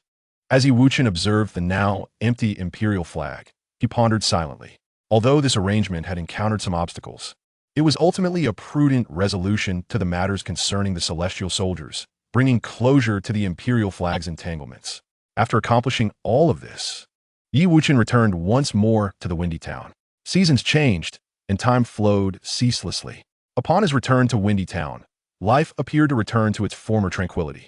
Each day, he spent time in his courtyard in the company of the Enlightenment Tree, delving into the principles of heaven and earth, and occasionally visiting the dreamy cuisine to engage in leisurely conversations with the compassionate heavenly sovereign. However, this serene existence did not endure for long. One day, while Yi Wuchen sat quietly in his courtyard, he suddenly sensed a powerful spatial fluctuation. Immediately, enormous fissures appeared in the sky. The chaotic demons brazenly launched their assault. Leading them was a colossal demon god, with a phantom of a purple-gold hammer looming behind him. Following in his wake were 800 other demons. The hammer, having secured a supreme innate sword embryo, had been fleeing desperately through chaos for 3 years, yet it had never managed to escape its relentless pursuers. Upon discovering this realm, the hammer was overwhelmed with boundless joy, believing he finally had the opportunity to outpace the demons that had hounded him. Before long, the celestial court in the 33 heavens was the first to detect the sudden onslaught of the demon god. However, soon after, Hao Ian discerned the presence of hundreds of demon gods amidst the chaos. Hurry, ring the bell, Hao Ian exclaimed, his expression one of alarm as he urgently instructed the heavenly attendants beside him. He was acutely aware that each demon within the chaos was exceedingly ferocious, and feared that even uniting the powers of the celestial court would prove insufficient to contend against them. With this thought, fear took root in Hao Ian's heart, for, in all of the celestial court, there were scarcely 100 deities capable of standing against the demon gods. Before long, the celestial beings gathered en masse within the Lingxiao Palace. What has transpired? Inquired the North Pole Ziwei Emperor Dao Bao with evident impatience. Previously, the Turtle Spirit Mother and the Golden Spirit Mother had ventured to the Zixiao Palace to investigate the situation.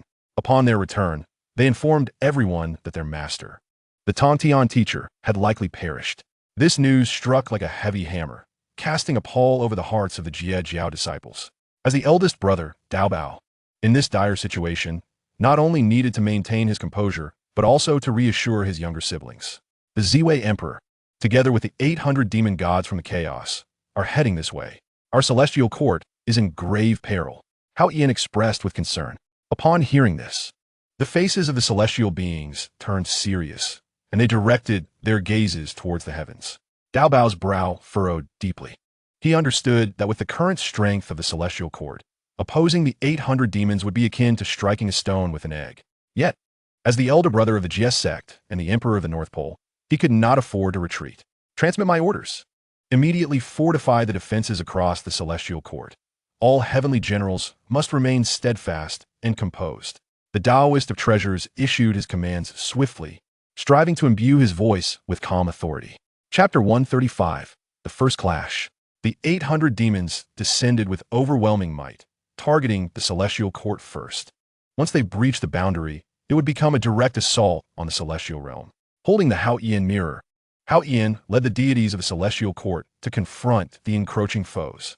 Although he could not mobilize all the celestial gods, he remained the nominal sovereign of the 3 realms, with all heavenly deities under his command. The disciples of the Jie sect would not intentionally hinder their own in such a life-or-death situation.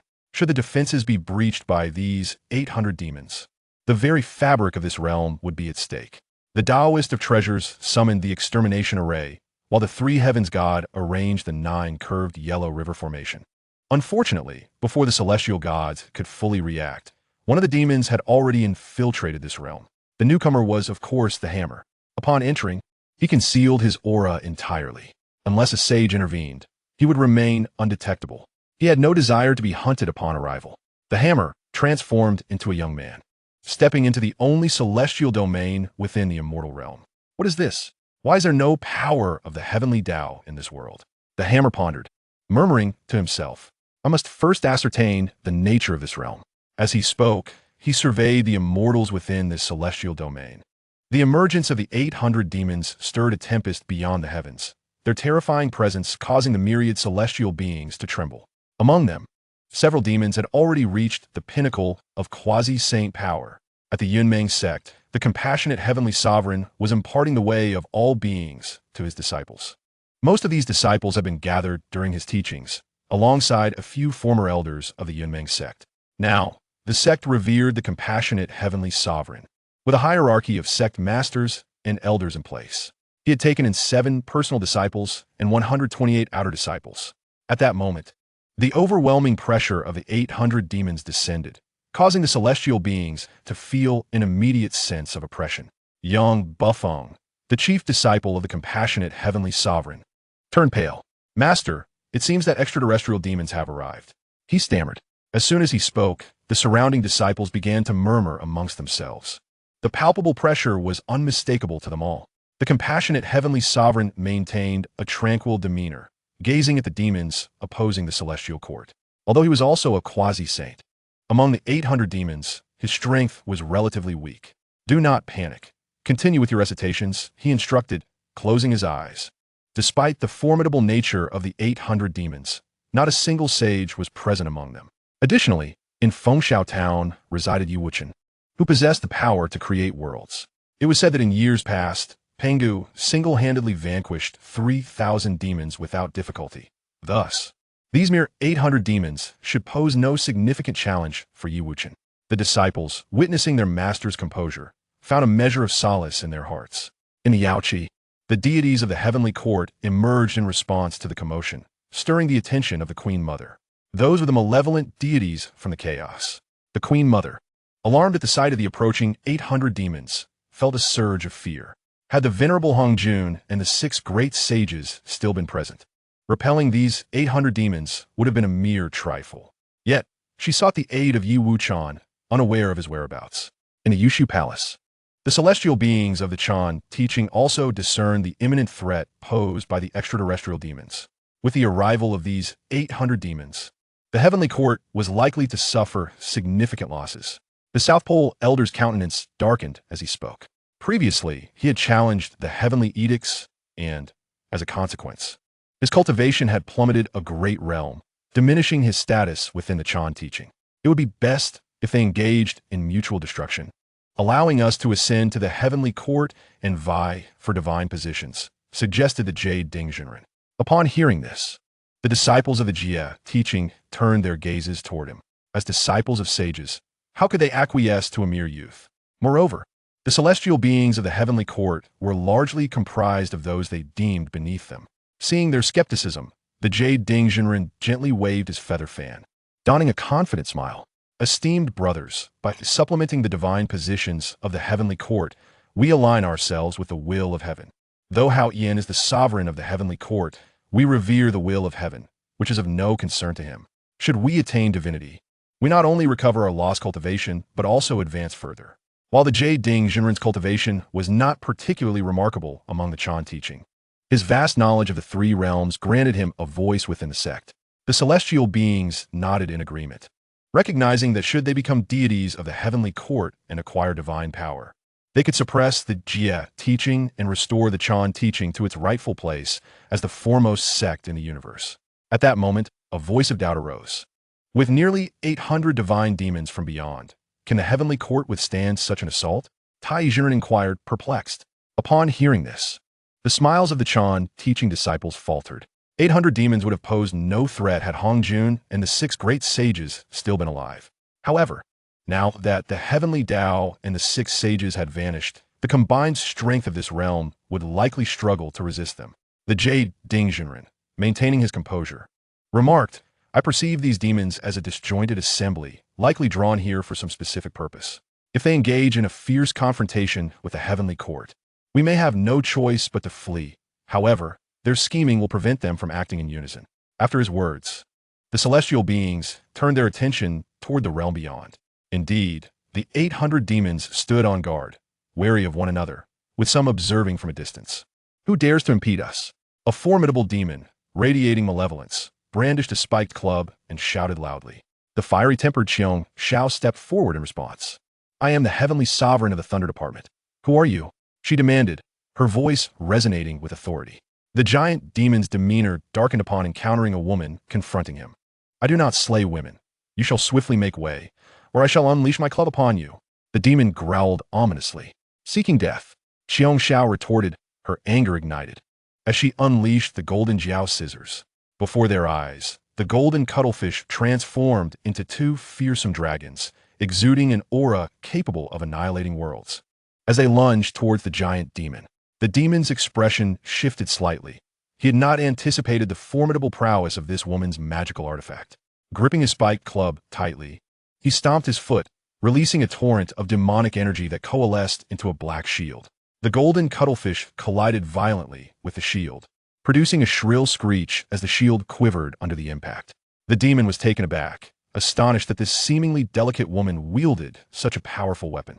Unwilling to relent, Qiong Xiao waved her delicate hand, amplifying the might of the golden cuttlefish as the two dragons surged in size, their eyes gleaming with ferocity as they relentlessly clawed at the demon's shield.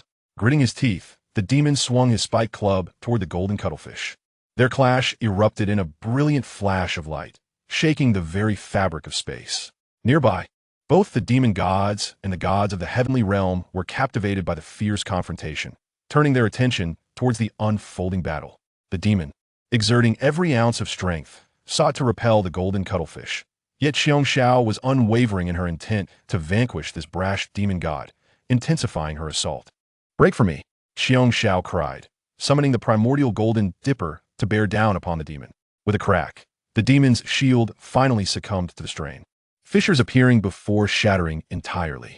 Seizing the opportunity, the golden cuttlefish ascended, swiftly severing the demon's spiked club in two, before viciously latching onto the demon's form. A piercing scream erupted from the demon as his massive frame was gruesomely torn asunder, blood spraying forth. Left with no choice, the demon transformed into a wraith of dark energy, fleeing behind the ranks of his fellow demon gods. Ha! Dare to underestimate me? This is your fate. Qiong Xiao sheathed the golden cuttlefish and cast a disdainful gaze at the retreating demon. This display sent a chill through the hearts of the demon gods present. Those who had previously scorned the deities of the heavenly realm now recognized that these celestial beings were not so easily trifled with. Conversely, the gods of heaven were invigorated, astonished by Qiong Xiao's valor in swiftly repelling a demon of considerable strength. Chapter 136. The Nine Curves of the Yellow River Formation. The arrival of 800 demon gods was an earth-shattering event that reached Yi Wuchen in an instant. Alas, a mere casual strike against chaos has summoned such monumental consequences. Yi Wuchen mused softly, shaking his head. From the moment he witnessed the demon gods breach the realm, he had discerned the underlying reasons. 3 years prior, after entering the realm of creation, he had taken great care to distance himself from this domain. Yet fate had intertwined their paths once more.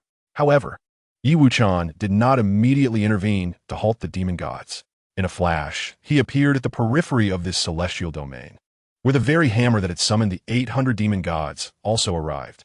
The hammer, upon noticing a celestial being standing nearby with hands clasped behind their back, felt an inexplicable urge stirring within, compelling him to approach the divine figure, as if a voice were incessantly urging him from the depths of his heart.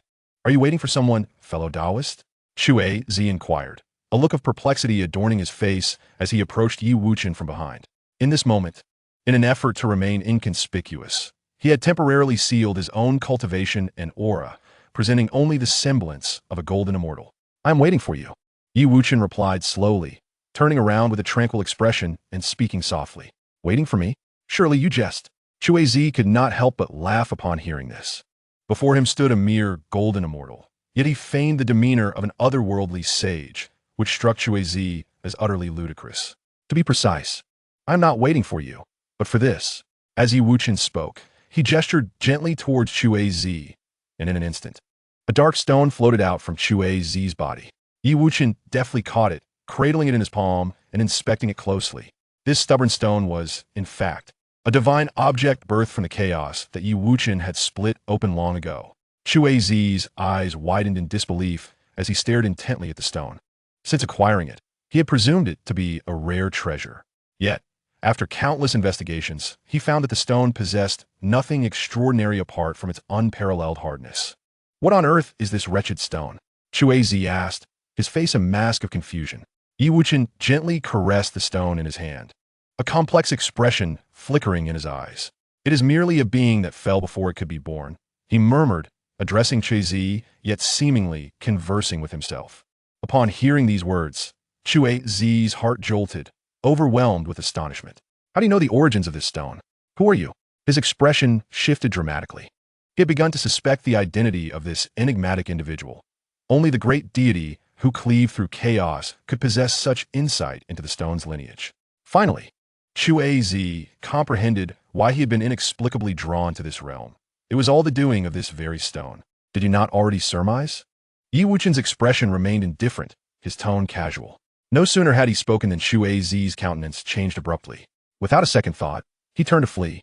Observing this, Yi Wuchen made no effort to intervene, but merely tossed the stone toward Chuizi. In an instant, the stubborn stone transformed into an imposing mountain, crashing down upon Chuizi with tremendous force. This mountain, imbued with immense power, plummeted towards the mortal realm. A resounding thud echoed as Chuizi's body was reduced to a mere pulp beneath its weight. With this demon god as nourishment, may you find the means to revive in the future, Yi Wuchen murmured, gazing at the stone that had become a mountain. The stone was an innate divine fetus, regrettably unable to absorb sufficient celestial energy to take form. Then, Yi Wuchen turned his gaze toward the heavens beyond. At that moment, many powerful immortals in the celestial realm witnessed the Thunder Department's celestial sovereign, Xiongxiao, repelling the giant demon, and they were filled with immense excitement. Indeed, as a favored disciple of the heavenly master, Xiongxiao swiftly vanquished the formidable demon god within mere moments. However, in the eyes of the surrounding demon gods, her victory over the giant troll incited a fervent greed. They discerned that Xiongxiao's own cultivation was far inferior to that of the troll. Her triumph was solely reliant on the two magical artifacts she wielded, coupled with the troll's underestimation, which allowed her to exploit an opportune moment to deliver a surprise strike. Initially, they were troubled over how to divide a premium innate sword embryo among themselves, but with the addition of the two treasures in Xiongxiao's possession, their interest was instantly piqued. I shall test your mettle. At that moment, an elder clad in a raincoat, bearing an iron sword on his back, stepped forth. Almost simultaneously, 12 other demon gods advanced as well. Old man, this woman is best left to me. I fear you may not be able to handle her. The elder's eyes gleamed with a predatory light. Ha ha ha. This young lady is quite the beauty. I've set my sights on her. The 13 demon gods fanned out in a semicircle, their eyes glistening with avarice, fixated on Xiongxiao. Upon witnessing this, Xiongxiao's expression darkened considerably. In an instant, Yun Xiao and Bai Xiao unhesitatingly positioned themselves beside her. If you wish to bully my sister, you must first contend with me. Yun Xiao's gaze was icy as she stared down the 13 demon gods, a cold smile gracing her lips. Subsequently, the three sisters reformed the 9 curves Yellow River formation. Though the demon gods felt a twinge of caution upon witnessing the formation, their greed ultimately prevailed. The elder in the raincoat was the first to breach the 9 curves Yellow River formation, with the other 12 demon gods following closely behind. In an instant, the atmosphere within the formation shifted dramatically, swirling mists and strange currents converging, laden with lethal intent. Yun Xiao stood at the center of the formation, her expression grave as she commanded its power. Bai Xiao and Xiongxiao each unleashed their divine abilities, exerting their utmost to sustain the formation. The elder wielded his iron sword, slicing through the mists with his sword energy. The chaotic essence emanating from the blade reverberated with every strike, assaulting the formation. The other demon gods employed their own techniques, seeking to break through the formation. Yet, the three sisters exhibited remarkable coordination, and the nine curves Yellow River Formation unleashed tremendous might. Xiong Xiao summoned the golden Jiao scissors, radiating brilliance, distorting the very fabric of space in its wake. Bai Xiao activated the primordial golden dipper, its formidable suction destabilizing the approaching demon gods, who struggled in vain against its pull. Yin Xiao deftly guided the formation's energies, continuously altering its configuration, ensnaring the demon gods in a quagmire. Though powerful, they found themselves disoriented within the unpredictable formation, their attacks becoming increasingly chaotic. The elder, burning with anxiety, swung his sword with all his might to shatter the formation, but the golden Jiao scissors thwarted him time and again, rendering his sword energy into mere shards. The other demon gods, witnessing this, attempted to break free, yet were ensnared by the even greater pull of the primordial golden dipper. Under the combined assault of the three sisters, the demon gods began to suffer casualties. Some were cleaved in twain by the golden Jiao scissors, while others were drawn into the dipper and reduced to mere dust within the formation's relentless grip. Before long, half of the demon gods had fallen. The remaining demons, gripped by fear and devoid of fighting spirit, yearned only for escape. Want to flee? Not a chance, roared Xiong Xiao. With a surge of power from the golden Jiao scissors, she swiftly pursued a fleeing demon and executed it. Upon witnessing the celestial deities of the heavenly court subduing the 800 demons, Wuchen realized that perhaps his intervention was unnecessary. Chapter 137. The Divine Realm of the Mother Goddess. At the moment when the celestial deities confronted the 800 demons, an overwhelming aura surged rapidly towards the primordial world. Wuchen turned his gaze towards the newcomers. There were over 30 women in the group, all strikingly beautiful. The foremost among them, a maiden of exquisite grace, appeared to be in the bloom of youth. Yet, an air of majestic authority enveloped her, suggesting she embodied the maternal essence of the world. Boundless merits swirled around her like clouds. Her fortune was almost unfathomable. Evidently, she was a figure of immense power, accustomed to wielding authority. The Tao aura radiating from her was several times more potent than that of the 6 great saints under Hongjun. Additionally, alongside her were 4 equally remarkable women, each possessing unfathomable strength. Behind these 5 women stood others, each as formidable as demons, all at the pinnacle of quasi-saint cultivation, nearly on par with saints themselves. It was perplexing. A mere supreme, innate spiritual treasure should not attract such formidable figures. Wuchen furrowed his brow, beginning to deduce their origins.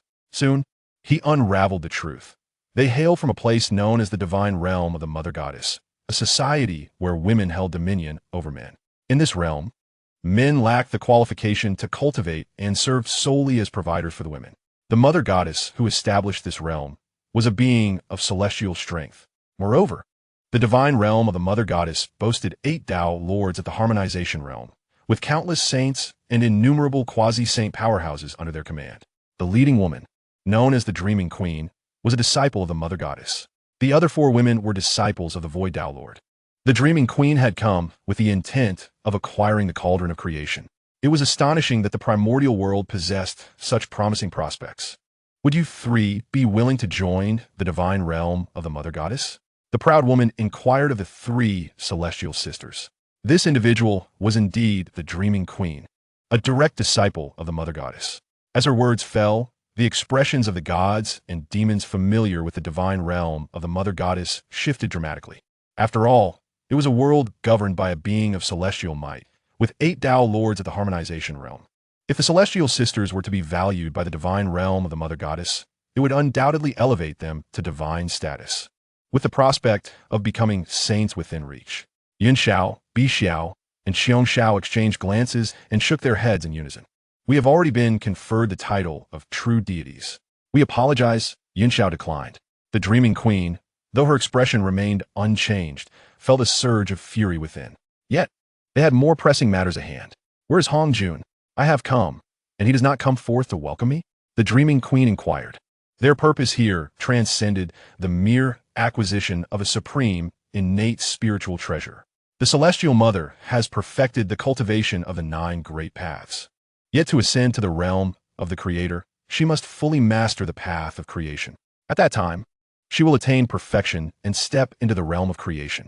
The Dream Empress, upon learning that the primordial world's Hongjun possesses an incomplete creation jade plate, seeks to borrow it for her own use. Once the Celestial Mother reaches the Creator Realm, the Celestial Realm shall expand 100-fold, accommodating more great paths. At that moment, she too shall acquire a great path to cultivate to the Harmony Realm. The deities of the Heavenly Court exchanged glances upon hearing that someone was seeking Hongjun. They too were in search of him, eager to ascertain their master's whereabouts. When the positions of the deities were restored, Hongjun had summoned the Tontian teacher and then vanished without a trace. Hao Yin was the first to react, stepping forward. This esteemed sage, Hongjun has already ventured deep into the chaos. I fear you may be disappointed, Hao Yin said respectfully. What? Hongjun has departed? The Dream Empress's demeanor soured at the news. They had traversed countless spaces to arrive in the primordial world, only to find Hongjun absent. Could it be that Hongjun is aware of our arrival and has chosen to hide? Queried another woman, addressing the Dream Empress. The speaker was merely the Flower Master, a disciple of the Void Path Lord, one generation beneath the Celestial Mother's disciple. Hide? We shall eliminate all the beings of this realm. Let's see if he can still hide. The Dream Empress scoffed. As the embodiment of the heavenly Tao for this realm, Hongjun naturally bore responsibility for its inhabitants. Should this world collapse, the heavenly Tao would also cease to exist. With the Dream Empress's words, the inhabitants of the Celestial Mother's realm revealed their terrifying murderous intent. The overwhelming aura of the 5 pinnacle saints instantly enveloped the primordial world. Both immortals and mortals sensed an impending doom. The earlier joy of the Heavenly Court deities, having won 2 battles, evaporated in an instant. This dreadful killing intent even compelled the 800 demons to retreat miles, fearful of collateral damage. Faced with the murderous intent of the 5 saints, the deities of the Heavenly Court struggled to resist, yet did not retreat an inch. Just as the Celestial Mother's realm was poised to strike, a sigh echoed through the air. Alas, what is the point of such violence among you young ladies? At the emergence of this voice, the 5 saints furrowed their brows. Despite their formidable strength, they could not discern the source of the sound. As the inhabitants of the Celestial Mother's realm pondered the mystery, the figure of Yi Wuchen materialized. Who are you? The Dream Empress, upon seeing Yi Wuchen, perceived a divine light emanating from her eyes. In an instant, this divine light aimed to penetrate his essence. The gaze of a saint could even slay a great Luo golden immortal. Yet, this light, upon reaching Yi Wuchen, stirred not a single ripple. I am but an ordinary immortal, merely unable to abide your propensity for violence. Yi Wuchen spoke softly. An ordinary immortal? Even if you were a saint, before the Celestial Mother's realm, you would only be fit to kneel and speak. The Dream Empress retorted with a cold laugh. Master, I perceive that this individual possesses considerable prowess. Might we not capture him and employ him as a male slave? Spoke the Lord of Blossoms. Upon hearing this, the Empress of Dreams revealed a cruel smile, evidently envisioning the torment she would inflict upon Yi Wuchen once he was in her grasp. Having ventured from the realm of the Celestial Mother, capturing a slave would not be in vain. No sooner had she spoken than the Empress extended her palm towards Yi Wuchen, summoning countless chains of order that appeared intent on ensnaring his entire being. As a disciple of the Celestial Mother, her cultivation was exceptionally formidable, surpassing even that of Hongjuan's 6 disciples by several magnitudes. With a mere gesture, she could conjure chains of order, and her techniques encompassed the power of creation itself, capable of shattering the void. Yi Wuchen remained unperturbed in the face of the Empress's assault, letting out a cold snort. In an instant, the chains of order shattered like a dream, dissipating into the void as if nothing had transpired. A singular voice dismantled the Empress's attack, rendering it as inconsequential as a mere illusion. What? The Empress of Dreams was utterly astonished, unable to fathom that her strike had been so effortlessly thwarted. Although it was merely a casual attack, it embodied her boundless Tao rhythm. Chapter 138, Captured by a Finger. Yi Wuchen could hardly believe the audacity and tyranny of the women from the Celestial Mother realm. He had intended only to drive them away from the primordial world, yet unexpectedly, the Empress of Dreams had launched a lethal assault. I was inclined to grant you all a chance at survival, but it appears you seek your own demise. Yi Wuchen spoke with a chilling tone. You wretched man, how dare you address me in such a manner? That alone is a capital offense. Why just unleashed was merely a casual strike. Prepare yourself. The Empress retorted with a cold laugh. Her demeanor was amiable towards the three heavens because they were women of noble standing. This sudden intruder, however, was merely a contemptible man. Even with the power of a sage, he was destined to remain a servant. Epic of Dreams. The Empress of Dreams shouted fiercely, as a river of ethereal epic flowed through the void. Within this epic, countless heroic figures regarded Yi Wuchen as their foe and sought his downfall. Yet Yi Wuchen remained as tranquil as an ancient well in the face of this flowing river of epics. He could cleave through chaos itself. Mere heroes held no significance in his eyes. Prison of Heaven. Yi Wuchen pointed a finger towards all within the realm of the Celestial Mother. A solitary sage was hardly worthy of his engagement. The 5 great sages, alongside 30 pinnacle quasi-sages, would compel him to act. As his words fell, an infinite aura of primordial creation emerged, transforming into numerous cages of order that surged towards the denizens of the Celestial Mother Realm. The river of epics summoned by the Empress of Dreams was shattered under the weight of this ordered power. Simultaneously, the orderly cages ensnared over 30 inhabitants of the Celestial Mother Realm. How can this be? I am at the pinnacle of sagehood. There exists no cage capable of containing me. Upon witnessing this, the Empress of Dreams summoned her powers to strike the cage. Yet, this cage was forged from the essence of order, impervious to her efforts. You despicable man, how dare you humiliate me? Release me at once. The Empress of Dreams spoke with a frigid tone. The other 4 saints of the Celestial Mother's realm joined in cursing Yi Wuchen. For them, being captured by a man was an affront of the highest order, an indelible stain upon their honor. Facing death, you still dare to boast. Yi Wuchen replied with a cold smirk. If you possess the courage, then kill me, coward. Upon my resurrection, I shall return with forces to obliterate this primordial world. The Empress of Dream, undeterred by Yi Wuchen's threats, retaliated with fierce defiance. Her audacity stemmed from the fact that her true spirit resided in the hands of the Celestial Mother. As long as the Celestial Mother remained alive, she could resurrect indefinitely. Should Yi Wuchen slay her, it would ironically serve her purpose, granting her liberation. Though her demeanor was arrogant, she had the backing to justify it. Ignorance reigns, Yi Wuchen retorted, momentarily at a loss for a solution. While it would be straightforward to eliminate them, they could resurrect within the Celestial Mother's realm. At that point, the Celestial Mother herself might intervene. Currently, Yi Wuchen had only just entered the realm of creation to confront the Celestial Mother. He would need to be at least at the pinnacle of that realm. With a wave of his hand, Yi Wuchen sealed the beings from the Celestial Mother's realm, and then turned his gaze to the surrounding deities and demons. In the primordial world, deities and demons shall halt. His voice resonated like a thunderous bell, echoing through the heavens. Upon hearing this proclamation, the demons felt a shiver run down their spines and promptly turned to flee. Although they were unaware of Yi Wuchen's true identity, they had witnessed firsthand how he effortlessly captured the 5 saints of the Celestial Mother's realm and over 30 quasi-saints with a mere gesture. Such terrifying power far surpassed even that of Hongjun Laozu. These demons, of only quasi-saint level, understood that preserving their lives was paramount, and thus dared not linger any longer. The primordial world, once ruled by Hongjun Laozu and 6 saints, had now transformed into a domain governed by this formidable stranger. As the 800 demons retreated, the nerves of the gods in the heavenly court finally relaxed. Had the 800 demons charged, they might have been able to fend off 100 or 200, but the remaining 600 or 700 would have been overwhelming. Thank you, Senior Yi, for your assistance. Otherwise, the gods of the heavenly court would have had no choice but to fight to the death. Hao Qian stepped forward and bowed respectfully to Yi Wuchen. He had already learned from the Queen Mother that Hongjun had been vanquished by Yi Wuchen. In the current primordial world, Yi Wuchen's power was unmatched. Even when combined, the 3 realms could not rival him.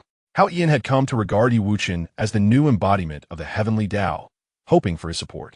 Although he held the nominal title of ruler over the 3 realms, his own strength was mediocre, and he had no capable allies at his disposal.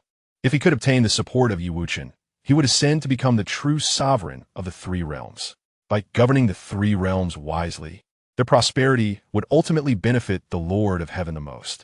Yi Wuchen nodded in agreement. Just then, a resounding voice cut through the air. Yi Wuchen, did you slay my master, the Tongtian cult leader? Qiong Zhao's gaze was icy as it bore down on Yi Wuchen. As her words echoed, the eyes of the deities in the heavenly court turned towards him. possessing the power to annihilate the heavenly Tao and the might of the six saints. Yi Wuchen stood alone in the vast expanse of the Honghuang world. Although the gathered crowd had already concluded that Yi Wuchen was indeed the murderer of their esteemed master, they found themselves powerless.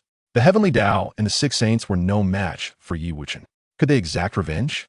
It seemed the combined might of the three realms would scarcely leave a scratch on him. Yet, knowing the killer of their master stood before them, inaction weighed heavily on their consciences. Yi Wuchen calmly regarded Qiong Shao and the assembly of deities.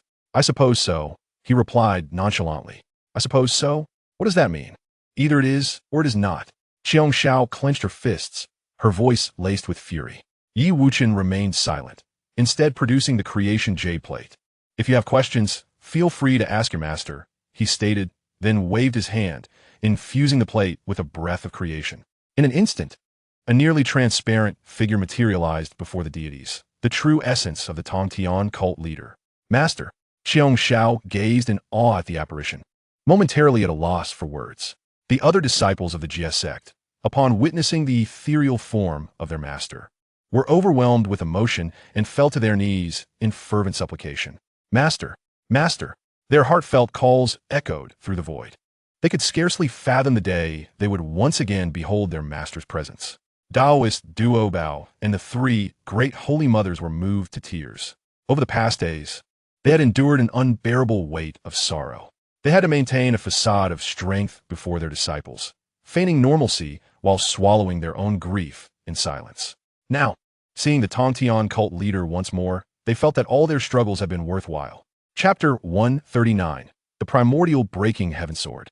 The ethereal manifestation of the Tongtian cult leader retained his gentle demeanor, though it bore an air of the surreal.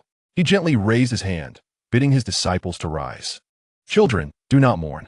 I have merely ascended in pursuit of the Tao," he spoke softly. With tears streaming down her face, Qiong Shao choked out, "Master, what is happening? Why must you?" Yi Wuchen chose not to linger on the poignant reunion between the Jia sect and their master, instead returning the celestial beings of the heavenly Mother-S realm to the quaint town of Yufeng. Should the Jia sect disciples seek vengeance, he would be prepared to face them. Upon his return to the courtyard, he found Zhou Bai wearing an expression of urgent concern. "Master, you have returned." Zhou Bai bowed deeply. "What is the matter?" Yi Wuchen furrowed his brow, perplexed, and inquired, "Master, you have captured individuals from the Tianmu divine realm. This could lead to grave consequences." Zhou Bai replied anxiously. "You seem quite familiar with the Tianmu divine realm. Please share all that you know," Yi Wuchen gently urged. Observing Yi Wuchen's calm demeanor, Zhou Bai felt a significant sense of relief. The Tianmu divine realm is entirely a matriarchal world where all men are enslaved. The great goddess of Tianmu was capable of creating the heavens and the earth in ancient times. Zhou Bai recounted the information he possessed. However, Yi Wuchen was able to deduce everything Zhou Bai revealed. In fact, he even surmised that the current great goddess of Tianmu had reached the pinnacle of the open heaven realm. Yi Wuchen shook his head in resignation. He had no desire to become embroiled in conflict. Yet, certain matters are not easily dismissed.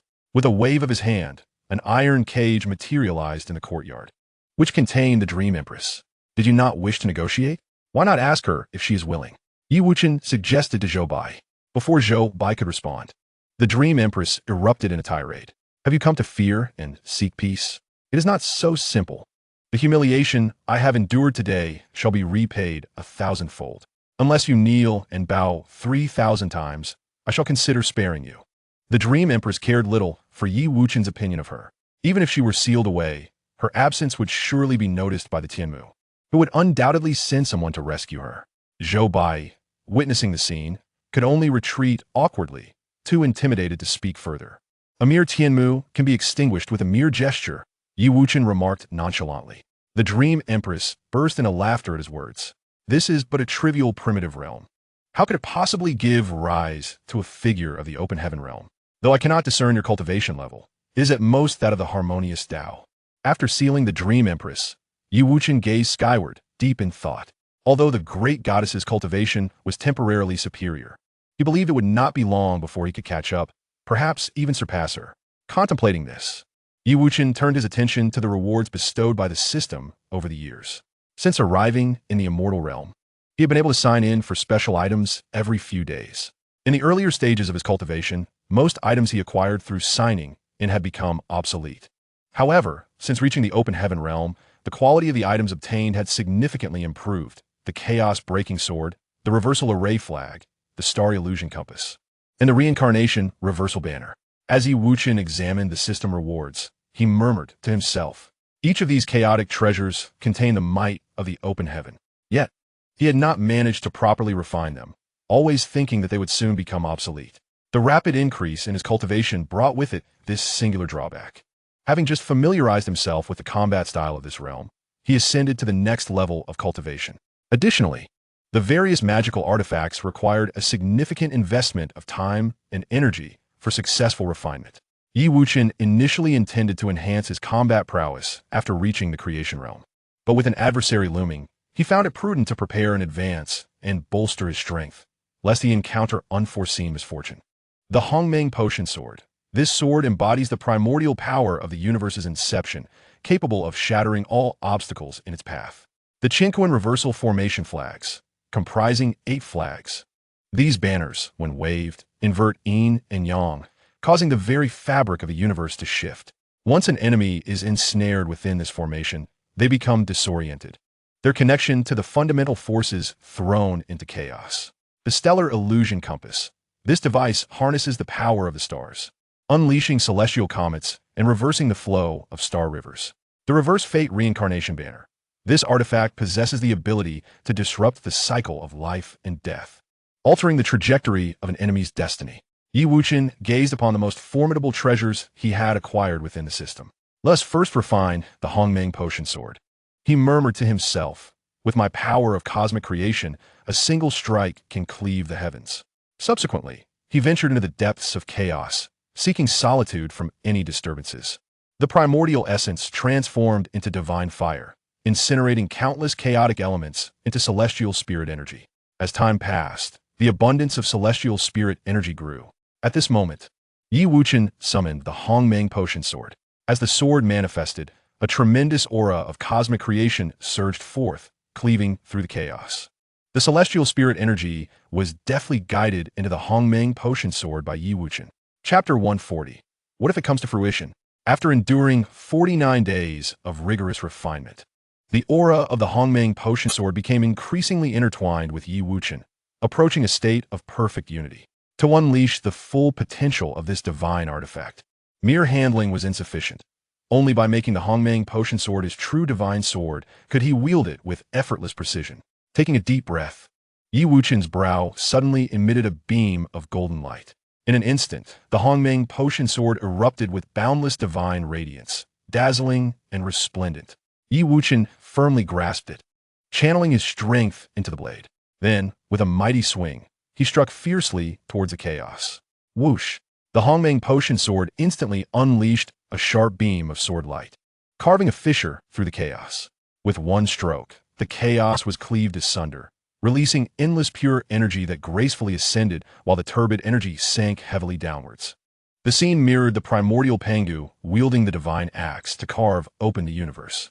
This single stroke of sword energy possessed the might reminiscent of Pangu's original creation. Witnessing the chaos being rent open, a smile of elation graced Wuchen's face. After such arduous effort, he had finally succeeded in refining the Hongmeng Potion Sword into his true divine sword. Though this process had drained him of considerable energy, the joy of his newfound strength filled him with exhilaration. It had been long since Wuchen experienced such a profound elevation in power. Previously, his ascension had largely relied on the system. At first, he felt an overwhelming excitement. However, as time passed and his cultivation steadily ascended, he grew accustomed to it. Now, after refining the Hongmeng Breaking Sky Sword into his life's divine blade, Wuchen distinctly sensed that his power had increased by more than 30%. This Hongmeng Breaking Sky Sword was indeed indomitable, capable of shattering all that stood before it. Even a myriad paths of the heavens seemed to yield to its might, as if it could sever them with a single strike. The chaotic tremors instantly attracted a multitude of divine beings and demons. Yet, upon witnessing Wuchen's formidable stature, they were seized by a profound fear, daring not to approach him. As heaven and earth opened, giving birth to myriad beings, These divine entities anxiously awaited Yi Wuchen's departure to seize the innate spiritual treasures born from this cosmic creation. Though high-grade, innate spiritual treasures were exceedingly treasured, even by saints, to the great deities capable of forging worlds, they were merely trifles of little significance. In this boundless chaos, none could predict when a deity might emerge, inspired to carve out a new realm. This time, Yi Wuchen did not depart immediately. Instead, he observed the nascent world, which was gradually being crushed and collapsed by the chaos. With a casual wave of his hand, he collected all the innate spiritual treasures birthed from this creation. After Yi Wuchen left, the expressions of the assembled divine beings transformed into a curious mix of astonishment and confusion. From which realm did this deity emerge? That he would even claim low-grade innate treasures? One demon murmured, unable to contain his surprise. While they too would vie for mid to low-grade innate treasures, they typically regarded them as offerings to bestow upon great Luo golden immortals or favored juniors to bolster their own power. After all, a deity of the creation realm would expect their disciples to be at least of saintly caliber. How could one of their stature feel comfortable presenting such lowly treasures? Yi Wuchen, however, paid no heed to the murmurs of the divine beings and stepped once more into the Cloud Dream Palace. The arrival of the denizens of the Heavenly Mother Divine Realm made him realize that relying solely on the existing celestial laws of the Honghuang world was grossly insufficient. If he could remain in the Honghuang world indefinitely, it would be manageable. Yet he had foreseen that in 200 or 300 years, he would reach the realm of creation. By that time, he might very well leave the Honghuang world. Once he departed, without the guidance of the celestial path or the protection of saints, the Honghuang realm would inevitably face annihilation. Though he was a transmigrant and not originally from the Honghuang world, after years of living there, he had come to regard himself as part of it. If sentient beings wished to attain divine powers and wander freely through the void, they must engage in quiet contemplation, offering incense and reverence while adhering to this sacred scripture. The compassionate celestial master, instructing his disciples, was suddenly taken aback upon spotting Yi Wuchen's arrival. Since the completion of the Cloud Dream Palace, Yi Wuchen had only visited once during the Master's inaugural teaching session. Please, recite the scripture amongst yourselves, he instructed. The merciful celestial master, having given instructions to his disciples, hastened to the presence of Yi Wuchen and guided him into the grand hall. Esteemed Yi, pray tell, what brings you here on this occasion? The merciful celestial master inquired with utmost respect. Yi Wuchen, in response, remained silent, merely gesturing lightly with the sleeve of his robe. In an instant, a multitude of treasures appeared before them, among which were items acquired during the primordial creation as well as those obtained through systematic sign-ins. The merciful celestial master, witnessing this spectacle, widened his eyes in astonishment, filled with disbelief. The collection included 18 supreme, innate spiritual treasures, nearly 100 high-grade, innate spiritual treasures, and countless mid- and low-grade, innate spiritual treasures. With great restraint over his inner excitement, the merciful celestial master questioned, his face a mask of perplexity. What is the purpose of such an impressive array? Yi Wuchen replied candidly, I aspire to establish the path of the human emperor, where every being shall become an emperor. Upon hearing these words, the merciful celestial master's breath quickened. The path of the human emperor, every being as an emperor. The might of an emperor is akin to that of a saint. If indeed everyone could become an emperor, would that not imply that all are saints? Such an audacious and terrifying notion could only emanate from Yi Wuchen. It is well known that even in the immensely powerful realm of the Heavenly Mother, the status of a saint is unparalleled. Aside from the Heavenly Mother herself and the 8 Path Lords, saints represent the pinnacle of existence in that realm. Only in the chaotic dominion do we find a multitude of saints, yet even there, half of the divine races would find it arduous to attain the saintly realm in their lifetimes. Observing the shock on the merciful celestial master's face, Yi Wuchen allowed a faint smile to grace his features. In life, one must first have a goal.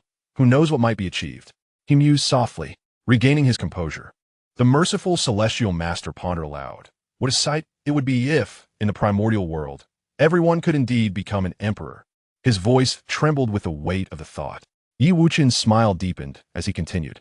The reason the Dream Empress of the Heavenly Mother can command respect is due to the prestige of her realm. If in our primordial world everyone were to become sovereign, who would dare to insult us? However, Achieving this lofty goal would undoubtedly require an immense investment of time and effort. Wuchen was resolute in his desire to avoid a life of relentless toil, burdened by endless obligations. There will come a day when, united in purpose, this realm will witness a profound transformation, he declared with unwavering conviction. Indeed, we shall transform the world, making every being an emperor, the merciful celestial master proclaimed. Filled with fervor, here, take these innate spiritual treasures. They will undoubtedly prove invaluable in the future, Wuchen instructed, gesturing towards the mountainous pile of treasures surrounding them. What shall we do next? The merciful celestial master inquired after securing the treasures. Though he had not yet attained the status of a saint himself, he had successfully mentored the Yellow Emperor, the great sovereign of humanity, a feat accomplished only through the Yellow Emperor's deep concern for the populace. Regarding the aspiration for everyone to become an emperor, he was utterly perplexed, with not the slightest clue. Upon hearing this, Wuchen's lips curled into a subtle smile. I, too, am uncertain. The savior of suffering was momentarily taken aback. However, Wuchen swiftly provided a response. The ambition of making everyone an emperor is monumental. It would be more prudent to establish a more modest objective first. For instance, let us aim to enable everyone to cultivate, striving within 3 years to have all mortals ascend to the golden core stage. This modest goal should be achievable. As Wuchen's words resonated, the savior of suffering grasped his intentions. 3 years in the celestial realm equates to a millennium in the mortal world, ample time to effectuate profound transformation. If the golden core path could be imparted to all beings in the mortal realm, it is likely that after 3 years, the realm would be filled with golden cores. I understand, yet the mortal realm is barren. For all beings to reach the golden core stage, the vital essence may prove insufficient. The savior of suffering nodded in agreement. This matter is straightforward. I shall plant the tree of enlightenment in the mortal realm, allowing it to become the world tree, a bridge connecting the essence of heaven and earth, Wuchen replied. Thus, with the mortal realm endowed with boundless vital essence and the golden core path, it would undoubtedly enable all beings to condense golden cores. After the two had reached an accord, they parted ways. Wuchen returned to his humble abode, preparing to root the tree of enlightenment in the mortal realm. Although the tree was a supreme, innate spiritual root, it had diminished in utility for him. Better to plant it in the mortal realm, thus fulfilling its purpose. Once the tree of enlightenment was planted in the mortal realm, it underwent a remarkable transformation. It swiftly took root and sprouted, and in merely 3 months, it reached the celestial realm. Upon its growth to the heavenly domain, its lush branches and leaves obscured vast expanses of sky. Dense spiritual energy, resembling tangible mist, continuously flowed down its trunk into the mortal world. The once barren mortal realm was instantly enveloped in abundant vital essence. Simultaneously, the savior of suffering led his disciples to create thousands of cultivation methods to reach the golden core stage for the beings of the mortal realm. Emperor Huangdi Xianyuan instructed leaders across the lands to disseminate these methods far and wide, under the nurturing of this ample vital essence. The beings of the mortal realm began to embark on their cultivation journeys. Observing everything falling into place, Wuchen felt a surge of elation. Yet at that moment, an overwhelmingly potent divine consciousness began to probe the primordial world. A consciousness from a harmonization realm expert, Yekachens Brofurovit. To brazenly employ divine consciousness for such scrutiny shows a blatant disregard for the primordial world. Typically, only those in higher positions would so casually utilize their divine consciousness to survey those beneath them. For those of lower status to attempt to spy on the higher-ups, that would be tantamount to declaring war. With a cold snort, Wuchen severed this divine consciousness with a single stroke, thwarting its investigation. In the divine realm of the Heavenly Mother, this realm floated like a precious gem amidst the chaos. The Heavenly Mother deity, its sovereign and creator, presided over this domain. The realm of the Celestial Mother is magnitudes larger than that of the primordial world. With beings of incomprehensible strength and an abundance of ethereal energy that verges on the tangible. The Void Sovereign, as the 6th daughter of the Celestial Mother, possesses strength that reaches the heavens, and her mastery over the path of the void is fearsome beyond measure. As the Celestial Mother approaches a breakthrough, the Void Sovereign seeks to present her with suitable treasures. Hence, She dispatched her disciples to accompany the dreaming empress to the primordial world in search of the creation jade disk. However, their prolonged absence filled the void sovereign with foreboding. Instantly, she wielded her divine powers to summon the master of 10,000 flowers and her companions. Yet, no matter how fervently the void sovereign called, she received no response. Seeing this, her countenance darkened, and she surmised that they had either fallen into a perilous abyss or been sealed away. Given the purpose of their journey, the latter seemed more probable. With the Celestial Mother in seclusion, the 8 great sovereigns were required to guard her. Unless it pertained to matters of life and death in the divine realm, they were forbidden from departing. Those who dared to disturb the Celestial Mother's domain were courting death. Once the Mother Empress achieved her breakthrough, she would undoubtedly reduce them to the most wretched of slaves. The Void Sovereign seethed with wrath.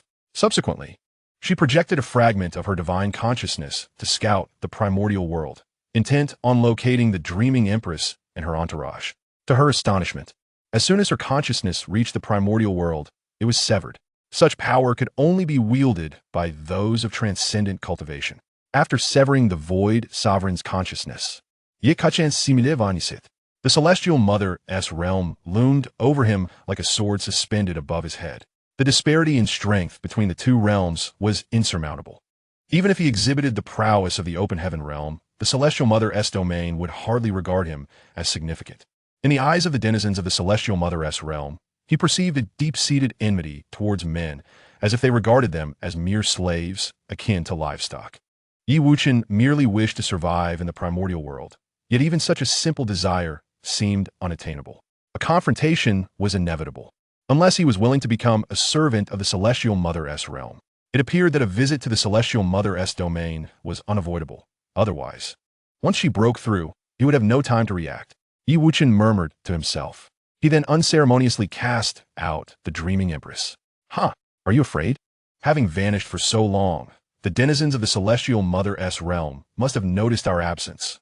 The dreaming empress laughed haughtily. Wuchen's expression remained grim. He chose silence. Observing his demeanor, the dreaming empress realized her conjecture was correct. The Celestial Mother's realm had indeed discovered their absence, and Wuchen felt the overwhelming power of the Celestial Mother, which instilled fear within him. If you kneel and offer 3,000 bows, I may spare your life and allow you to become my servant, the dreaming empress proclaimed with unwavering confidence. Confronted with the specter of death, she believed that this man would surely submit to her. Upon returning to the Celestial Mother's realm, she would thoroughly torment Wuchen, draining his primal essence until it was depleted, and then extinguish his life to assuage her deep-seated resentment. Wuchen gazed at the sinister expression on the face of the Dream Empress, further convinced that only the annihilation of the Heavenly Mother Divine Realm would resolve their enmity. He took a deep breath, suppressing the fury within, and coldly stared at the Dream Empress. Do you think I would be afraid? The destruction of the Heavenly Mother Divine Realm is merely a matter of time, Wuchen sneered. With your capabilities, you are merely indulging in fantasies. The Heavenly Mother Divine Realm is teeming with formidable warriors. Your presence there would amount to a death wish, the Dream Empress retorted disdainfully. Then reveal the location of the Heavenly Mother Divine Realm, and I shall promptly eradicate it. Wuchen replied with a chilling laugh. The Heavenly Mother Divine Realm is located at. As the Dream Empress began to speak, she suddenly realized that this man was attempting to extract information from her. You wish to deceive me into revealing the location of the Heavenly Mother Divine Realm? The Dream Empress exclaimed, her voice rising in indignation. Haven't you been boasting about its unparalleled strength? Why then are you reluctant to disclose its location? Wuchen's words dripped with mockery. He was so close to extracting the coordinates of the Heavenly Mother Divine Realm. Unfortunately, the Dream Empress's keen awareness thwarted his plans. The location of the Heavenly Mother Divine Realm was shrouded in secrecy and constantly shifting among those who traversed its domain. Only the Dream Empress knew how to locate its coordinates. No man is worthy of trust.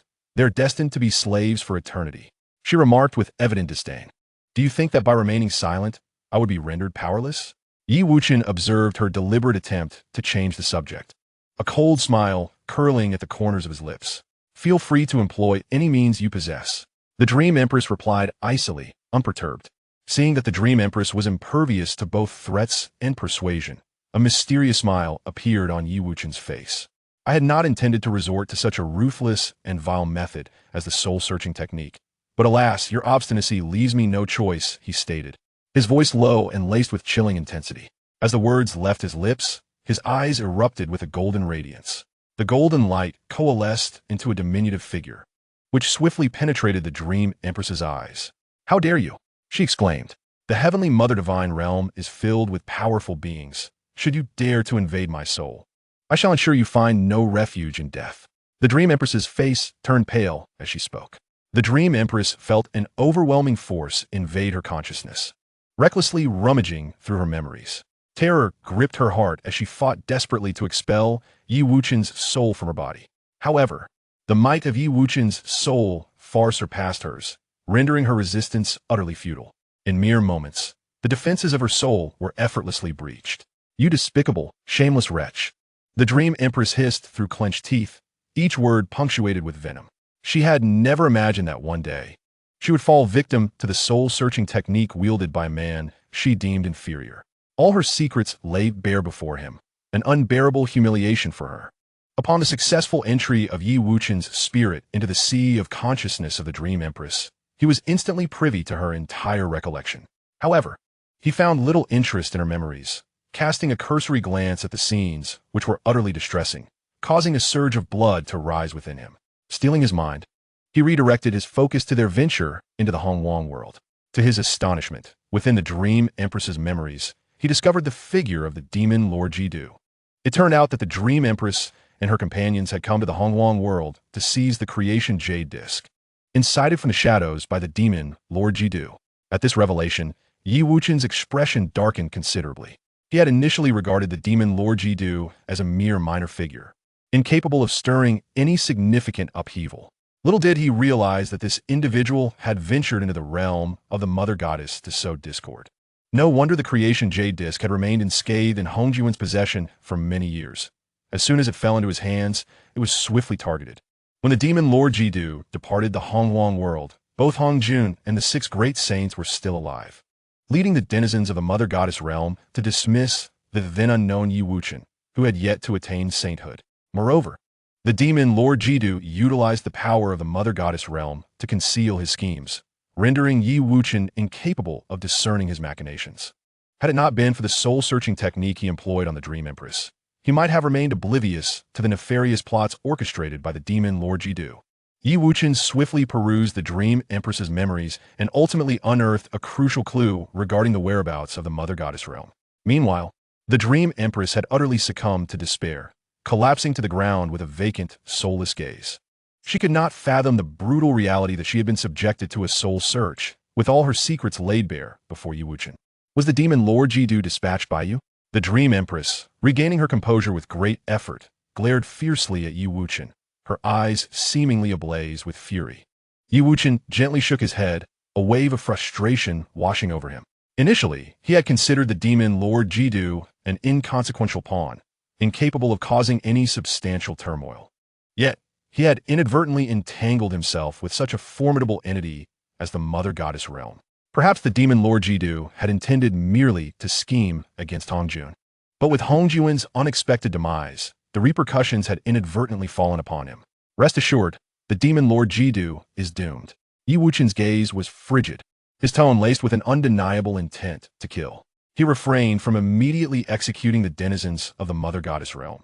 Their status was significant, and their deaths would surely alert the realm. Currently, Yi Wuchen was not a match for the Mother Goddess, yet his cultivation progressed at an astounding rate. Before long, he would surpass her entirely. Given that the Dream Empress and her companions sought the creation jade disc, it indicated that the Mother Goddess had yet to approach the threshold of the creation realm. Such a terrifying level of cultivation required eons for even the slightest advancement, and to break through realms demanded an even more staggering duration. Yi Wuchen cast his gaze towards the Dream Empress, a fervent heat once again rising upon his visage. In the recesses of the Dream Empress's memory, the playfulness of her past seemed excessively extravagant. Upon noticing Yi Wuchen's gaze, recollections of her secrets being laid bare ignited a flicker of indignation upon her face. She was not born in the divine realm of the Heavenly Mother, but rather in a dilapidated and forsaken world. From a tender age, she endured torment at the hands of her brothers, often going to bed with hunger gnawing at her belly, burdened with relentless labor. After enduring such hardships until the age of 13, she was callously sold into servitude as a maid for a local landowner. Within his household, both the master and his son subjected her to unspeakable humiliation. At 18, amidst the chaos that engulfed the world, the turmoil provided her with a serendipitous opportunity to alter her fate. Seizing the moment, she avenged herself by slaying her abusers, thus embarking on a path of escape. Perhaps out of fate's mercy, she fortuitously stumbled upon a chance to embark on a journey of cultivation. Yet, destiny seemed intent on not granting her respite. The much-anticipated path of cultivation morphed into another harrowing nightmare. While her master ostensibly guided her in her training behind closed doors, she was exploited as a means to elevate his own prowess. Though her heart brimmed with resentment, she buried her animosity deep within, enduring her plight in silence for the sake of survival. At last, a turning point emerged. Her master, engaged in a fierce battle with an enemy, found himself gravely injured. Just as he sought to siphon her essence to regain his strength, she seized the opportune moment to end his nefarious life with poison.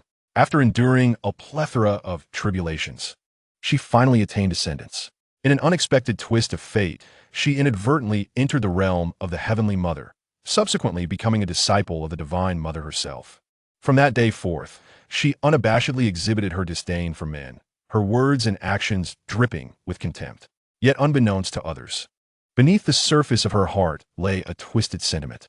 She reveled in the sensation of being subjugated by men, even going so far as to seek out tormentors, only to retaliate with ruthless ferocity. Chapter 143. The Slaying of the Demon Sovereign. Wuchen's figure quietly emerged amidst a tumultuous chaos. This place, perpetually in a state of chaotic upheaval, was rife with temporal distortion. Were the primordial world to be placed here, it would soon be crushed under the weight of the turbulent chaos. Moreover, the chaos was fraught with labyrinthine mazes. Even a sage, unfamiliar with the paths, could easily find himself ensnared. The realm of the Heavenly Mother resided in such a location. Without the Dream Empress's recollections, even I might have lost my way. Yevank muset softly. Subsequently, he suppressed his aura and navigated through the chaos. After traversing countless realms of disarray, a sudden clarity emerged before him, revealing the boundary of the Heavenly Mother's realm. The moment he passed through the boundary, a dense, almost tangible essence of celestial energy enveloped him. Wuchen distinctly perceived that this realm was imbued with a profound essence of the Tao. Taking a deep breath, he commenced to unravel the mysteries of the Heavenly Mother Divine Realm. Heavenly Mother, destiny, reincarnation, causality, the five elements, yin and yang, the void, stars, destruction. Wuchen murmured softly, articulating the names of the 9 intertwined paths that constituted the Heavenly Mother Divine Realm. The Heavenly Mother's Tao is the primordial path of the Heavenly Mother Deity, from which the other 8 paths are birthed. Now, only the path of transformation remains to achieve perfection. Given the richness of the Tao's essence in this realm, it is no wonder that so many saints and near saints have emerged. The reason why the great Luo golden immortals of the primordial world struggled to attain the status of near saints is precisely due to the lack of this essence. If the essence of the primordial world could be transformed to match the richness of the Heavenly Mother Divine Realm, ascending to immortality would be within everyone's reach. Wuchen did not project his consciousness. In this world, one must exercise utmost caution. He cast his gaze upon the Heavenly Mother Divine Realm and discovered its vastness, at least 10,000 times the size of the primordial world. In this realm, there was no distinction between immortals and mortals. All existed within a singular plane. The closer one approached the center of this plane, the denser the essence of the Tao became. Wuchen observed the various cultivation, sects, and nations, noting the abundance of female cultivators and a group of men shrouded entirely in dark robes. His brow furrowed slightly as he noticed that the essence of the Tao instinctively avoided those cloaked figures. It was unexpected that the men in this world lacked even the freedom to reveal their faces. Wuchen seek it. In the Heavenly Mother Divine Realm, women reign supreme while men are subjugated. Men are born with original sin, unworthy in the eyes of the Tao. Silently, Wuchen appeared within a palace. This palace was desolate, occupied only by the demon Lord Jidu. At this moment, the aura of demon Lord Jidu had transformed considerably. Previously, he had cultivated the path of destruction, exuding an air of annihilation. The Heavenly Mother Divine Realm also possesses this path, its essence so rich that it could elevate him to sainthood. Talp, talp, talp. As Yi Wuchen traversed the palace, the sound of his footsteps abruptly roused Demon Lord Jidu. "Who is it?" he exclaimed, suddenly opening his eyes, after being captured by the denizens of the Heavenly Mother Divine Realm. He had sold the primordial world to avert a fate of servitude. Although he had allied himself with the Heavenly Mother Divine Realm, he was not held in high regard. With his cultivation level, he was not particularly noteworthy in this realm. Fortunately, the Dream Empress saw potential in him and imprisoned him within this palace. "It's you!" Demon Lord Jidu exclaimed in shock upon seeing Yi Wuchen. Previously, in the ruins of the ancient battlefield, Yi Wuchen had slain one of his avatars, significantly diminishing his power, which had left him seething with fury. However, due to his inadequate strength, he could only endure.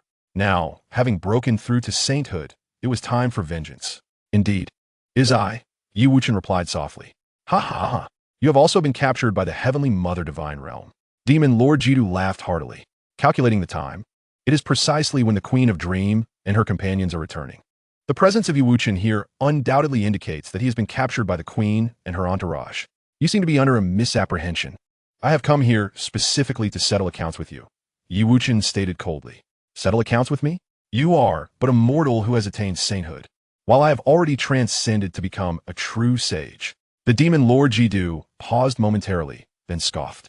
As he spoke, dark energy surged around him, emanating a formidable aura.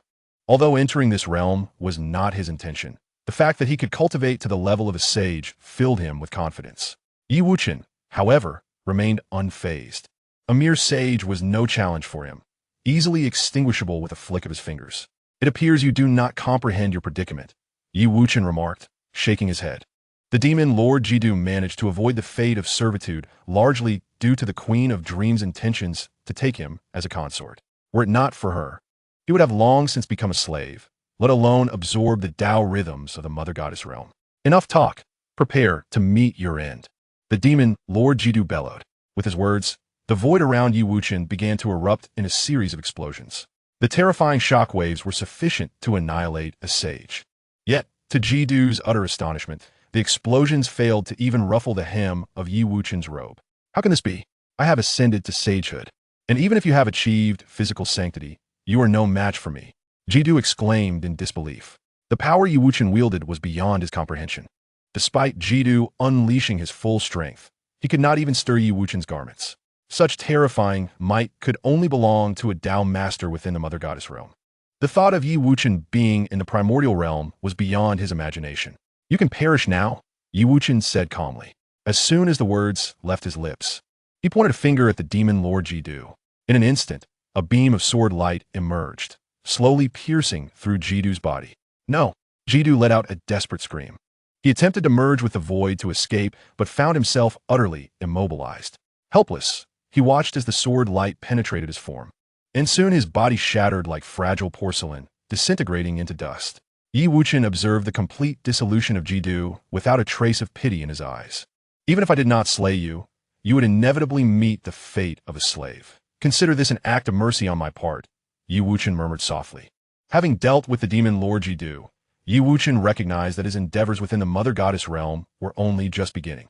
Chapter 144, The Rose Princess. Yi Wuchen, undeterred by the killing of Jidu, felt no fear. He then utilized his concealment technique to fully merge with the Mother Goddess realm. This technique was remarkably wondrous. As long as he wished to remain hidden, even the Chaos Sovereign would be unable to locate him, let alone the mere Mother Goddess realm. The concealment technique bestowed by the system allowed him to vanish flawlessly. Yi Wuchen has always cherished peace, shunning violence and bloodshed. He strives to avoid conflicts whenever possible and would never resort to physical confrontation over trivial matters. However, now that the celestial Mother Divine Realm has intruded upon his domain, he can no longer feign indifference. Though he possesses a broad mind, he is not without his formidable measures. After Yi Wuchen's figure vanished into the void, a furious roar erupted, instantly shattering the palace where the Demon Lord Jidu resided. "Damn it! Who has slain Jidu?" The Void Tao Master, seated in meditation at the heart of the celestial Mother Divine Realm, suddenly sensed the life force of the Demon Lord Jidu extinguishing. Previously, The Void Dao Master had dispatched a fragment of her consciousness to investigate the safety of the dreaming Empress. Yet, as soon as her consciousness entered the primordial world, it was effortlessly severed, leaving her unaware of who had struck. Now, the demon Lord Jidu had met a mysterious demise within the celestial Mother Divine Realm, leaving no trace behind. Even with her utmost efforts to deduce the perpetrator, she found herself utterly baffled. It is worth noting that, as the Void Dao Master of the celestial Mother Divine Realm, the entirety of the void within this realm is an embodiment of her great path. Logically, even if other great path masters intervened, she should be able to deduce at least a hint of their involvement. The sudden wrath of the Void Dao Master left many female practitioners of the void path in utter shock. "Master, what has transpired?" inquired a seemingly youthful maiden, her brow furrowed in confusion. This young woman was Ruan Tianyi, the Void Dao Master's foremost disciple, having accompanied the Void Dao Master in her cultivation for countless years. Ruan Tianyi had already reached the pinnacle of the Saint Realm. Her strength surpassed that of the newly ascended demon Lord Jidu by many folds, even dwarfing that of certain beings at the Harmonization Realm. They may have encountered peril. The Void Dao Master spoke solemnly. What? Were they not in a minor world of the primordial realm? How could they run into trouble? Ruan Tianyi's expression darkened upon hearing this. It must be noted that the Dreaming Empress is a direct disciple of the celestial Mother Deity. In the outer realms, even average open heaven realm experts would not dare to provoke her indiscriminately. Only the supreme divine realms of creation would dare to challenge her, as others would not even think of doing so. At this moment, they should be sealed by the people of the primordial world, the Void Dao Master stated. Upon hearing this, the assembly within the Void Hall erupted in outrage. How audacious of the denizens of the primordial world to dare imprison our people from the celestial Mother Divine Realm. We must annihilate the primordial world, capturing all, regardless of gender, to serve as slaves. This is an unspeakable humiliation for the celestial Mother Divine Realm. We must exact revenge. Countless voices of vitriol filled the air, as many resolved to mobilize immediately to obliterate the primordial world. However, amidst the clamor, Ruan Tianyi observed that the Void Dao Master's dark expression remained unchanged. Reflecting on the words of her master, Ruan Tianyi's brow furrowed with concern. "Teacher, could it be that someone has infiltrated the realm of the Celestial Mother?" asked Ruan Tianyi, perplexed. "Indeed, this individual possesses extraordinary abilities, managing to slay Jidu right beneath my very eyes," replied the master of the Void Dao, nodding. Upon hearing this, Ruan Tianyi felt a surge of alarm within her. To commit such an act under the watchful gaze of the master of the Void Dao, and without leaving a trace, indicated that this person was no ordinary being. "Teacher, how shall we respond?" Ruan Tianyi inquired respectfully. "First, we must track down this individual's whereabouts. If they can kill silently, they likely have further schemes in mind," the master of the Void Dao stated coldly. "Understood, teacher." The disciples, receiving their orders, immediately dispersed to search. Wuchen remained unaware of the master of the Void Dao's machinations as he appeared within a sanctuary of sage. He intended to first familiarize himself with the foundations of the Celestial Mother's realm before probing into the secrets of the Celestial Mother herself. Wanhua Palace. Wuchen gazed upon an exquisitely crafted palace, the plaque inscribed with the 3 grand characters of Wanhua Palace. This was the sanctuary of the Lord of 10,000 Flowers, a disciple of the master of the Void Dao. The Lord of 10,000 Flowers had followed the Dreaming Empress into the primordial world, where he was subsequently sealed. The Dao rhythm of Wanhua Palace was 100 times more potent than that of other locations. Upon entering the palace, Wuchen observed 2 women wielding long whips, escorting a dozen men clad in black robes. The cultivation of these women was that of quasi-saints, while the men were merely great Luo golden immortals. "Hurry, do not dawdle. Princess Rose is selecting her suitors, and should you be chosen, you will ascend to greatness," one of the women barked. At her words, the men trembled. Princess Rose, the favored daughter of the Lord of 10,000 Flowers, was notorious for her thorns. Countless suitors had perished at her hands. While being chosen might grant a substantial amount of cultivation resources to their families, none of those who became suitors to Princess Rose had lived beyond 3 years. Conversely, those who were not selected would meet their demise on the spot within Wanhua Palace. Intrigued by the scene, Wuchen decided to follow this group. Before long, he accompanied them into a grand chamber. Inside, he beheld a woman clad in deep red, reclining on a bed, her bosom partially unveiled. With a glance, Yi Wuchen discerned her profound cultivation, having reached the late stage of sainthood. "Princess, we have brought the men, all of whom are quite handsome," remarked one of the escorting women. "Very well, you may leave now," Princess Rose commanded with a wave of her hand. "Yes, Princess." The women promptly exited. Once the servants had departed, Princess Rose spoke. "Now that there are no outsiders, undress." As her words fell, the group of men began to shed their black robes, revealing their true appearances. Soon after, they stripped themselves of all clothing. "What sort of individuals are these?" Princess Rose mused, her brow furrowing as she surveyed the men. Although these men were undeniably handsome, in her eyes, they were utterly ordinary. The dissatisfaction of the Rose Princess sent shivers down the spines of the group. Should they fail to become her consorts, they feared they would not survive the day. Just as disappointment enveloped the Rose Princess, her gaze fell upon Yi Wuchen, who stood nearby. Yi Wuchen exuded an extraordinary aura, brimming with masculinity, and his eyes held a mysterious depth. "Who are you? Why do you not remove your garments?" the Rose Princess exclaimed, her eyes sparkling with excitement. Chapter 145. Comprehending the Great Path. Yi Wuchen, witnessing the shameless display of these men treating themselves as mere commodities, felt a wave of disdain wash over him. The sight was truly unbearable. Thus, he ceased to conceal himself and stepped forward. The Rose Princess was captivated by Yi Wuchen. It was the first time she had encountered a man so infused with vitality. The men in the Divine Mother Realm lacked any semblance of masculinity. "I am speaking to you. Are you even listening?" The Rose Princess scolded him loudly. Annoying, Yi Wuchen retorted with a cold grunt. Immediately, an immense force surged forth, sweeping towards the Rose Princess. Boom! A thunderous sound erupted, as if she had been struck by lightning, nearly shattering her corporeal form. The Rose Princess could hardly fathom the strength of the man before her. Terror filled her eyes, and she was consumed by fear of Yi Wuchen. She could not comprehend how he could unleash such terrifying power. Yet being in the Divine Mother Realm emboldened her. You despicable man! How dare you strike me in the Flower Palace?" The Rose Princess bellowed, her eyes brimming with murderous intent. In this realm, the status of men was exceedingly low, devoid of dignity. Regardless of how powerful a man may be, he was always subordinate to women. Now, she had been grievously injured by a lowly man, a humiliation she could not swallow, nor would she let it pass lightly. Yi Wuchen regarded the Rose Princess coldly, his gaze devoid of any sympathy. He had sealed her mother, the Flower Sovereign. How could he possibly regard her with any respect? "Rest assured, you'll not perish just yet," Yi Wuchen said with a smirk, his tone dripping with disdain. With that, he turned his attention to the group of men, whose faces had turned ashen, devoid of color. They understood all too well the monumental crime of injuring the Rose Princess. They feared that even their families would suffer repercussions, falling into an abyss from which there was no return. "Princess, it was all him. We had nothing to do with it," they pleaded. "This man harbors treacherous ambitions and surely seeks to overthrow the Divine Mother Realm. We do not know him. We implore you to see the truth." A group of men hastily bowed before the injured Rose Princess, fervently pleading for mercy. They sought to shift the blame entirely onto Yi Wuchen in a desperate attempt to save themselves. Observing the scene, Yi Wuchen could not help but feel a mixture of anger and amusement. He had never anticipated that these men from the divine realm of the Mother Goddess would possess such a lack of backbone.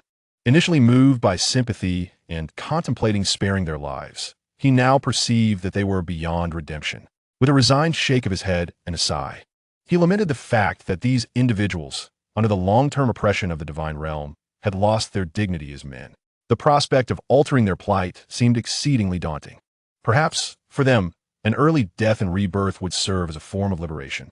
As his words lingered in the air, Yi Wuchen waved his sleeve, sending this group of men directly into the cycle of reincarnation. "Who are you truly?"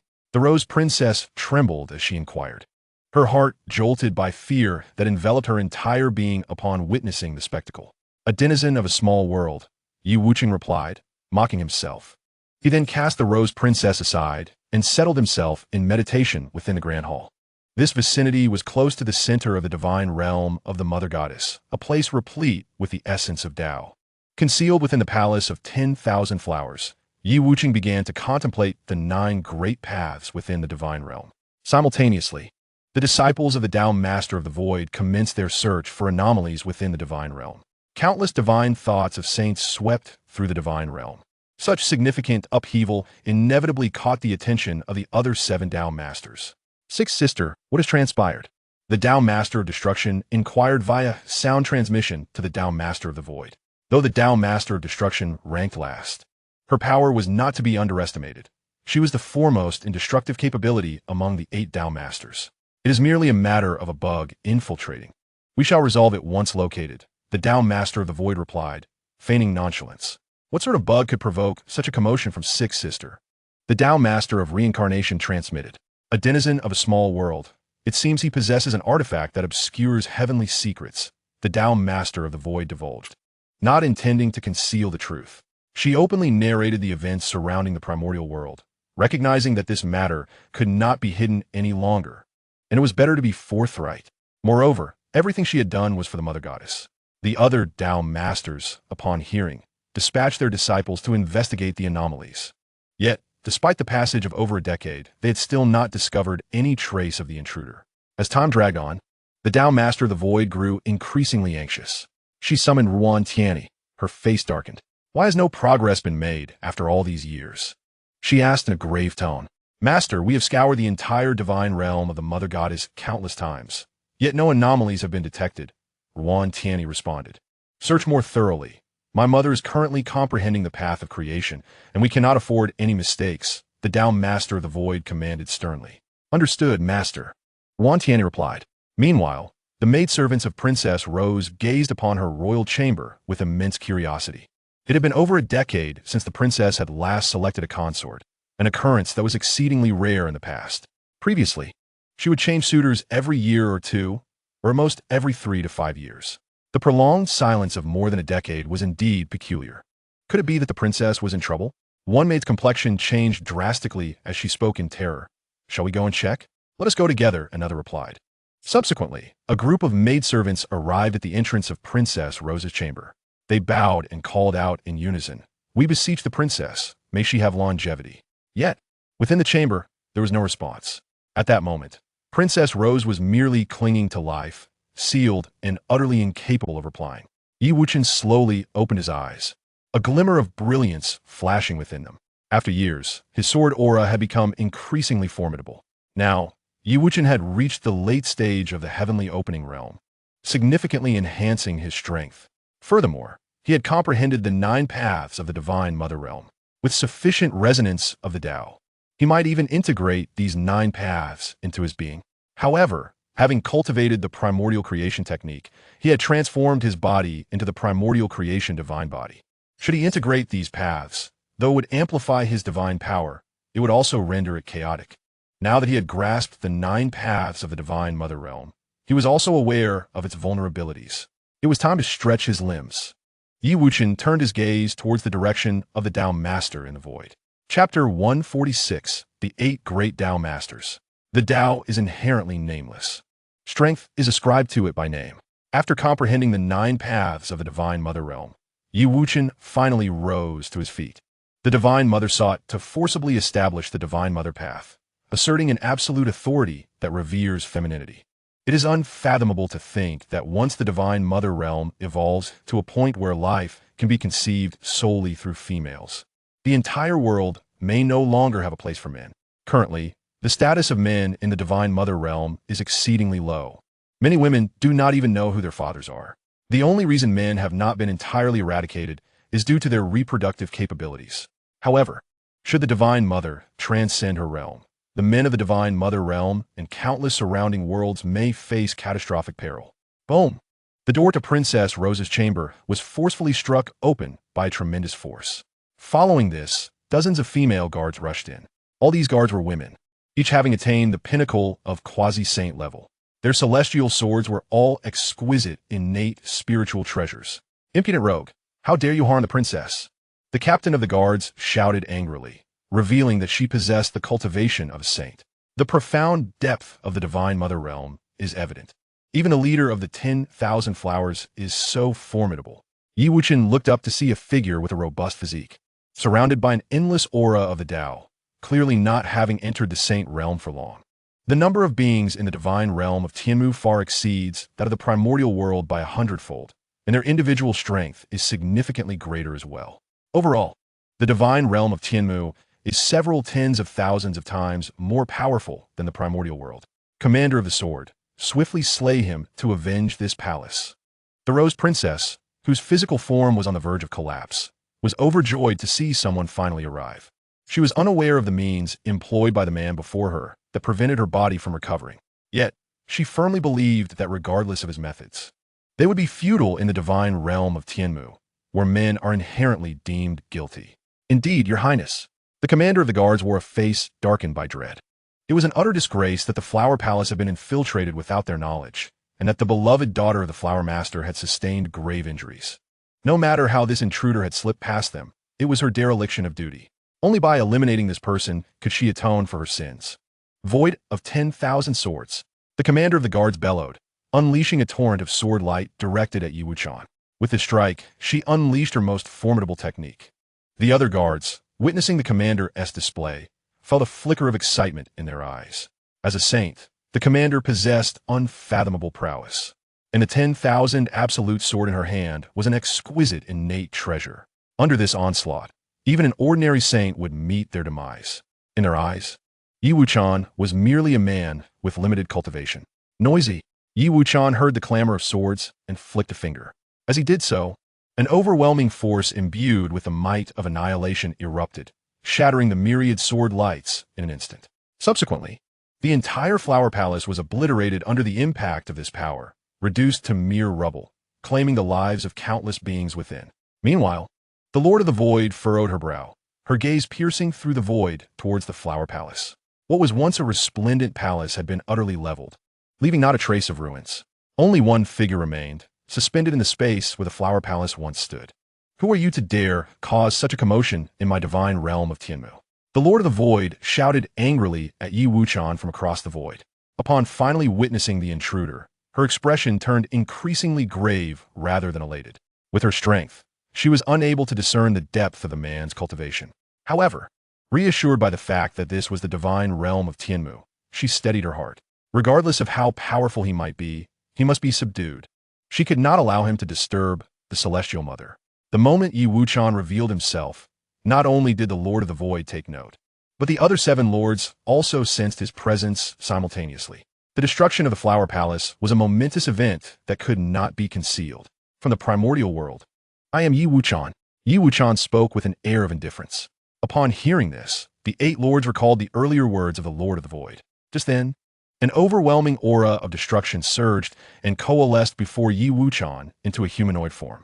It was none other than the Lord of Destruction, manifesting as an avatar formed from the essence of annihilation.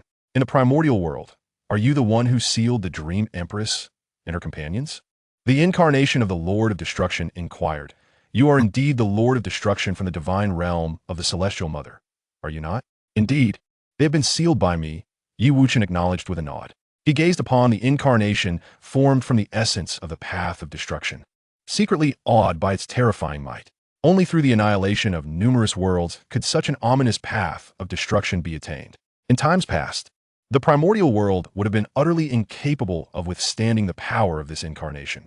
Knowing that I am the Lord of Destruction, why do you not hasten to release them? Do you not fear that I shall obliterate both you and your world? The Lord of Destruction exuded a palpable aura of menace, leaving no room for subtlety in its threat. Do you think that if I release them, you can act as if nothing has transpired? Yi Wuchen retorted. As long as you set them free, I shall grant you mercy, the Lord of the Void said, suppressing its murderous intent and speaking in a grave tone. Ha ha ha, how laughable. You presume to speak of sparing my life? Were you even? Yi Wuchen could not help but erupt in a hearty laughter upon hearing this. The murderous intent in the eyes of the 8 great lords was unmistakable. It was clear that the moment he surrendered the captives, they would strike. Moreover, even if he refused to release them, the 8 great lords would undoubtedly act, seeking death. The Lord of Destruction, enraged at these words, swept a hand, and a dense aura of destruction surged forth, momentarily engulfing Yi Wuchen. Yet, he remained composed. With his current strength, as long as the Celestial Mother did not intervene, the 8 great lords were no match for him. At this moment, the Celestial Mother was engrossed in a crucial phase of her cultivation. As long as the disturbance remained minimal, she would not be roused. Such trivial skills. Daring to flaunt them before me, Wuchen scoffed coldly. He then pointed with his finger, which served as a sword, towards the incarnation of the Lord of Destruction. Whoosh! A beam of sword light erupted forth, shattering the overwhelming aura of destruction, and continued to soar towards the incarnation of the Lord of Destruction. Upon witnessing this, the Lord of Destruction felt an overwhelming dread at the terrifying aura contained within the sword strike. The incarnation exerted all its strength to fend off the attack, attempting to annihilate the beam of light. However, the formidable sword light was irresistible, piercing through its manifested form in an instant. With a flash of brilliance, the incarnation of the Lord of Destruction shattered. The Lord of Destruction, far away, felt the backlash and spat out a mouthful of blood. The remaining 7 great lords were taken aback, filled with both astonishment and fury. They had not expected that the incarnation of the Lord of Destruction could not even withstand a single strike before Wuchen. Such terrifying power might even rival their own. Yet, how could such a formidable being arise from the mere primordial world, a mere trifling realm easily extinguished? Chapter 147, The Opulent Palace. Taking a deep breath, the Lord of Destruction opened its eyes. The wounds inflicted by the destruction of its incarnation had completely healed. Within the divine realm of the Celestial Mother, there existed boundless principles. Even the gravest injuries could be swiftly mended. Wuchen, I shall surely cast you into the abyss of destruction. The Lord of Destruction roared as it manifested before Wuchen. Upon hearing these words, Wuchen could not help but smile disdainfully. Had he not feared alarming the Celestial Mother, he would have unleashed his full power long ago. Currently, he was merely at the late stage of the open sky realm, insufficient to contend with the impending Celestial Mother, a deity approaching the Genesis realm. If granted but a little more time, he would undoubtedly ascend to become a formidable force within the Genesis realm. The Celestial Mother's divine domain had seized countless worlds across epochs, growing immensely powerful. It was time for retribution. Ignoring the Lord of Destruction, Wuchen strode directly into the palace of the Lord of Void. The opulence was staggering. Even the lamps illuminating the space, the paintings adorning the walls, and the vases for the floral arrangements were exquisite, innate treasures of the highest order. Wuchen murmured to himself, recognizing that these adornments were on par with the likes of the River Chart and the Luo Book, the Eastern Emperor Bell, and even more formidable innate treasures of the void. Although such exquisite innate treasures bore little use for him, the sheer effort required to amass such a collection over countless ages was evident. To cleave through chaos just once and be fortunate enough to acquire a couple of such treasures was no small feat within this palace. There existed a plethora of these supreme innate treasures. Should he manage to seize them all and return to the primordial world, it would undoubtedly bolster its strength immensely. After years of contemplation in the Celestial Mother's divine realm, he had glimpsed a fragment of the state beyond the Genesis realm. Once one reached the Genesis realm, elevating one's power became exceedingly arduous. The Celestial Mother transformed her divine realm into her own sacred kingdom, wielding the power of the entire world. The might of her divine kingdom amplified her strength exponentially. Although Wuchen was presently only at the late stage of the open sky realm, with the aid of his system, he would soon step into the Genesis realm. Now was the time to enhance the strength of the primordial world. The palaces of the 8 lords served as his objective. Upon witnessing Wuchen bypass the Lord of Destruction and approach her domain, the Lord of Void erupted in fury. How audacious! With her thunderous shout, countless void laws materialized, seeking to bind Wuchen. Yet, he remained unperturbed, as if untouched by the onslaught. The void laws shattered upon contact with him. Enough!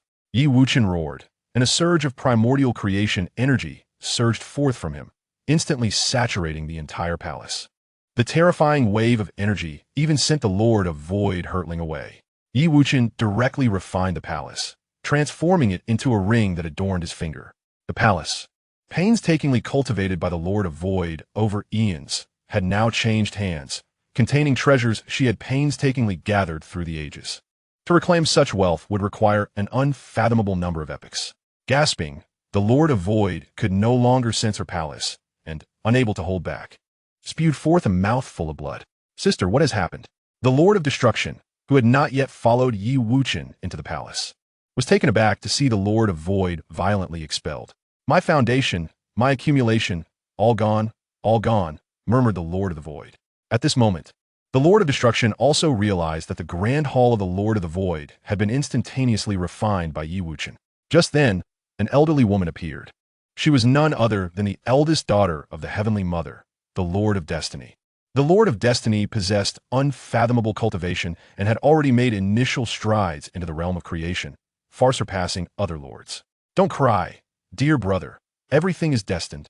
The Lord of Destiny consoled the Lord of the Void. Hearing this, the Lord of the Void, though reluctant, composed himself. Sister, that was my entire accumulation, he said gravely. Once our mother breaks through her realm, what do those external possessions matter? The Lord of Destiny replied once more. Yes, sister.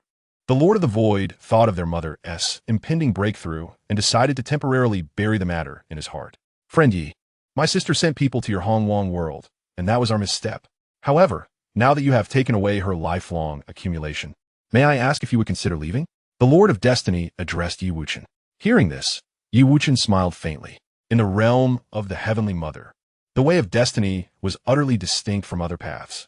One might even say she was an existence that could be deemed superfluous within the Heavenly Mother's realm, a manifestation of the Heavenly Mother's way. When the Heavenly Mother was not present, she governed the way of the Heavenly Mother and reigned over the divine realm. And what if I refuse? Wuchen replied with a laugh. Your cultivation merely rests at the late stage of creation, far inferior to my mother's. If you choose not to depart, I shall have no choice but to awaken her, and I fear by that time, you may find it impossible to leave. The Lord of Destiny spoke. As her words fell, an overwhelming sense of crisis surged within Wuchen. He possessed the art of divine concealment, which rendered his cultivation undetectable to those three realms beneath him. Yet, the cultivation of the person before him was significantly inferior, yet she had accurately disowned his realm. If the divine concealment was ineffective, how far could he flee? System, has my divine concealment technique failed? Wuchen queried within his mind. Master, it has not. The effects of your divine concealment remain intact.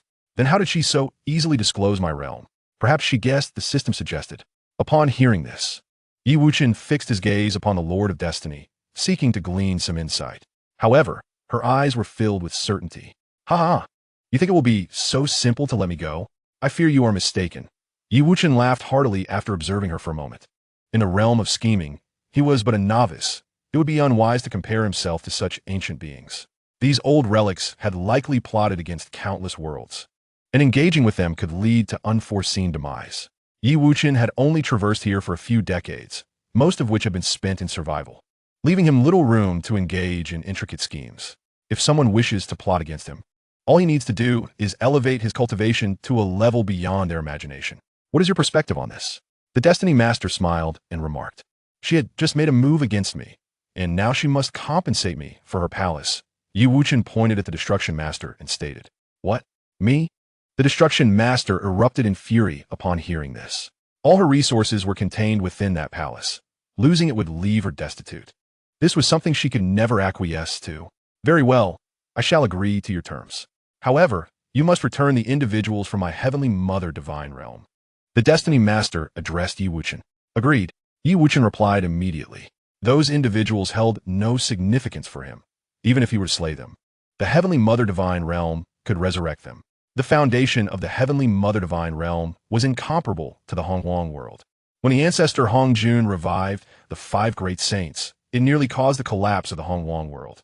Yet, given the foundation of the Heavenly Mother divine realm, resurrecting a few saints would consume little of the great Tao's essence. Wuchen promptly expelled the group. Subsequently, he departed from the Heavenly Mother divine realm, taking the Destruction Palace with him. After Wuchen's departure, the expressions of the people in the Heavenly Mother divine realm turned grim. Sister, shall we simply endure this?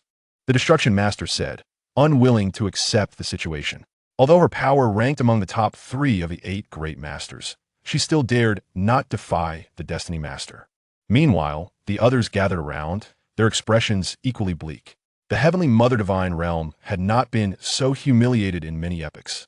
Not only had they infiltrated the Heavenly Mother divine realm, but they had also forcefully seized the palaces of void and destruction. The Destiny Master's gaze swept over the crowd, observing their furious expressions. This was all fate, Had it not been for the sixth sister provoking the Honghuang world, we would not have suffered such significant losses.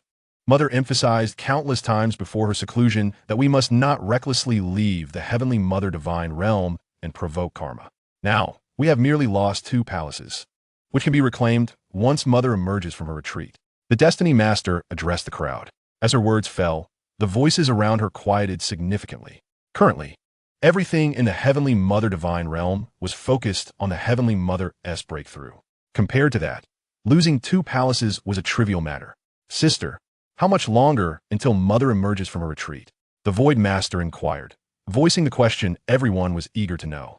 In another 500 years, Mother will break through, the Destiny Master declared with conviction.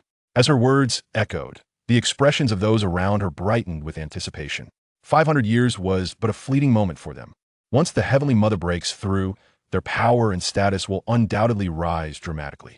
Is Yi Wuchen truly at the late stage of the Open Heaven realm? What is his esteemed title? The Lord of Destruction furrowed his brow and spoke. Generally, practitioners choose a title for themselves, serving dual purposes: to strengthen their resolve and embody the Tao, and to accumulate their prestige, achieving unparalleled might. Yet, Yi Wuchen had opted to use his own name. As the crowd pondered this perplexing choice, Yi Wuchen finally returned to the primordial world. After more than a decade of development, the mortal realm had elapsed 5,000 years. In this era, most individuals in the mortal realm could forge a golden core by adulthood, becoming formidable golden core cultivators with lifespans reaching 500 to 1,000 years. Countless prodigies had emerged, capable of transcending to immortality after merely a millennium of cultivation. The devastation wrought upon the immortal realm by the destruction of the heavenly Tao was rapidly mending. However, celestial beings of the true immortal and profound immortal ranks remained exceedingly rare. Those who ascended to the immortal realm would find the path to achieving true immortal or profound immortal status fraught with uncertainty, requiring countless eons. Yi Wuchen surveyed the flourishing landscape of the primordial world, nodding in satisfaction. It seemed that the efforts of the compassionate Heavenly Sovereign and others had significantly enhanced the world's strength. Nonetheless, the chasm between the primordial world and the Divine Mother realm was unfathomably vast. In the Divine Mother realm, beings were born as immortals, and even those with modest talent could ascend to the great Luo golden immortal level, while the exceptionally gifted could reach the quasi-saint realm. Shaking his head, Yi Wuchen dismissed such thoughts. With him as the backing, surpassing the Divine Mother realm was merely a matter of time. His journey had been fruitful. He had acquired 2 palaces from the Divine Mother realm, both of which were primordial treasures housing nearly 100,000 supreme innate treasures. This bounty would enable the primordial world to flourish, reducing its developmental timeline by eons. Yi Wuchen placed the Hall of Void within the immortal realm to stabilize its fortunes, while the Hall of Destruction was positioned in the mortal realm to govern its energies. With the primordial purple chi and the essence of creation, he elevated the world through his path.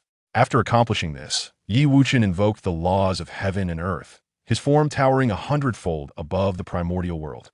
An inexhaustible source of power emerged, gradually refining the primordial world into his destined realm. With the emergence of the 2 palaces, nearly 100,000 supreme innate treasures began to soar throughout the realm. These treasures, acquired from the Divine Mother realm, commenced their integration into the primordial world, enriching its foundation. The previously lacking order within the primordial world surged 100-fold. Simultaneously, all beheld the majestic figure beyond the heavens, towering above the sky itself. The sun, moon, and stars appeared as mere specks of dust in its presence, rendering the entire primordial world as naught but a plaything in its grasp. Even saints, upon witnessing this magnificent figure, were reduced to mere ants. In an instant, the very essence of all beings within the primordial world held its breath in awe. Yi Wuchen's form transcended the confines of heaven and earth, prompting all to bow in reverence. He had finally come to a profound understanding. The compassionate celestial lord gazed at the towering figure beyond the heavens, murmuring softly. Though their acquaintance was not deep, he possessed a keen understanding of Yi Wuchen. To the untrained eye, Yi Wuchen appeared indifferent to the entanglements of fate, yet this was merely an excuse for his avoidance.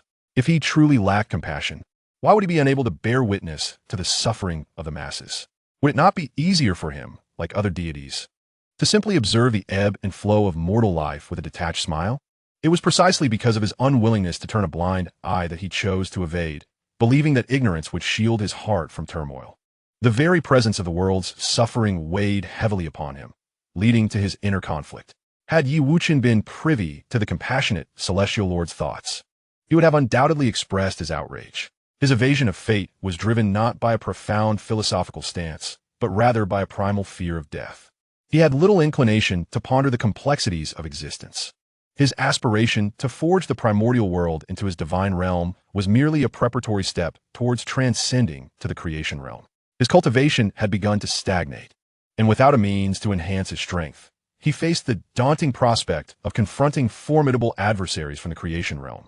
Transitioning from the open heaven realm to the creation realm had already consumed him centuries, and the subsequent stages might require millennia for a single significant advancement. A confrontation between the primordial world and the divine realm was inevitable, and when that moment arrived, his attempts at restraint would be futile. The immediate priority was to harness the power of the two palaces and the myriad innate treasures to fortify the primordial world's capabilities. Only upon his ascension to the creation realm could he truly unleash his full potential.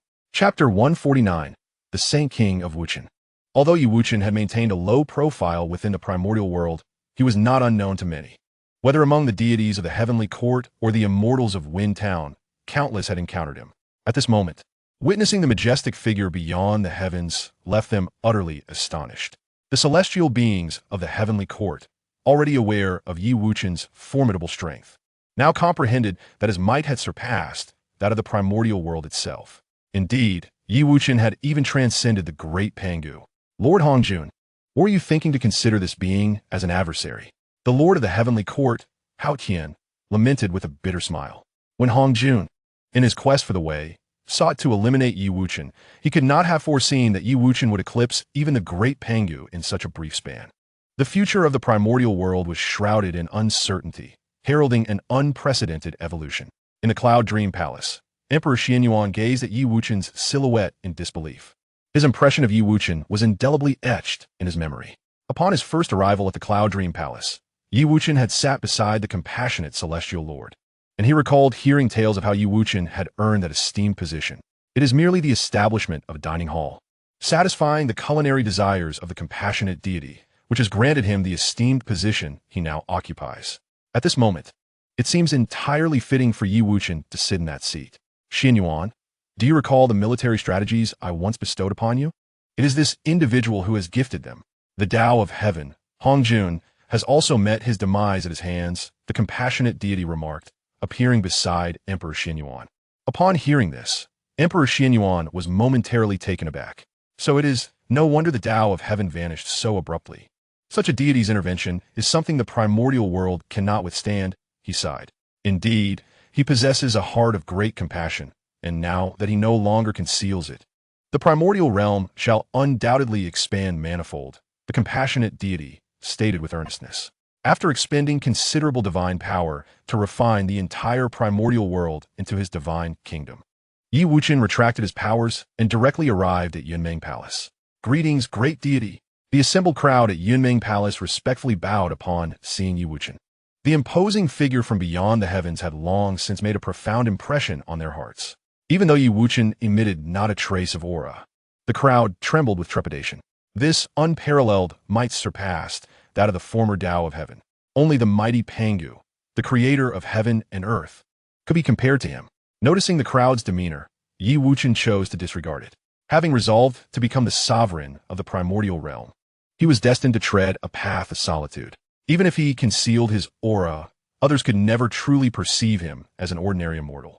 The compassionate deity, seemingly anticipating Wuchen's arrival, welcomed his disciples outside the grand hall. Greetings, great deity. The gathered immortals collectively bowed in reverence to Wuchen.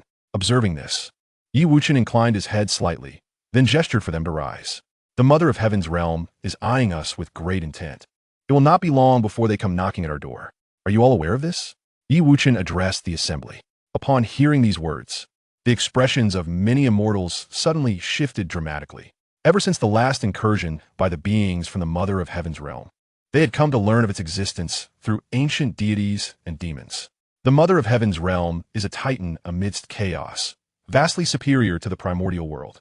The great deity of the Mother of Heaven existed before the primordial realm's inception, already at the pinnacle of the opening heaven realm. One can only speculate how formidable her current power must be. Among the crowd, only the compassionate deity remained as steadfast as a mountain. He understood that Yi Wuchen must have devised a strategy, hence his calm demeanor. Please, great deity, establish your honorable title, to be revered by countless living beings. The compassionate deity respectfully addressed Yi Wuchen. Although Yi Wuchen had refined the primordial world, he had yet to adopt a title. Without a rightful name, one cannot command authority. Only by establishing a title could he justifiably harness the power of countless beings in the primordial world. What title do you deem appropriate? Yi Wuchen invited. The compassionate deity pondered for a moment, suggesting, how about the title of Wuchen Sage Lord? Rather, let be Wuchen Sage King. Yi Wuchen contemplated briefly before responding. Wuchen Sage King, a splendid title indeed, the crowd exclaimed in unison. The title bestowed upon him not only signifies Yi Wuchen's extraordinary and transcendent demeanor, but also embodies the supreme majesty of ruling the primordial realm and guiding all beings. Yi Wuchen nodded in acknowledgement. Henceforth, he would be known as the Saint King of Wuchen in this primordial world. Moreover, with the establishment of his esteemed title, the primordial realm would be renamed accordingly. I am the Saint King of Wuchen. Today, I shall rename the primordial world as the Wuchen Sacred Land. From this moment on, you shall all be inhabitants of my Wuchen Sacred Land. Upon the confirmation of his title, Yi Wuchen's voice resonated throughout the primordial world. For 3 consecutive days, his voice echoed across the heavens and the earth. Since Yi Wuchen ascended to the status of the Saint King of Wuchen, the primordial realm transformed into the Wuchen divine realm. Accompanying the voice of the Saint King were endless streams of spiritual rain, imbued with pure celestial essence and unparalleled Tao rhythm. Many immortals, previously stymied at a bottleneck, successfully broke through their realms under the nurturing of the spiritual rain. Mortal beings, too, experienced a series of breakthroughs, greatly benefiting from the Saint King's grace. After accomplishing all this, Yi Wuchen sensed a peculiar force. This power emanated from every corner of the primordial world, intricately connected to him. It represented the convergence of the faith and strength of countless beings, albeit still somewhat feeble. Yet, once he attained the realm of creation, it would undoubtedly become an unignorable support. In the Qiming dining hall, Lin Jingxiang and others were utterly astonished upon hearing Yi Wuchen's voice. They could hardly fathom the immense power of their employer. Elder Shui, did you already know of our boss's strength? Lin Jingxiang inquired curiously, glancing at Shui Qilin. At this moment, Lin Jingxiang had already entered the golden immortal realm. Yet he found himself daily bullied by Shui Qilin, unable to retaliate. The presence of such a formidable Shui Qilin, willingly assuming the role of a gatekeeper, led him to question his own existence. Witnessing Yi Wuchen's might, he finally understood Shui Qilin's actions. Of course, when the boss came to recruit me, I sensed his extraordinary nature, Shui Qilin replied with pride. In the past, Yi Wuchen had decisively slain a sage while among the Qilin clan. Such terrifying strength rendered any refusal unthinkable. Elder Shui, what is your cultivation level that could prompt the boss to personally invite you? Xian Yi asked in bewilderment. Upon hearing this, the crowd turned their attention to Shui Qilin. Chapter 150, Imparting the Path of Reincarnation. Truly, one recognized by the Pangu Father God has elevated the primordial world into the Wuchen divine kingdom. Hutu felt the order of the heavens and earth being restored and emerged from the cycle of reincarnation. After the establishment of the divine kingdom by the Saint King of Wuchen, the lifespan of all beings in the world significantly increased. Even ordinary humans could now possess a lifespan of 1,000 years. Once a realm teeming with vengeful spirits, the underworld has now become eerily desolate. Only a handful of malevolent souls endure suffering within the depths of the 18 layers of hell. The remainder, having been reincarnated, are but a rare occurrence. As the overall strength of sentient beings in the world has surged, the significance of the 6 paths of reincarnation has diminished correspondingly. The initial impetus for the 6 paths arose during the War of the Sorcerers and Liches, when countless souls perished without a sanctuary, necessitating a means to accommodate the fallen true spirits. Now, with the heavens and earth in harmonious order, all operates according to celestial decrees, and the lifespans of beings have significantly increased. Thus, the 6 paths of reincarnation appear increasingly trivial. At this juncture, the figure of Yi Wuchen materialized before the Earth Mother. Upon recognizing him, the Earth Mother bowed respectfully. "There is no need for such formalities," Yi Wuchen replied, gently assisting her to rise. "Might I inquire as to the purpose of your visit, Your Majesty?" The Earth Mother spoke. "I am grateful for your Pangu essence during the slaying of the heavenly Dao Hongjun." Yi Wuchen acknowledged her words, reflecting that had it not been for the Earth Mother's gift of Pangu's essence, he would have been at a loss regarding the duration of his contest with the heavenly Dao Hongjun. The essence of the Father God Pangu, returning to the heart, is indeed its most fitting repose. I have contemplated the path of reincarnation within the Divine Mother realm and have garnered some insights that may assist you, Yi Wuchen continued. As he spoke, he transformed his understanding of the reincarnation path into divine runes. Countless runes emanated from his being, entering the Earth Mother's eyes.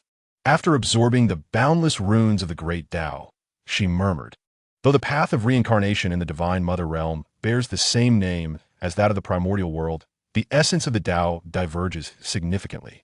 In the primordial world, the path of reincarnation offers a haven for the departed souls, allowing for rebirth. Conversely, the path of reincarnation in the Divine Mother realm possesses the extraordinary capacity to reshape the innate talents of living beings.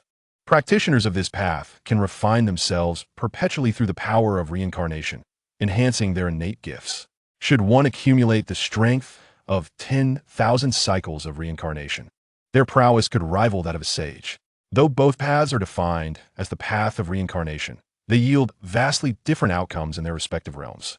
Thus, Yi Wuchen came to the profound realization that the Tao is inherently nameless, yet its might is perceived as the Tao.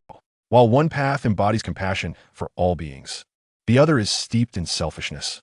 If you can merge your understanding of the reincarnation path with that of the Divine Mother realm, you may one day surpass Pangu and ascend as the god of reincarnation, Yi Wuchen proposed. Upon witnessing the Earth Mother absorb the divine runes, he remarked, "The intricacies of the reincarnation path in the Divine Mother realm are truly remarkable. Achieving complete integration may prove to be a formidable challenge." The Earth Mother slowly opened her eyes, her expression grave as she responded, "It matters not. I shall bestow upon you the Hall of Destruction. After destruction comes rebirth in the cycle of reincarnation. Meditating within the Hall of Destruction will surely yield results beyond your expectations.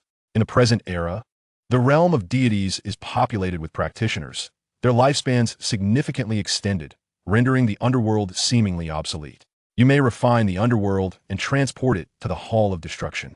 Yi Wuchen remarked calmly as he surveyed the desolate expanse of the underworld. Previously, the beings of the primordial world possessed exceedingly short lifespans, the majority reaching the end of their existence in less than a century. However, in the current realm of Wuchen, beings effortlessly attain the golden core stage, their lifespans surpassing a millennium.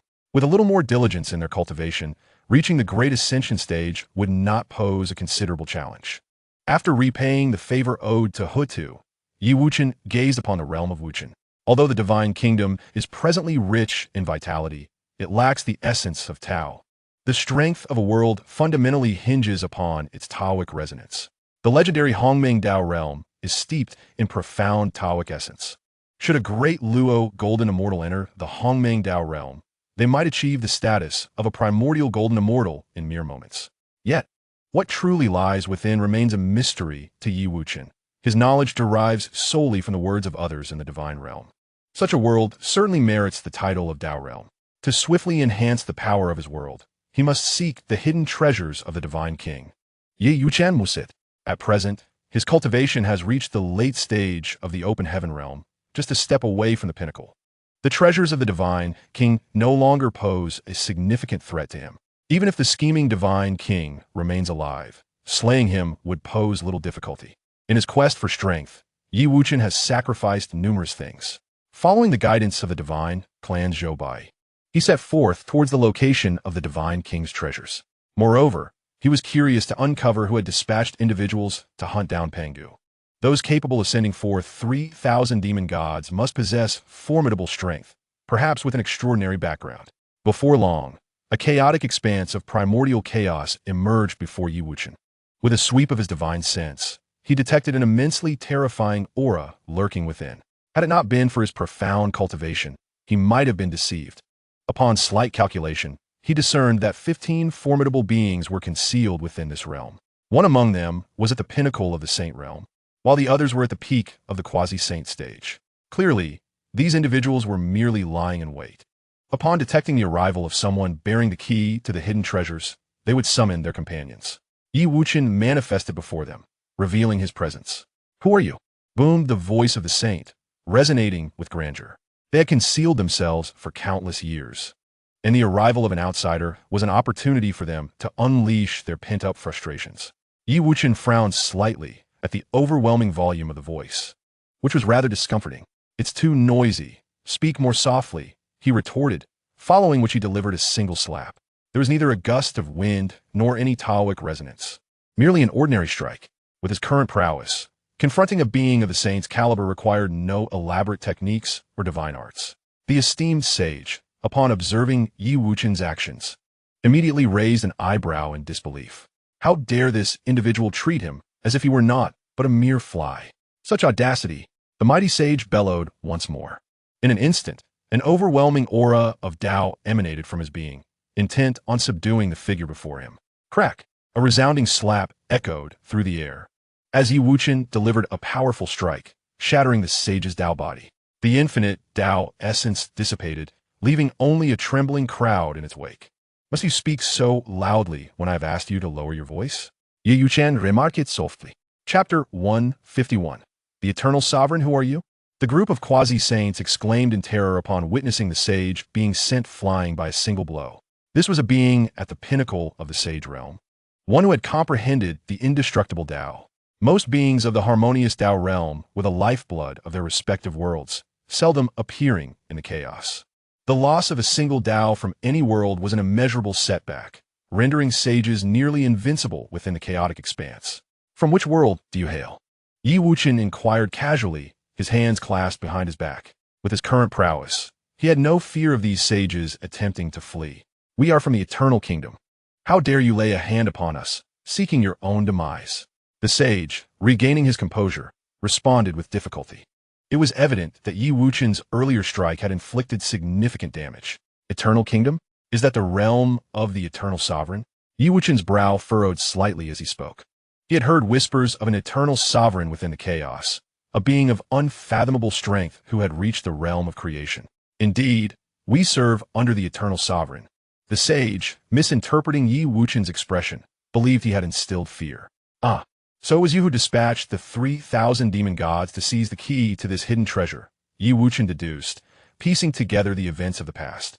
The immortal God King and the Eternal Sovereign were sworn adversaries. The former practiced the indestructible Tao, achieving near eternal immortality, while the latter cultivated the eternal Tao, also attaining everlasting existence. Though their paths diverged, they ultimately sought the same goal, leading to countless confrontations between them. However, due to the tenacity of their respective Taos, neither could completely subdue the other.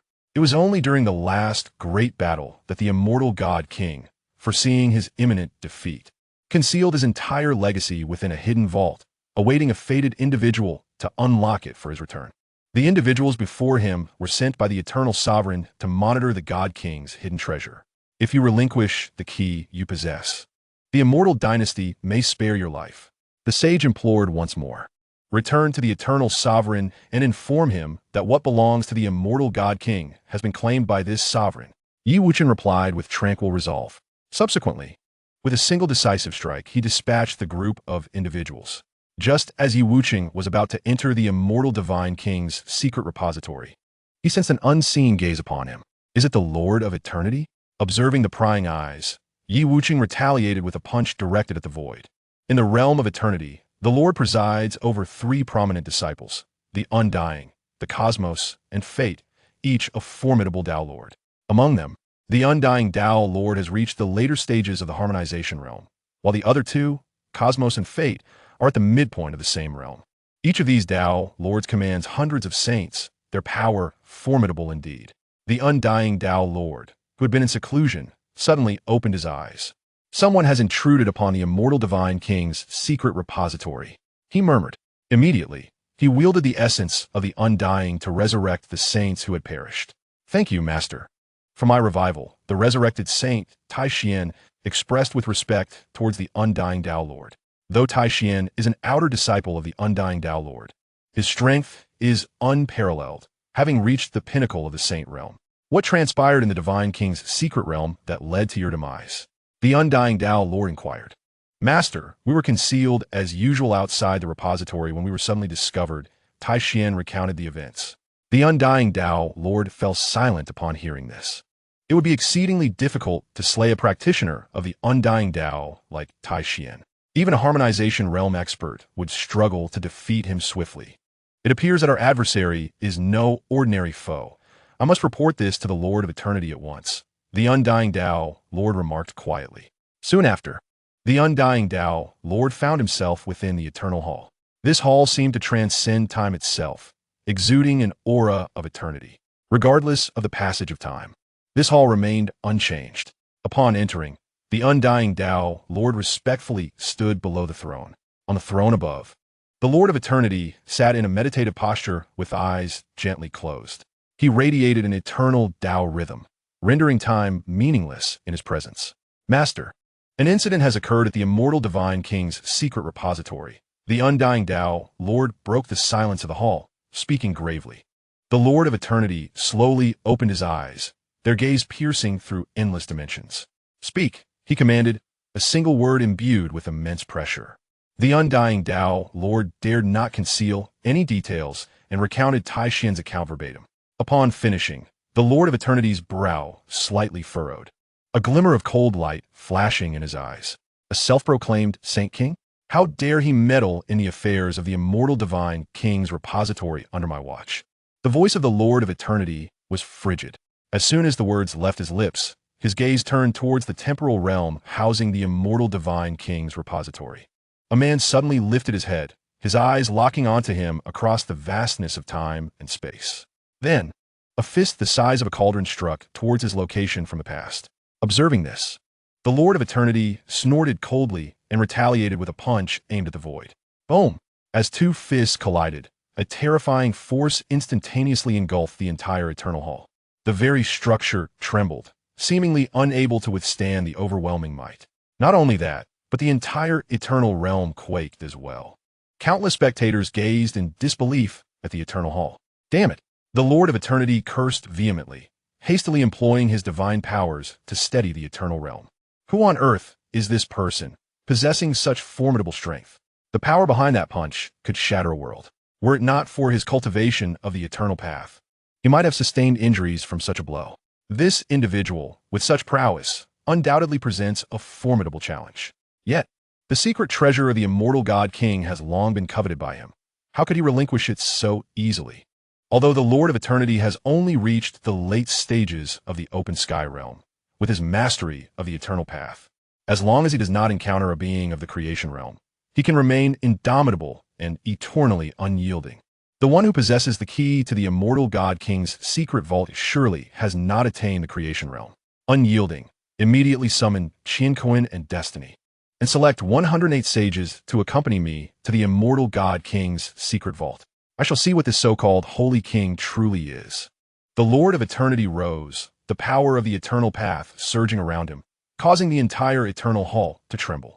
Yes, Master, unyielding Taoist responded, promptly retreating to make preparations. Before long, the Lord of Eternity led a grand procession through the chaos, heading towards the immortal God King's secret vault. Meanwhile, Wuchen had already entered the immortal God King's sanctuary. Chapter 152. Your king has returned. As Wuchen stepped into the God King's secret vault, he was immediately engulfed by an overwhelming darkness that blotted out the sun. Within this black mist lay a disturbing aura of decay, capable of eroding all that exists. Even a sage, should they come into contact with this black mist, would likely succumb to gradual corruption. Were it not for Wuchen's exceptional strength, stepping into this realm would have been a formidable challenge.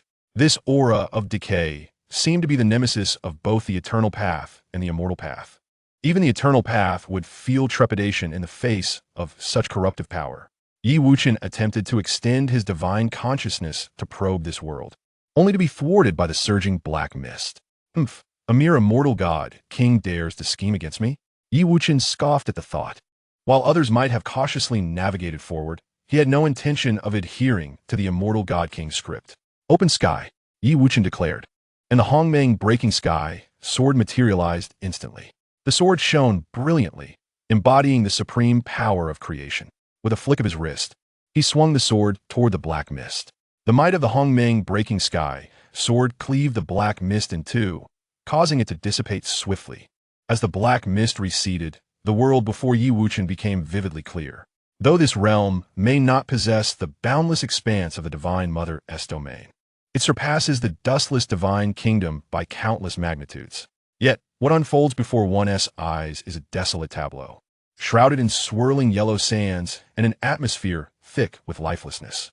Scattered remains and specters abound, yet no living soul is to be found. Yi Wuchen furrows his brow, acutely aware of the pervasive scent of decay. He had anticipated that within the secret vault of the immortal Divine King, one would find an abundance of immortal principles. Yet the scene before him greatly defies his expectations. Could it be that the treasures left by the immortal Divine King have succumbed to rot? Yi Wuchen murmurs to himself, his heart heavy with uncertainty. He had ventured here not merely to unveil secrets, but to seek the treasures bequeathed by the immortal Divine King. In that moment, he focused his thoughts, rapidly deducing the underlying reasons. Before long, clarity dawned upon him. This realm indeed encapsulated the entirety of the immortal Divine King's accumulation. Yet due to the King's machinations, it had all transformed into decay. This kingdom of the dead was, in fact, once a resplendent immortal dynasty. Whether eternal or immortal, they are but fleeting wisps of smoke. The immortal Divine King comprehended the ultimate truths of the immortal path, transforming decay into renewal. Yet, it remains unknown how long the current immortal Divine King has been reborn. Who dares disturb my slumber? At that moment, a resounding voice thundered forth. From within the realm of the dead, a skeletal figure, towering as high as the heavens, slowly rose. This skeleton emanated a dense aura of death, and in its hollow eye sockets flickered an eerie light. Each of its bones loomed as large as mountains, the surrounding deathly power roiling tumultuously. Daohong! Yi Wuchen instinctively exclaimed upon witnessing the sudden emergence of the skeleton. Unbeknownst to him, those two words had spontaneously materialized in his mind. Yet he felt an inexplicable familiarity with the figure before him. The skeleton seemed to have heard Yi Wuchen's utterance, its movements abruptly pausing. It slowly turned its head, scrutinizing Yi Wuchen with a gaze filled with confusion. Daohong, is my name truly Daohong? The skeleton rasped, a flicker of recollection crossing its visage. Daohong, the foremost general under the immortal Divine King, unmatched in combat, capable of contending with those of the primordial realm, immortal and indestructible. Yi Wuchen gently caressed the ring transformed from the everlasting sacred mountain, his voice laden with gravity. These memories seemed to have been buried deep within his mind, now awakened in an instant. No sooner had Yi Wuchen spoken than the skeleton, known as Daohong, trembled violently. The light in its hollow eye sockets flickered wildly, as if stirred by memories dormant for countless ages. The thick aura of death surged around them, causing the entire realm of the dead to shake violently. Daohong, I am indeed Daohong, but who are you? How do you know of my past? The voice of the skeletal figure carried a note of urgency. Yi Wuchen gazed intently at Daohong, and in that fleeting moment, the entirety of the immortal Divine King's memories flooded his consciousness like a tidal wave. He, Yi Wuchen, is the reincarnation of the immortal God King. From the essence of immortality, he experiences decay, and from that decay, he is reborn. Subsequently, he is reincarnated in the enigmatic blue star, armed with a system, and returns to the immortal dynasty once more. Initially, he discerned a profound flaw within the path of immortality. Thus, he devised a labyrinth of intrigue, leading the entire immortal dynasty to embrace decay in a gamble for a chance at rebirth. At last, he has returned. Yi Wuchen gazes upon the realm of the undead, his heart swelling with emotion. The entire immortal dynasty willingly succumbed to decay to enable his rebirth from immortality. Daohong, I am your king. Your king has returned. Yi Wuchen states resolutely to Daohong. No sooner had the words left his lips than the eternal divine mountain reformed into the immortal throne. Thereafter, Yi Wuchen ascends the throne with poise, sitting regally within this realm. The aura of immortality reemerges, enveloping the entire world in an instant. My king, you have finally returned. exclaims a skeleton transformed from Dao Hong, gazing at Yi Wuchen upon the immortal throne with fervor. That unmistakable aura of immortality is etched in his memory. He had slumbered for an indeterminate time, awaiting the day when the immortal God King could return and lead them from decay. Now, having awaited the immortal God King's return, he is overcome with joy and tears. Simultaneously, all the spirits within the realm of the undead feel that familiar aura and turn their gazes towards Yi Wuchen seated above.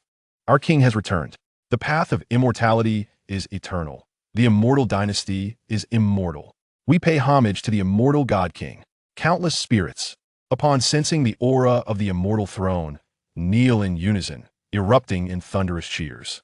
They have waited for far too long during these decaying years, and at last, they have welcomed back their king. Yi Wuchen surveys the jubilant spirits below, his heart brimming with sentiment.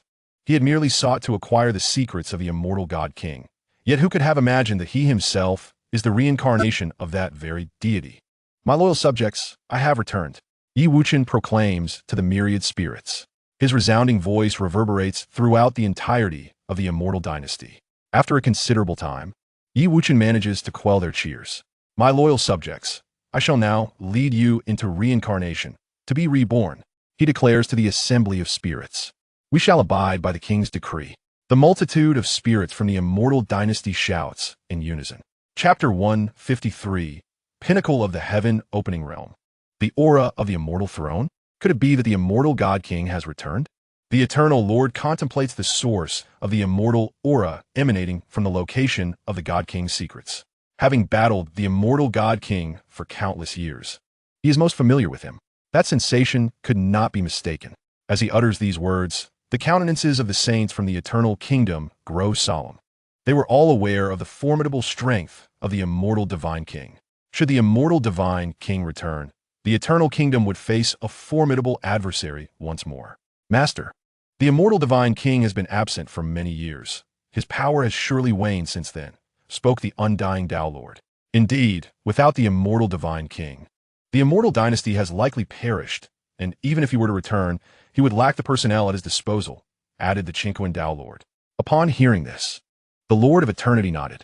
He possessed the eternal kingdom, whose Tao rhythms were sufficient to enable him to wield the power of the peak of the creation realm. Furthermore, he had brought along 108 sages, forming the eternal, undying divine array, capable of ensnaring powerful beings in the creation realm. With the assistance of the undying, Chinquan and Fate, even if they were to confront a late-stage creation realm expert, they could still hold them at bay for a considerable time. Humph, immortal divine king. Today we shall determine a victor between us. The Lord of Eternity sneered as he gazed at the secrets of the divine king. He then instructed the 108 sages to set up a grand formation outside the secret chamber to prevent anyone from escaping. Unbeknownst to him, Yi Wuchen was unaware that the Lord of Eternity had already arranged a grand formation outside the secret chamber. Instead, he was refining the immortal dynasty. He intended to bring the souls of the immortal dynasty into the Wuchen sacred land for their reincarnation and rebirth. The path of immortality, the path of decay. After refining the immortal dynasty, Yi Wuchen sensed the aura of decay within it and contemplated the profound truths contained therein. From decay springs forth rebirth, corresponding to the path of creation. When a whale falls, myriad beings arise. He himself had once emerged anew from the decay of the immortal dynasty, leading to his present state. After comprehending the path of decay, Yi Wuchen's understanding of his own path of creation deepened significantly. Not only that, but he also ascended to the peak of the creation realm. Oh, system, what secrets do you conceal? Yi Wuchen seek it. Despite his current strength, he remained oblivious to the origins of the system. Once he had completed all his tasks, Yi Wuchen finally rose from the immortal throne. This throne was likely the sole treasure he had previously left behind, embodying the path of immortality. After transforming the immortal throne into a ring and adorning his hand with it, he departed from the divine king's secret chamber. Upon exiting, he encountered the assembly of saints from the eternal kingdom. Where is the immortal divine king? The Lord of Eternity frowned upon seeing Yi Wuchen's arrival. He had anticipated that the immortal divine king would emerge from the secret chamber, yet unexpectedly, it was Yi Wuchen who appeared. The immortal divine king has long since decayed, Yi Wuchen remarked, gazing at the Lord of Eternity with a sigh. Though he possessed the memories of the immortal divine king, he was no longer that entity. He was now Yi Wuchen, the sovereign of the Wuchen sacred land. The past enmity between the immortal divine king and the Lord of Eternity had long faded into the annals of history for him. Humph, the immortal divine king, eternally undying. How could he possibly succumb to decay? Just a moment ago, I sensed his immortal aura. The Lord of Eternity, upon hearing these words, let out a cold laugh. You refer to the aura of the undying throne, do you not? Yi Wuchen raised his left hand, and a wave of immortal energy emanated from the ring. The Lord of Eternity's eyes brightened as he sensed this power. It was the undying throne, a vessel of the immortal path of the God of undying. If he could refine it, his path to eternity would be perfected, achieving everlasting immortality. At that point, even the most formidable beings of the creation realm would not be able to harm him. He never imagined that the key to unlocking the secret treasure of the God would be derived from the throne of the God of undying. No wonder he had been unable to find this key for so many years, he sighed. Will you not provide an explanation for the deaths of my people from the eternal kingdom? The Lord of Eternity shifted his tone, addressing Yi Wuchen directly. Explanation? What sort of explanation do you seek? Yi Wuchen glanced at the surrounding saints and replied with a cold smile. If you hand over the undying throne, we can consider our grievances settled. The Lord of Eternity stated solemnly. And what if I refuse? Yi Wuchen's gaze remained fixed on the Lord of Eternity, his killing intent palpable. Although he was no longer the God of undying, and his enmity with the Lord of Eternity was not profound, he was now a target, viewed as a prized morsel by the eternal kingdom.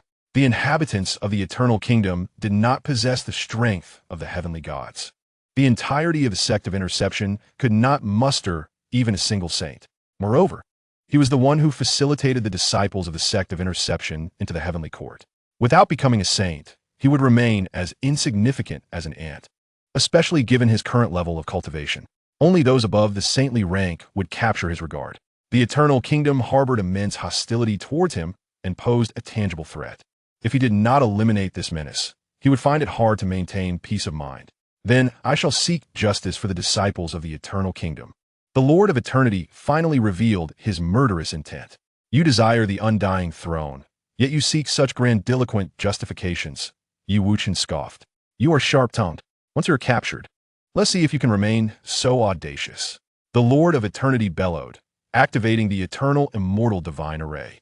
The chaos around them swirled as the laws of eternity intertwined, constructing an impregnable prison. Yi Wuchen's expression grew serious. He had learned from the memories of the God of undying that this formation was exceptionally solid. Even beings of the opening heaven realm would struggle to escape. Yet, he felt no fear. The Hongmeng breaking heaven sword appeared in his hand in an instant. You think this array can confine me? You are sorely mistaken. Yi Wuchen swung his sword, unleashing an incredibly sharp beam of light. He was determined to test just how resilient this eternal immortal divine array truly was. Seeking your own demise, the Lord of Eternity sneered at the sight. This array was birthed from his insights into the path of eternity, its fortitude unparalleled. To break through it was far from a simple endeavor. With a thunderous roar, the sword light struck the formation, instantly carving a scar into its surface. The resulting shockwave rapidly spread outward, causing the surrounding saints to stagger from the force. Upon witnessing the scene, the Lord of Eternity's eyes flickered with surprise. He had not anticipated that the individual before him possessed such formidable strength, nearly shattering the eternal, indestructible divine array with a single strike. Intriguing indeed. Yi Wuchen, observing this, allowed a slight smile to grace his lips. The eternal, indestructible divine array had managed to withstand 3/10 of his power. It is worth noting that he had already ascended to the pinnacle of the open heaven realm. Moreover, he wielded the supreme chaos treasure, the Hongmeng breaking heaven sword. Chapter 154, Masterful Performance. The Lord of Eternity was well acquainted with the undying divine king, just as the undying divine king was familiar with the Lord of Eternity. Yi Wuchen possessed a clear understanding of the eternal, indestructible divine array from the memories of the undying divine king. However, the current might of this array surpassed that within the undying divine king's recollections. Even so, its power was within Yi Wuchen's expectations. For the era of the undying divine king had long since faded into the abyss of time. It was entirely reasonable for the Lord of Eternity's strength to have increased. As Yi Wuchen assessed the eternal, indestructible divine array, The essence of eternity radiated from the Lord of Eternity. Eternal confinement, he bellowed, as countless eternal resonances transformed into an ordered prison, seeking to envelop Wuchen. With this maneuver, chaos was transformed into eternity, and time and space were influenced by the eternal order. This chaotic realm was on the verge of complete transformation into eternity. Wuchen, witnessing this, curled his lips into a cold smirk. Should this be the first encounter for another, they would likely fall victim, ensnared within eternity, utterly becoming the Lord of Eternity's prey. Yet, armed with the memories of the undying Divine King, he understood this move even better than the Lord of Eternity himself. Furthermore, Wuchen's realm surpassed that of the Lord of Eternity. In that fleeting moment, as the eternal prison drew near, Wuchen thrust his sword towards the Lord of Eternity. The sword's radiance flickered, instantly shattering the eternal prison. Not only that, but the force of the strike remained undiminished, directly cleaving into the Lord of Eternity's chest. A resounding clang echoed, deafening in its intensity. A wound appeared on the Lord of Eternity's chest, only to vanish in the blink of an eye. Pinnacle of the open heaven realm. Who on earth are you? The Lord of Eternity clutched his chest, staring incredulously at Wuchen. He could hardly fathom that the cultivation of the individual before him exceeded his own. To possess such prowess, one must surely be an ancient relic existing through countless epochs. Even if he had never encountered such a being, he would have certainly heard whispers of them. Yet, in his memories, there was no trace of anyone named Wuchen. Within the Eternal Kingdom, the expressions of the gathered saints shifted dramatically upon hearing the news. A being at the pinnacle of the open heaven realm was among the most elite in all of chaos. Such individuals were virtually invincible. However, considering the Lord of Eternity's capabilities, their hearts found a measure of solace. As long as the Eternal Kingdom endures, they shall possess eternal life. Previously, they had not shied away from confronting the pinnacle of the open heaven realm. Ultimately, even those at the zenith of the open heaven realm could not contend with them. The untroubled Saint King, Wuchen, proclaimed with a voice of thunderous resonance. This marked his first display of such audacity. In times past, he had been a solitary figure, solely responsible for his own well-being. Yet now, he commanded the untroubled Holy Land and the immortal dynasty. To remain low-key was no longer an option. The untroubled Saint King? The Lord of Eternity furrowed his brow, ruminating within the recesses of his mind. Despite sifting through his memories, he could uncover no information regarding Wuchen. Now aware of Wuchen's formidable prowess, the Lord of Eternity understood that seizing the immortal throne from him was an impossibility. The untroubled Saint King, there exists a misunderstanding. This immortal throne is of paramount importance to me. Thus, I may have been a tad hasty, the Lord of Eternity said, bowing respectfully to Wuchen. Subsequently, he instructed the sages of the Eternal Kingdom to dismantle the eternal indestructible divine formation. Though formidable, it was of little consequence to a being at the apex of the open heaven realm. Such a being need only exert 50 or 60% of their strength to shatter it. A misunderstanding? Surely, you are aware of your impending demise. Wuchen retorted with a cold smirk. The law of the jungle reigned supreme, preying on the weak while fearing the strong. Had his strength still resided in the late stages of the open heaven realm, the Lord of Eternity would have likely disregarded him entirely. To attempt my assassination, I fear you may find yourself incapable, Wuchen declared. The Lord of Eternity snorted in disdain. Wuchen was not the first pinnacle of the open heaven realm he had encountered. When it came to self-preservation, the Lord of Eternity harbored considerable confidence. Merely to kill you? There is nothing difficult about that, Wuchen scoffed. While the Lord of Eternity found it challenging to extinguish even those at the peak of the open heaven realm, he still possessed the immortal dynasty. The decayed aura left by the immortal dynasty was potent enough to corrupt the eternal kingdom. At that juncture, the Lord of Eternity would meet his end within the decay. Upon hearing this, the Lord's expression turned frigid. He realized he could not evade this impending assault. In the past, while those at the pinnacle of the open heaven realm could not slay him, they had certainly inflicted upon him a torment he wished to avoid experiencing again. Very well, let it come. The Lord of Eternity emanated an aura of eternal principles. I shall witness for myself the true strength of your eternal form. Wuchen retorted with a chilling smile. He then unleashed a full-powered strike towards the Lord of Eternity. He refrained from immediately employing the decayed aura of the immortal dynasty, knowing that with each use, it would diminish. Should the Lord of Eternity be prepared, it would be difficult to achieve a decisive victory. Wuchen's strike, imbued with the terrifying power of the open heaven realm's apex, cleave through the chaos with devastating force. Eternal shield. The Lord of Eternity's countenance grew grave as he bellowed. Subsequently, an eternal rhythm surged wildly around him, coalescing before him into a shimmering silver shield of eternity. With a resounding crash, the clash of sword and shield sent tremors throughout the chaos. Countless powerful beings across various realms felt the cataclysmic waves emanating from that moment. Their divine consciousness swiftly pinpointed the epicenter of the disturbance. Upon witnessing someone strike the eternal sovereign away, they were utterly astonished. The renown of the eternal sovereign in the chaos was formidable. Even the pinnacle of the open heaven realm could do little against him. The sight of him being so soundly defeated was indeed shocking. In the divine realm of the Celestial Mother, the 8 great masters also sensed the terrifying fluctuations and turned their gazes toward the source. Upon seeing Wuchen, they were greatly surprised. Isn't that Wuchen? Why is he clashing with the eternal sovereign again? The Master of Destruction was the first to speak. What tremendous power! That is strength befitting the pinnacle of the open heaven realm. The Master of the Void remarked, furrowing her brow. Sister, did you not say that Wuchen only possessed late-stage open heaven strength? The Master of Reincarnation inquired, puzzled. That was merely my conjecture. I never anticipated he was concealing such depths. The Master of Destiny replied, her expression grave. Regarding Wuchen, the Master of Destiny found herself completely unable to see through him. She had initially believed that although she could not discern his strength, she could still fathom his capabilities. However, it now appeared that she had overestimated her understanding. Wuchen's performance exceeded her expectations. Were it not for the Celestial Mother's imposing presence, the divine realm of the Celestial Mother might have faced annihilation at his hands.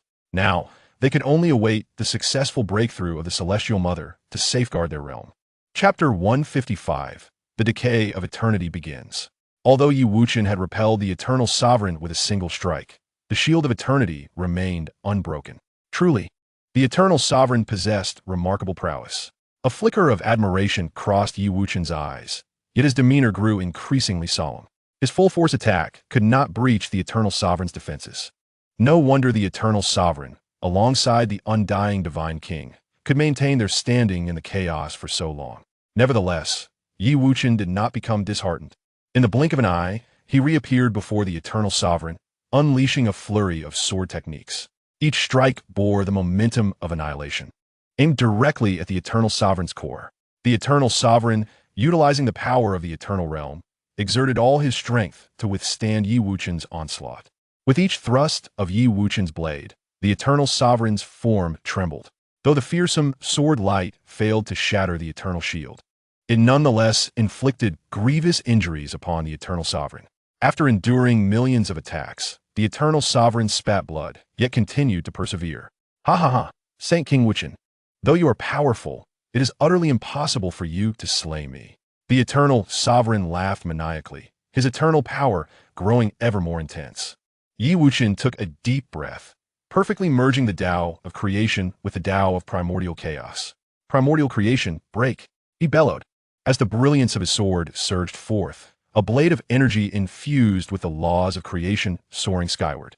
Wherever the sword energy passed, chaos was imbued with life, transforming into primordial deities and demons. Thus, living beings were brought into existence. With a crack, a fissure appeared in the Eternal Shield.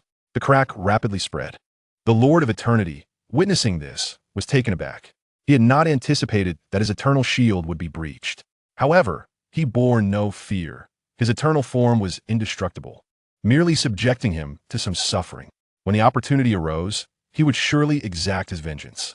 As the Eternal Shield shattered, a spear, exuding an aura of eternity, materialized in the Lord of Eternity's hand. The spear surged forth like a dragon. It aimed directly for Wuchen's brow. Observing this, Wuchen's lips curled into a cold smile. He did not flinch. Instead, he deftly parried the spear with a flick of his sword and followed through with a kick to the Lord of Eternity's chest. The Lord was sent flying once more, blood seeping from the corner of his mouth. Your struggles are futile, Lord of Eternity. Wuchen advanced slowly, his gaze icy with murderous intent. The Lord of Eternity struggled to rise, his injuries healing instantaneously. Wuchen, my eternal form, is undying and indestructible.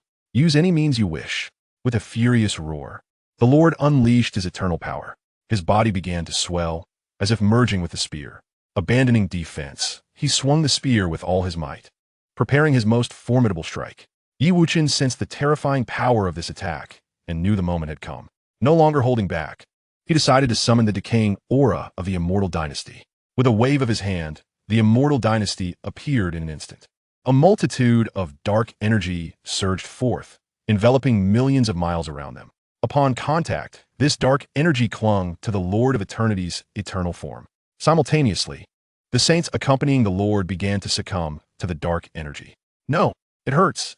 The Lord protested. I am eternal and indestructible. How can I decay? What is this force that can cause my true form to wither? The saints stood no chance against the dark energy, rapidly succumbing to decay. 108 saints, even their true spirits completely decayed, lost all vitality. The three great sovereigns of immortality, cosmos, and fate were also powerless against this decaying aura. The dark energy gradually led them towards decay. How could the Immortal Dynasty be reduced to decay? What has transpired? The Lord of Eternity let out a desperate scream. From within the dark energy, he realized that it was the Immortal Dynasty that was decaying. Like his eternal realm, the Immortal Dynasty was supposed to be undying. Yet now, it was entirely turning to decay. Something unknown to him must have occurred. Under the onslaught of the decaying aura, the Lord of Eternity's body began to wither. Though his eternal power fought against it desperately, it proved powerless against the aura that subdued both eternity and immortality. What is the meaning of this? The Lord of Eternity, straining his body, inquired painfully of Wuchen. Wuchen gazed at the Lord of Eternity, a flicker of relief illuminating his expression. The undying God, King, has emerged anew from decay, while you shall only fade away into it, Wuchen declared. The undying God, King, has been reborn? It is you. The Lord of Eternity's gaze turned malevolent as it fixed upon Wuchen. He had battled the undying God, King, across countless epochs, possessing an intimate understanding of his adversary. The current undying throne, now in Wuchen's grasp, served as undeniable proof of his transformation. Indeed, I am the rebirth of the undying God King. Wuchen affirmed with a nod. Rebirth is not mere reincarnation. I am Wuchen, not the reincarnation of the undying God King. Ha ha ha, in the end I have lost. The Lord of Eternity bellowed, laughter resonating through the air. After innumerable confrontations with the undying God King, he had ultimately succumbed to him. Subsequently, the Lord of Eternity relinquished his resistance, allowing his form to decay.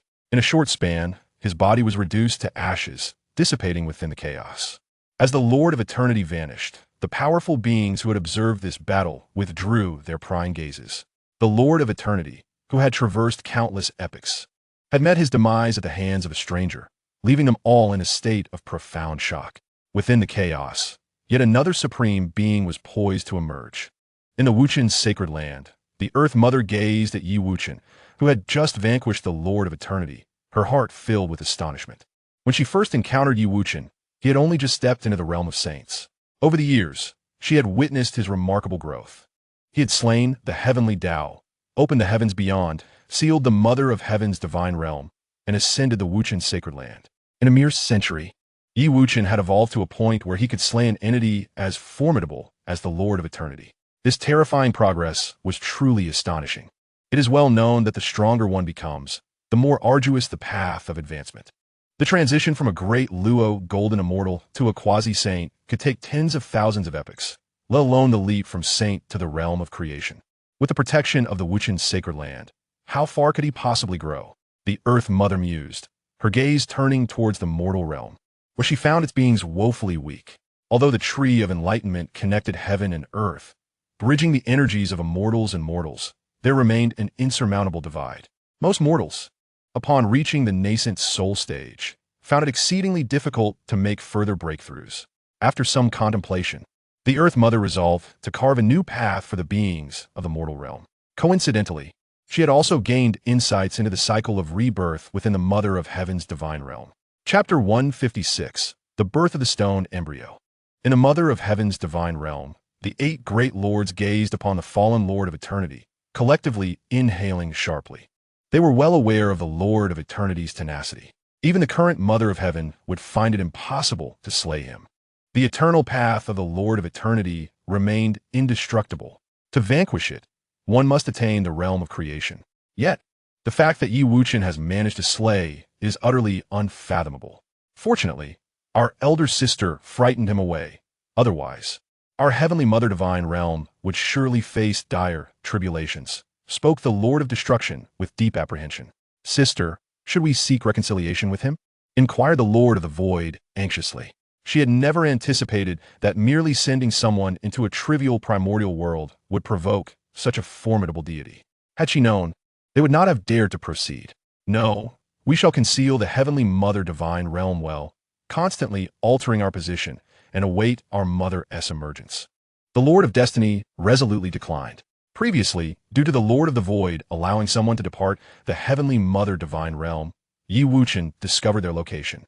This time, they would continually shift their coordinates, patiently biding their time for the heavenly Mother-S return. Boom! With the dissolution of the Eternal Lord, the eternal order of the entire Eternal Kingdom began to unravel.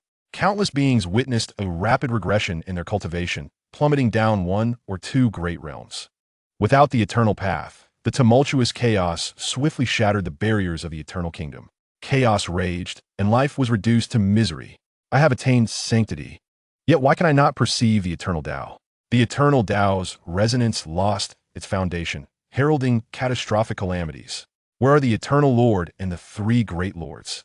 The beings within the Eternal Kingdom distinctly sensed the impending doom. The chaotic essence soon permeated the entirety of the Eternal Kingdom. Some lesser beings, upon encountering the rampant chaos, were instantly obliterated, returning to the void.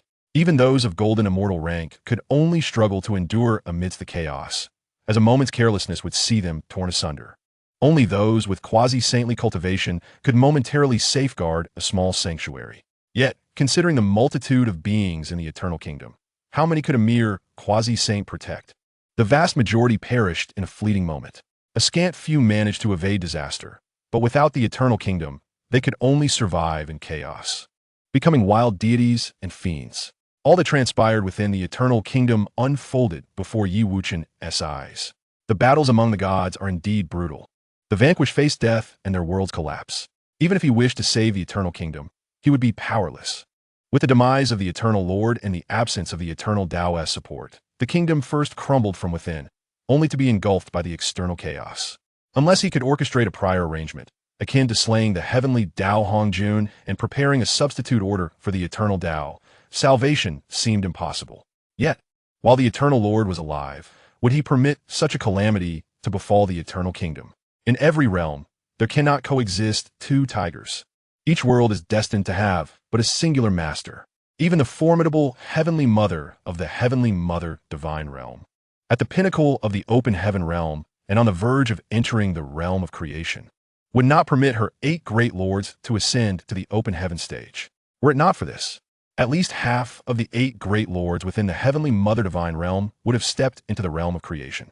Only after her ascension to the Genesis realm would the 8 great lords attain the heaven opening realm. Otherwise, what would happen when their cultivation levels caught up with hers? The Heavenly Mother Divine Realm can only revolve around her alone. After a soft sigh, Yi Wuchen ceased to pay attention to the occurrences within the Eternal Kingdom.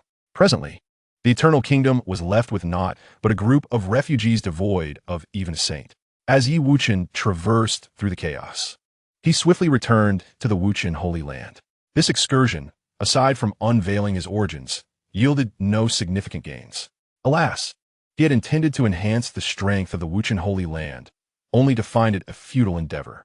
Yi Wuchen shook his head with a sigh. It is precisely for this reason that great wars seldom erupt within the chaos. To rely on plundering other worlds for the enhancement of one's own requires meticulous planning. Alternatively, it necessitates a vast disparity in power between the two worlds, with one side capable of overwhelming the other. The stronger party would then compel the weaker one. To resist would mean death and the collapse of the world. Instances like Yi Wuchen, who forcefully slayed the sovereign of eternity, are exceedingly rare. Even if one were to achieve such a feat, the benefits reaped would be minimal. Boom! At that moment, a thunderous sound echoed through the Wuchen Holy Land. The violent tremors caused the very heavens and earth of the Holy Land to quiver. Countless powerful immortals turned their gazes toward the source of the noise. Upon witnessing the stone womb explode and a furry being emerge, they were left utterly astounded. With the terrifying cultivation of a great Luo golden immortal from birth, it was no wonder that the three realms trembled. Should he take this being as his disciple, would he not gain a formidable champion? The cycle of reincarnation is all governed by fate. As the immortals contemplated the stone womb, Yi Wuchen's figure materialized. The instant he appeared, numerous mighty beings withdrew their gazes, reluctant to look further. When Yi Wuchen refined the Wuchen Holy Land, his towering presence had instilled a sense of awe that stifled any unusual thoughts among the immortals. Yi Wuchen regarded the being birthed from the stubborn stone, nodding slightly in approval. This stone was the very one that emerged when he stepped into the heaven-opening realm, a product of his creation of chaos. It had absorbed the essence of the chaos-divine demon's purple gold hammer, gaining sentience. Subsequently, it absorbed the Tao rhythms of heaven and earth, along with the essence of the sun and moon, before bursting forth from the stone. This stone monkey appeared ordinary. However, it was indeed a being of innate nature.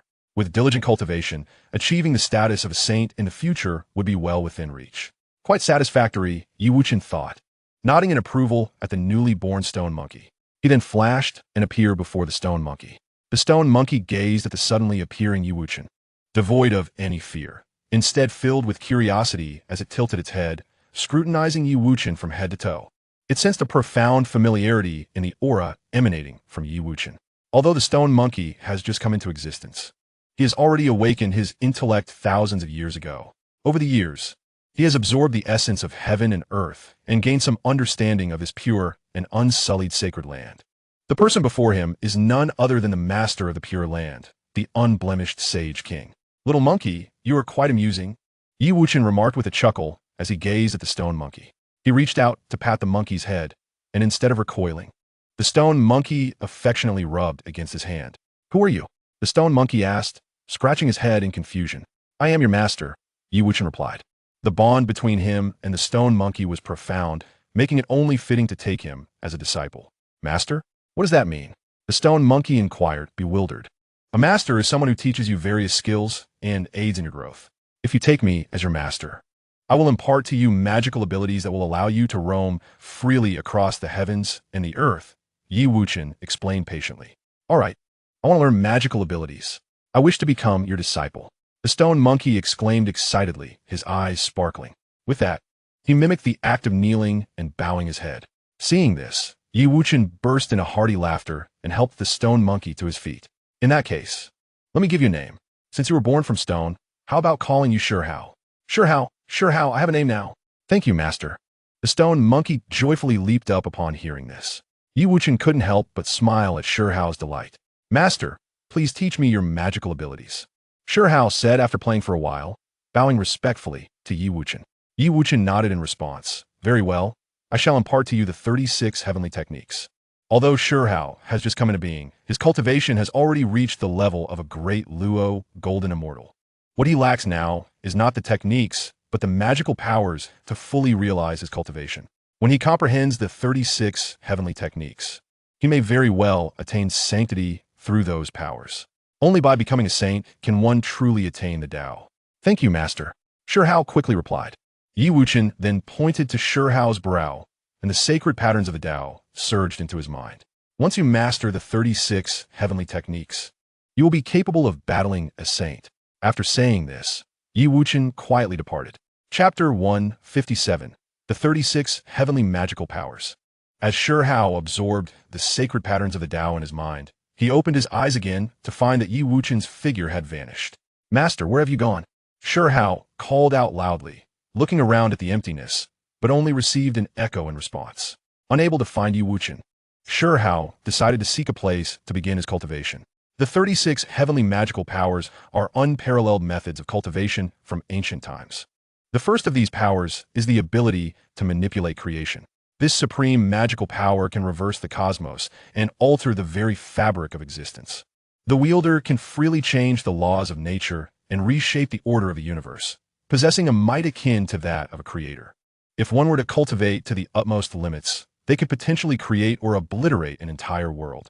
The art of manipulating creation stands as the most formidable spell among the 36 celestial techniques. As Shurhao gazed upon this divine skill, he could not help but swallow hard. It is no wonder that my master proclaimed that mastering the 36 celestial techniques could allow one to contend with a sage. Although he had just come into existence, he had already developed a keen intellect. While absorbing the essence of heaven and earth, Shurhao also gained insights into this realm. Previously known as the primordial world, it was later renamed the dustless sacred land. In this realm, there exists only the dustless sacred king and the empress of the earth, both possessing strength surpassing that of a sage. Aside from them, there is not a single sage in the dustless sacred land. However, upon discovering the requirements for cultivating this divine skill, Shurhao could only shake his head in resignation. To practice this technique, one must possess a perfected physical form and boundless magical power. Shurhao then turned his gaze to the other techniques. The art of shifting stars, shaking mountains, the great escape of the 5 elements, and the wondrous transformation of size. Suddenly, he noticed one technique that caught his attention, the wondrous transformation of size. This skill allows one to alter their physical size at will, expanding to the magnitude of a mountain or shrinking to the size of an ant. Shurhao's eyes sparkled with excitement. He found this technique both intriguing and practical. Eagerly, he began to follow the cultivation method inscribed in the divine patterns. With one hand forming a seal, he silently recited the incantation for the wondrous transformation of size. Enlarge. Upon completing the incantation, he bellowed. No sooner had the sound escaped his lips than his body began to swell, transforming in an instant into a stature akin to that of a small mountain. This celestial technique is not so difficult after all.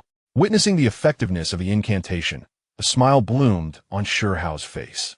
Meanwhile, Wuchen, who had departed, had been quietly observing Shurhao. Upon witnessing his successful mastery of the wondrous transformation of size, he felt immense satisfaction. Truly, as a being born of primordial essence, he could grasp a divine skill so swiftly. Congratulations to the sacred king on acquiring such an excellent disciple, remarked the empress of the earth to Wuchen. Ever since the earthly path supplanted the heavenly path, no movement in the mortal realm could escape her keen perception. She had known when Wuchen placed Shurhao into the mortal world. The reckless disciple may, I fear, bring about great calamity in the future. Wuchen remarked with a slight smirk. What of it? Should the heavens fall, the sacred king will be here, the empress of the earth replied. Ha! Enough of this banter. I have come today with a matter to discuss with you. Wuchen's expression shifted to one of seriousness. Please, sacred king, give your orders. The empress of the earth replied, her demeanor now grave. This is the true spirit left behind by the everlasting dynasty. I wish for them to be reincarnated in the dustless sacred land, becoming inhabitants of my realm, Wuchen said, cradling the everlasting dynasty in his palm. How can the everlasting dynasty decay? The empress of the earth exclaimed in astonishment upon seeing the everlasting dynasty in Wuchen's hand. With a sigh, Wuchen then recounted the entire scheme of the everlasting divine king. It appears you are the reincarnation of the immortal sovereign. No wonder you managed to slay the heavenly Dao Hongjun in such a brief span of time. The empress of the earth, in sudden realization, could not help but express her astonishment. Presently, there exists neither the immortal sovereign nor the immortal dynasty, only the dustless holy king and the dustless holy land. Wuchen stated earnestly, indeed, holy king, if so many souls were to enter the cycle of reincarnation, the dustless holy land would scarcely accommodate them. The empress of earth remarked with a respectful gesture. The former immortal dynasty thrived over countless epochs, far surpassing the current dustless holy land in scale. The number of sentient beings was also many times greater than that of the dustless holy land. Fear not, for after a century, I shall create a world a myriad times larger than the dustless holy land, Wuchen declared. The present dustless holy land is indeed too small to harbor many souls. Once he successfully breaks through to the Genesis realm, he should be able to manifest a world directly. Although the opening heaven realm allows for the creation of a world from the chaos, its maintenance is exceedingly arduous. Expansion is also a formidable challenge.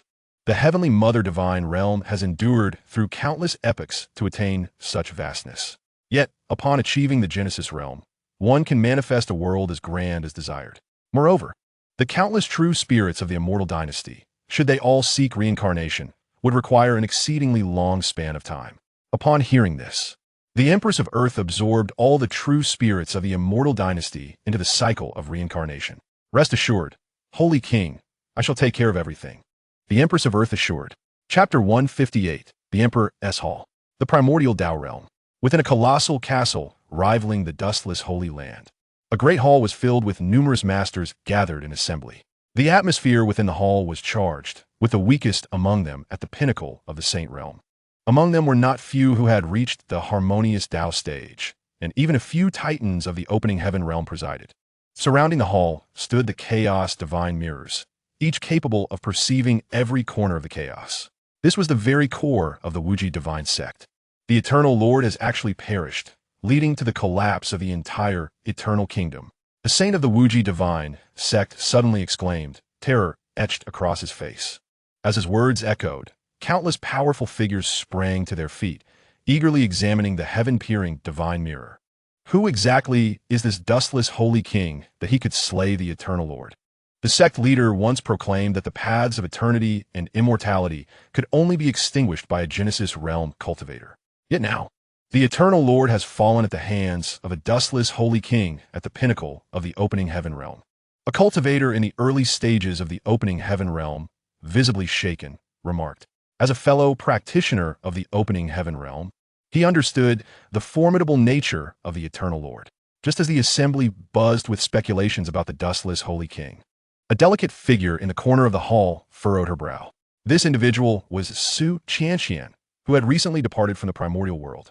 Su Qianqian was originally the embodiment of the heavenly Tao in the primordial world, a fragment of primordial purple energy that fled after being ambushed by the venerable Hongjun. After reincarnating, she cultivated the supreme emotionless scripture and has now reached the pinnacle of the saint realm. She had initially believed that after leaving the primordial world, her cultivation would soon catch up to Wuchen. However, to her dismay, the gap between them has only widened. Su Qianqian reminisced about her time in the mortal realm, where Wuchen's cultivation soared at an astonishing pace. In a mere 6 months, he ascended from an ordinary mortal to an immortal.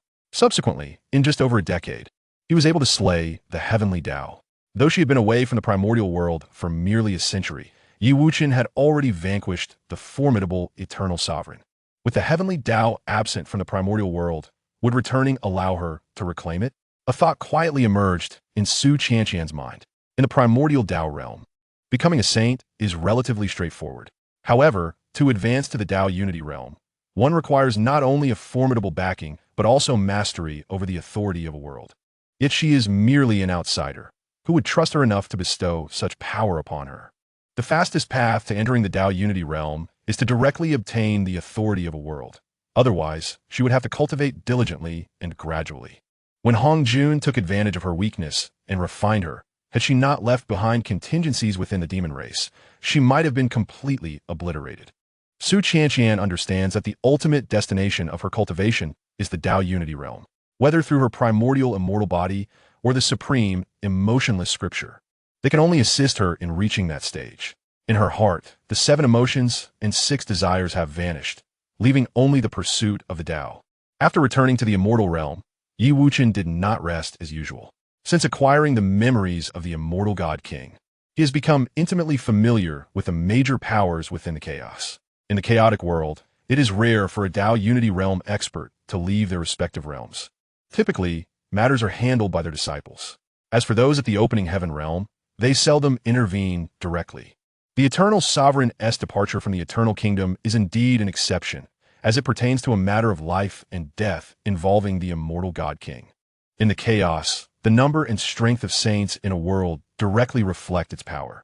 Generally, those at the opening heaven realm will not act unless faced with life and death grudges. Moreover, upon a saint's death, consuming some source of the great Tao allows for resurrection. However, in a world as resource depleted as the former primordial realm, the death of a few saints could bring the entire world to the brink of collapse. The Divine Mother Realm boasts nearly 10,000 saints, making it a dominant force in the chaos, with even 10 eternal kingdoms finding it difficult to contend with. The legendary primordial Tao realm, conversely, is teeming with saints, where they are merely at the nascent stage of their cultivation journey. Currently, the sacred land of Wuchen has only the Empress of the Earth overseeing the cycle of reincarnation, qualifying her as a single saint. It is time to establish a lineage of the Tao, Wuchen murmured to himself. Previously, he was solely focused on remaining inconspicuous until he reached an invincible realm. However, as his strength escalated, the world he perceived expanded correspondingly. During his time in the mortal realm, he believed that the heavenly Tao was the epitome of invincibility. Yet, within a mere decade, he was capable of vanquishing the heavenly Tao. Beyond the vast wilderness, countless formidable worlds awaited. Concurrently, as his realm ascended, the path of cultivation became increasingly arduous. Gaining millennia of cultivation amounted to almost imperceptible progress. Only a leap of 100,000 years resulted in a tangible sense of advancement. Should he break through to the next realm, even 100,000 years of cultivation might yield no improvement in strength. In light of this, Wuchen devoted himself wholeheartedly to the profound exploration of the human emperor's Tao. Unlike rulers of other worlds, who often suppress the strength of their subordinates to prevent rebellion, Wuchen bore no such concerns, for the beings within the Wuchen sacred land were exceedingly weak. Immersed in the intricacies of the human emperor's Tao, he meticulously constructed a path based on his profound insights into creation, primordial chaos, and immortality. After several days of dedicated contemplation, Wuchen achieved preliminary results. He resolved to establish a unique cultivation system centered around the human emperor's Tao, adhering to the principle of equality among all beings, allowing anyone to embark on the path of cultivation through their own efforts and pursue higher realms. Simultaneously, Wuchen infused his distinctive perspectives on the natural order of heaven and earth and the cycles of karma into this system, enabling practitioners to grasp the essence of the Tao while enhancing their strength. By cultivating the human emperor's Tao and breaking through to the great Luo Hunyuan golden immortal, one could attain the status of a sage. Subsequently, he transformed the supreme hall of the celestial realm into the human emperor's hall. The human emperor's Tao, revered by all spirits, Wuchen gazed upon the newly transformed human emperor's hall, nodding in satisfaction. Today, I establish the human emperor's Tao as the foundation, creating the human emperor's path. All beings of the Wuchen sacred land who reach the pinnacle of quasi-sainthood shall have the opportunity to enter the human emperor's hall and receive teachings of the human emperor's Tao. Understanding the human emperor's Tao may lead to sainthood or even the attainment of the Tao. Wuchen's resonant voice echoed throughout the Wuchen sacred land, penetrating the minds of every cultivating being. With a wave of his hand, he inscribed the divine patterns for cultivating the human emperor's Tao within the human emperor's hall. As his words settled, the beings of the Wuchen sacred land erupted in fervor. The opportunity for sainthood was being openly granted to all beings, with even the prospect of attaining the Tao. Chapter 159, The Three Great Sages. The Celestial Court. Upon hearing Wuchen's voice, the heavenly emperor's eyes sparked with brilliance. The human emperor's hall, where anyone could become a sage and even attain the Tao. The heavenly emperor murmured softly to himself. The allure of becoming a sage, what immense temptation it held.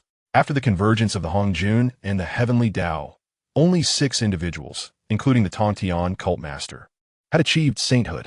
Within the primordial realm, countless beings with greater innate gifts abound, yet they lack the fortuity to ascend to the status of saints. A single strand of primordial purple chi could instigate turmoil throughout the entire world. I, too, wish to observe whether this path of the human emperor can assist me in achieving sanctity. Upon concluding his words, Hao Qian's figure vanished into the human emperor hall. Simultaneously, the deities of the celestial court gathered, for the opportunity to become a saint was of utmost significance. Those who had reached the pinnacle of quasi-saint power entered the human emperor hall. In the boundless sea of blood, upon hearing Wuchen's words, the ancestor of the underworld river was instantly filled with fervent excitement. Previously, when ancestor Hongjun imparted the path of the saints within the Zixiao palace, he had not received the primordial purple chi. Although he had not attained sainthood, he was already among the foremost powers beneath the saints. Since the emergence of the human emperor Su Qianqian, the path of the human emperor became evident in the primordial realm. To grasp the path of the human emperor is to possess the might of a saint. If he could comprehend this path, it was uncertain to what heights he could ascend. I, the ancestor of the underworld river, must also witness the human emperor hall. With that, he departed from the boundless sea of blood and headed towards the human emperor hall. The manifestation of the human emperor hall attracted all those whose powers had reached the quasi-saint realm within the Wuchen sacred land. Ancestor of the underworld river, are you not of the demon race? What brings you to the human emperor hall? exclaimed the Golden Spirit Holy Mother, astonished upon seeing him. Humph. The sacred king of Wuchen has declared that all beings of the Wuchen sacred land may enter the human emperor hall once. As an ancestor, why should I be excluded? The ancestor of the underworld river retorted with a cold laugh. The path of slaughter you cultivate is at odds with the path of the human emperor. Your presence here is futile, said Daobao Daoist, stepping forward. You are ignorant. The ancestor of the underworld river dismissed the celestial beings and began to delve into the intricate patterns within the human emperor hall. Indeed, as he asserted, the path of the human emperor, left behind by Yi Wuchen, encompassed an array of concepts. It not only included the path of primordial creation, but also fused numerous other paths together. To comprehend, even a fragment of these could suffice to achieve the status of human emperor. Before long, the ancestor of the underworld river discovered the path of destruction. The path of slaughter he practiced bore striking resemblance to the path of destruction, both entailing the annihilation of adversaries. All who entered the human emperor hall greatly benefited. As a decade elapsed, an aura of sanctity emanated within the hall. Had ancestor Hong Jun still been present, a calamity of saints would have surely descended upon the world. Most who attempted to transcend would likely fail, returning as pure energy to the cosmos. However, with the departure of the heavenly Tao and the establishment of new rules by Yi Wuchen, achieving sainthood no longer required tribulation. One could directly attain sanctity. I am the heavenly emperor, sovereign of the three realms. Thus, I am also the human emperor. Hao Yan's gaze was profound, his resonant voice echoing in the ears of all present. At that moment, a pressure of sanctity radiated from him, marking him as the first to become a saint. The individuals within the human emperor hall were struck with astonishment as they felt the overwhelming force emanating from Hao Yan. No one anticipated that the first to achieve such a breakthrough would be the young disciple Hao Yan of Hongjun. As the crowd gazed at Hao Yan, who radiated an aura of a sage, their hearts brimmed with envy. If a mere disciple like Hao Yan could attain the status of a sage, how could they not have a chance? They looked upon the sacred brilliance enveloping Hao Yan, their eyes ablaze with ambition. With his newfound sanctity, Hao Yan was naturally elated. After committing the teachings of the human emperor's great path to memory, he departed from the human emperor's palace. Soon, Hao Yan's figure appeared outside Yi Wuchen's courtyard. Disciple Hao Yan comes to pay respects to the Holy King, he said respectfully from outside the courtyard.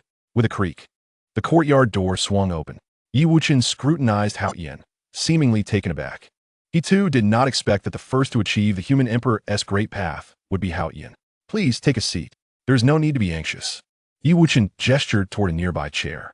Thank you, Holy King, Hao Yan replied, still feeling a sense of nervousness. Although he had become a sage, he felt too weak in the presence of this formidable figure.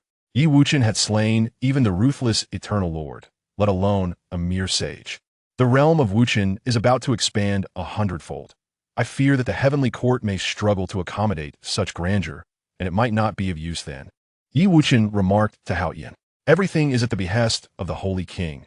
Hao Yan immediately responded, standing respectfully. He understood that the Holy King was merely informing him and not seeking his counsel. Do not stand on ceremony. You may return now, Yi Wuchen gently encouraged. After dismissing Hao Yan, Yi Wuchen turned his attention to the human emperor's palace. At that moment, few remained within, the majority being deities from the heavenly court.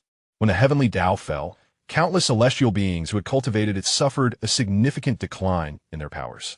Only a select few, like the old ancestor of the underworld river, who had not practiced the heavenly Tao, survived through the ages, reaching the pinnacle of quasi-sainthood. The once mighty Yusu Palace now boasted not a single individual. The disciples of the Jiejiao had entered the heavenly court under the protection of divine powers, preserving their cultivation. The Holy Mother of Golden Spirit is on the verge of becoming a sage, Yi Wuchen mused, observing the figure within the human emperor's palace, whose aura resonated most profoundly with the Tao. The Holy Mother of Golden Spirit, possessing extraordinary talent, had once been the eldest sister in Jiejiao, the foremost among the female immortals, with profound strength. Now, she was engrossed in comprehending the Tao patterns within the human emperor's palace, leaving no subtle insight unexamined. The Holy Mother of Golden Spirit aligned her own cultivation methods with the human emperor's great path. She drew vitality from the Tao of creation while exploring the trajectories of fate within the cycle of cause and effect. Immersed day and night, She appeared oblivious to the external world, her entire being melding into the profound understanding of the great Tao. As time passed, another 30 years slipped away. The Holy Mother of Golden Spirit radiated fluctuating brilliance, her aura growing ever more formidable. Suddenly, she opened her eyes, merging her essence with the human Emperor's hall. A melodious phoenix cry resonated throughout the hall, as the Golden Spirit Holy Mother erupted with the aura of a saint, her form radiating brilliance that illuminated the entire chamber. She had finally attained sainthood. With joy sparkling in her eyes, she reveled in her success. Having transcended the threshold of quasi-sainthood through her profound comprehension of the human Emperor's great path. Congratulations, senior sister, the Wudong Holy Mother, the Turtle Spirit Holy Mother, and others exclaimed in unison, as the entire Jie Jiao celebrated.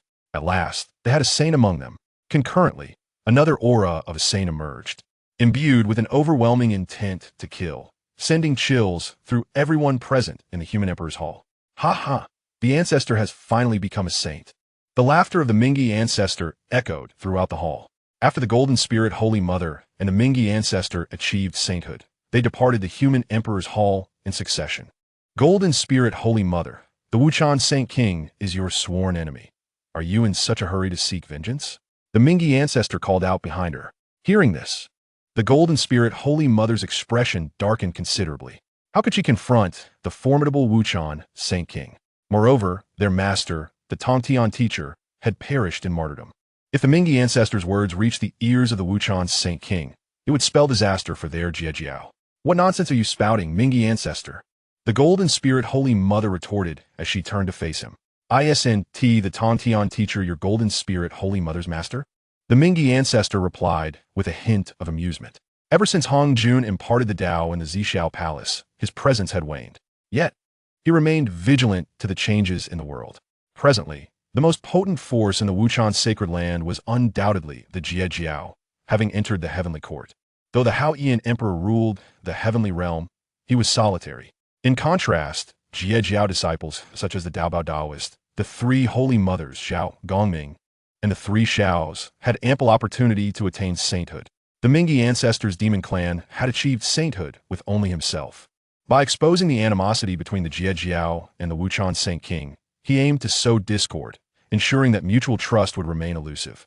As anticipated, the Golden Spirit Holy Mother's countenance darkened further. I shall report this matter to the Saint King myself. You need not concern yourself with it, she stated solemnly. As her voice faded, her figure had already appeared outside Yi Wuchan's courtyard. Taking a deep breath, she endeavored to steady her emotions. Disciple Mingyi, having received the teachings of the human Emperor's great path from the Saint King, comes to express my gratitude. The Mingyi ancestor said respectfully at the entrance of Yi Wuchan's courtyard. As the Ancient One of the Nether River spoke, he knelt on both knees, performing the solemn ritual of 3 kneels and 9 kowtows. The Holy Mother of Golden Spirit, witnessing such a display from the Ancient One, felt her previously calmed emotions surge with turmoil once more. How could the Ancient One disregard the pressure of a saint? What was the meaning of this? It was undoubtedly a gesture directed towards their sect.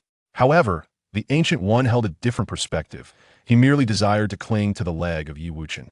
At present, there was not a single trustworthy saint among Yi Wuchen's subordinates.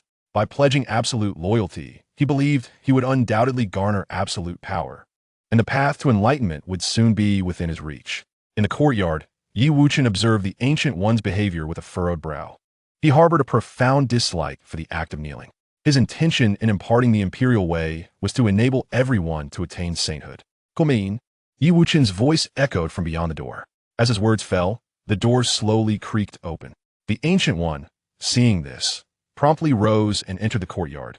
Kneeling once more, the Holy Mother of Golden Spirit furrowed her brow slightly and followed suit. I have met the Holy King, she said, kneeling on one knee in a tone of utmost respect. To mimic the Ancient One's actions was beyond her capacity. Yi Wuchen regarded the two with calmness, remaining silent for an extended moment. He had some understanding of the Ancient One, self-serving, indifferent, and arrogantly dismissive. He had previously looked down upon saints due to his immortality rooted in the blood sea. Yet now, he had lowered himself to such an extent, which surprised Yi Wuchen.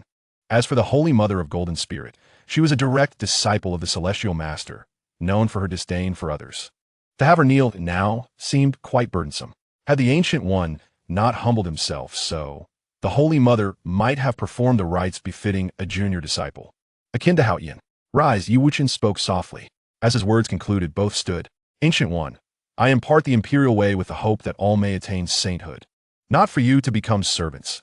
Yi Wuchen admonished the Ancient One sternly. I shall abide by the Holy King's decree. The Ancient One replied, bowing deeply to Yi Wuchen. Observing this, Yi Wuchen could only shake his head in resignation. It appeared the Ancient One intended to cling to him without shame.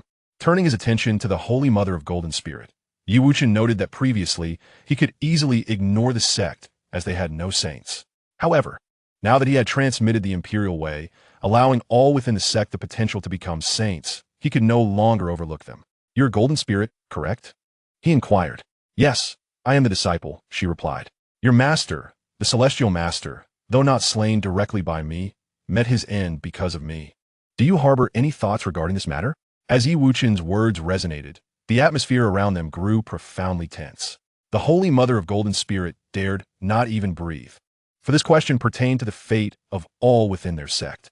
With an inadvertent slip, it seems the entire sect may face annihilation. The Holy Mother of Golden Spirit took a deep breath, forcibly calming herself. Your Majesty, our revered Master willingly embraced martyrdom to safeguard the heavenly path. This is a noble act of great righteousness. All within our sect regard our Master as a paragon, admiring their lofty ideals. Although our Master has departed, causing us profound sorrow, we dare not place the blame upon your Majesty. Moreover, our Master once proclaimed that the heart of the dustless Holy King is vast enough to elevate the primordial world to greater heights. The celestial beings of our sect are willing to follow your Majesty and contribute our meager strength to the flourishing of the dustless sacred land. The Holy Mother of Golden Spirit spoke with a steady voice, solemnly. Upon hearing her words, Yi Wuchen nodded slightly in acknowledgement of her statement. He perceived the sincerity in her speech and was willing to grant the sect an opportunity. In any case, it would not be long before the people of the Immortal Dynasty reincarnated and returned. Those individuals would be entirely loyal to him. Once the members of the Immortal Dynasty matured, whether it be the ancestor of the Nether River or the myriad immortals of the sect, their presence would be inconsequential.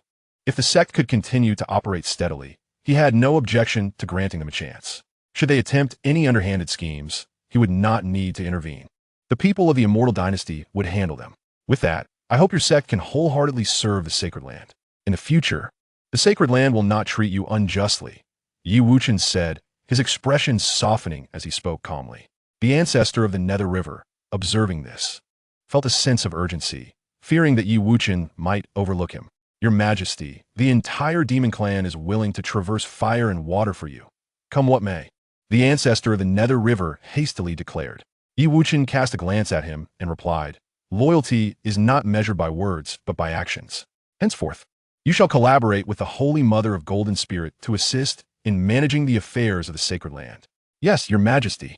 Both the ancestor of the Nether River and the Holy Mother of Golden Spirit responded in unison. Yi Wuchen then admonished the two to ensure that the insights gained from the Human Emperor's Hall were shared with more practitioners. Chapter 161, A Hasty Century.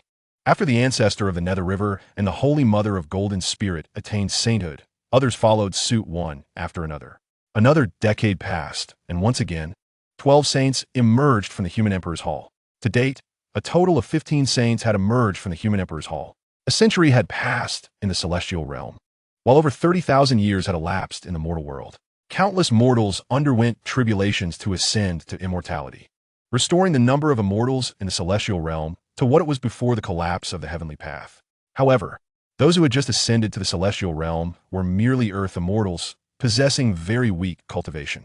During this period, Yi Wuchen's disciple, Shi Hao, successfully cultivated the 36 celestial techniques, achieving strength comparable to a saint.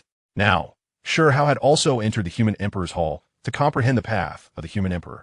Yi Wuchen gazed at the amassed 300 million years of cultivation within the system, a smile gracing his face. According to his estimations with the system, this accumulation of 300 million years of cultivation was sufficient for him to break through to a new realm. System, please infuse all my cultivation into the primordial creation art. Understood, Master. As the resonant voice of the system emerged, Yi Wuchen began to undergo a profound transformation. In an instant, 300 million years of cultivation surged through his primordial body. Boom!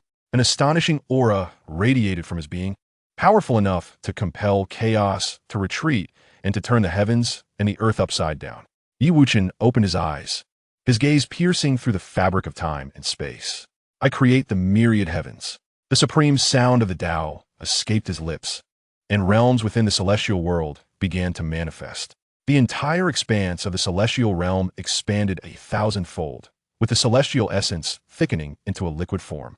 Countless Tao rhythms permeated the celestial domain. Simultaneously, the mortal realm also expanded exponentially, with numerous continents suitable for life emerging, connecting to the celestial world. With a single utterance, Cultivation unfolded. In the celestial realm, the Earth Immortals, upon inhaling this pure celestial essence, began to break through. Heaven Immortals, true immortals, and countless celestial beings reveled, scrambling to seize the transformations of the world. Yet, the celestial domains crafted by Yi Wuchen were so vast that even if all celestial beings were to burst forth, they could scarcely absorb even a fraction of the creation. The dominion of the realm of creation was indeed overwhelming, capable of conjuring boundless celestial essence and Tao rhythms from nothingness. Has my master truly reached such a terrifying level of cultivation? Sure, Hao murmured, feeling the boundless rhythms of the cosmos. He had initially believed that achieving mastery of the 36 heavenly techniques within a century was an extraordinary feat. However, he realized that his master, Yi Wuchen, surpassed even that. No, I must hasten my cultivation of the human emperor Tao, lest I be looked down upon. After voicing his determination, Sure Hao resumed his comprehension of the human emperor Tao.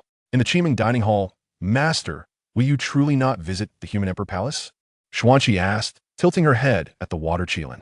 The Xian siblings had taken water Qilin as their mentor a few years prior, and under his guidance, they had both now stepped into the realm of the great Luo Golden Immortal.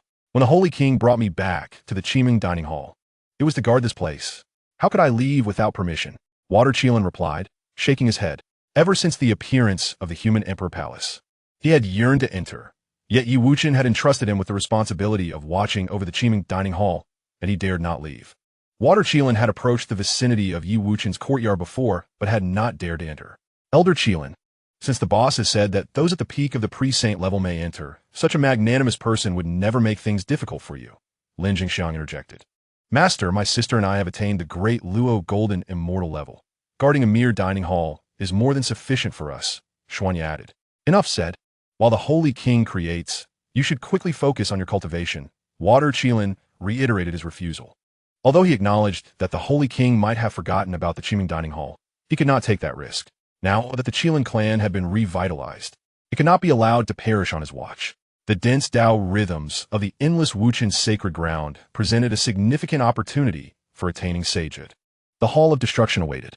The Lady of Earth observed as the celestial realm expanded exponentially, a glimmer of light appearing in her eyes. After a century, he had indeed accomplished it. She murmured softly, when Yi Wuchen entrusted her with the true spirits of the members of the imperishable dynasty.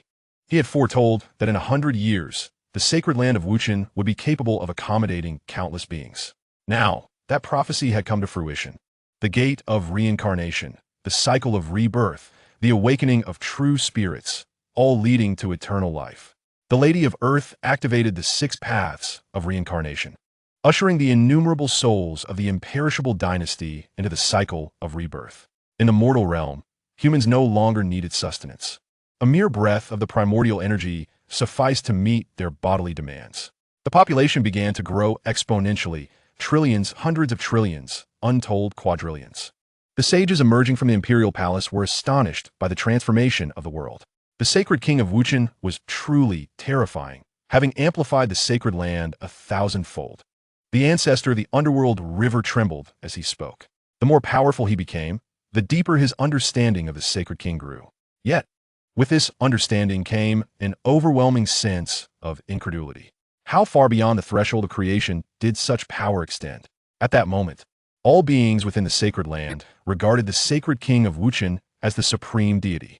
An endless wellspring of faith began to converge upon Yi Wuchen. He sensed the vast chasm between the realms of creation and those beneath it. Ascending from mortal to immortal was a formidable hurdle. Transitioning from immortal to sage was another. Beyond the sage, whether merging with the Tao or opening the heavens, it was merely a quantitative shift, failing to achieve qualitative transformation. Only by reaching the realm of creation could one attain true metamorphosis. In such a state, there were no limitations. At this juncture, Wuchen grasped the essence of boundless capability. System, manifest yourself, he spoke softly. As his words resonated, the system that had been nestled within his mind gradually emerged. Upon its departure, it revealed a form radiating a gentle luminescence. In the ebb and flow of its brilliance lay infinite mysteries. Congratulations, Master, on attaining the realm of creation. The system intoned with a soothing voice. Wuchen gazed at the system hovering before him, overwhelmed with emotion. This system, indeed, bore the essence of the realm of creation. No wonder the rewards for signing in were so diverse. With the capabilities of the realm of creation, anything could be fashioned.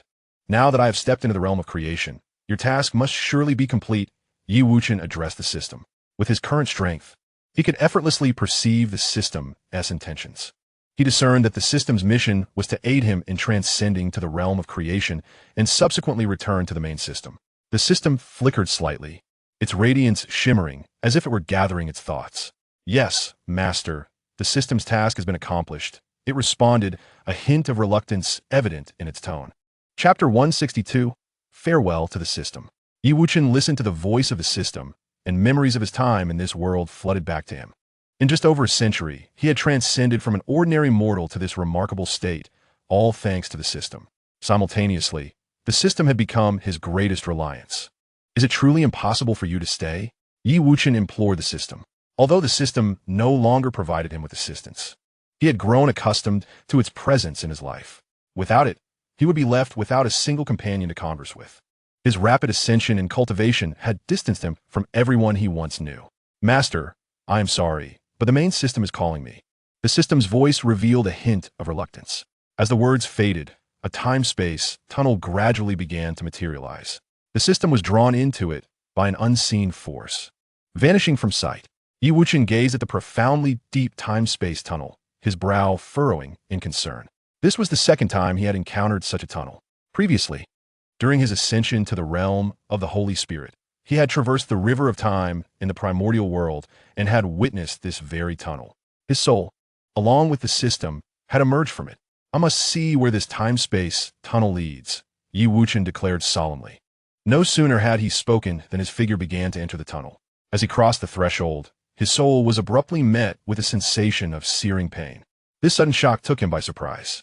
It was important to note that he had already entered the realm of creation. A mere time-space tunnel should not have been capable of inflicting harm upon him. Even the explosion of the entire chaotic world would pose no threat.